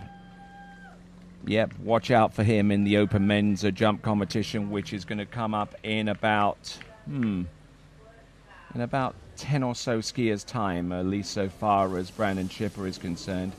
Well, actually, there's 9 skiers in the open men's, and we've got maybe about 2 or 3 left, and that basically bookends the open women. So give it about 14 or 16 or so jumpers, and we will be seeing Brandon Shipper return back out onto the water very soon. All right, then, our next scoring jumper is Hunter Duffy. I believe this is his home site, Tony. I know his dad's been working hard all week. I've seen him on the practice dock. He was a big part of building this new building that they have here. This is the first time they've had this building. So they've hosted a lot of regionals here, and I know they put a lot of work in to get that building ready just in time for this event, and Mr. Duffy has been a big, big part of that. So I think they live here, Tony. All right, we'll double check with that in just a moment. And And a big shout out has to go to the property owners and the folks around here, because it's one thing when you have one person or one or two people that want to host tournaments, but when you have an entire village and a community wanting to get behind the same endeavor, it makes things a heck of a lot easier. All right, 3/4 cut for Hunter Duffy here. Jump number 1. Jump number 1. Let's have a look and see. Bringing the handle down nice and low. Oh. And I honestly think he made that decision to take a pass on jump number 1 from about the right at the end of the turn, because that handle did come up a little bit high. I think all the jumpers a little late already out of the gate here on jump number 1. We don't have a tailwind or anything, but that Mastercraft boat is revving. Got Greenie behind the wheel, and it's kind of like they don't want to be too late on jump number 1. Going to work into it, save it for jump 2 or 3. And the thing about turning with slack is it also spikes the switch when that thing goes tight, doesn't it? It does, and usually throws you on your heels. And Apples or Pop-Tarts for breakfast every day. Except I'm now out of apples. All right, then, as we continue right along, we have got Hunter Duffy out on the water, getting ready for jump number 2, scoring 0 on the opening jump. Now, let's go into a little bit deeper dive with the whole spiking of the switch thing, because what is spiking the switch? Well, what is the switch? The switch is the device that is connected to the zero-off speed control system, which when actuated, when the line goes tight off the turn, basically actuates a subroutine in the system, which basically accelerates the boat to a higher speed and keeps that going all the way to create a sensation of constant acceleration through the jump, and that is to counteract the force that the skiers put on their edges as they work their way towards the jump. Very well said. Well, I try. I'll work on this in front of the mirror.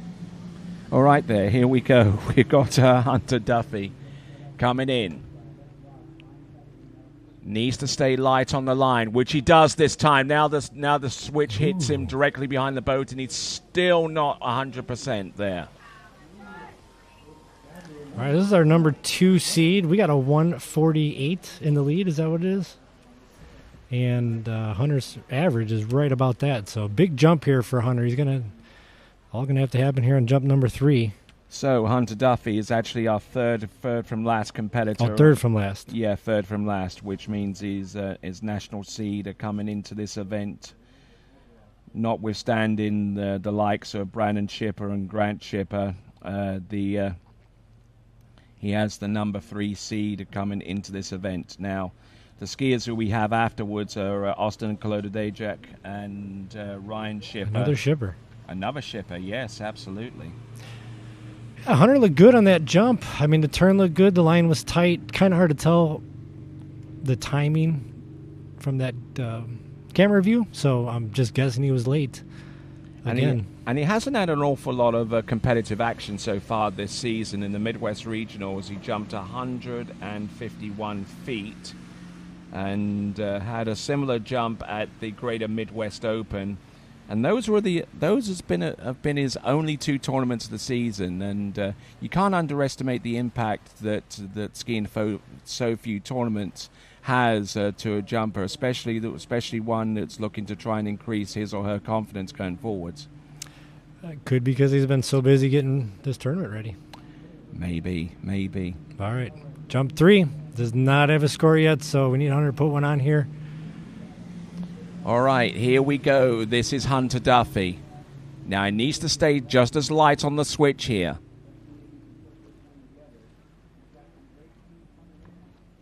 Oh, look at that.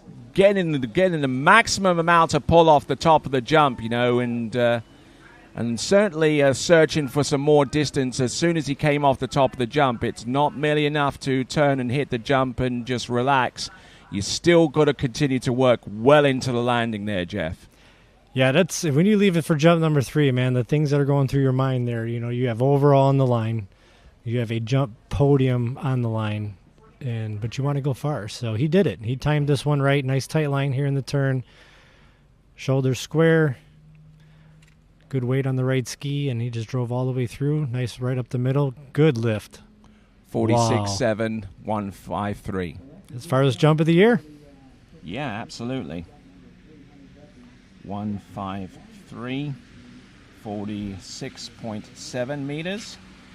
Yes, he S'd out there to keep that line tight there, Tony. So like you're talking about, he did not activate the switch. Turns in. Look at that. Oh, he was a little forward. Yeah, if he'd have pushed any further, then would be picking pieces of him out of the water. which isn't a pleasant experience. All right, then. So, Austin Colodadejak coming to us out of Rocheron in Texas. There is the leaderboard. Hunter Duffy in the lead ahead of Andre Broussard and Ty Veo. And thanks for excluding Brandon Shipper and Grant Shipper out of that list. That helps us out a bunch.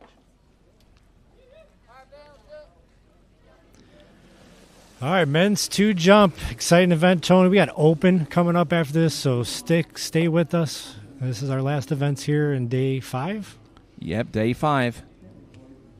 We continue to roll on here in the 84th Goode Water Ski National Championships, coming to you live from Center City in Minnesota, the land of 10,000 lakes, and the area of the country which gave rise to the sport of water skiing in the form of Ralph Wilford Samuelson, who invented the sport on July the 22nd, 1922.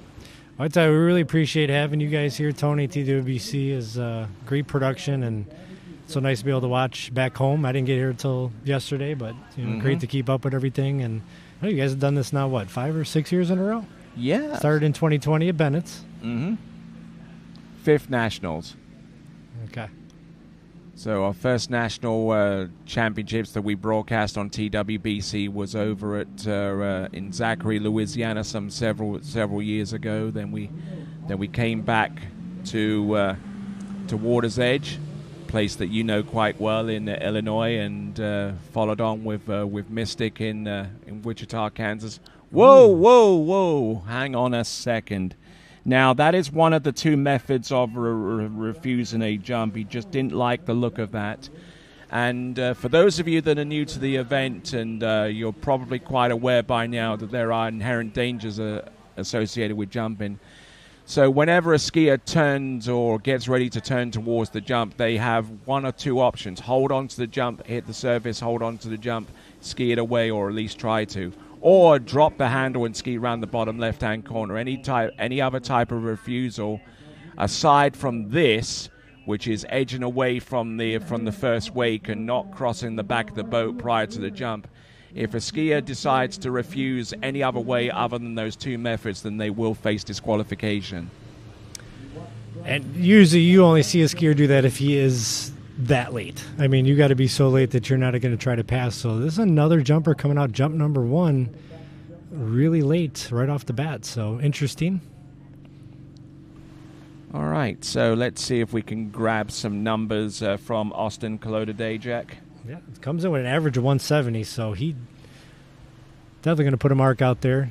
Should take the lead, but we're going to come in for jump number 2 now. I'm guessing he was pretty late on jump number 1. Saved his energy.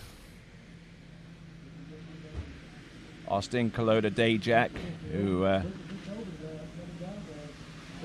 looking at his information, he's age 31. He comes to us from Spring in Texas, which isn't too far away from Rocheron. Here he comes. Austin Colodadejak.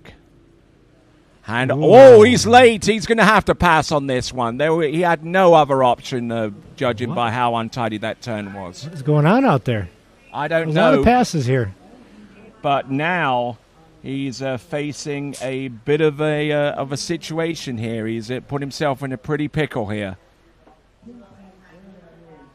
Another jumper passing on the first two jumps, so I'm going to bring it. Going to wait for jump 3 here. A lot of pressure when that happens. He did back it off here, Tony, but he still was late because he tried to turn hard and just Didn't have a tight line, wasn't balanced. And started to lose that left ski almost as soon as he hit the first wake, which isn't a pleasant feeling.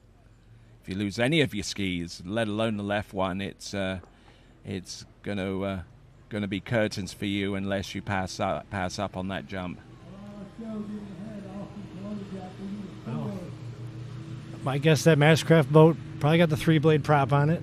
You got Greenie behind the wheel. I'm glad you mentioned that because I was about to go on to that next subject, the type of prop that one would use. So 3-blade or 4-blade, what would you more inclined to use for the jump event? Yeah, the jumpers want the 3-blade. You know, you're gonna get better boat times. You're gonna get faster MTs. The boat can handle these big jumpers at 35 miles an hour. So I'm sure they put the 3-blade on here. I'm not sure if Open's behind that Mastercraft, or I think they have an Nautique today, but. Mm-hmm. So the 3-bladed prop results in the boat revs being a little bit higher. So there's higher revs associated whenever the switch is activated. Wow, Tony, he cut about 660, so he definitely backed it up here. All right, let's see if he can just slow this down. Just keep the line tight. Here he comes. Oh. Whoa! Does he land and ride it out? Well, he does. He just never looked comfortable today, Tony. Even that turn there, even though he backed it up, it was not a good turn. That's the jump he should have started with. Yeah. He's going to be upset. He's going to be bummed coming in with a 170 average, and definitely had a chance to put a big score out there for our last top seed here. Let's see what he got. Still might take the lead here. No. No, 40.6. 40.6 or 133 feet.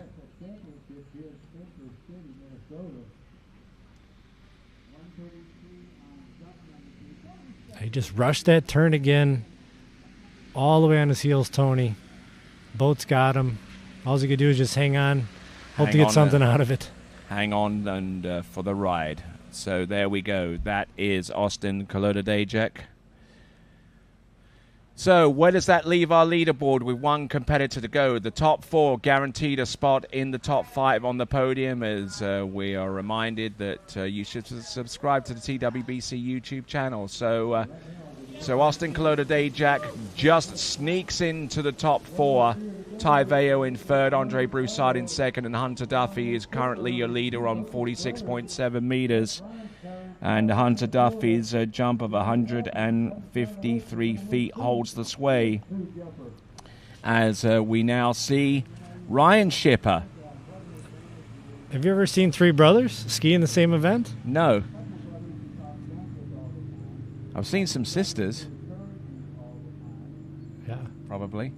I'd need to look back to in the...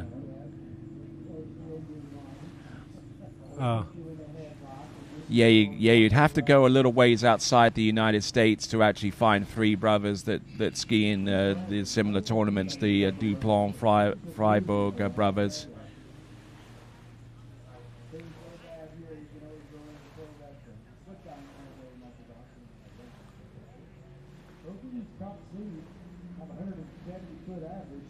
All right, here we go, our top seed.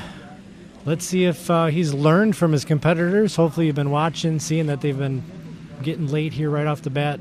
Cuts about 640, Tony. Jump number 1. Here we go. All right, then, let's rock it there. And he's rocking the waters, a speed suit. Turning in.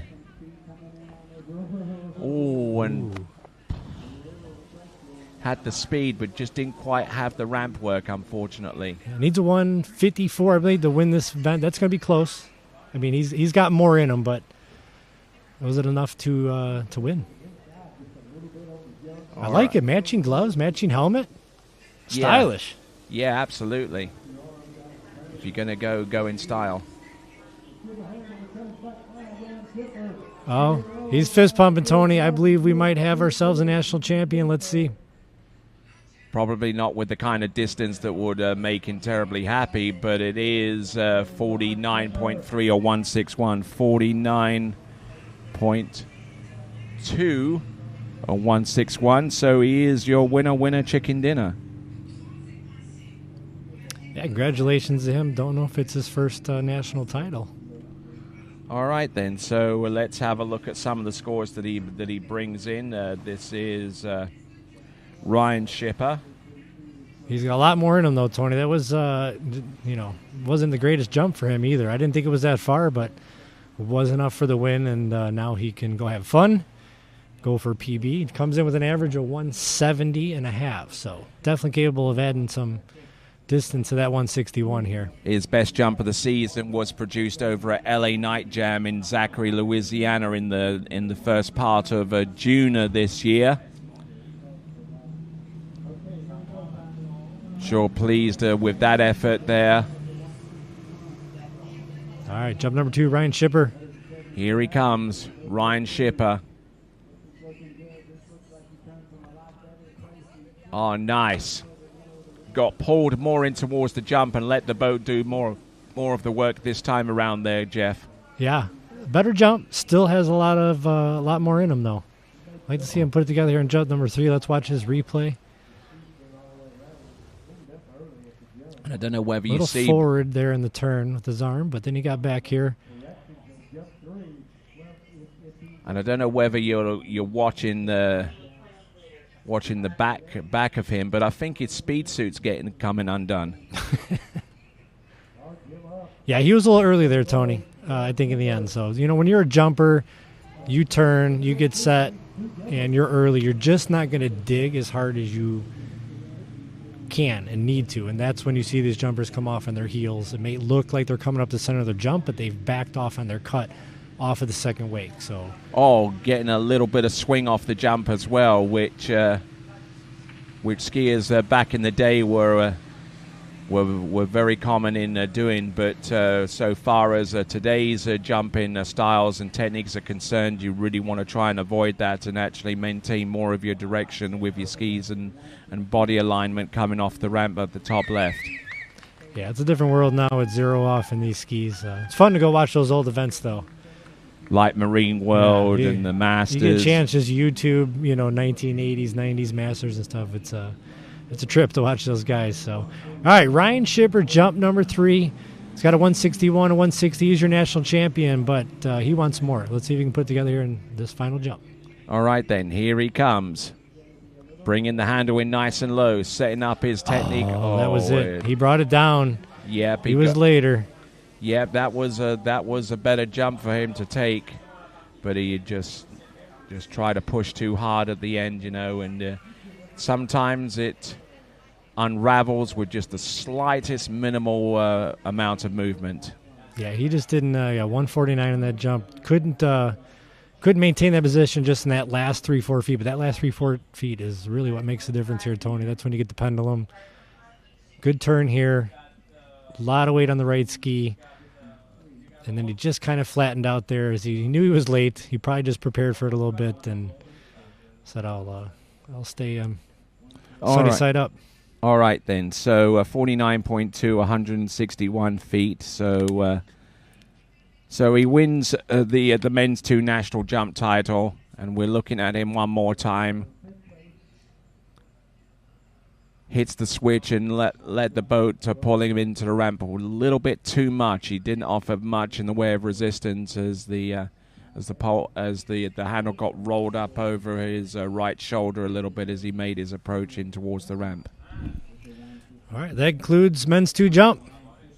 Take us through the leaderboard there, the podium, Tony. All right, there. So there is your leaderboard. Ryan Shipper with the win, and the skiers that came after him were Hunter Duffy and the rest. And you can actually see those results by going to waterskiresults.com. An absolutely invaluable resource in relation to being able to get live scores here for the 84th Goode Water Ski National Championships. When we return, we will go on to Open Women's Jump, followed by Open Men's. But this is the 84th Goode Water Ski National Championships, where we always try to give everyone a break. So here's yours. Old logic says success is determined by wins. It says you can't be a mother and a professional athlete, that you can't take on giants. New logic says, watch me. Watch me become the most decorated track and field athlete in the world. Watch me start a brand designed by women, for women. When old logic holds us back, it's up to us to defy it. At Houston Cadillac, at the moment you arrive, you will notice dedication to excellence. We deliver an unparalleled customer experience, and we're elevating our commitment with a new state-of-the-art facility. Explore our selection of new Cadillac cars, crossovers, and SUVs designed to meet your needs. We are redefining the luxury experience and investing in the future. Visit Houston Cadillac and begin your journey towards luxury. At Dillinger Insurance, we have over 50 different carriers to shop your home, auto, and recreational vehicle insurance needs. We would love the opportunity to save you money. We insure million-dollar mansions, condos, mobile homes, rental homes, and everything in between. We know all about wind inspections, 4-point inspections, and how to get you the right coverage for your particular home. You've got questions, we've got answers. Can you remember the last time you had a rate decrease with your auto insurance? Let's take a look and see what we can do.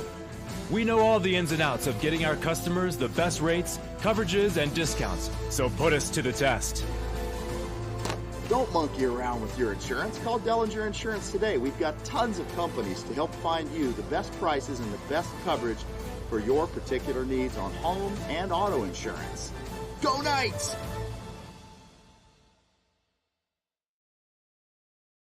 My name is Thibaut Dalen and I'm the broker of Dalen Real Estate. And today I want to show you some of our special listings located in Florida's world famous water ski hotspots.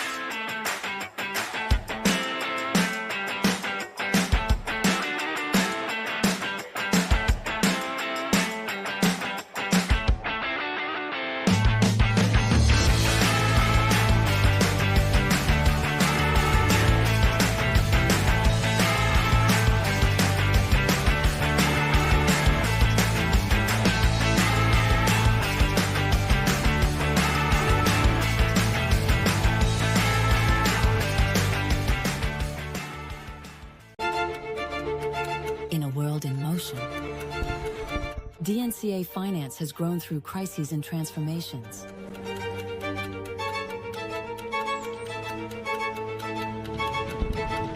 Times change, values remain.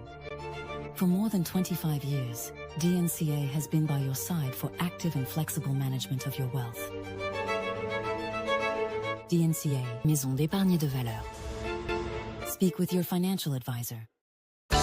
For 30 years now, Canada's #1 water sports pro shop, Shuswap Ski and Board, has been supporting the sport they love through extensive athlete and event sponsorship, donations, and prizes. Having watched the best water ski action on the planet for years, the crew at Shuswap Ski and Board is now helping TWBC bring that amazing action to you. To discover more about one of the world's top pro shops, visit Shuswap Ski and Board online at shuswapsnb.com. Wherever you're going, we'll make it easy. Travel like a VIP every time you book with us.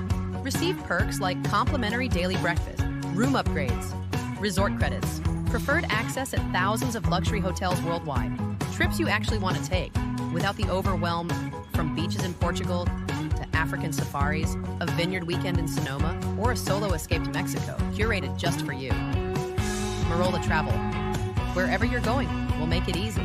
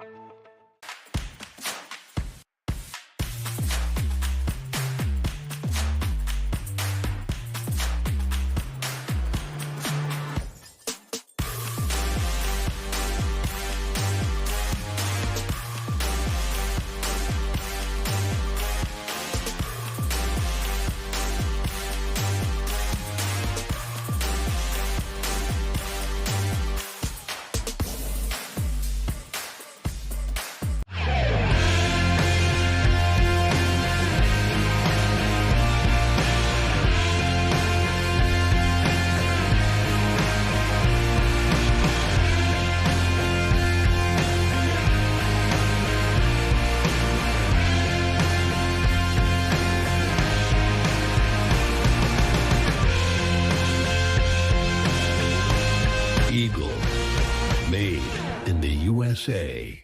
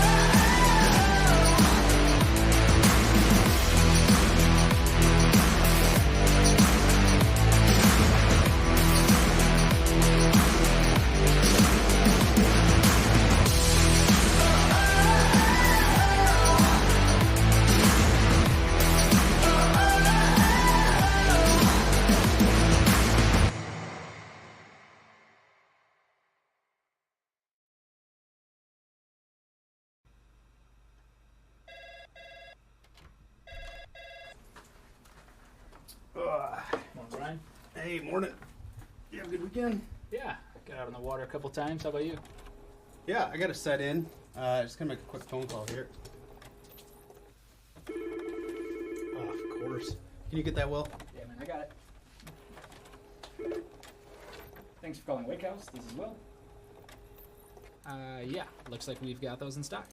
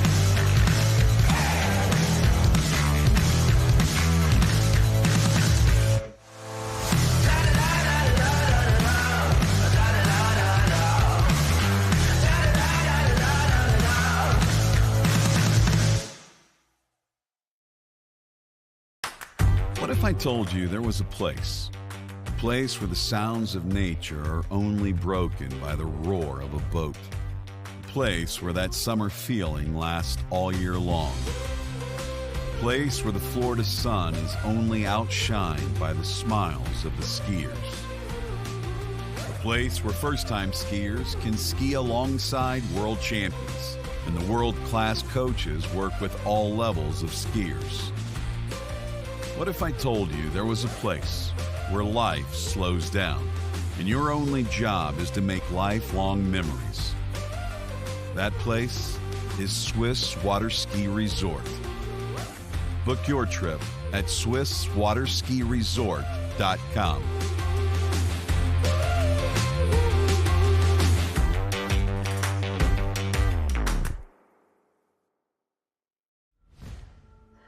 Old logic says success is determined by wins. It says you can't be a mother and a professional athlete, that you can't take on giants. New logic says watch me. Watch me become the most decorated track and field athlete in the world. Watch me start a brand designed by women, for women. When old logic holds us back, it's up to us to defy it. At Houston Cadillac, at the moment you arrive, you will notice dedication to excellence. We deliver an unparalleled customer experience, and we're elevating our commitment with a new state-of-the-art facility. Explore our selection of new Cadillac cars, crossovers, and SUVs designed to meet your needs. We are redefining the luxury experience and investing in the future. Visit Houston Cadillac and begin your journey towards luxury. At Dillinger Insurance, we have over 50 different carriers to shop your home, auto, and recreational vehicle insurance needs.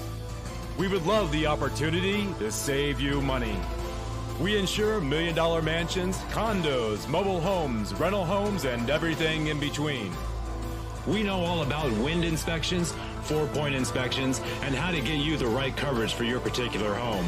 You've got questions, we've got answers. Can you remember the last time you had a rate decrease with your auto insurance? Let's take a look and see what we can do. We know all the ins and outs of getting our customers the best rates, coverages, and discounts, so put us to the test. Don't monkey around with your insurance. Call Dellinger Insurance today. We've got tons of companies to help find you the best prices and the best coverage for your particular needs on home and auto insurance. Go Knights!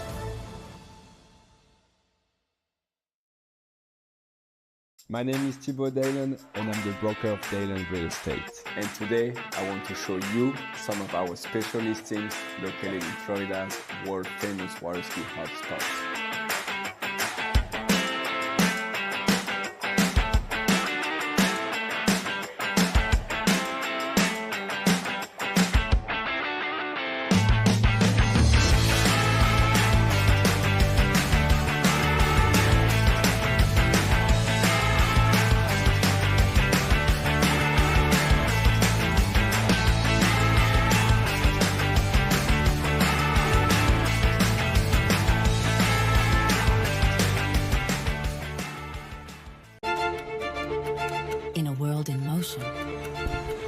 DNCA Finance has grown through crises and transformations.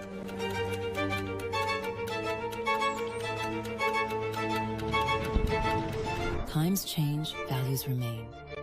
For more than 25 years, DNCA has been by your side for active and flexible management of your wealth. DNCA, Maison d'épargne de valeur. Speak with your financial advisor.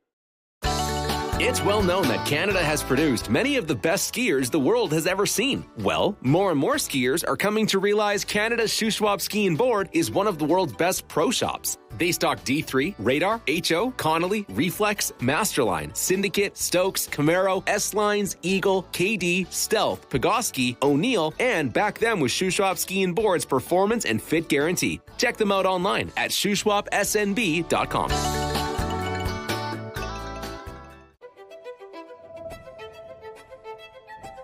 Luxury means something different to everyone. A private island, a hidden villa, a journey designed around you.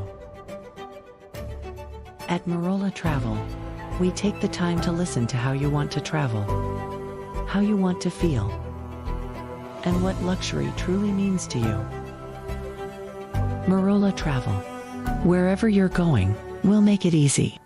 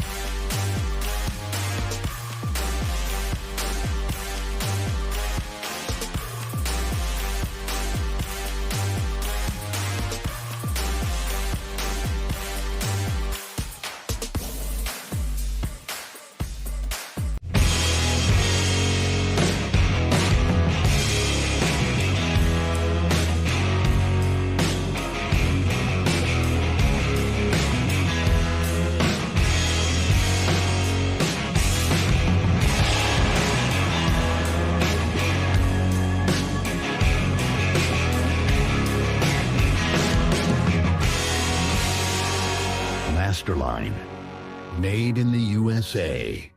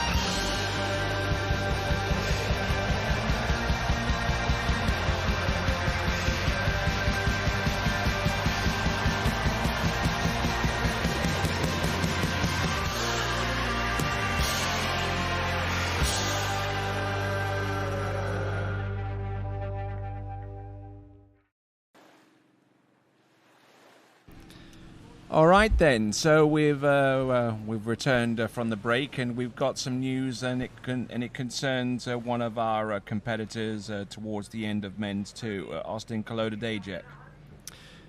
Yeah, from what we're hearing, we have a re-ride request that was granted on jump number 3 for Austin. So this is Austin coming in. This should be a warm-up. We don't know the full details, Tony. There was a lot going on there. We are hearing that it was a re-ride for Weeds in the turn. So that's interesting. But he got it granted. So here he comes. Doesn't have to take that jump, but it's already on prima facie evidence a lot better than what he did on the third jump, in which he scored a jump distance of 40.6 meters or 133 feet. So I assume that's protected. I'm not too sure whether it is or not. Yeah. I mean, you have a better handle on the rules than I do, especially at this level. Yeah, we're waiting to hear from the officials if this is protected. If not, Austin comes in here now with 2 zeros and no score. So risky proposition. I know he did not jump good. He didn't look comfortable out there, Tony. Did the weeds play a role? I know when I jumped earlier, you definitely do see a little bit of weeds. But I would think every jumper has the same thing. So, well, there certainly weren't any weeds on that turn this time. Maybe they sent someone out there to clear them in the ensuing moments before considering taking Austin Kolodajczyk out. I mean, the only thing I could think of, Tony, is he was a lot later than everybody. So did he run into a spot that had more weeds? But still. All right, it's protected, Tony. All right, then. So this is interesting. It's a target here, Austin Kolodajczyk, who is in 5th and can move up higher if he knocks a jump out a little bit more here. The next highest of foot distance is 142 feet by Tai Veo. So this has the makings of really shaping up the jump rankings. Here we go. Well, this is going to be interesting, Tony.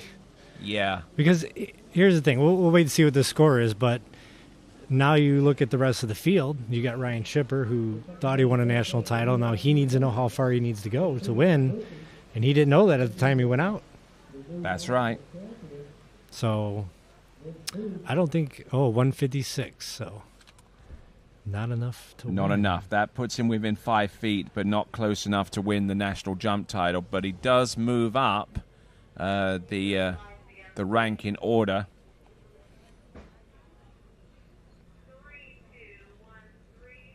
Yeah, that would have been, we'll see if anybody else has a problem with it. But, if he had taken that jump title now from Ryan, would we have saw more protest here? That's a thing we ponder now as we take a look at Austin Kolodajczyk.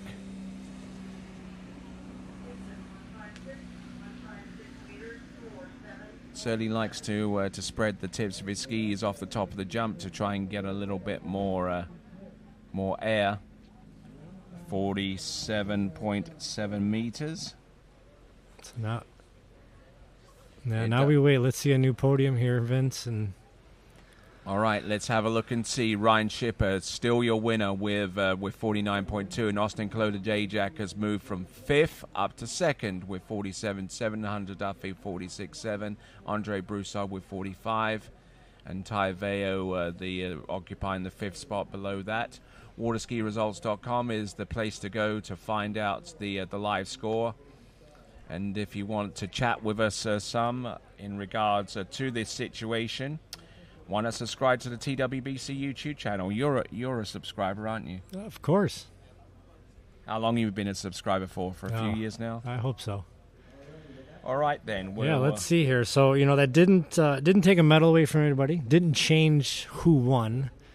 But it moved Hunter Duffy down in the 3rd, Andre Broussard in the 4th, and Tai Veo into 5th. So we'll see here if any protest ensue. If not, we are going to move into Open's women's jump. All right, then. So. And I do see Ryan Shipper is got his gear on here, Tony. So now whether he just didn't take it off yet from when he won, or he was getting prepared for a possible. We'll see. A lot going on here, Tony. I don't want to speculate. We can only report what we're hearing.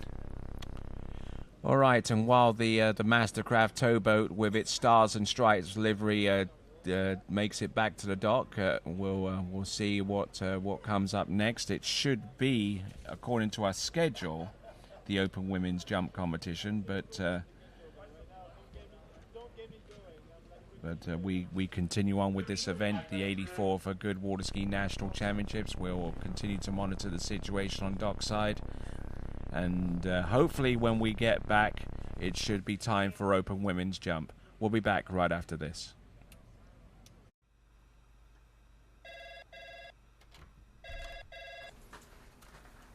Morning, Brian. Hey, morning. You have a good weekend? Yeah, got out on the water a couple times. How about you? Yeah, I got to set in. Just gonna make a quick phone call here. Oh, of course. Can you get that, Will? Yeah, man, I got it. Thanks for calling Wake House. This is Will. Yeah, looks like we've got those in stock.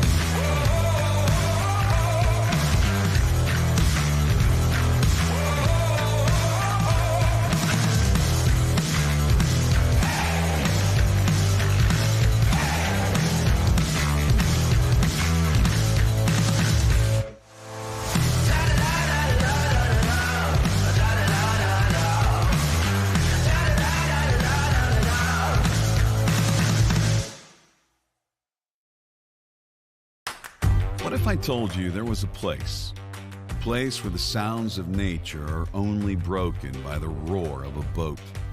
A place where that summer feeling lasts all year long. A place where the Florida sun is only outshined by the smiles of the skiers. A place where first-time skiers can ski alongside world champions, and the world-class coaches work with all levels of skiers. What if I told you there was a place where life slows down and your only job is to make lifelong memories? That place is Swiss Water Ski Resort. Book your trip at SwissWaterSkiResort.com.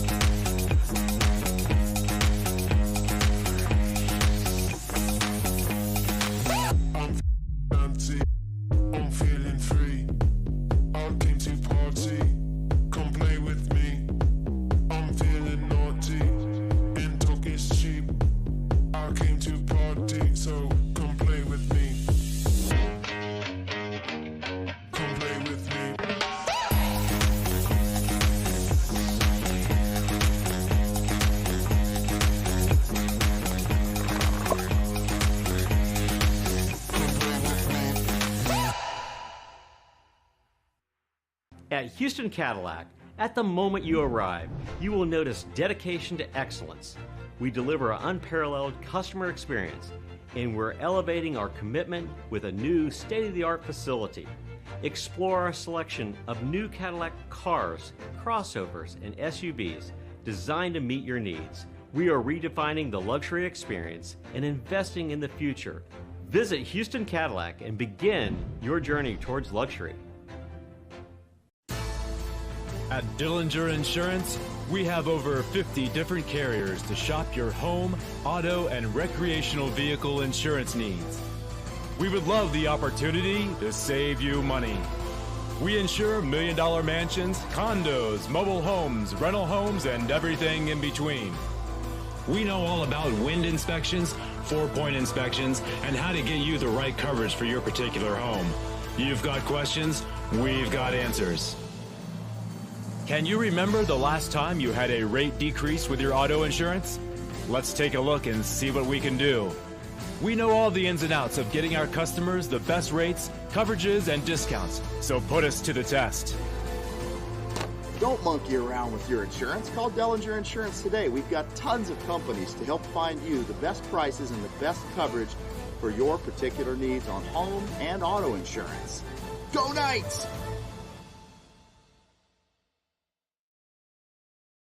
My name is Thibaut Dalen and I'm the broker of Dalen Real Estate. And today I want to show you some of our special listings located in Florida's world famous water ski hotspots.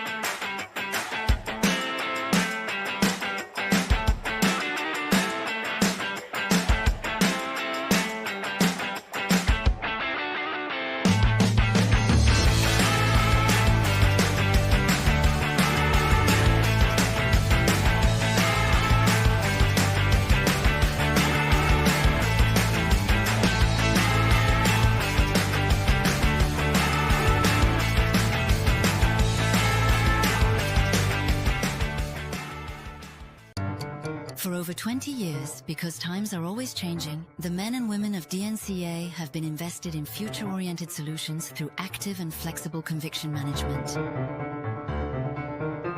Times change, values remain. Entrust your savings to an asset management firm to meet your long-term financial goals. DNCA, Maison d'épargne de valeur. Speak with your financial advisor. It's always summer at Schwab Ski and Board isn't just a slogan. It's been a way of doing business for 30 years. Schwab Ski and Board keeps more summer gear on hand than any other shop in Canada. More wake surfers, water skis and wakeboards, more wetsuits, ski and board vests, water toys, and tons of pickleball gear too. Not only Canada's best selection, but the guaranteed lowest prices as well. To discover more about one of the world's top pro shops, visit Schwab Ski and Board online at schwabsnb.com. The perfect holiday isn't a destination. It's a feeling. That's why we don't sell packages. We listen. We design. We create journeys as individual as you are.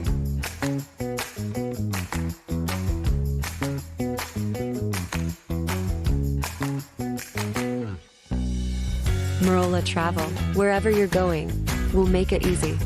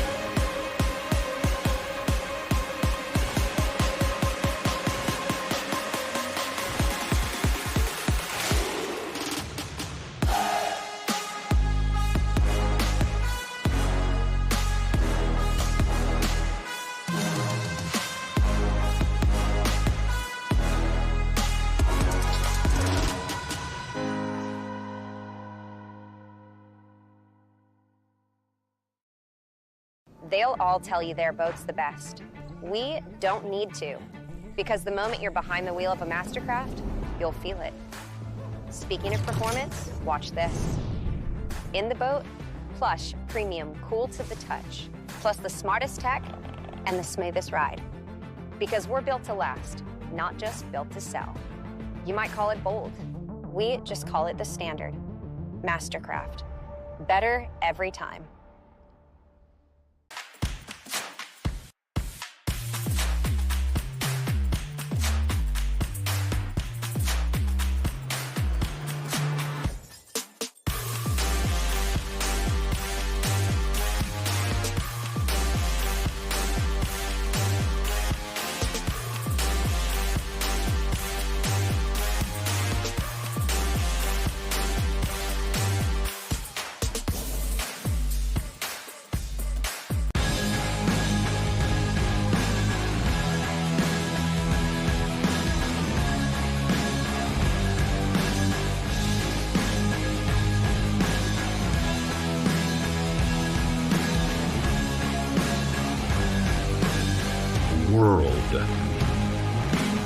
record. Ropes. Masterline.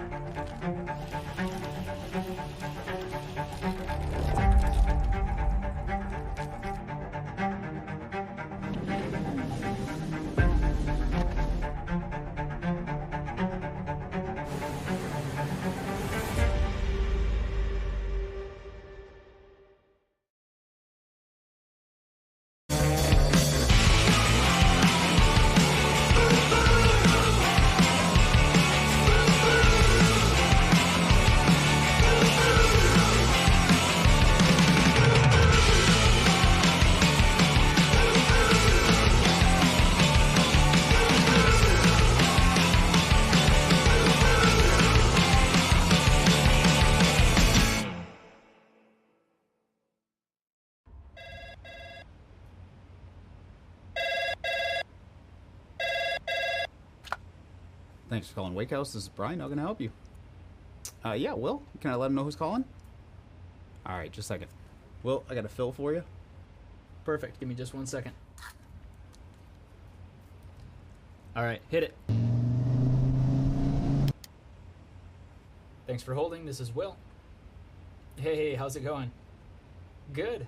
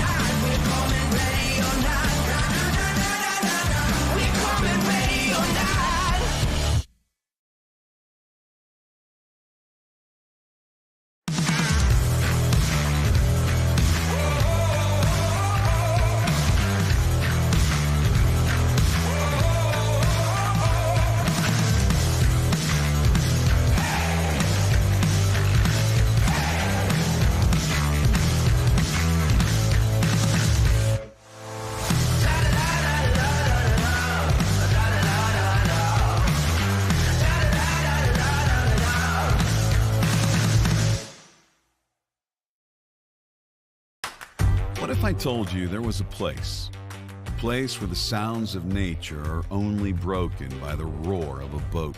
A place where that summer feeling lasts all year long. place where the Florida sun is only outshined by the smiles of the skiers.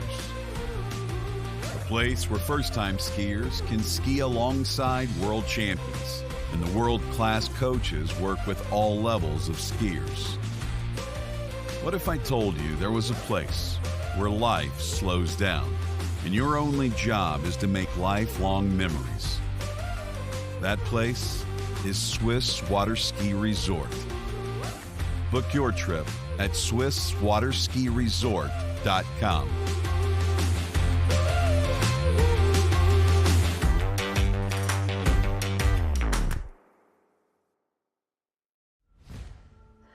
Old logic says success is determined by wins. It says you can't be a mother and a professional athlete, that you can't take on giants.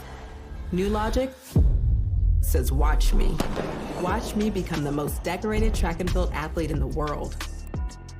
Watch me start a brand designed by women, for women. When old logic holds us back, it's up to us to defy it. At Houston Cadillac, at the moment you arrive, you will notice dedication to excellence. We deliver an unparalleled customer experience, and we're elevating our commitment with a new state-of-the-art facility. Explore our selection of new Cadillac cars, crossovers, and SUVs designed to meet your needs. We are redefining the luxury experience and investing in the future. Visit Houston Cadillac and begin your journey towards luxury. At Dillinger Insurance, we have over 50 different carriers to shop your home, auto, and recreational vehicle insurance needs. We would love the opportunity to save you money. We insure $1 million mansions, condos, mobile homes, rental homes, and everything in between. We know all about wind inspections, 4-point inspections, and how to get you the right coverage for your particular home. You've got questions, we've got answers. Can you remember the last time you had a rate decrease with your auto insurance? Let's take a look and see what we can do. We know all the ins and outs of getting our customers the best rates, coverages, and discounts, so put us to the test. Don't monkey around with your insurance. Call Dellinger Insurance today. We've got tons of companies to help find you the best prices and the best coverage for your particular needs on home and auto insurance. Go Knights!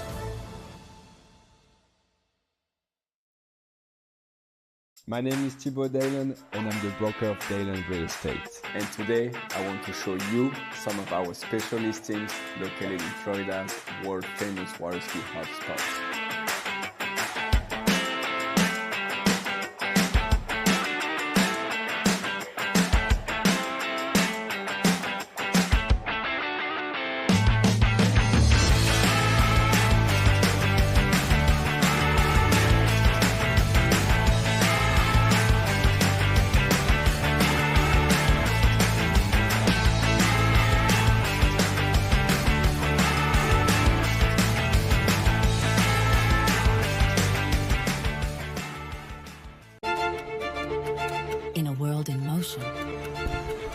DNCA Finance has grown through crises and transformations.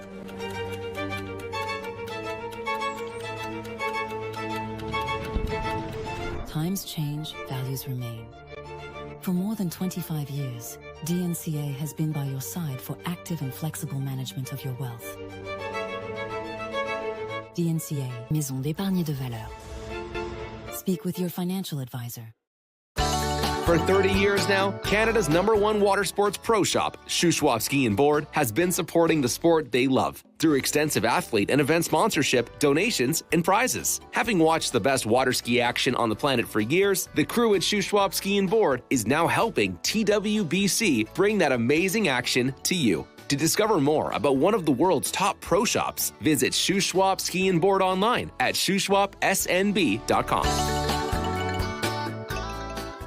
Wherever you're going, we'll make it easy. Travel like a VIP every time you book with us. Receive perks like complimentary daily breakfast, room upgrades, resort credits, preferred access at thousands of luxury hotels worldwide, trips you actually want to take without the overwhelm from beaches in Portugal to African safaris, a vineyard weekend in Sonoma, or a solo escape to Mexico, curated just for you. Marola Travel. Wherever you're going, we'll make it easy.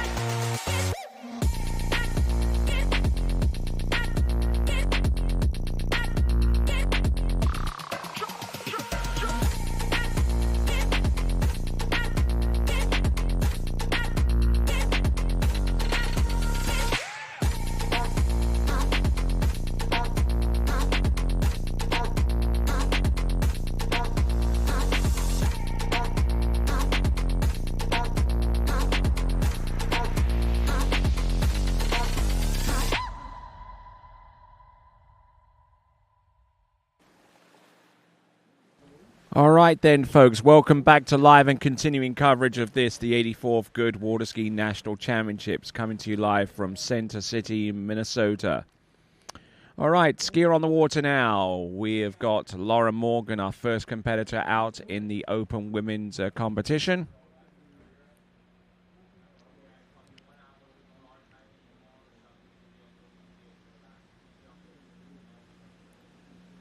Let's see what Lauren can do. Three-quarter cut, opening jump, skiing behind the Malibu Response TXI.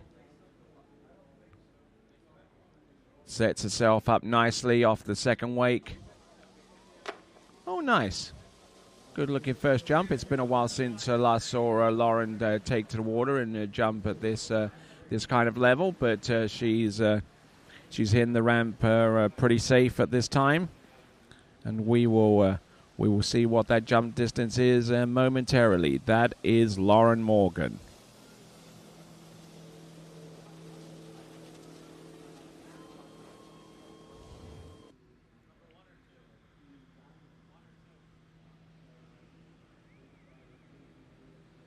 Time right now is approaching 6 o'clock in the evening.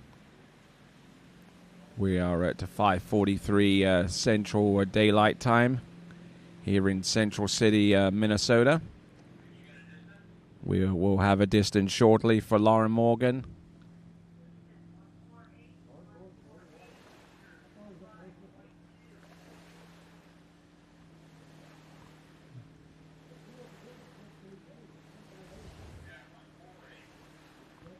.45.2 for 148, 45.2 for 148.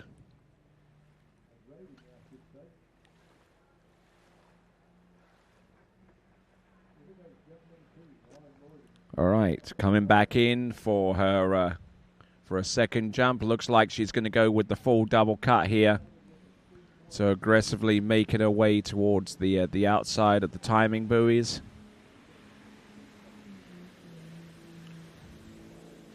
Lauren Morgan.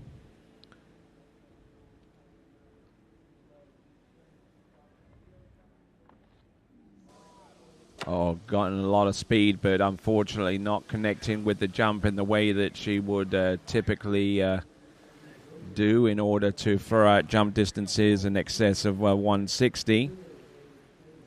Currently on 148 feet. 148 feet on jump number 1 for Lauren Morgan, who's medaled at World Championship level. 141 feet from early indications on jump number 2. But yet to be confirmed with the distance, which you'll see on the screen in both metric and feet distance. Just not getting us a feet well underneath her at this time. So 43.2.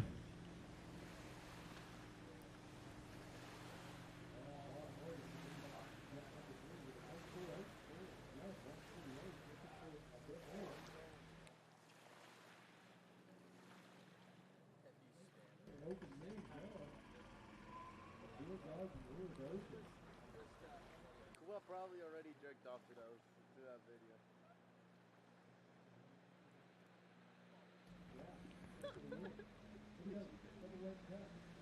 So 142. Confirmed distance on jump number 2 with the equivalent of 43.8 meters. And now let's see what she can do by way of ending off her jump set and passing up on jump number 3. So there we go. That is Lauren Morgan with 43.8 as her best jump distance. Actually, 45.2 is her best jump distance for a 148-foot leap on the first jump of 3. And Lauren makes her way back to the shore, having completed her 3 jumps. All right, our next jumper to come will be Emma Davis. Emma Davis.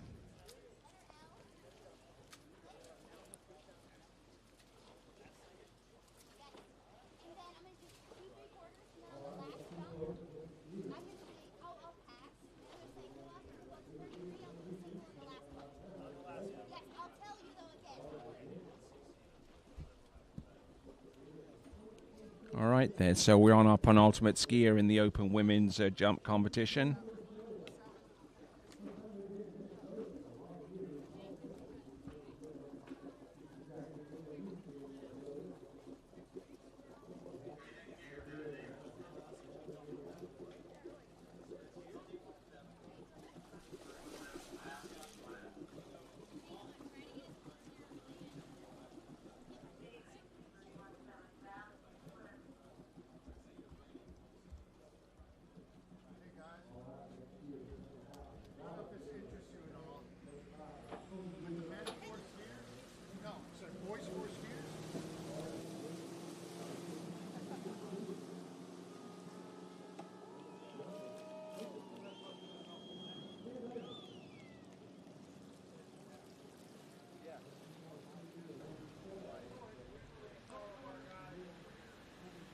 All right, then. So Emma Davis is on the water, who comes to us from Milford in the Commonwealth of Virginia.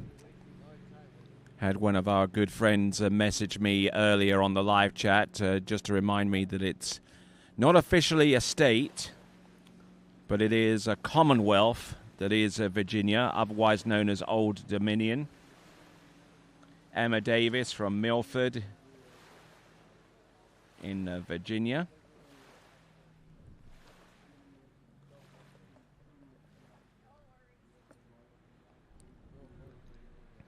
And her best jump, which he produced last season, 112 feet. In the U.S. Junior Open held earlier on this season. In the junior women's competition, she jumped a little over 90 feet.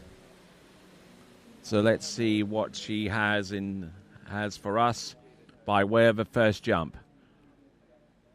From Milford in Virginia, that is Emma Davis's opening pass at the jump, and it turns out to be a pass as she drops the handle and skis around the bottom left-hand corner.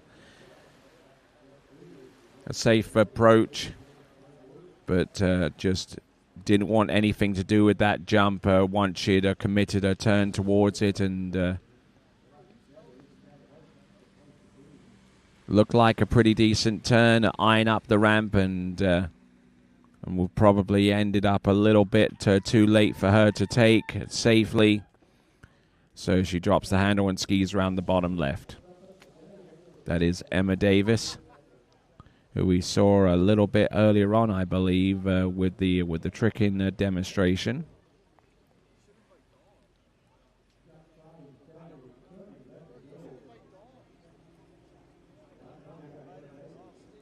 So Emma Davis in the Open Women's Competition, qualified to ski in this competition via placement.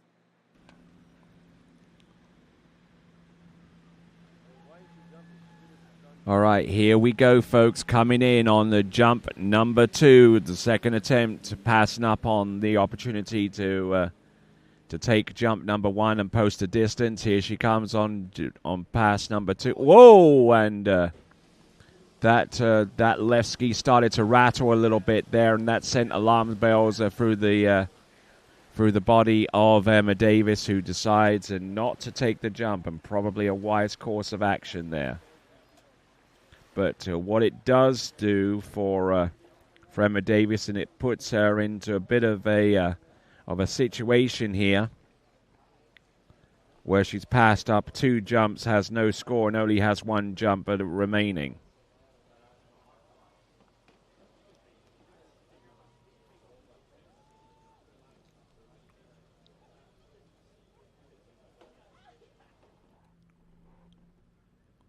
So here we go, folks. Emma Davis, crunch time there for her.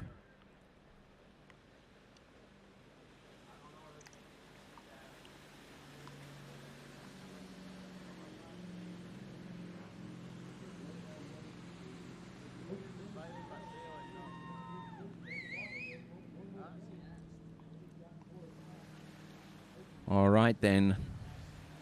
Emma Davis. 2 jumps down.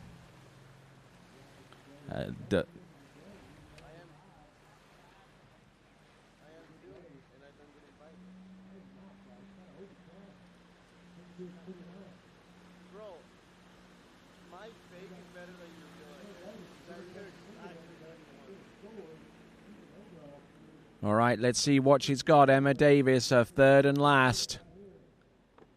Taking a straight up single cut. Not electing to go with the 3/4 this time around.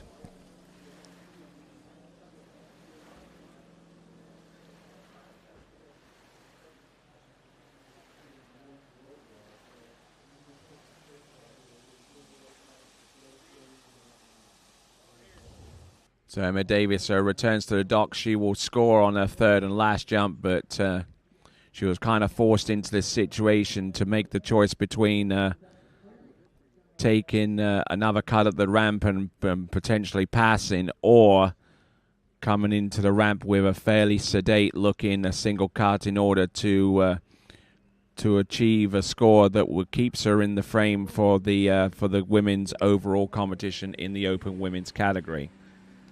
The distance comes through. It shouldn't be anything terribly huge. 26.9. 26.9 or 88 feet.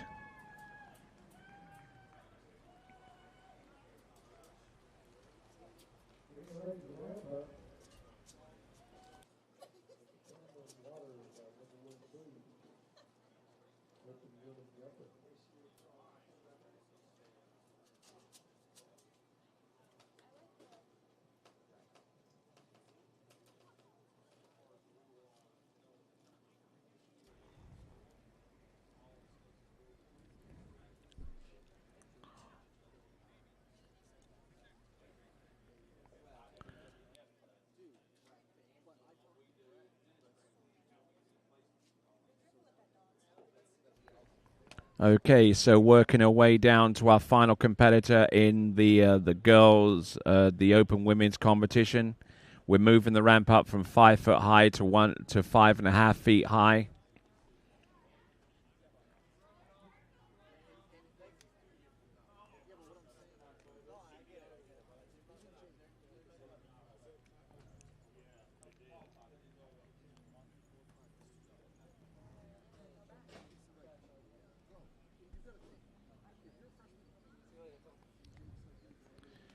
All right, then.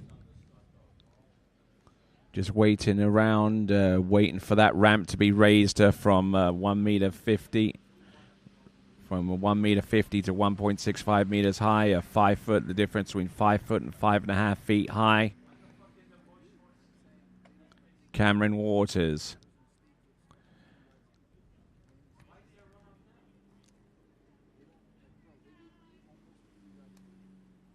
All right, for those of you that have just joined us, welcome back. This is the 84th Goode Water Skiing National Championship, the 84th edition, and great to have you continuing with your viewership support of this event. Coming to you live from Center City in Minnesota, the home of Trophy Lakes 3. And the state itself can lay claim to being the birthplace of water skiing. I get what you're saying, but I came in. I came in. The team was horrible, and it's gonna be horrible. No, it's not. Bro, we lose two key spots. Aaliyah, George. No, I know one more. Sam Walker. Bro, but what I'm saying is, you still have Mateo, you still have Jacopo, you still got Charlie. Like, you got a good foundation of people. All you gotta do is just add a little bit of pieces here and there. Right? Yeah, but you're not talking. You're not. I'm not talking about adding Aaliyah. No, naturally it goes like this. Like, this is how it goes. Yeah, but ULM is going like this, and we're going. We're here. They've done a really good job. Yeah, we need to do that job. That's my point.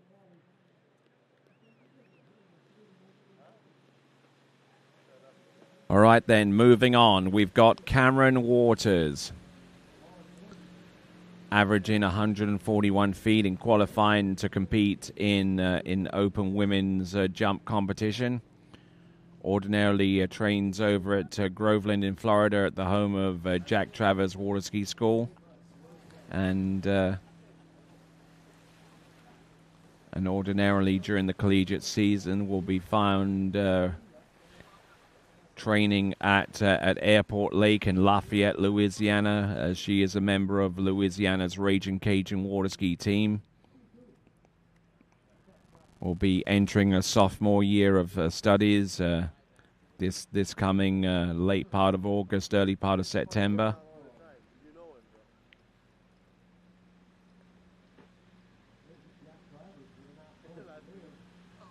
Here we go.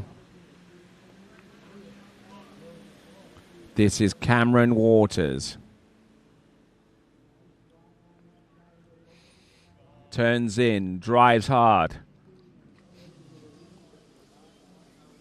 And passing up on jump number 1.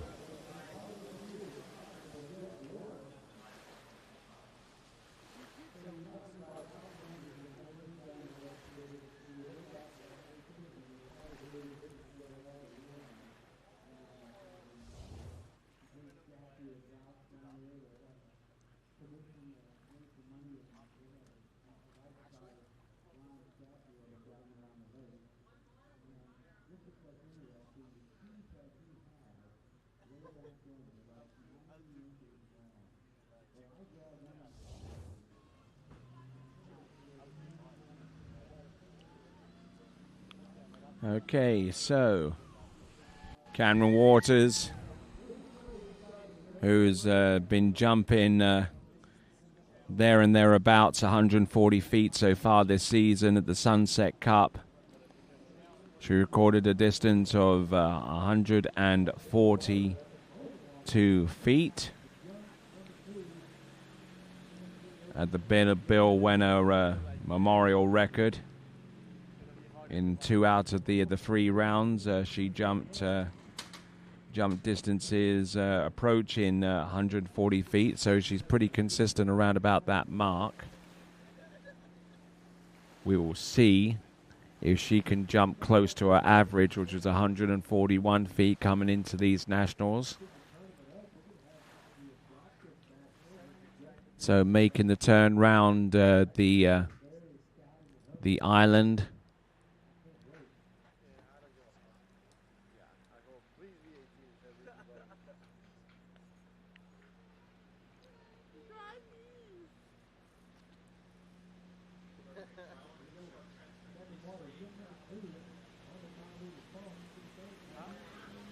Here we go. Come on in. This is Cameron Waters.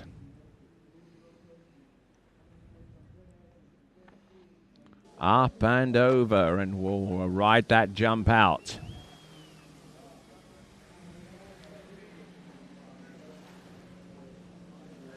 So has a jump to her credit. But is it going to be enough to overhaul the distance thrown down a little bit earlier on in this competition by Lauren Morgan, who still leads with 45.2 or 148 feet.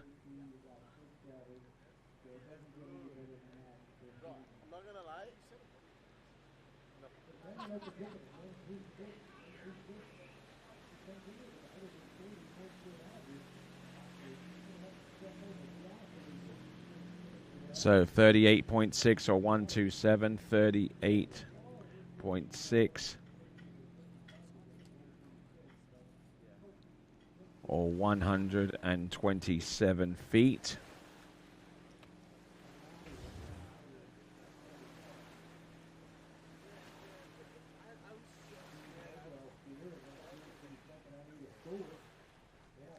So Cameron Waters are still battling hard here. Let's see if she has the ability to usurp the distance of Lauren Morgan's 148 or 45.2. She still has a little ways to go to match either of those distances, whether it'll be in metric or imperial. Cameron Waters.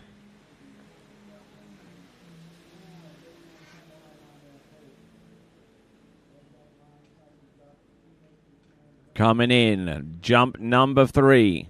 Oh, passing up on that jump as well. So that means that your presumptive National Open Women's Jump champion for I don't know how many times, but the title is Lauren Morgan's again with 45.2 meters. 45.2 meters is the jump distance that wins the national jump title ahead of Cameron Waters and ahead of Emma Davis.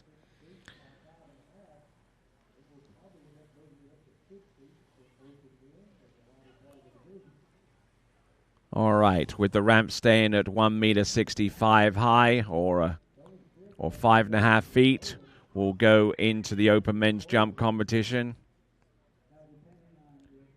Now, all right then. So when you return to live coverage of the 84th Goode Water Ski National Championships, it will be just in time for the open men's jump, and all that's come right after this.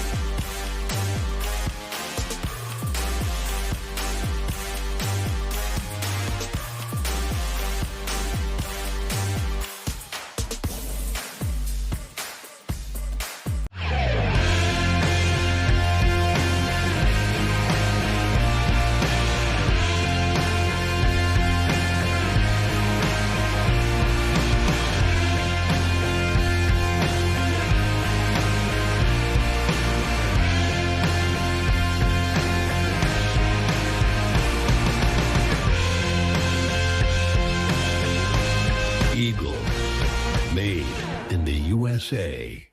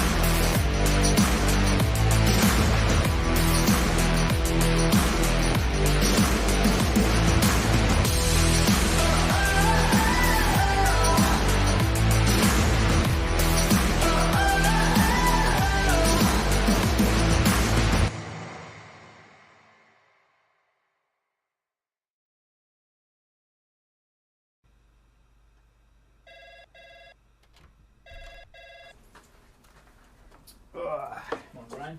Hey, morning. You have a good weekend? Yeah, got out on the water a couple times. How about you? Yeah, I got to set in. Just gonna make a quick phone call here. Oh, of course. Can you get that, Will? Yeah, man, I got it. Thanks for calling Wake House. This is Will.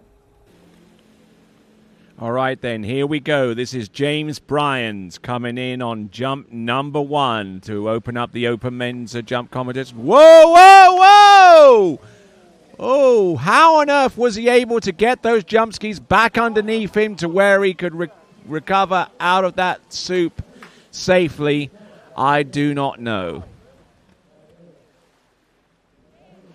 Wow. We'll take a look at this instant replay. Let's have a look and see. Turns in. Digs in hard off the turn. Maybe a little bit too hard too soon. So he comes off the ramp there. Oh. Squirrely. He looked pretty squirrely off the top of the jump here. Now, it may not look that bad from the rear, but let's take a look at the forward-facing camera here with the alternate view with this instant replay. Comes on in, tries to boot one out, and then he got twisted in the air almost 90 degrees to the left as he came into land and brought the skis down just in time that could have been potentially a very, very nasty jump there in terms of his continued good health.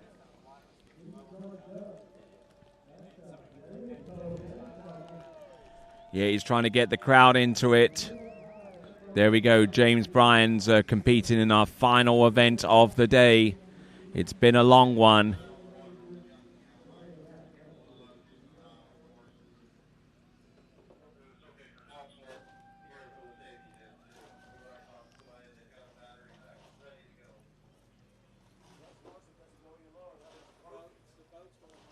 So James Bryan's getting ready to get back into his jump skis. He's got an ankle strap which goes over his binding to further secure those things.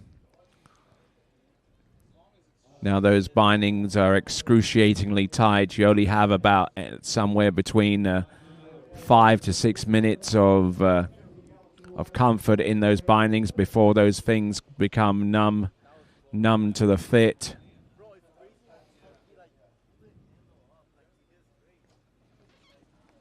Now shaking the skis off, and for those of you that are new to the sport, about the only thing about the best thing you can use to get your feet into those excruciatingly tight bindings is normal dish soap. They have tried a soap and some of it has worked in the past, but soap takes an awful long time to actually get out of the binding material, and they found generally over the years that the dish soap with a high concentration of water mixed in with it is normally about the best liquid that you can use to get your feet into those jump bindings and still be able to wash out whatever you put in to facilitate getting your feet into those bindings.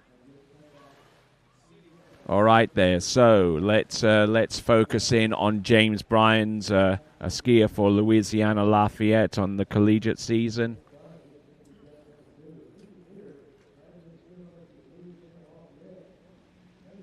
Here we go.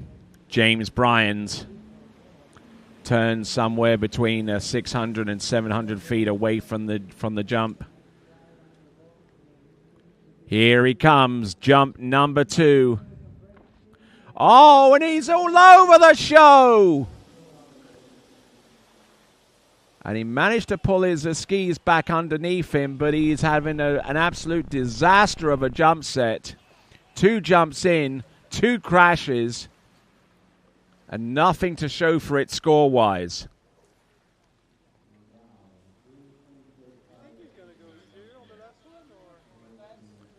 Living life dangerously, in every sense of the word. Let's have a look and see. Handle up high, position looked good off the turn, and every indication that he was going to get away from that jump pretty nicely, but unfortunately just absolutely sank into his stance there even deeper and just couldn't get his legs up underneath him. It's just that simple. Just came off the second wake into the jump and just sat back, and from there it was a no-win situation going forwards. The only thing that saved him was the fact that he actually impacted the water on his lower back.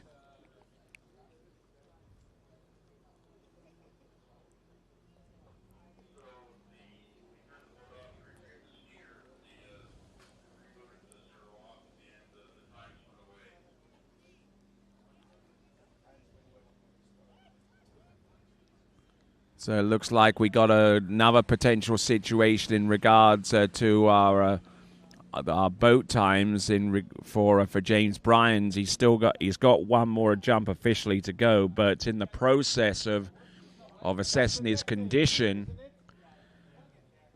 the boat got turned off, and at the same time it wiped out the memory of the boat times that were recorded. Basically, essentially meaning that the second jump did not get a boat time. Now, if I'm reading this correctly, that would automatically give James Bryans a re-ride on jump number 2.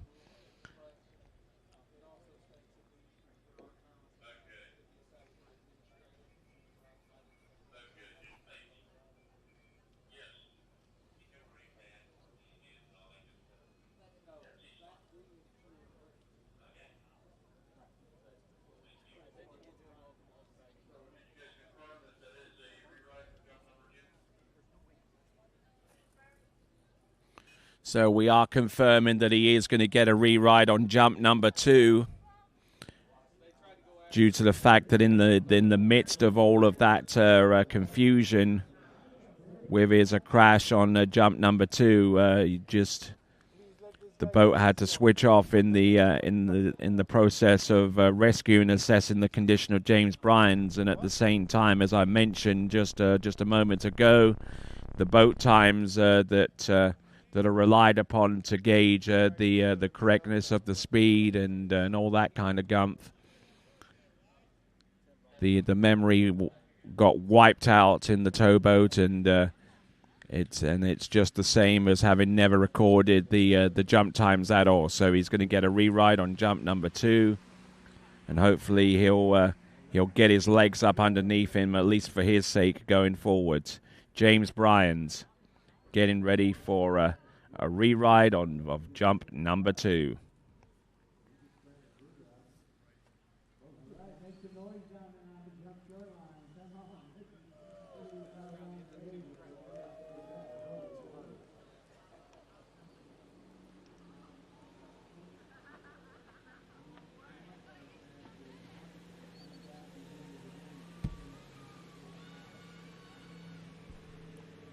All right, then, getting some encouragement along the shorelines. James Bryans, who comes into this tournament having averaged about 185 feet.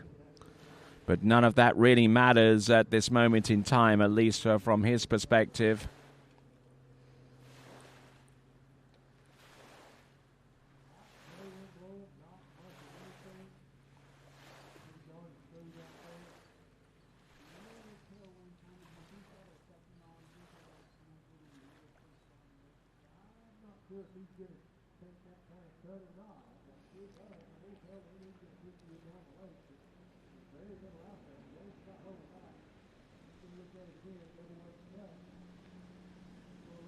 All right, here comes James Bryans.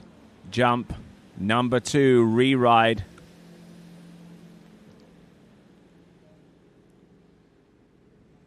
Setting himself up well here. Turns in. Oh, man alive. I don't know what is happening here, but that's a re-ride on jump number 2, and he is done. He's had 3 attempts. That was a re-ride on jump number 2. He could have taken his third and last, but he is just not in the best of shapes, and I think that he's succumbed to the inevitable in saying, I'm just not cut out for the jumping event today.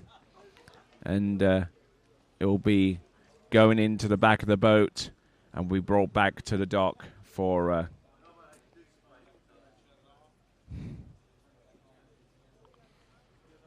at least that's my perspective upon what's happened. The jumper may opt to do the third and last jump. He certainly were well within his rights to do. But he tried to come in a little bit earlier and a little bit softer, and unfortunately, none of that helped to cure his ills.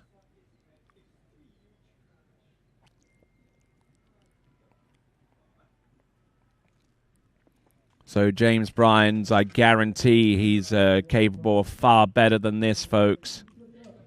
I've seen him jump before at collegiate national level.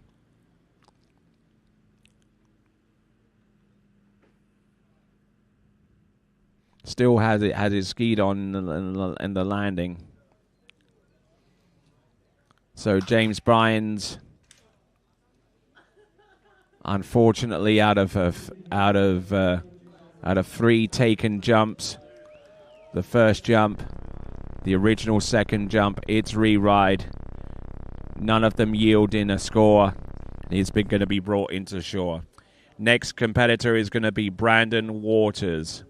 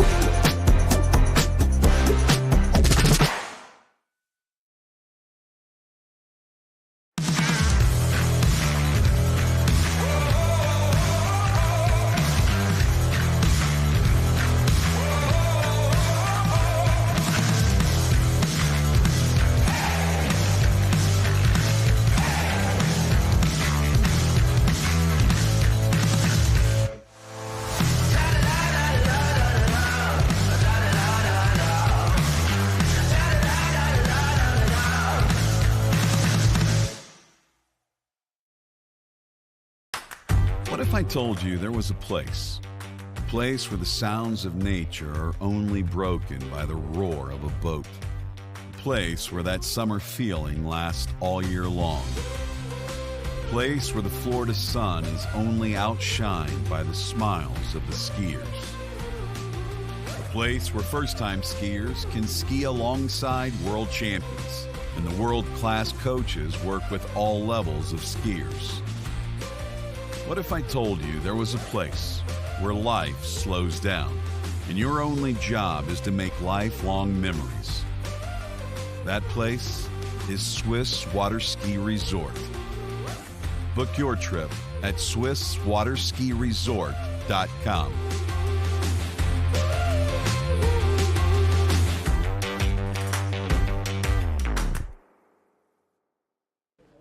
All right, skier on the water now. Our second competitor out in open men's. It is going to be Brandon Waters.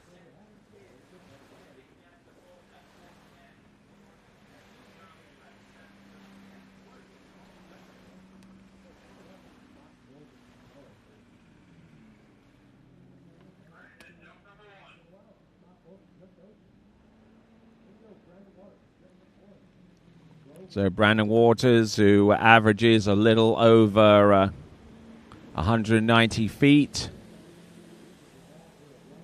The brainchild of the Waters wetsuits and accessories. Getting a little bit twisted off the jump there, but managing to hang on and to ride it out. Brandon Waters.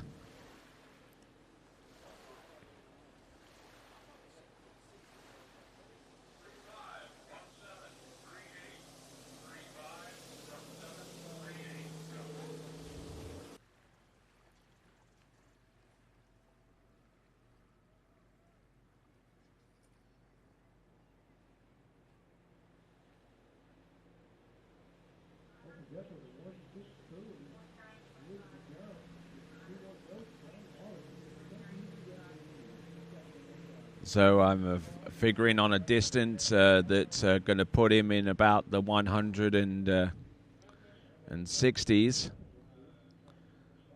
Getting pulled up prior to hitting the jump there and changing his direction dramatically. The jump distance coming through in metric and in feet.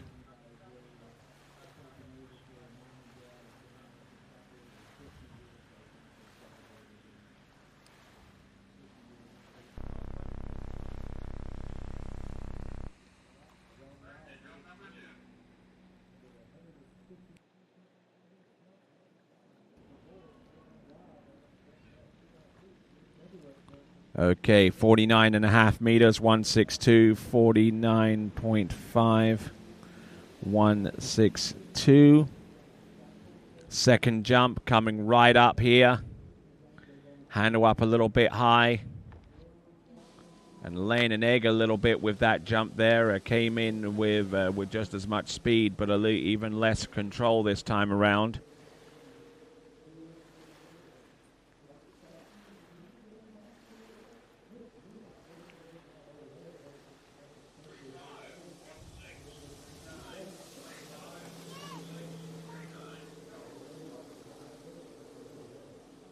So approaching 12 hours of coverage right from the get-go this morning, starting at 7 a.m. here on TWBC. This is the west side lake.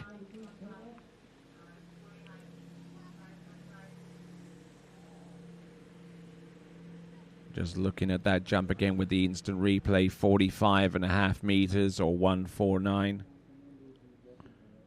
45.5 for 149.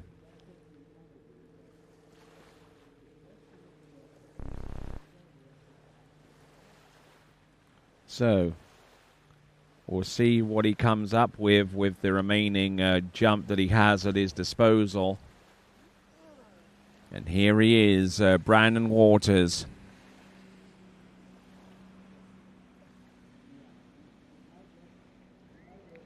Taking aim at the jump ramp now. But first he has to go past the jump timing buoys, which he turns in between the 600 and the 700 foot cut buoy. Better impact, better lift, and will ride out that jump, thankfully.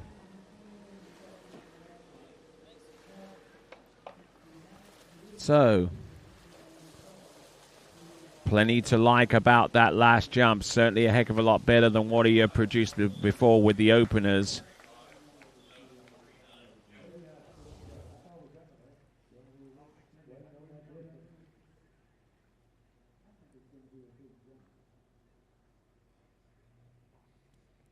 So getting launched on jump number 3.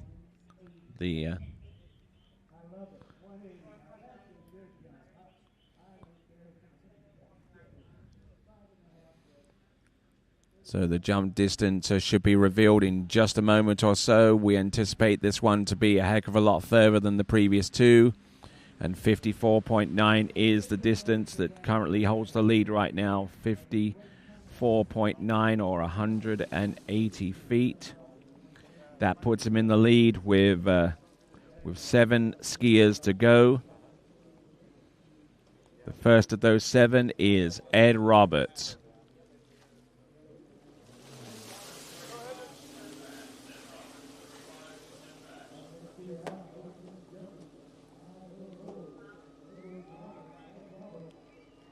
So Ed Roberts.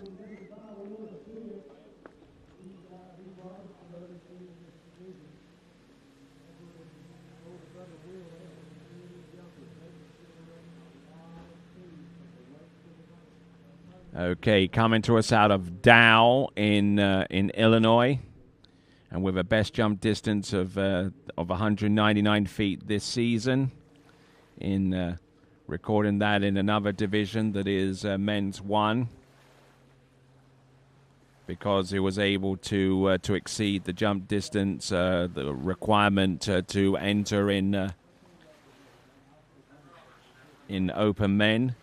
He gets to ski in the open men's jump division.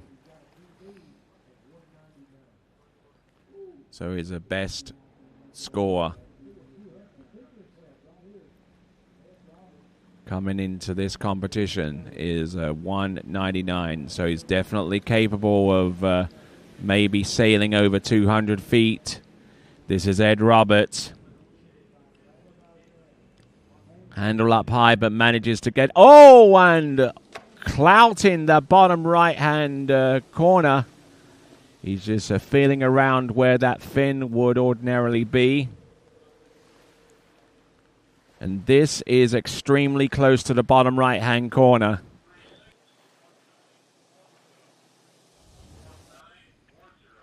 Okay, so let's have a look at this jump again. We're going to go a little bit slower from off the second wake to see whether that ski... Oh, he clouts the bottom right-hand corner, and extremely grateful that he's actually using aluminum jump fins that they're a little bit more rugged than the polycarbonate plastic type fins, which are used on many jump skis. You see how much that right ski drug off the jump. 48.2158. 482.158.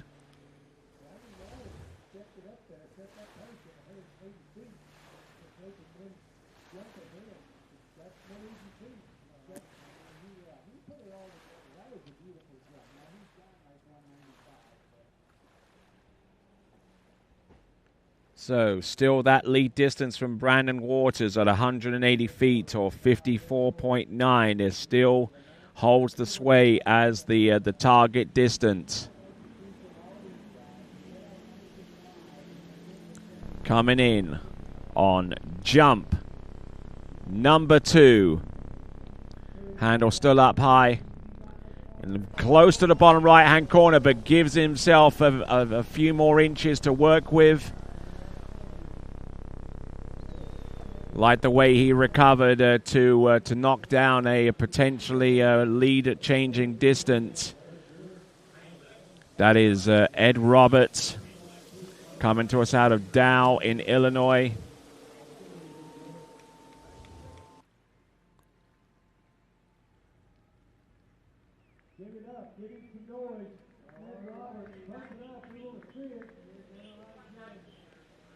Yes, he got a little bit more to work with there. That is Ed Roberts. The jump distance is going to be revealed. It's a 193, 58.9. 589, 193. So he's opened up a bit of a lead now with 193 feet in his back pocket, and he still has one more jump to come. He's also extremely well aware that the jumpers to come have distances well in excess of 200 feet, starting off with Jake Abelson, who averages 208 feet, and then from there, anything is possible. Here we go, folks, coming on in. Jump number 3. Ah, yes, good pull off the top of the jump there, but was that going to be enough? Not quite, I don't think, and he knows it as well. Just didn't look like he got the full amount of height and trajectory off the front end of that ramp, and thus the distance on jump number 3 may not be as big as 193, but it is that jump of 193 that is currently holding the sway right now as the lead jumper. He definitely gave himself even more room that time to get his feet underneath him. But from what I'm hearing right now, even though he didn't get as much height, he got the speed, and it might have translated to even bigger distance. 59.6 or 196. Or is that 59.8? Would 59.8 meters, 59.8 meters or 196. So we'll have a look at the leaderboard. There it is, right there in black and white. 59.8, 196, and he has the lead as we now bring on our next competitor. Our penultimate skier on this list, jumping at 5.5 feet high or 1.65 meters high. It is Jake Abelson.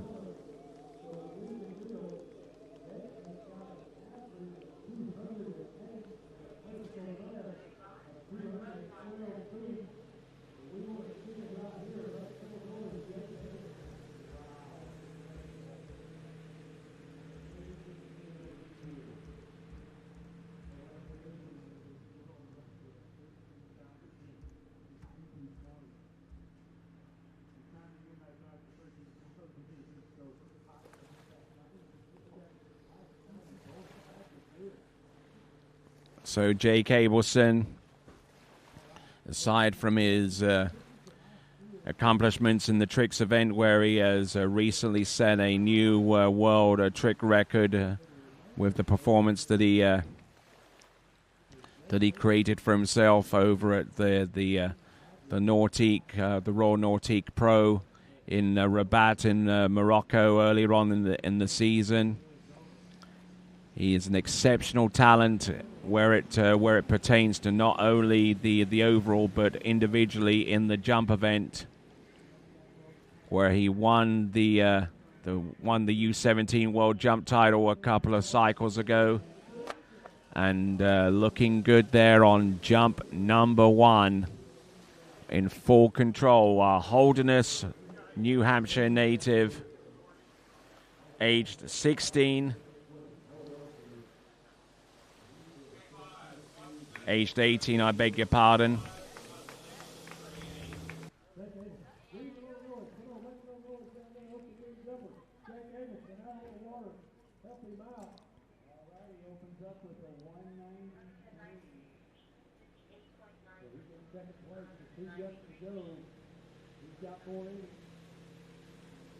So the jump distance coming through for Jake Abelson, 58.9 or 193.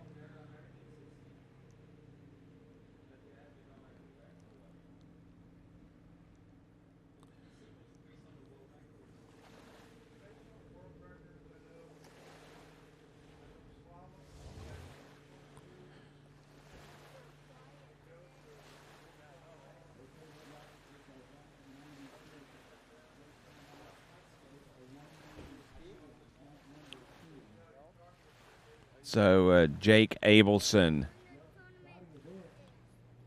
58.9, 193. On that basis, he currently ties with Ed Roberts for the lead distance. Exactly the same metric, exactly the same feet. Here he comes. This is Jake Abelson with 2 jumps remaining, this being the first of them. The speed was there. The height was more or less there. And just absolutely comes in with conviction, with speed, and determined to get the height and the trajectory necessary to get closer to the distance that he would ideally want to get out of this set with.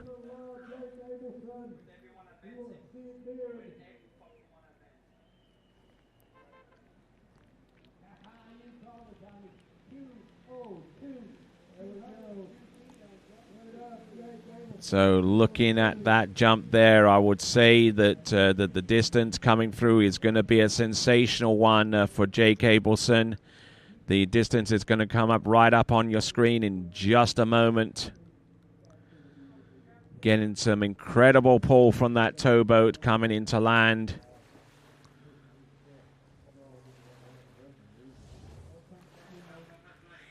So getting ready for jump number 3. That jump is in excess, I believe, from what I'm hearing, over 200 feet.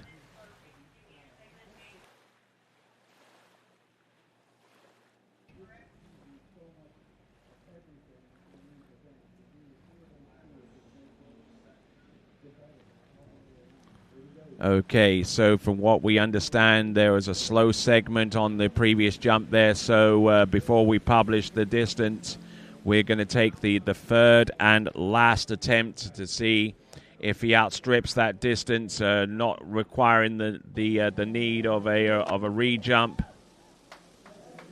That jump might actually have done it.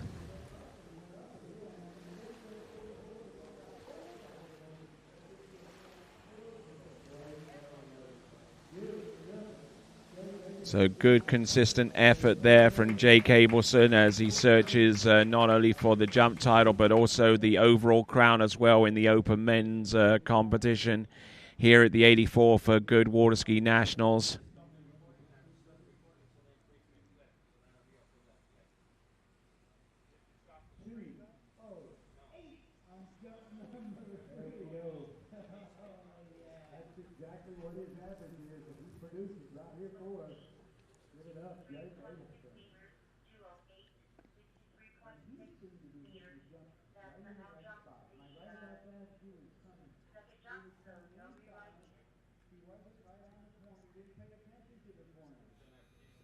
Okay, so jump in 63.6 meters, which I believe is the equivalent of 208.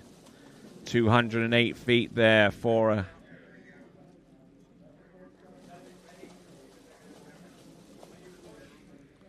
Okay, so that distance has been changed to 209 on the feet, and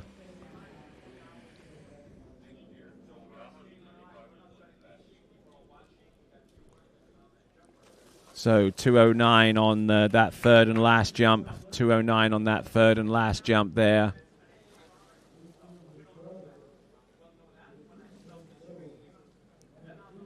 So 63.6 meters is the or 209 is the best jump distance produced by Jay Cableson, and that's going to set a pretty hefty target for our remaining 5 jumpers. This is now the battle for the podium.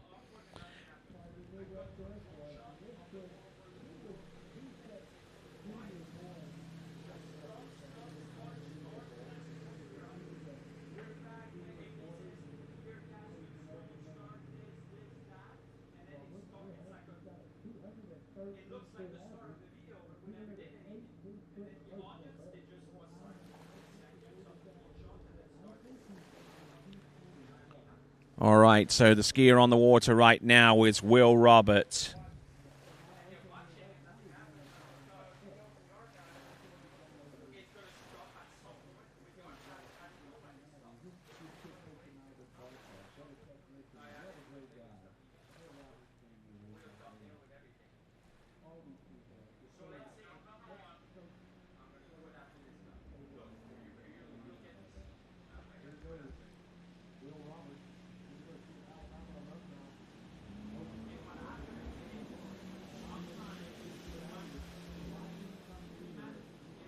Here he comes. Here comes Will Roberts. Jump number 1.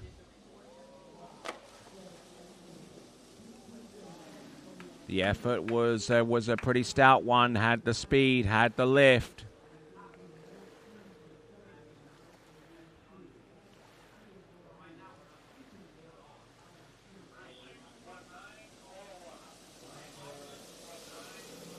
So Will Roberts, age 23, from Dow in Illinois.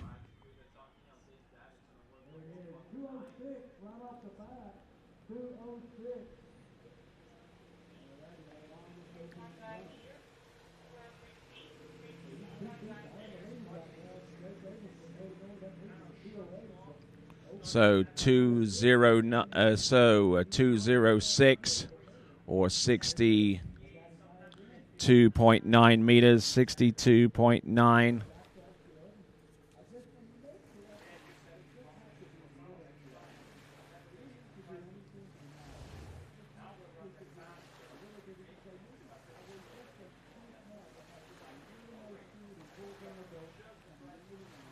So 62.9205 on the imperial distances for Will Roberts. 62.9 meters, the metric distance, the official distance for Will Roberts as he continues his track towards the national jump title. But he has to get past Jay Cableson first. A little squirrely off the top this time as well, bleeding off energy in the wrong place. Just getting swung towards the boat and just losing a whole bunch of distance by that token. The turn looked good. The positioning looked exquisite off the second wake. And just wasn't snappy enough with the legs or assertive enough with the direction to really take full advantage of that effort. So that is a Will Roberts, 62.9 meters, but he backs it up with a 195 of 59.4.